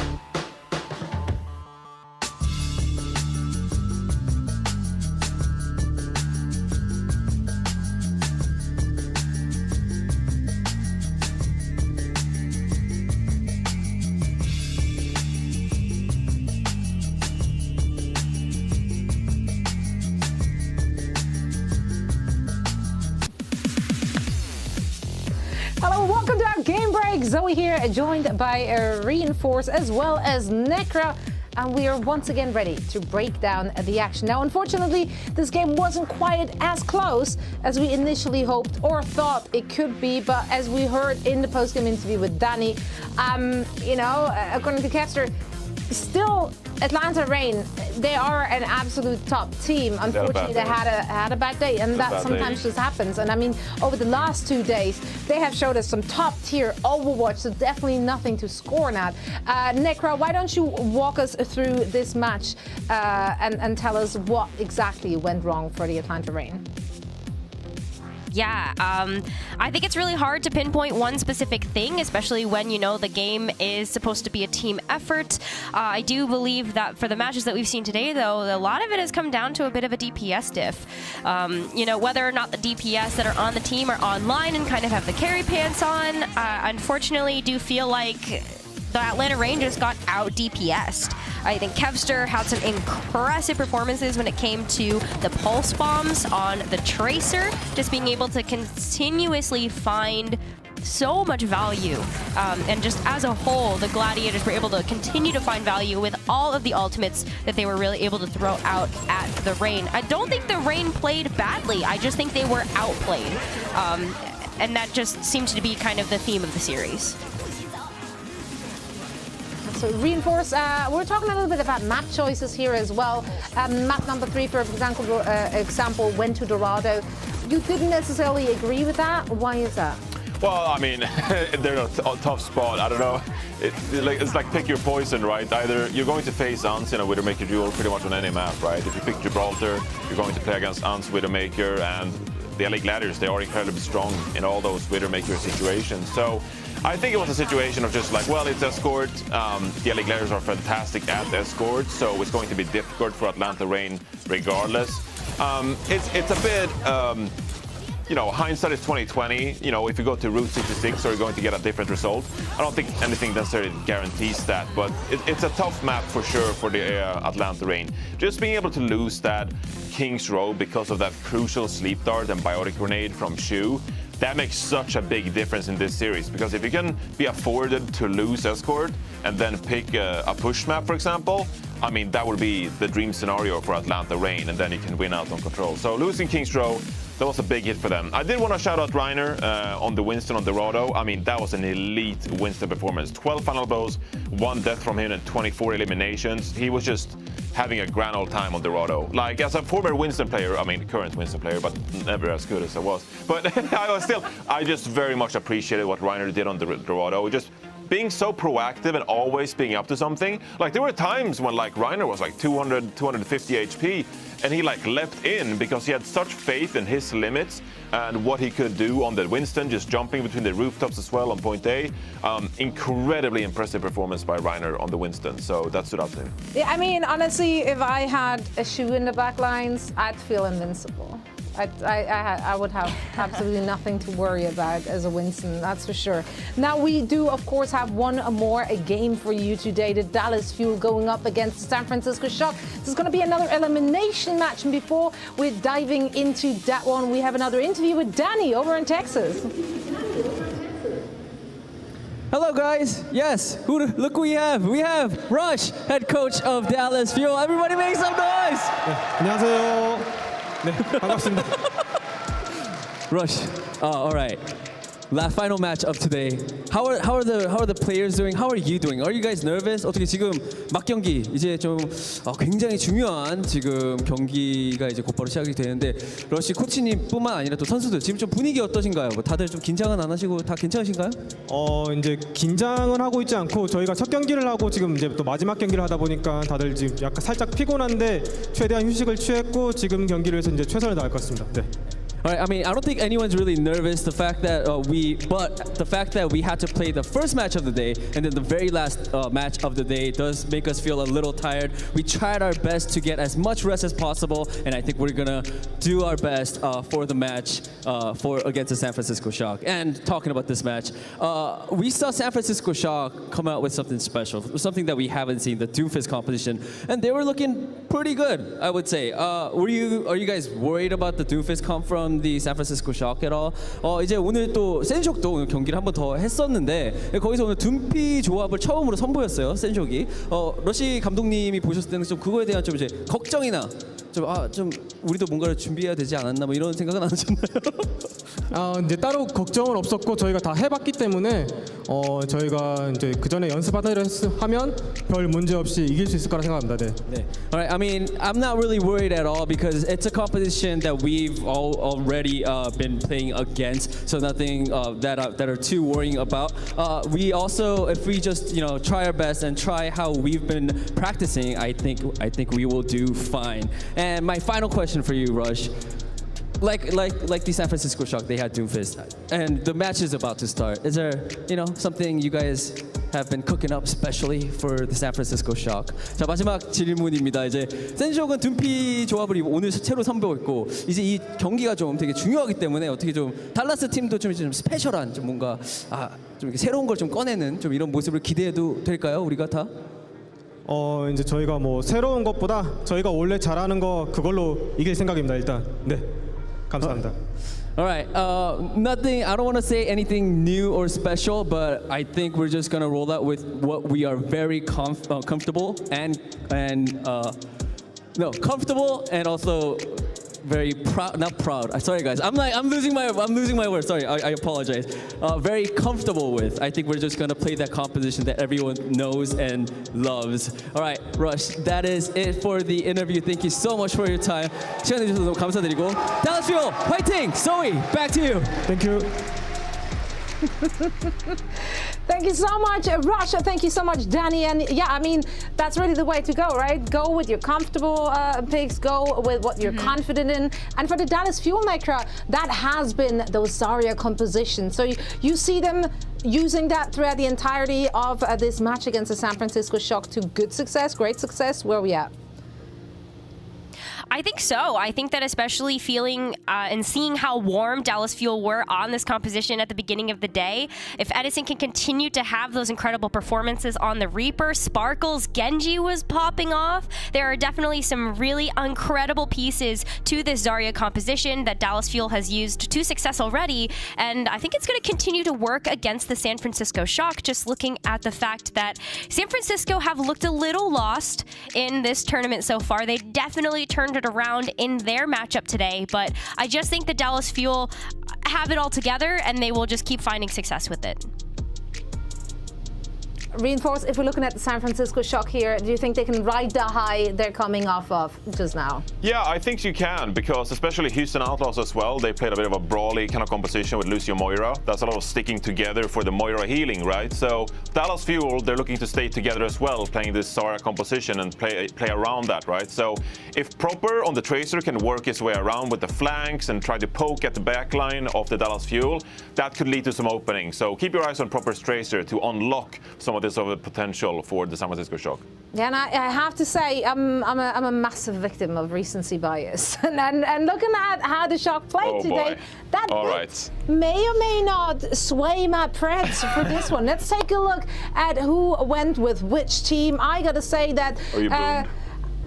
I don't know. For me personally, I think what I saw from Popper again today and what I saw from Kalush today as well, that just made me that made me go with the San Francisco Shock. And I see I'm not the only one who was very impressed by that. Danny is with me on this one.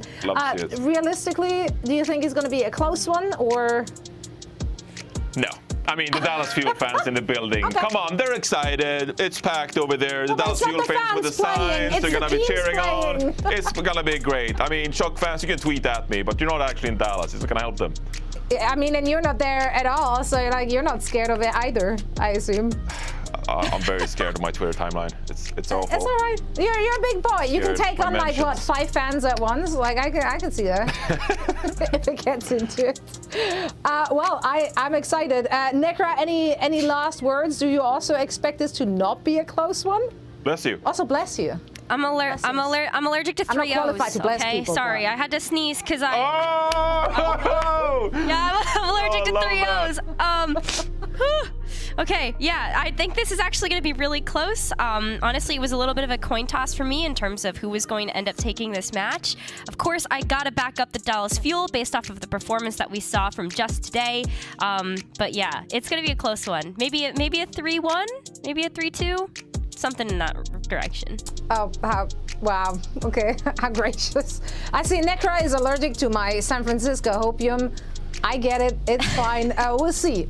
They will battle it out for us on the battlefield. And of course, the three of us will be back to break down all the action after this next match. So get ready for our last match of the day. Another one with everything on the line between the Dallas Fuel and the San Francisco Shock right after this.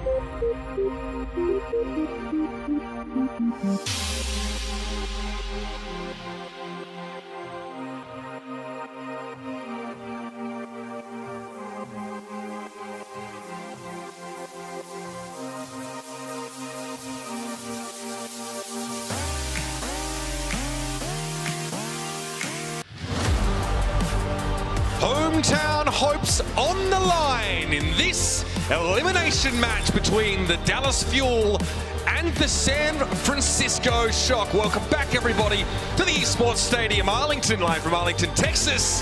This one, Matt, is sure to be a firecracker. I mean, this is a matchup that a lot of people probably had in their final. Not in your loser semifinal. So one of these teams is going to go home pretty disappointed. You know, the San Francisco Shock undefeated in our online matches through the Kickoff Clash. They come here, they looked a little bit shaky early on, maybe like starting to settle down a bit.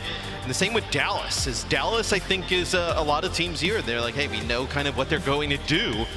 And now Dallas just needs to execute at a higher level.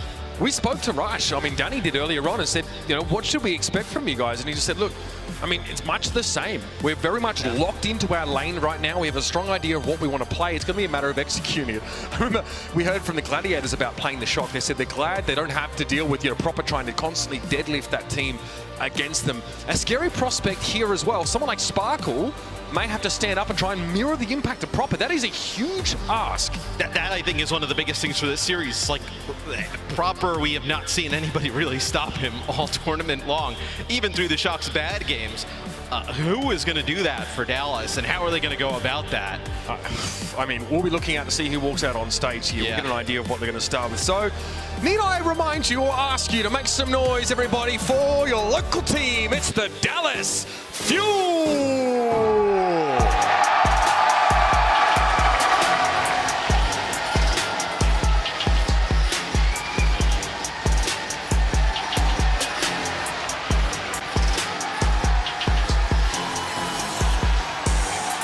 Obviously the crowd going crazy here for the Fuel. There'll be Hanbin in the lineup to kick things off. Edison and Sparkle in that damage dealer role. We've seen just about everybody in terms of damage for the Fuel. I just think, man, they're gonna have to turn up big time here against the Shock. Because you got to imagine, right? Think about you know, Battle Texas early on in the season. There were like a lot of nerves with this Dallas Fuel team, right? In that matchup. You come in here, right? Everybody going crazy for you. You're going up against the Shock. Does it work for or against? You don't know, right? It depends on how this first map goes, and that pressure starts to mount. Remind you, the journey so far for the Dallas Fuel, a 3-0 victory against Toronto in that first round, and then they faced the Los Angeles Gladiators. A close match, but a 3-1 result sent the Fuel to the lower bracket where they took on the Florida Mayhem. Dropping a map to them, but able to squeeze their way forward. This team, obviously, multiple options here. We've seen Hanbin show us even the Reinhardt at times. The question is whether they have the answers, do they have the toolkit to deal with their opponents. Everybody welcome to the arena, the San Francisco Shock.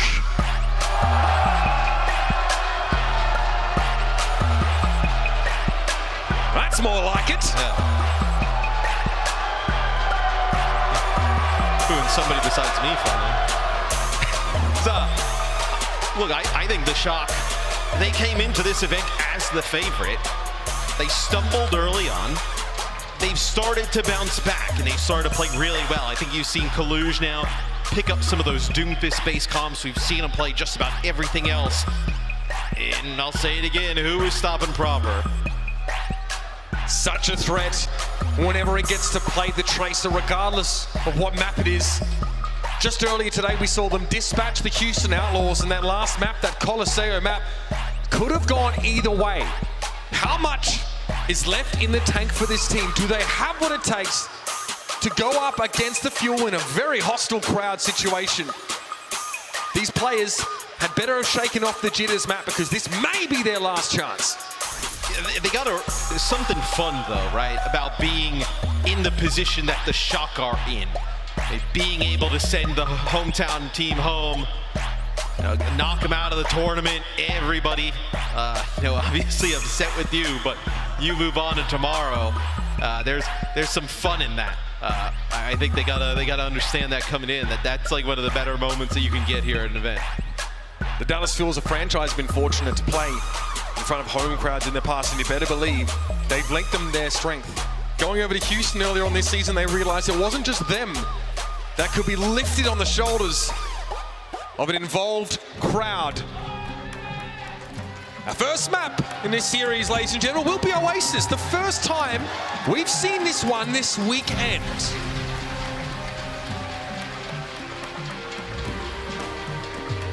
We'll see what both teams bring to the table in this matchup.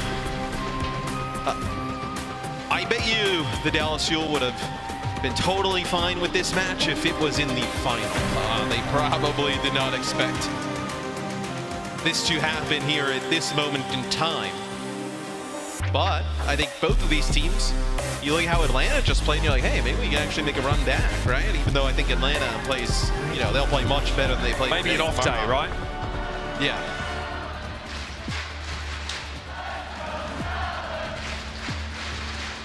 Early on here, looks like a Zarya inclusion for the Fuel, a composition that they have really refined and led the way for the rest of the league in. Harbin, Zarya, Edison on the Reaper. Esports Stadium, Arlington, make some noise. We're out of the gates. The Dallas Fuel and San Francisco Shock. Yeah, it'll be Sparkle on the Genji with Edison on the Reaper. We'll have the Shock playing this Doomfist composition. Kaluj mentioned that Krusty's like, hey, just lock it in, figure it out. Looked pretty good in the last series, but this is the player to watch proper. Sparkle opting not to match Traces. Harmin, an early Sleep Dart connected there from Finn, and Proper looks to try and follow up as much as he can. Harmin takes a beating, but Fielder's still going to be there to give the top up, and Chigo filled a biotic grenade just now. Edison in danger. Proper opts to sort of ignore him though. More attention being faced towards Sparkle, and Kilo's able to finish that first pick, San Francisco. Yes, Finn hits him with a biotic grenade, and he's trying to dash out, not able to make it to a teammate. So this will be the Shock taking the point first. Kilo can assume this high ground position now, harass the Fuel as they cross. Again, Dallas want to take fights inside that small room. They're definitely favored there, but need to respect Kaluj's crowd control in those closer quarters. Frontliner Edison there with the help of Hanbin, warding away the Shock. This is an aggressive teleport here. Moving up to the point to begin a contest. Kaluj takes half his health and damage, and Fielder dumps the grenade on him. Yeah, I mean, nothing you can do there. Nothing you have to save Kaluj 30% and counting. This is for the Shock. Oh no. You still have Proper on the point contesting it, but Edison getting the nano boost, hitting the high ground. And hitting hard. It'll be a flip for the Dallas Fuel. Nano boost there from Fielder, just sent over Edison's way. Again, much like the Zarya bubble, form of utility that allows him to play just that little bit more aggressively. Graviton Surge on deck here for the Fuel. They're getting close to that pulse spot. Sparkle moves away from the Genji. This will be a grab early on. Kaluj slept inside the grab by the grenade as well. There's no way he's getting out of that. Sound barrier here, and Kilo's going to go in with a tactical visor. Dallas Fuel's overshield starting to expire, and Kilo didn't have a great sightline. Edison strikes. Violet is dispatched. Proper needs to keep his distance as Harbin seems to be charged. He sleeps. A pulse bomb's going to be coming in. It's not a stick, and Harbin can bubble it off. Oh, that is an awful sequence there from the San Francisco Shock. Kaluj goes in, gets hit with a grab. The sound barrier's late. The nano for the tac visor does nothing. Oh, what a bit of a mess. Meteor strike from Kaluj. No barrier for Harbin for a few seconds. The sleep is good. The pulse bomb was dropped there for Sparkle. That didn't connect either. That's 2 DPS ults for 0 result. Sparkle, though, found his way into the back line, though. Drags Finn down. Forced to blink away. Recall from Kaluj, who power blocks, and Sparkle will head to the high ground. Dallas still in control of the point. Yes, they're going to try and make a push back in as Kaluj jumps right out on a Hanbin. That's going to force one bubble out. Harmon's charged up here. He gets the nano boost, looking for Kaluj. He's going to struggle to block this damage away. Heading for the kills. Kilo is one, and Edison finishes him off. Violet can't get away quickly enough. Harbin burns him to a crisp. So it's just a Shock early on, but it's been all Dallas Fuel from here on out. Is Hanbin with the grab? Are you even going to need? Beautiful. Violet down, and yep, you may as well use the grab here to secure the kill and secure the first round.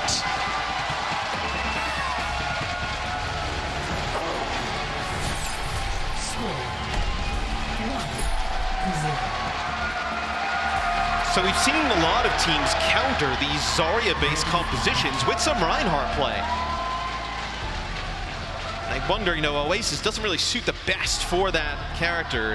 It's a big ask on a map like this, Matt. A lot of high ground here, too.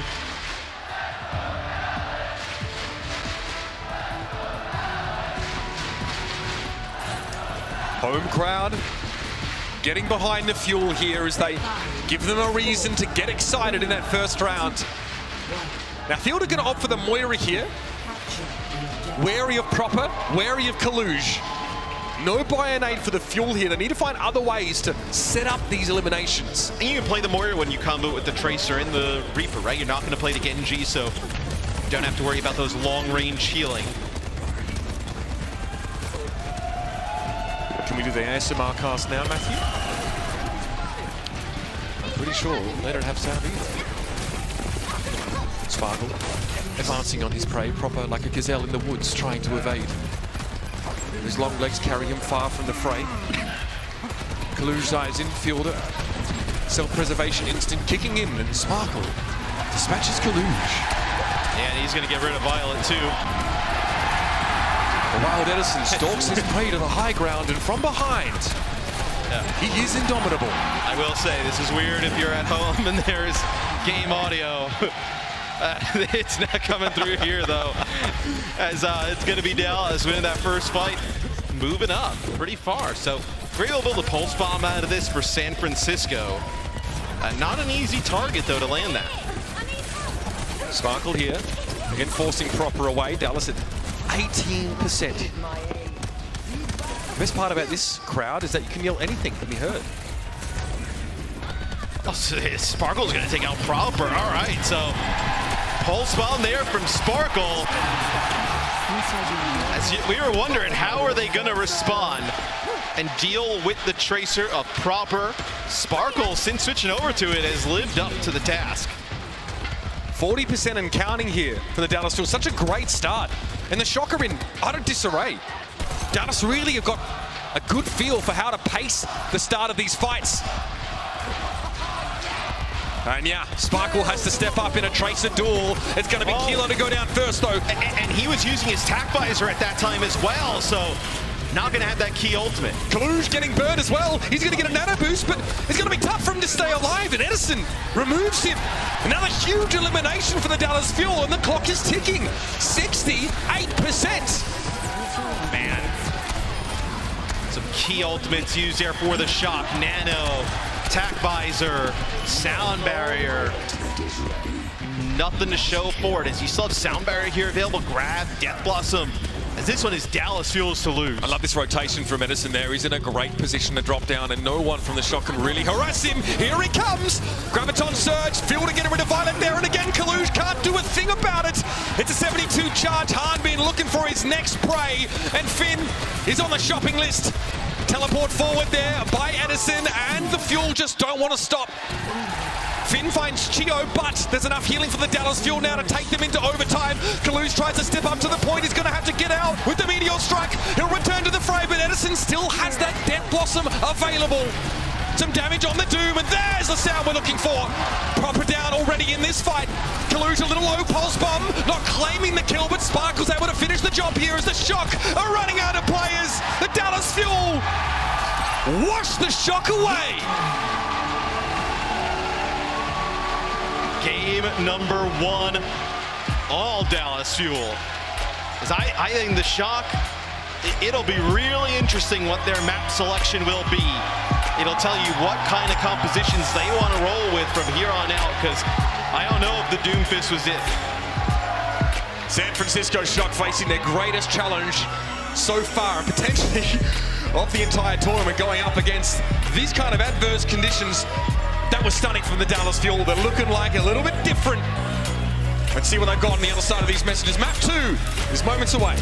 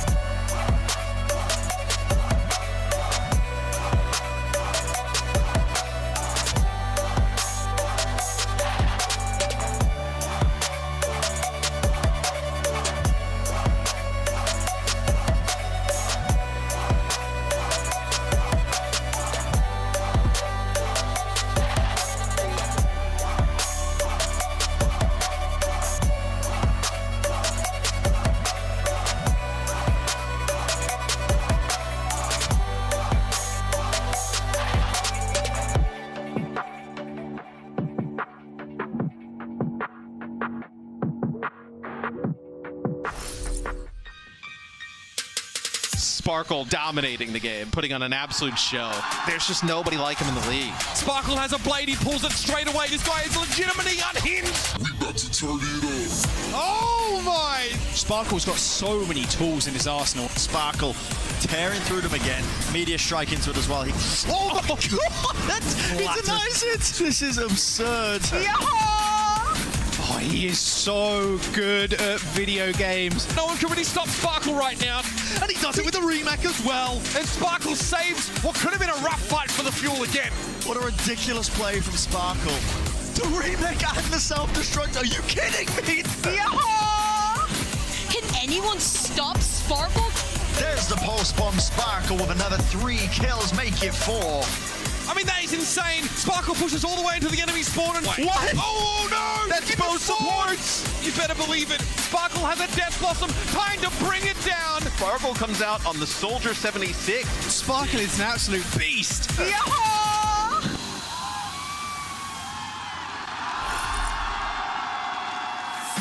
Sometimes he twerk, sometimes he go to work. Sometimes it's a little bit of both. What a moment for Sparkle in that first map. The crowd behind him, and he rose to the occasion. So you got to see how the shock gets started on this map, because the crowd obviously extremely pro Dallas. Dallas seems to be living up to the hype thus far. And the hype's living up to them. Yeah, and you don't pick it up here and like wake up a little bit if you're the shock. This series is going to be over real quick. One thing you want in San Francisco is the sound of silence. A silent crowd means you're doing your job. Midtown is going to be the selection for our second map in this series. Naturally, a San Francisco selection. A map where those Winston-based compositions can be quite effective. But Dallas have seemed to err on the side of Zarya still. See what that setup has in store for us. Looks like Dallas will be going on the attacking side first up. It'll be interesting what the Shock are trying to force here with this map selection. Hanbin stays in. So it tells you not going to see any type of Winston play. Probably be a lot of either the Doomfist or the Zarya, as The Shock on defense look to be coming out with the Doom again. Attackers incoming in 30 seconds. Kaluj showing us a little bit more of that Doom Fist than even the Winston lately. And honestly, in that series against the Outlaws, can't blame them for wanting to bring it back here. Hanbin definitely putting the reps in on the Doom though, no doubt about it. It looks like the Fuel might opt for, again, that sort of Zarya-less Reaper setup. Edison needs to be a bit more flanky, less of a frontliner, and let Hanbin do the heavy lifting in that regard. Here we go. So it'll be Hanbin on the Zarya. So Zarya with the Tracer and the Reaper. They tried the Genji a little bit early on, and ever since that didn't work out, they've been going with the Tracer, and it's worked out much better with Sparkle in this role. All right, Kaluj forced to peel back a little there as you saw that recall from Sparkle. Edison coming down from the high ground and caught Proper somehow. Proper off the boil so far in this series in a fat biotic grenade on Finn and Kaluj. Dallas need to take a moment, top up a little bit. Kilo not yet shaken free of his purge, and Edison able to get some health back. That's important. Kaluj isn't doing anything right now with their bio on him. Hanbin again, remember, conservative bubble usage from him. Only when he needs it, only when Edison needs it. This is the team that's been playing a ton of Zarya comps throughout this tournament. It'll be the first checkpoint taken. Man, this is the Shock map pick, dude, to get off to this type of start. Oh, man. It's just terrible. We haven't seen this Dallas Fuel yet. Not at this tournament. Edison getting a bit of top up there. He headed upstairs too with the bubble. Not much room to do there though. We'll saunter back into formation. And again, how do you engage this high ground with this comp map? What is your win con here in this part of the map? So you're not playing the 76, so you're going to have the Reaper teleport up just like this. Oh, with the nano. Oh, he's got the nano. Nice move back. But get those bubbles and push on through. Subtle as a sledgehammer, rather, Fuel. Just as effective. How long do you commit to this if you're the Shock? What's the other option? Reinhardt base setup? Yeah, I mean, Winston base Reinhardt, right? What is your... I mean, you can't play Winston against this, surely. Okay, now on Kilo, attack visor as well. Hasty retreat for the Dallas Fuel. They're looking a little sheepish as Kilo riddles them with bullets. 3, that's good enough. All right, so they have to dump a nano, a sound barrier, and a visor in here. It's Sparkle just hiding down here with Edison. It was a meeting of the twerking council down there. Yeah. See, I feel they're such off of Ana and gonna go over to the Moira, so... Proper might be giving him some grief there. Yeah. Also means he can play aggressively as well. Doesn't want to be an easy pulse bomb target. Right? There's no burst healing here though, so if there's a Bionade on the Fuel, it's pretty scary for them. It has to be cleansed. Look, Edison getting stunned. Like, there's no burst healing for that Reaper. Something goes wrong for him, it's curtains. Well, they invest sound barrier. They want to fight here. Oh, Kaluj taking a risk there. He's going to drop down at 90 HP. He's going to have the jump away pretty much instantly. Gets caught in a grab. The timing is good from Hanbin. Pulse bomb there from Proper. Fruitless. Dallas are going to ride this one in. There'll be a brief contest on the car. Looks like Finn or Kilo. Eventually, they'll be dealt with as well. Hanbin wants to fight anybody right now. He is so charged up, trying to hunt down Kaluj. No power block for Kaluj. He's low. They're chasing and they got him.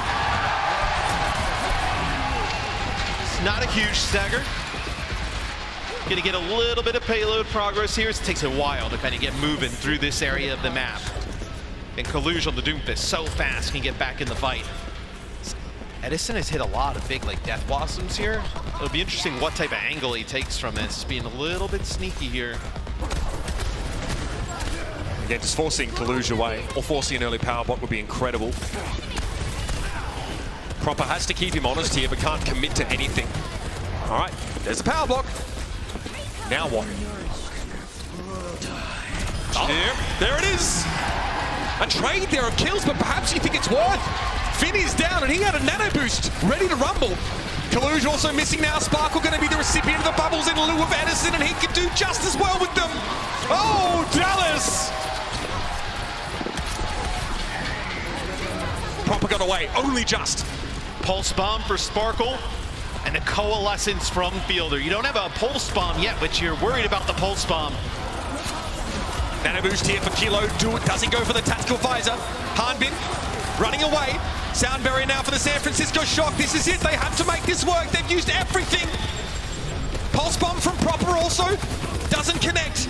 Fielder finally succumbing there. Only the Lucio left for healing for the fuel, but they're close to a sound barrier, and Edison is pressuring.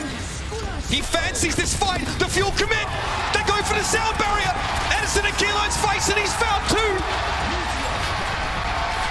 Kaluge currently in the stratosphere. Meteor striking away. As Proper's been able to deal with Chio, and Fielder faded forward. He might be able to get into this fight. And yes, he has done so. But his teammates are looking a little haggard. Doesn't matter though. Sparkle looks to challenge. Kaluge punches through Edison. A little bit of life still there for him, but not enough to keep him alive. They get extremely close, but some kills from Proper. Kilo out of the spawn. Pick up some cleanup kills there to stop the Dallas Fuel, which honestly, with how much time would have been on the clock in their time bank, it would have been very difficult for the Shock to beat or match that. And now Kaluge goes over to the Rhine. Baptiste as well for Finn. So it is a Rhine comp. Again, we talked about when we would see this, that maybe the Zarya composition struggles a little bit to penetrate past the Reinhardt. Proper has a pulse bomb. A lot of poke damage here for Kaluge, but he's shrugging it off fairly well. Grabbing the bucket, pulse bomb! That'll do it! Not the prettiest thing for Sparkle, who ends up blowing himself up, but it doesn't matter. It's enough to break through the defenses of the Shock, and that's a 90-second time bank. Yeehaw!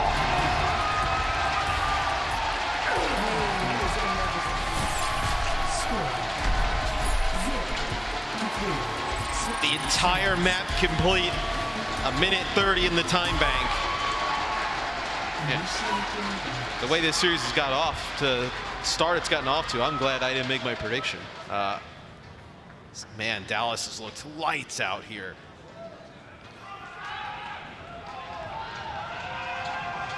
We saw the San Francisco Shock, they resorted to a Reinhardt setup. The Graviton Surge was already there. It was just too late. It was just too late. I get Midtown has some areas where there's like verticality, right? You want to play with some of that with the Doomfist. You're going to play the Doomfist because of the Zarya comp on the other side and the Reaper, but it's not working out, and it's looking like that. Got to try something else, you think, eventually, right? How much of the Zarya comp have we seen from San Francisco? Not much. We've seen it a little bit, but not a ton. I mean, they've been able to get by just playing a ton of Winston-based compositions. I mean, they've been insane at those, with Kaluge and Proper able to collapse on players. That's where they've looked at their best. Let's talk about Proper, Matt. It's tough to see him making a big impact so far in this series. When your team's kind of getting rolled like this, it's difficult for anybody, I think, to make that big of an impact. Is Kilo on the Hangzhou, so seen a little bit more Hangzhou play during this tournament than we have at home. And great to get these medium range picks, and that is Edison getting a kill on a Proper right away. Edison walks up on Proper and snatches him up. Back to the penthouse suite. The Hanzo's pretty good against the Reaper in the sense that the Reaper TP's in, he's a stationary target. Storm arrows just try and burn through the bubble and mow him down. Force out raid form straight away. Again, dealing with Sparkle behind that fire truck is frustrating. He's constantly strafing that corner. And again, Edison gets a bubble if he drops out of this building quite happily. They're in the alleyway. Clattering of bin lids. Oh! Okay, had to be a defensive body grenade there, and there it is! That's nasty from Fielder! No questions at this time, thank you! But I don't think that's an area of the map you want to fight in if you're San Francisco. They're running Zarya, they're running Reaper. You don't want to be in a small alleyway against those two characters. And they go right at him in that alleyway, and what do you expect at that point? Finn has to defensively bionade. Fielder sees that, immediately deploys his. Easy pickups for Edison. Hanbin getting closer now to that Graviton Surge. Kaluj will be scratching his head to find a good way to get value out of his. Fielder just pumping those heals. Oh, okay, Nano deployed. Here comes Hanbin. He's charged up. Sound barrier, they're going to wait this out. There's the grab, and it's late. Just late enough, in fact. San Francisco. They'll be waking up with a headache after that one.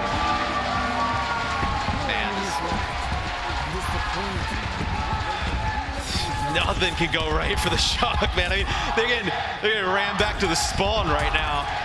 Staggering that grab until that sound barrier had decayed was huge. Here's an opportunity, though, right? Dragon, grab, sound barrier on the other side. But still, this is a good opportunity for the Shock here if you can land some of these ultimates. Kaluj, no charge. Okay, grab to the corner. Sound barrier's going to be well timed. Here's the Dragon, though. Han been forced to back away. Kilo with 3 in that fight, getting rid of Sparkle there. The Fueler in a little bit of trouble. No healers here. Hanbin can wait on his bubble cooldowns. Edison, it's going to be a bit of a 2v2 here. Kilo wants to try and chase down Hanbin. His charge. Oh, you better respect the beam. And there's the Death Blossom. Edison gets Kaluj. I mean, you get the tank out of the way. That's huge. Here come the reinforcements. Kilo now has to fight on 2 fronts, and he's forced back. The reinforcements have arrived. How is Edison alive? He has no business having done that. He Death Blossoms and then actually TPs like back up the staircase behind him. And able to just juke everybody. And I said that was like one of their best chances. You look now, I mean, just attack visor here from Proper. So much area to hide behind, a difficult choke to go through. It is all on him. If he gets hit with a Bionade mid-ult, he's done. Harmon slept here. Means Edison doesn't get a bubble for now. Oh, he slept to the tag. Oh, it's devastating. Woken up though, but Kilo's already gone down. Harmon looking to push forward here, and Proper needs the turntail. Edison won't be stopped. Harmon won't be denied. The fuel won't be beat. Finn is a smouldering heap on the ground, and although Kaluj got a nano boost, it's just not going to cut the mustard. I mean, you're on the Widowmaker now. You're tilted more than Uranus's axis. It's over.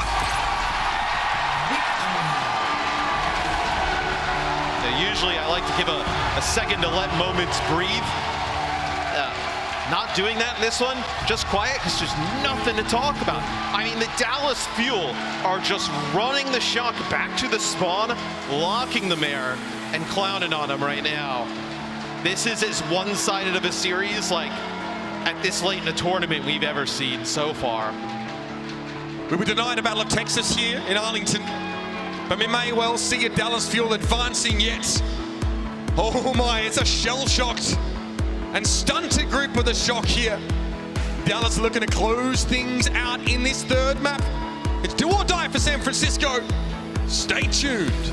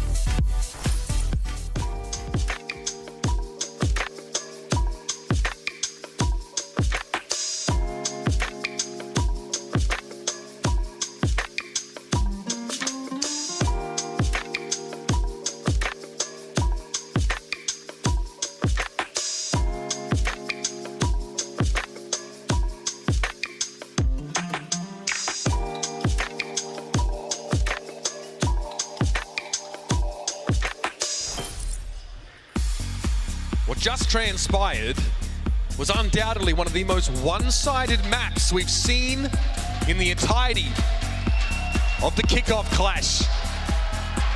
Dallas Fuel smacking down the San Francisco Shock, paving the way to a match point.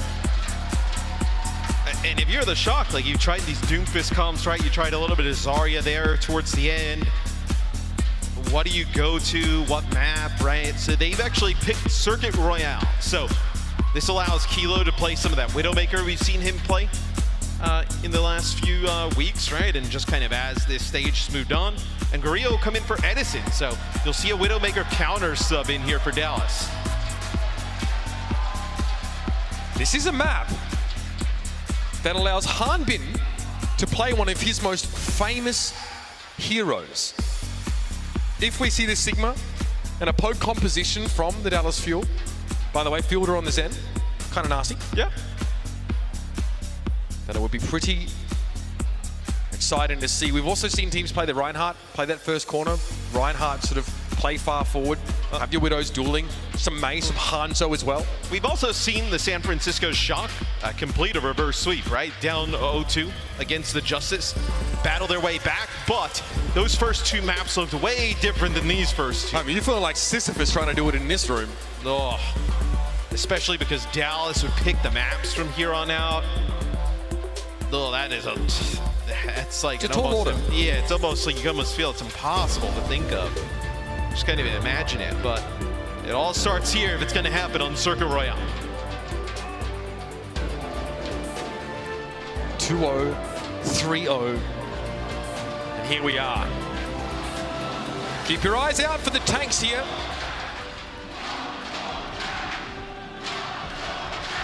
Glad to see our friends in the crowd are as appraised as we are in mathematics. Yeah, they know the rules. So do I. Double sniper defense. We see some teams play like Symmetra here. We see a lot of different stuff. This is a nasty poke setup, for sure. Mm-hmm. Oh, without a doubt. Ah, yes.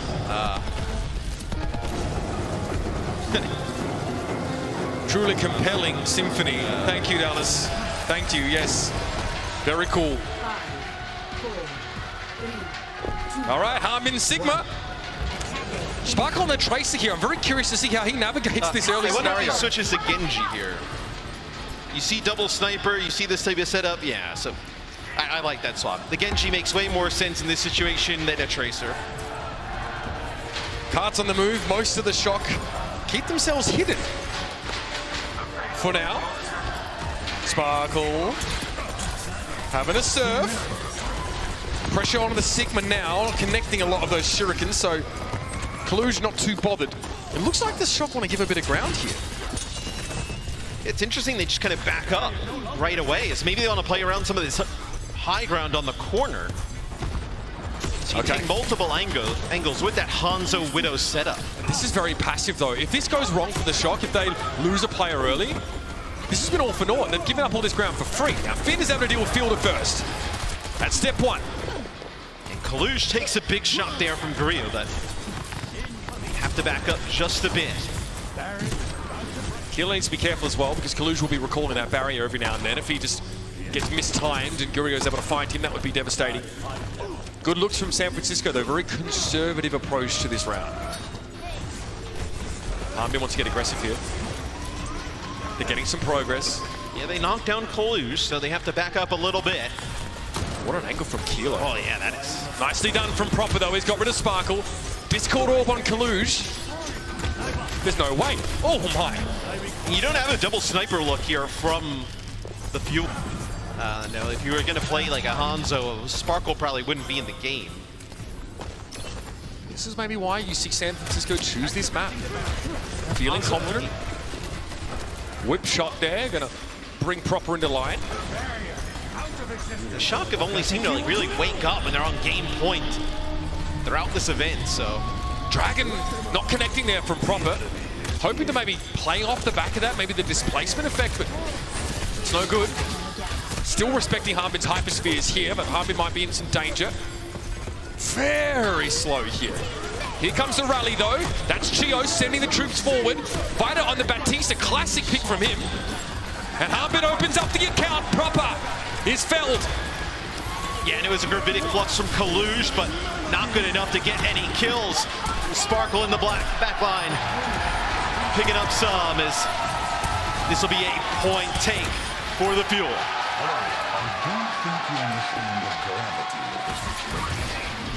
Well, if you'd forgotten about Hanmin Sigma, you've had your memory jogged. Kalush caught in the gravitic flux there. Hanmin more than happy to just get the Sigma, knowing Gurio and the rest of the team would add damage in. San Francisco don't have a Brigitte here. Playing around the immortality field more so. And now Proper moves away from the Hangzhou to the Genji, try and put a little bit more pressure probably on Chio and Fielder. Remember, Brigitte doesn't have that crowd control built in anymore. There's no burst healing from Dallas, so they'll have to wait here. Chio just whip shots for Inspire. A lot of payload progress. So, like, this is one of the harder areas to go up this hill, and it's pretty much gone uncontested. Here's the blade. Sparkle eyeing off his first target. Oh, Proper though. He'll back him up. Immortality field was there for San Francisco. Hanmin's here with the Discord Orb now, a bit awkward for Dallas to try and back away in this scenario. Kilo finds a pick here, and Dallas are down to 3, make it 2. Yeah, Finn ends up holding onto the Transcendence there, which is massive. Maybe you think you're trying to force out that Transcendence with the blade, but he holds onto it, so. Transcendence still available here for the Shock. Kalush has a ton during that fight to be able to build up to another Gravitic Flux. That's really fast, and now you control some of this high ground yet again. Being able to have Violet play Baptiste here is such a huge boon for San Francisco. Yeah. More throughput, Immortality Field, Amplification Matrix.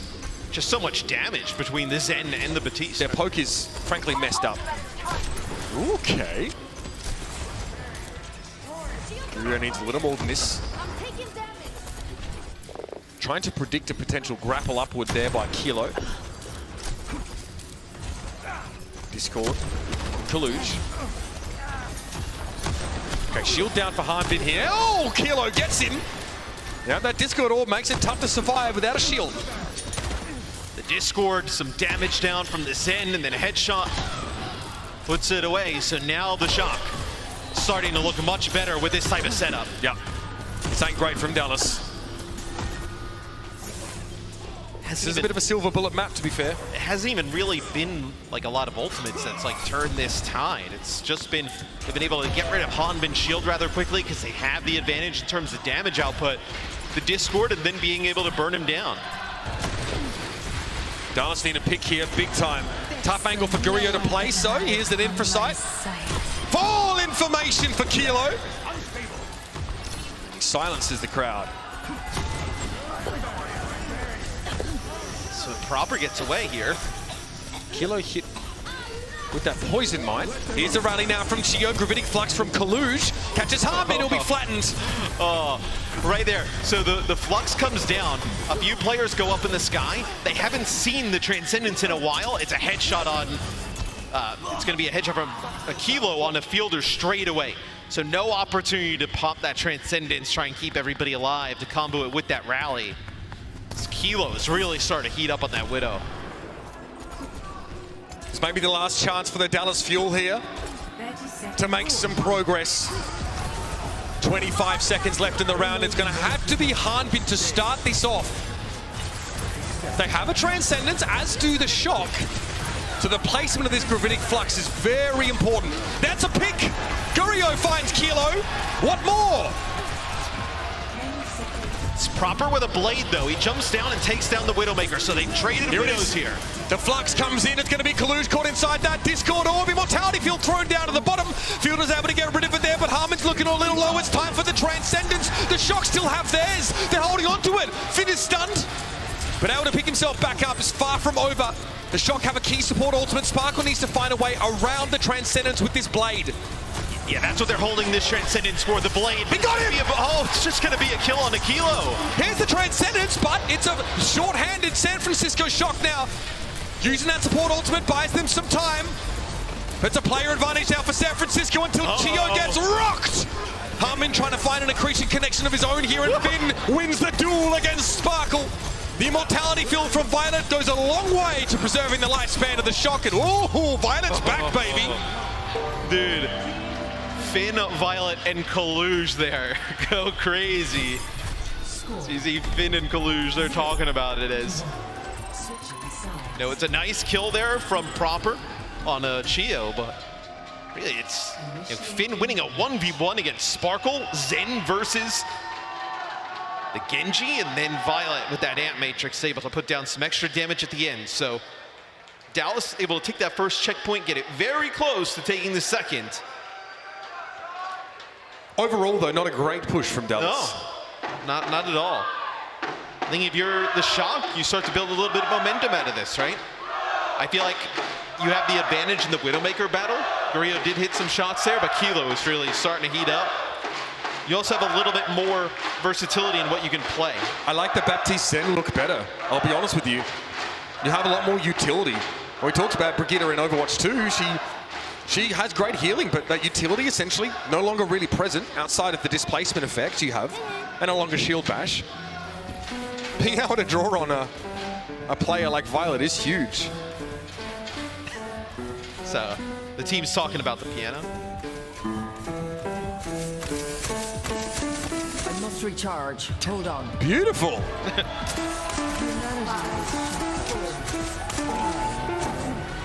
One. Attackers incoming. Oh, that's not a song you actually need rights to. DMC. I'm kidding. Yeah, I'm sure that's the last thing he's thinking about. All right, Kilo is revealed. He's just jamming out. Even under such a high pressure situation, nice to see that level heads are prevailing here. All right, so we have Sigma looks proper on the Hangzhou, double sniper from San Francisco, plus the Baptiste once more. Feels like a better comp, we'll see if that's true. Sparkle has to be so careful, right? Going through these doorways. Oh man, oh that's scary. The fielder's so low. Finn though taken down, Gurio strikes first. Oh, and second. A little bit of help to old mate Sparkle. Gurio chimes in with a body shot kill. Oh, make it 3. I think Gurio coming to life here would definitely be a game changer, right? As you saw from Kilo's perspective, able to land a few shots on a fielder. You're able to just make him worry a bit. Oh, Sparkle takes out Finn. Make him worry a bit. That's a huge game difference. No Zenyatta now for San Francisco means no Discord Orb. They're going to stop to regroup here. There's a lot of time that needs to come off the clock. But Dallas look confident on defense. Kilo, back to Lumbridge with you. Again, Gurio way ahead in terms of that ultimate charge. He could pop this infraside if he wanted it for essentially free. Violet ends up using the Amp Matrix there? So maybe going to be switching. That's a Violet moment, Matt. I mean, that's... He's not switching, he's just Violet. Switching, yeah. Maybe they thought they could get some kills out of that turn, but... The frustration play. 2 minutes elapsed here. Kilo goes upstairs. Nothing. Pulse. Oh! Proper! Feels the sharp edge of Sparkle's wit, and he'll make it to the Discord Orb helping. Sparkle controlling this space, and now it's time for a spawn camp. He's limbering up a little bit. I mean, this has been... This is oppressive, Matt. It's a completely different half than I expected because the Shock started to turn it on there towards the end. Dallas battling back. That's a headshot there that was on the Hanbin, and then a Gravitic Flux. They have to use a Transcendence. Finn's able to win that duel there, and after the Transcendence, Fielder's in a weird spot, facing down Collusion, that side room, but it gets Finn, peeks around the corner. It's going to take a little more than that, though, and now the Shock. Sniff of the cheese. Oh, Gurio! All right, tough for him there, though. He's definitely going to get eliminated. This will slow the Shock down somewhat. Wasn't able to get that mini health pack behind the barrier. Shock with 3 now, moving on, and Finn has a Transcendence in his back pocket. Kaluge, some vandalism, I see. You have the rally available here for the fuel. I think it'll just be like Infrasight versus each other. See what happens if, maybe there's some big damage down on a Hanbin, then the rally comes through. The rally is there. There's a Discord on a Hanbin. Time is short. Rally used there by Chio. Immortality Field already had to be used, and that's been taken down. Gurio knows exactly where Proper is, but he can't stop Finn. Hanbin's eliminated. The frontliner is now down for Dallas, and they can still hold on. Kilo is removed. Sparkle thought about trying to challenge Finn there, but he's a little wary, and that's the Transcendence now. Sparkle is in trouble. Recall? Question mark? No. This will be that checkpoint here for San Francisco.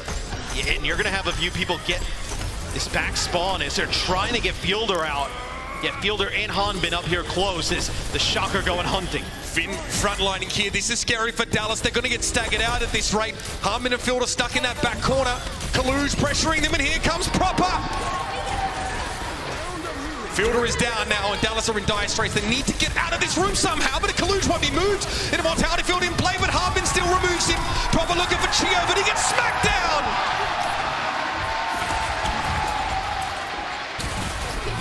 This is the stabilization here. Yeah, the payload will make it around this corner, but that could have been way worse for the Dallas Fuel. Patience from Sparkle. He didn't chase that kill on Finn. Dallas can now re-establish the high ground advantage. Gravitic Flux going for it here. He's caught two. Finn's inside of it. Violet explodes in midair. The Immortality Field was left, but it's a Pyrrhic victory for Violet as the rest of his team gets run out of town. Is what, you have an Immortality Field there, but no Transcendence, no Rally type of ultimate to keep you alive. So to be Proper getting finished off as Dallas pushes up to the low ground. They're gonna, I would back up out of here. That's a really rough spot to play out of. Gravitic Flux here for Kaluj. Pulse Bomb. 60 seconds. A little hard to deal with a Zen without a Baptiste. Fielder goes down to one shot pretty much. Sparkle a little low there. Here's Gravitic, just Hanbin here. Transcendence to make sure he doesn't drop below half, and it pays off. Gurio's been picked off Proper. You can see him in the back line there. Sparkle doesn't realize he's there either. In a 1v2, Sparkle has to recall. There's a risk of the Pulse Bomb here as Proper knows he's used that ability. The Sparkle falls. Such a compromising situation to be in. Proper's far from done here. Fielder sticks him with that Discord Orb. It's going to be a recall from Proper now. Fielder has to try and deal with him, but he just can't. Oh, I mean, and Hanbin just tries everything possible to take out Violet, and Violet able to stay alive all through that. That's huge because they'd had no support here at the end. 13 seconds left. Whichever way you slice it, this will be the last fight of this map.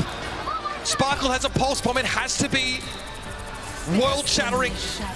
Okay, Infrasights from both sides. Now Sparkle knows exactly where to go to find the backline. Pulse Bomb on Chio, though. He tries to trade. It doesn't work out. Guru going to reposition it, try for an aggressive angle. They need to stop the shock on this cart now. The stick's there. Violet's Immortality Field is down, and Kaluj is here with a Bionic Grenade. It works out. Sparkle gets in, but he has to trade. Hanbin with Violet, and the Gravitic Flux is somehow dodged by Finn. He turns around. Hanbin, 90-degree snap, but Kilo is removed, and they say this town ain't big enough for the two of us. Dallas, advance.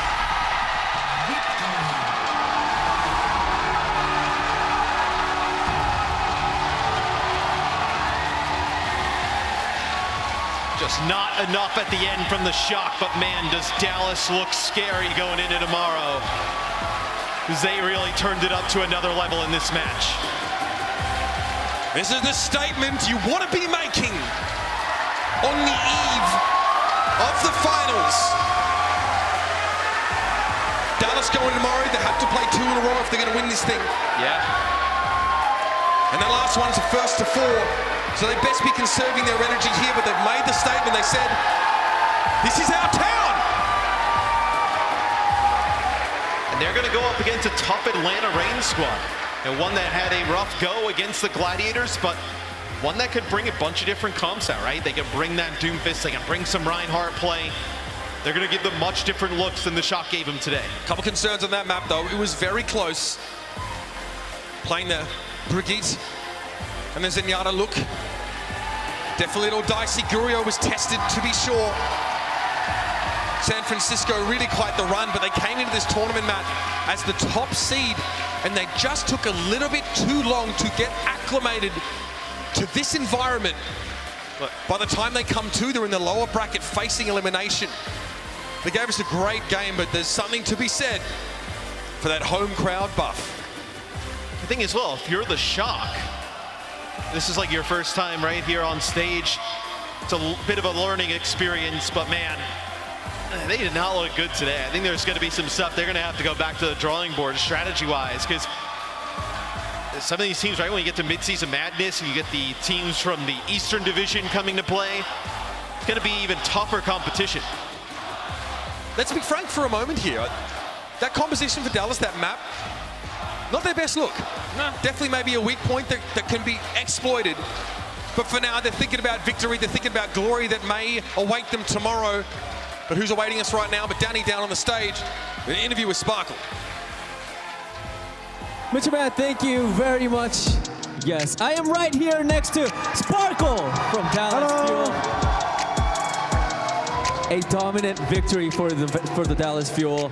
How are you feeling right now? 자, 지금 일단 쉽게 질문, 가볍게 질문 먼저 하나 하고 좀 더 얘기를 좀 나눠 볼게요. 기분은 지금 심정 어떠신가요? 느낌 지금 어떠세요? 일단 하루에 2경기를 하니까 너무 힘들고요. 또 이제 샌프란시스코 슈커가 매우 잘하는 팀인데 생각보다 쉽게 이겨가지고 기분이 좋네요. I mean, because we have to play 2 matches, so it is a bit tiring. And San Francisco Shock is a tough opponent, but I think we beat him pretty easily. So I do feel good. And tomorrow, the finals. It is going to be another, I guess, a tough day for you because you do have to play 2 matches. You have to play Atlanta Reign and then the Gladiators. Do any of those teams scare you? Or are you worried at all because you have to play 2 matches again tomorrow? 자, 그리고 다음 또 내일 마지막 날이 될 것 같은데요. 이번 킥오프 클래시 토너먼트가 이제 내일도 좀 힘든 하루가 되지 않을까 생각을 합니다. 일단 2경기도 2경기고 또 이제 아틀란타뿐만 아니라 올라가게 된다면 글래디까지 상대를 하게 되실 텐데 그 둘 중에 좀 걱정이 되는 팀 아니면 혹은 내일 또 2경기를 뛰어야 되기 때문에 좀 컨디션 조절이 좀 힘들 거라고 생각하시나요? 일단 컨디션 관리는 선수로서 이제 그것도 선수의 실력이기 때문에 당연히 해야 되는 일이고 이제 저희가 어제 글래디에이터즈한테 졌는데 이제는 저희를 이제 루저 브라켓에 보낸 글래디를 복수하기 위해 이를 갈았기 때문에 둘 다 걱정 없습니다. Well, first of all, for how we feel, I think as a player, really having to control like how your well-being is also a part of being a player as well. So I will take care of that. As for the matches, we're ready to go up against the Gladiators who put us in the lower bracket. We are ready for that revenge. So we're going to get that as soon as possible. Ladies and gentlemen, again, give it up for Sparkle. Thank you. Good luck to you, Dallas. Mitchell, Matt, back to you. See you guys.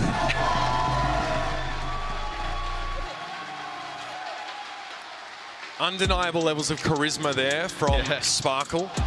And again, a fantastic game from him. I think that last map was tough though, what he had to play into. A lot of poke, and Proper was really starting to heat up there. So just as well they managed to shut him down when they did. Yeah, it was...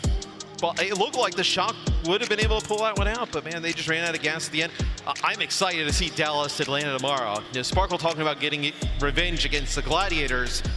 They should not look over Atlanta. Atlanta, they had a rough game today, did not look great, but I do not expect to see that Atlanta tomorrow. No one would love to spoil the atmosphere in this place more than the Atlanta Reign. I'm quite sure of it. Let's talk about our player of the match though for now and allow Dallas and their fans to enjoy the victory. Your player of the match today in this series is the one and only Sparkle. I thought his Tracer was pretty impactful. We were talking about, like, if Proper plays the Tracer and starts to go off, like, what is the answer? And we've seen Sparkle play Tracer in the past, and it's better than expected, and it always seems to come through. Nothing too flashy, but consistently picking up these kills. Well, throw back to the era where we were very critical of the Dallas Fuel because they didn't have a hit scan player on their team. They were still able to win and look so good early last year, primarily because Sparkle was just able to be such a transcendent talent. The combo of him and Doha, but especially Sparkle's Tracer, was incredible. And frankly, we wondered how that would go here. But this is insane. This is the proper stats from the game that the Shock won earlier today, right? 11.7 final blows per 10. That is a huge effort in a game that has 2 less players in the server. We used to say 10 was awesome in 6v6. There's 11 in 5v5, a big deal. Pulse bomb attach rate, north of 50 is like top percentile in league. Consistently getting the supports of the Shock, huge, right? Because Finn and Violet are such playmakers in that support role. And then also being able to put tons of pressure on Proper, not allowing him to just run rampant in your backline. It's a huge performance today from Sparkle. We saw the San Francisco Shock just look incredible earlier today. Something about that first round, the atmosphere in here, Dallas seeming like they're on a different level. Can they get that lightning in a bottle, keep it for tomorrow? They're going to need it if they're going to make it to the final. Let's have our friends over at Watchpoint break this down. It's been an incredible day of games as we go through this lower bracket. Sad to send some teams home. Let's head over to the crew, though, and see what they've got to say on Watchpoint.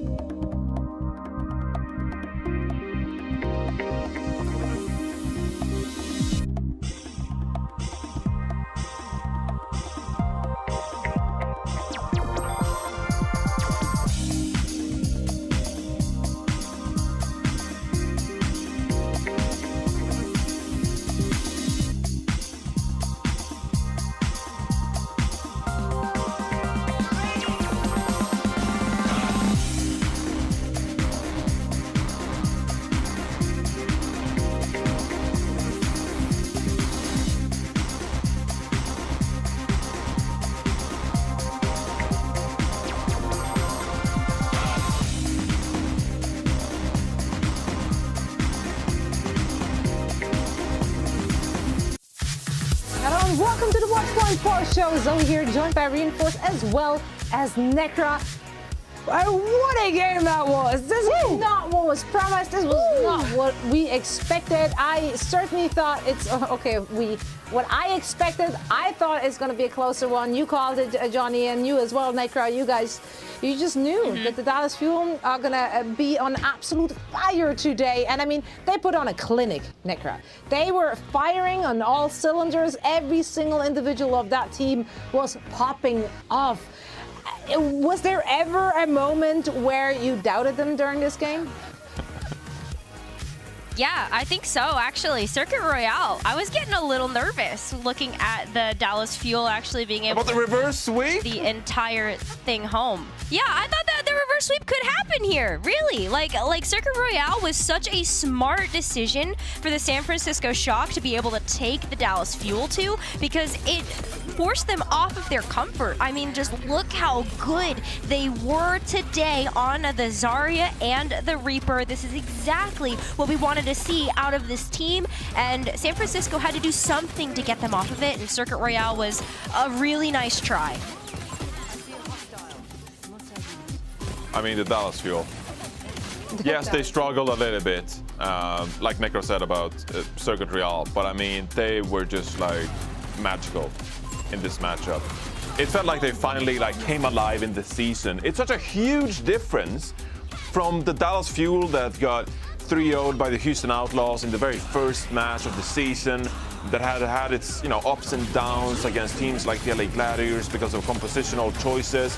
The pure aggression, the comfort of this team relying on your teammates, like moments like Edison just yeah, I'm just going to walk into your team because I know exactly when Chio is going to drop the sound barrier, and I have complete and utter faith in him just dropping it.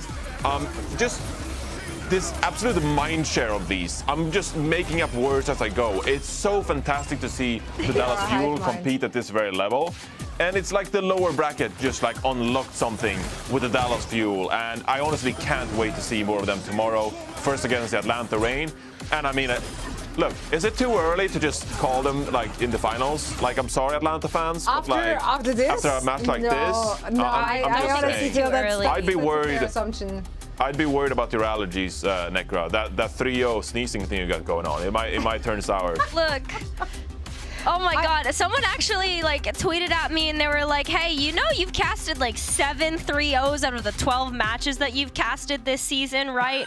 I'm like, yeah, this is why I have this problem right now. I am fighting back sneezes on the broadcast at the moment.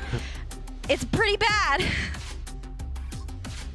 It's rough when teams trigger that. I'm feeling for you. Well, hopefully we get treated to a little less of the 3-0s and some closer matches tomorrow, because quite frankly, some portions of this one, except from the last map, were not close at all. Midtown, probably the hardest beatdown we had all tournament long, honestly. That was brutal. And you saying it's so great to see the Dallas Fuel finally being that team we thought they would be and coming alive. The opposite is true for the San Francisco Shock, unfortunately, because we had really high hopes for that team coming into it, and they struggled in the kickoff clash. From the very first match to their very last match, that is not the Shock that we got to enjoy over the last, 4 weeks. So 6-0 in qualification matches, right? Yeah, so it's they definitely, it's going back to the drawing board for them. Now, of course, we want to end this on a very high note. Therefore, we're going to look at our best of the days. And a preview? We got. We'll get to that. Sorry, I threw you off. Just a little. I want to talk about best of the days first, all right? And I have a very neat one, something we don't see too often. Without any further ado, I just want to roll the clips and take a look at what happens here, because for me personally, it's actually a first. It's the first time that we see it twice happening in one match. That's right. Best ability in the game. We're gonna look at for Widow Mines here. I know that's a weird sentence we never thought, but my best of the day are Widow Mines, which make the difference. Did you see that? This is the best ability in the game, Zoe. Yeah, strongest ability in the game. Actually nerf it. Here it goes again. That's Sparkle. Yeah. He's a tracer. One of the best tracers in the world. And off he goes. There we go. Gets deleted by the mine. The disrespect. Overpowered, I say. Yeah. Really take a look at this. Someone should take a look at that. Yeah. I don't know why, but it tickled me because it happened twice in a row. It's just like Yeah. to my mind. Literally never happened to me. It's a stupid ability. It just tilts you, you know? Just like, oh, I gotta take all this damage. No, not for me. Don't step into the mine. I'm a Winston. I just like jump in there and I'm like, I'm here. This is my presence, and I just deal with it. Yeah, you just deal with it. M1W. You deal with it by dying. That's what happens. Necra, what was your highlight today? Well, my highlight also comes from the Dallas Fuel, sort of. It's going to come from Edison's Reaper. Edison put on an incredible performance today, and I look at this 5K from the Death Blossom that Edison was able to pull out of his back pocket. Like, holy moly, I want to see it again. Like, that's just the best Beyblade we've seen in a while. We haven't seen too many, like, full team wipes either from an Ultimate, and so it was just really special to me. I mean, he was such a beast today. Edison's actually scary, like straight up. Well, like in person too. If you met Edison, would you just be like walk away, hide? I don't think we've ever met him. I might be scared. I don't know. Yeah. I don't know. Maybe. I'd be a little He's scared. probably a nice guy. I'm not. I'd love to He meet seems him. really nice. 2-1 vote. That Yeah, he seems nice. You can be nice and scary at the same time. It's not mutually exclusive. It's called respect, like some. Exactly. Very Put respect on the name of Edison. He definitely deserved that. Now, who else should be shown some respect today, Jonathan? The ground. You need to show some respect to the ground, Zoe. Right. That's right, because you never know what lurks in the ground. You got to be careful. You keep yourself on the high ground, on the high pedestals. Watch out. I know where we're going with it. Because Kevster, he's making the ground pretty fearful. Oh, look at how he hits this pulse bomb. Like, you know, completely intentional. Ultraviolet's in the air. Taking a bit of a free fall here, boot off with Reiner. It's really team synergy more than anything else, because Reiner knew that this would be the exact location that eventually Ultraviolet with the advanced range would just completely land in. It's gorgeous. It's like a. I don't want to say it's a party trick, because my parties would not land at full spawns, but it's a bit of a, you know, a clown trick. A clown trick. Yeah, you know, circus trick is what I'm thinking of. It's not a clown trick, a circus trick. Yeah, I love that. Like, hey, we're gonna boop up this up, and there's a pulse bomb on the ground. Woo! It looked choreographed. Yeah, exactly. So I can appreciate that. Now, speaking of clowns and circuses, and I mean, what goes well with high notes? High notes. There we go. Callback. Good one. Why didn't I think of that one? We got a bonus best of the day, but we got to listen in for that one. So lean back, relax, and enjoy the sound of music.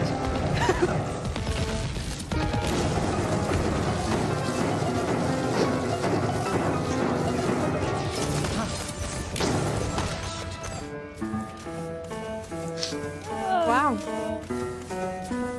It's this one's nice. So apparent. Yeah. Must recharge. Dallas Fuel is the chaotic evil, you know? San Francisco lawful. Well, it's very clear which team focused on what heading into this game. Do you think, Shock, they practiced too much piano leading into the tournament? You don't know. Maybe, maybe that was a reason. Need to take a look at this. Yeah. What are they doing in the lobbies? Practicing piano or playing the game? Have a stern talking to the coaches. Although it did that was a sweet little melody. I did enjoy this song of Dallas Fuel's people too, though. It's aggressive. It would be amazing. This is my request. If there's ever a tournament in Dallas again, that's like their walkout music. That's their walkout music. Someone clip it. Actually, yeah, I need that. Yeah, I can't replicate it. It was too masterfully precise. Yeah. Something about something like that, but walkout music. License it. Gotta copyright that. Yeah. Someone's got to get on that. Anyway, I want to take a look at the brackets to see what happened the last 3 days, and trust me, it was a lot. We had some absolute highs, some very low lows. We're starting here in the eastern region, where we had some surprises as well, which ended up with the Philadelphia Fusion in the finals. They are currently waiting for either the Seoul Dynasty or for the Shanghai Dragons. So that will be a rematch, a double rematch, as they just recently played against them before that match, and that one went in favor of the Dragons. So I guess on their scoreboard it's 1-1 right now. That will be the ultimate winner for their winners bracket. The ultimate winner of the loser bracket. Yes. And I then mean, maybe the winner bracket too, but exactly. in the finals. So But one of them will win and the other one will lose, and that's my analysis for this game. Now, of course, we're going to take a look at our lower bracket as well. Exactly. So it was a 50-50 chance. Good math.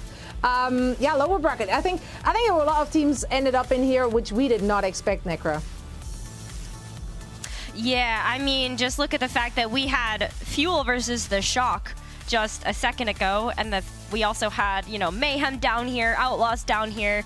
It was just an absolute weird one, given that yesterday, I don't think a lot of people expected to be in this situation, just looking at the predictions. Sorry, I do have to call that back up. But, you know, now we've got the Fuel versus the Rain leading into the next match. It's going to be really, really fun to see.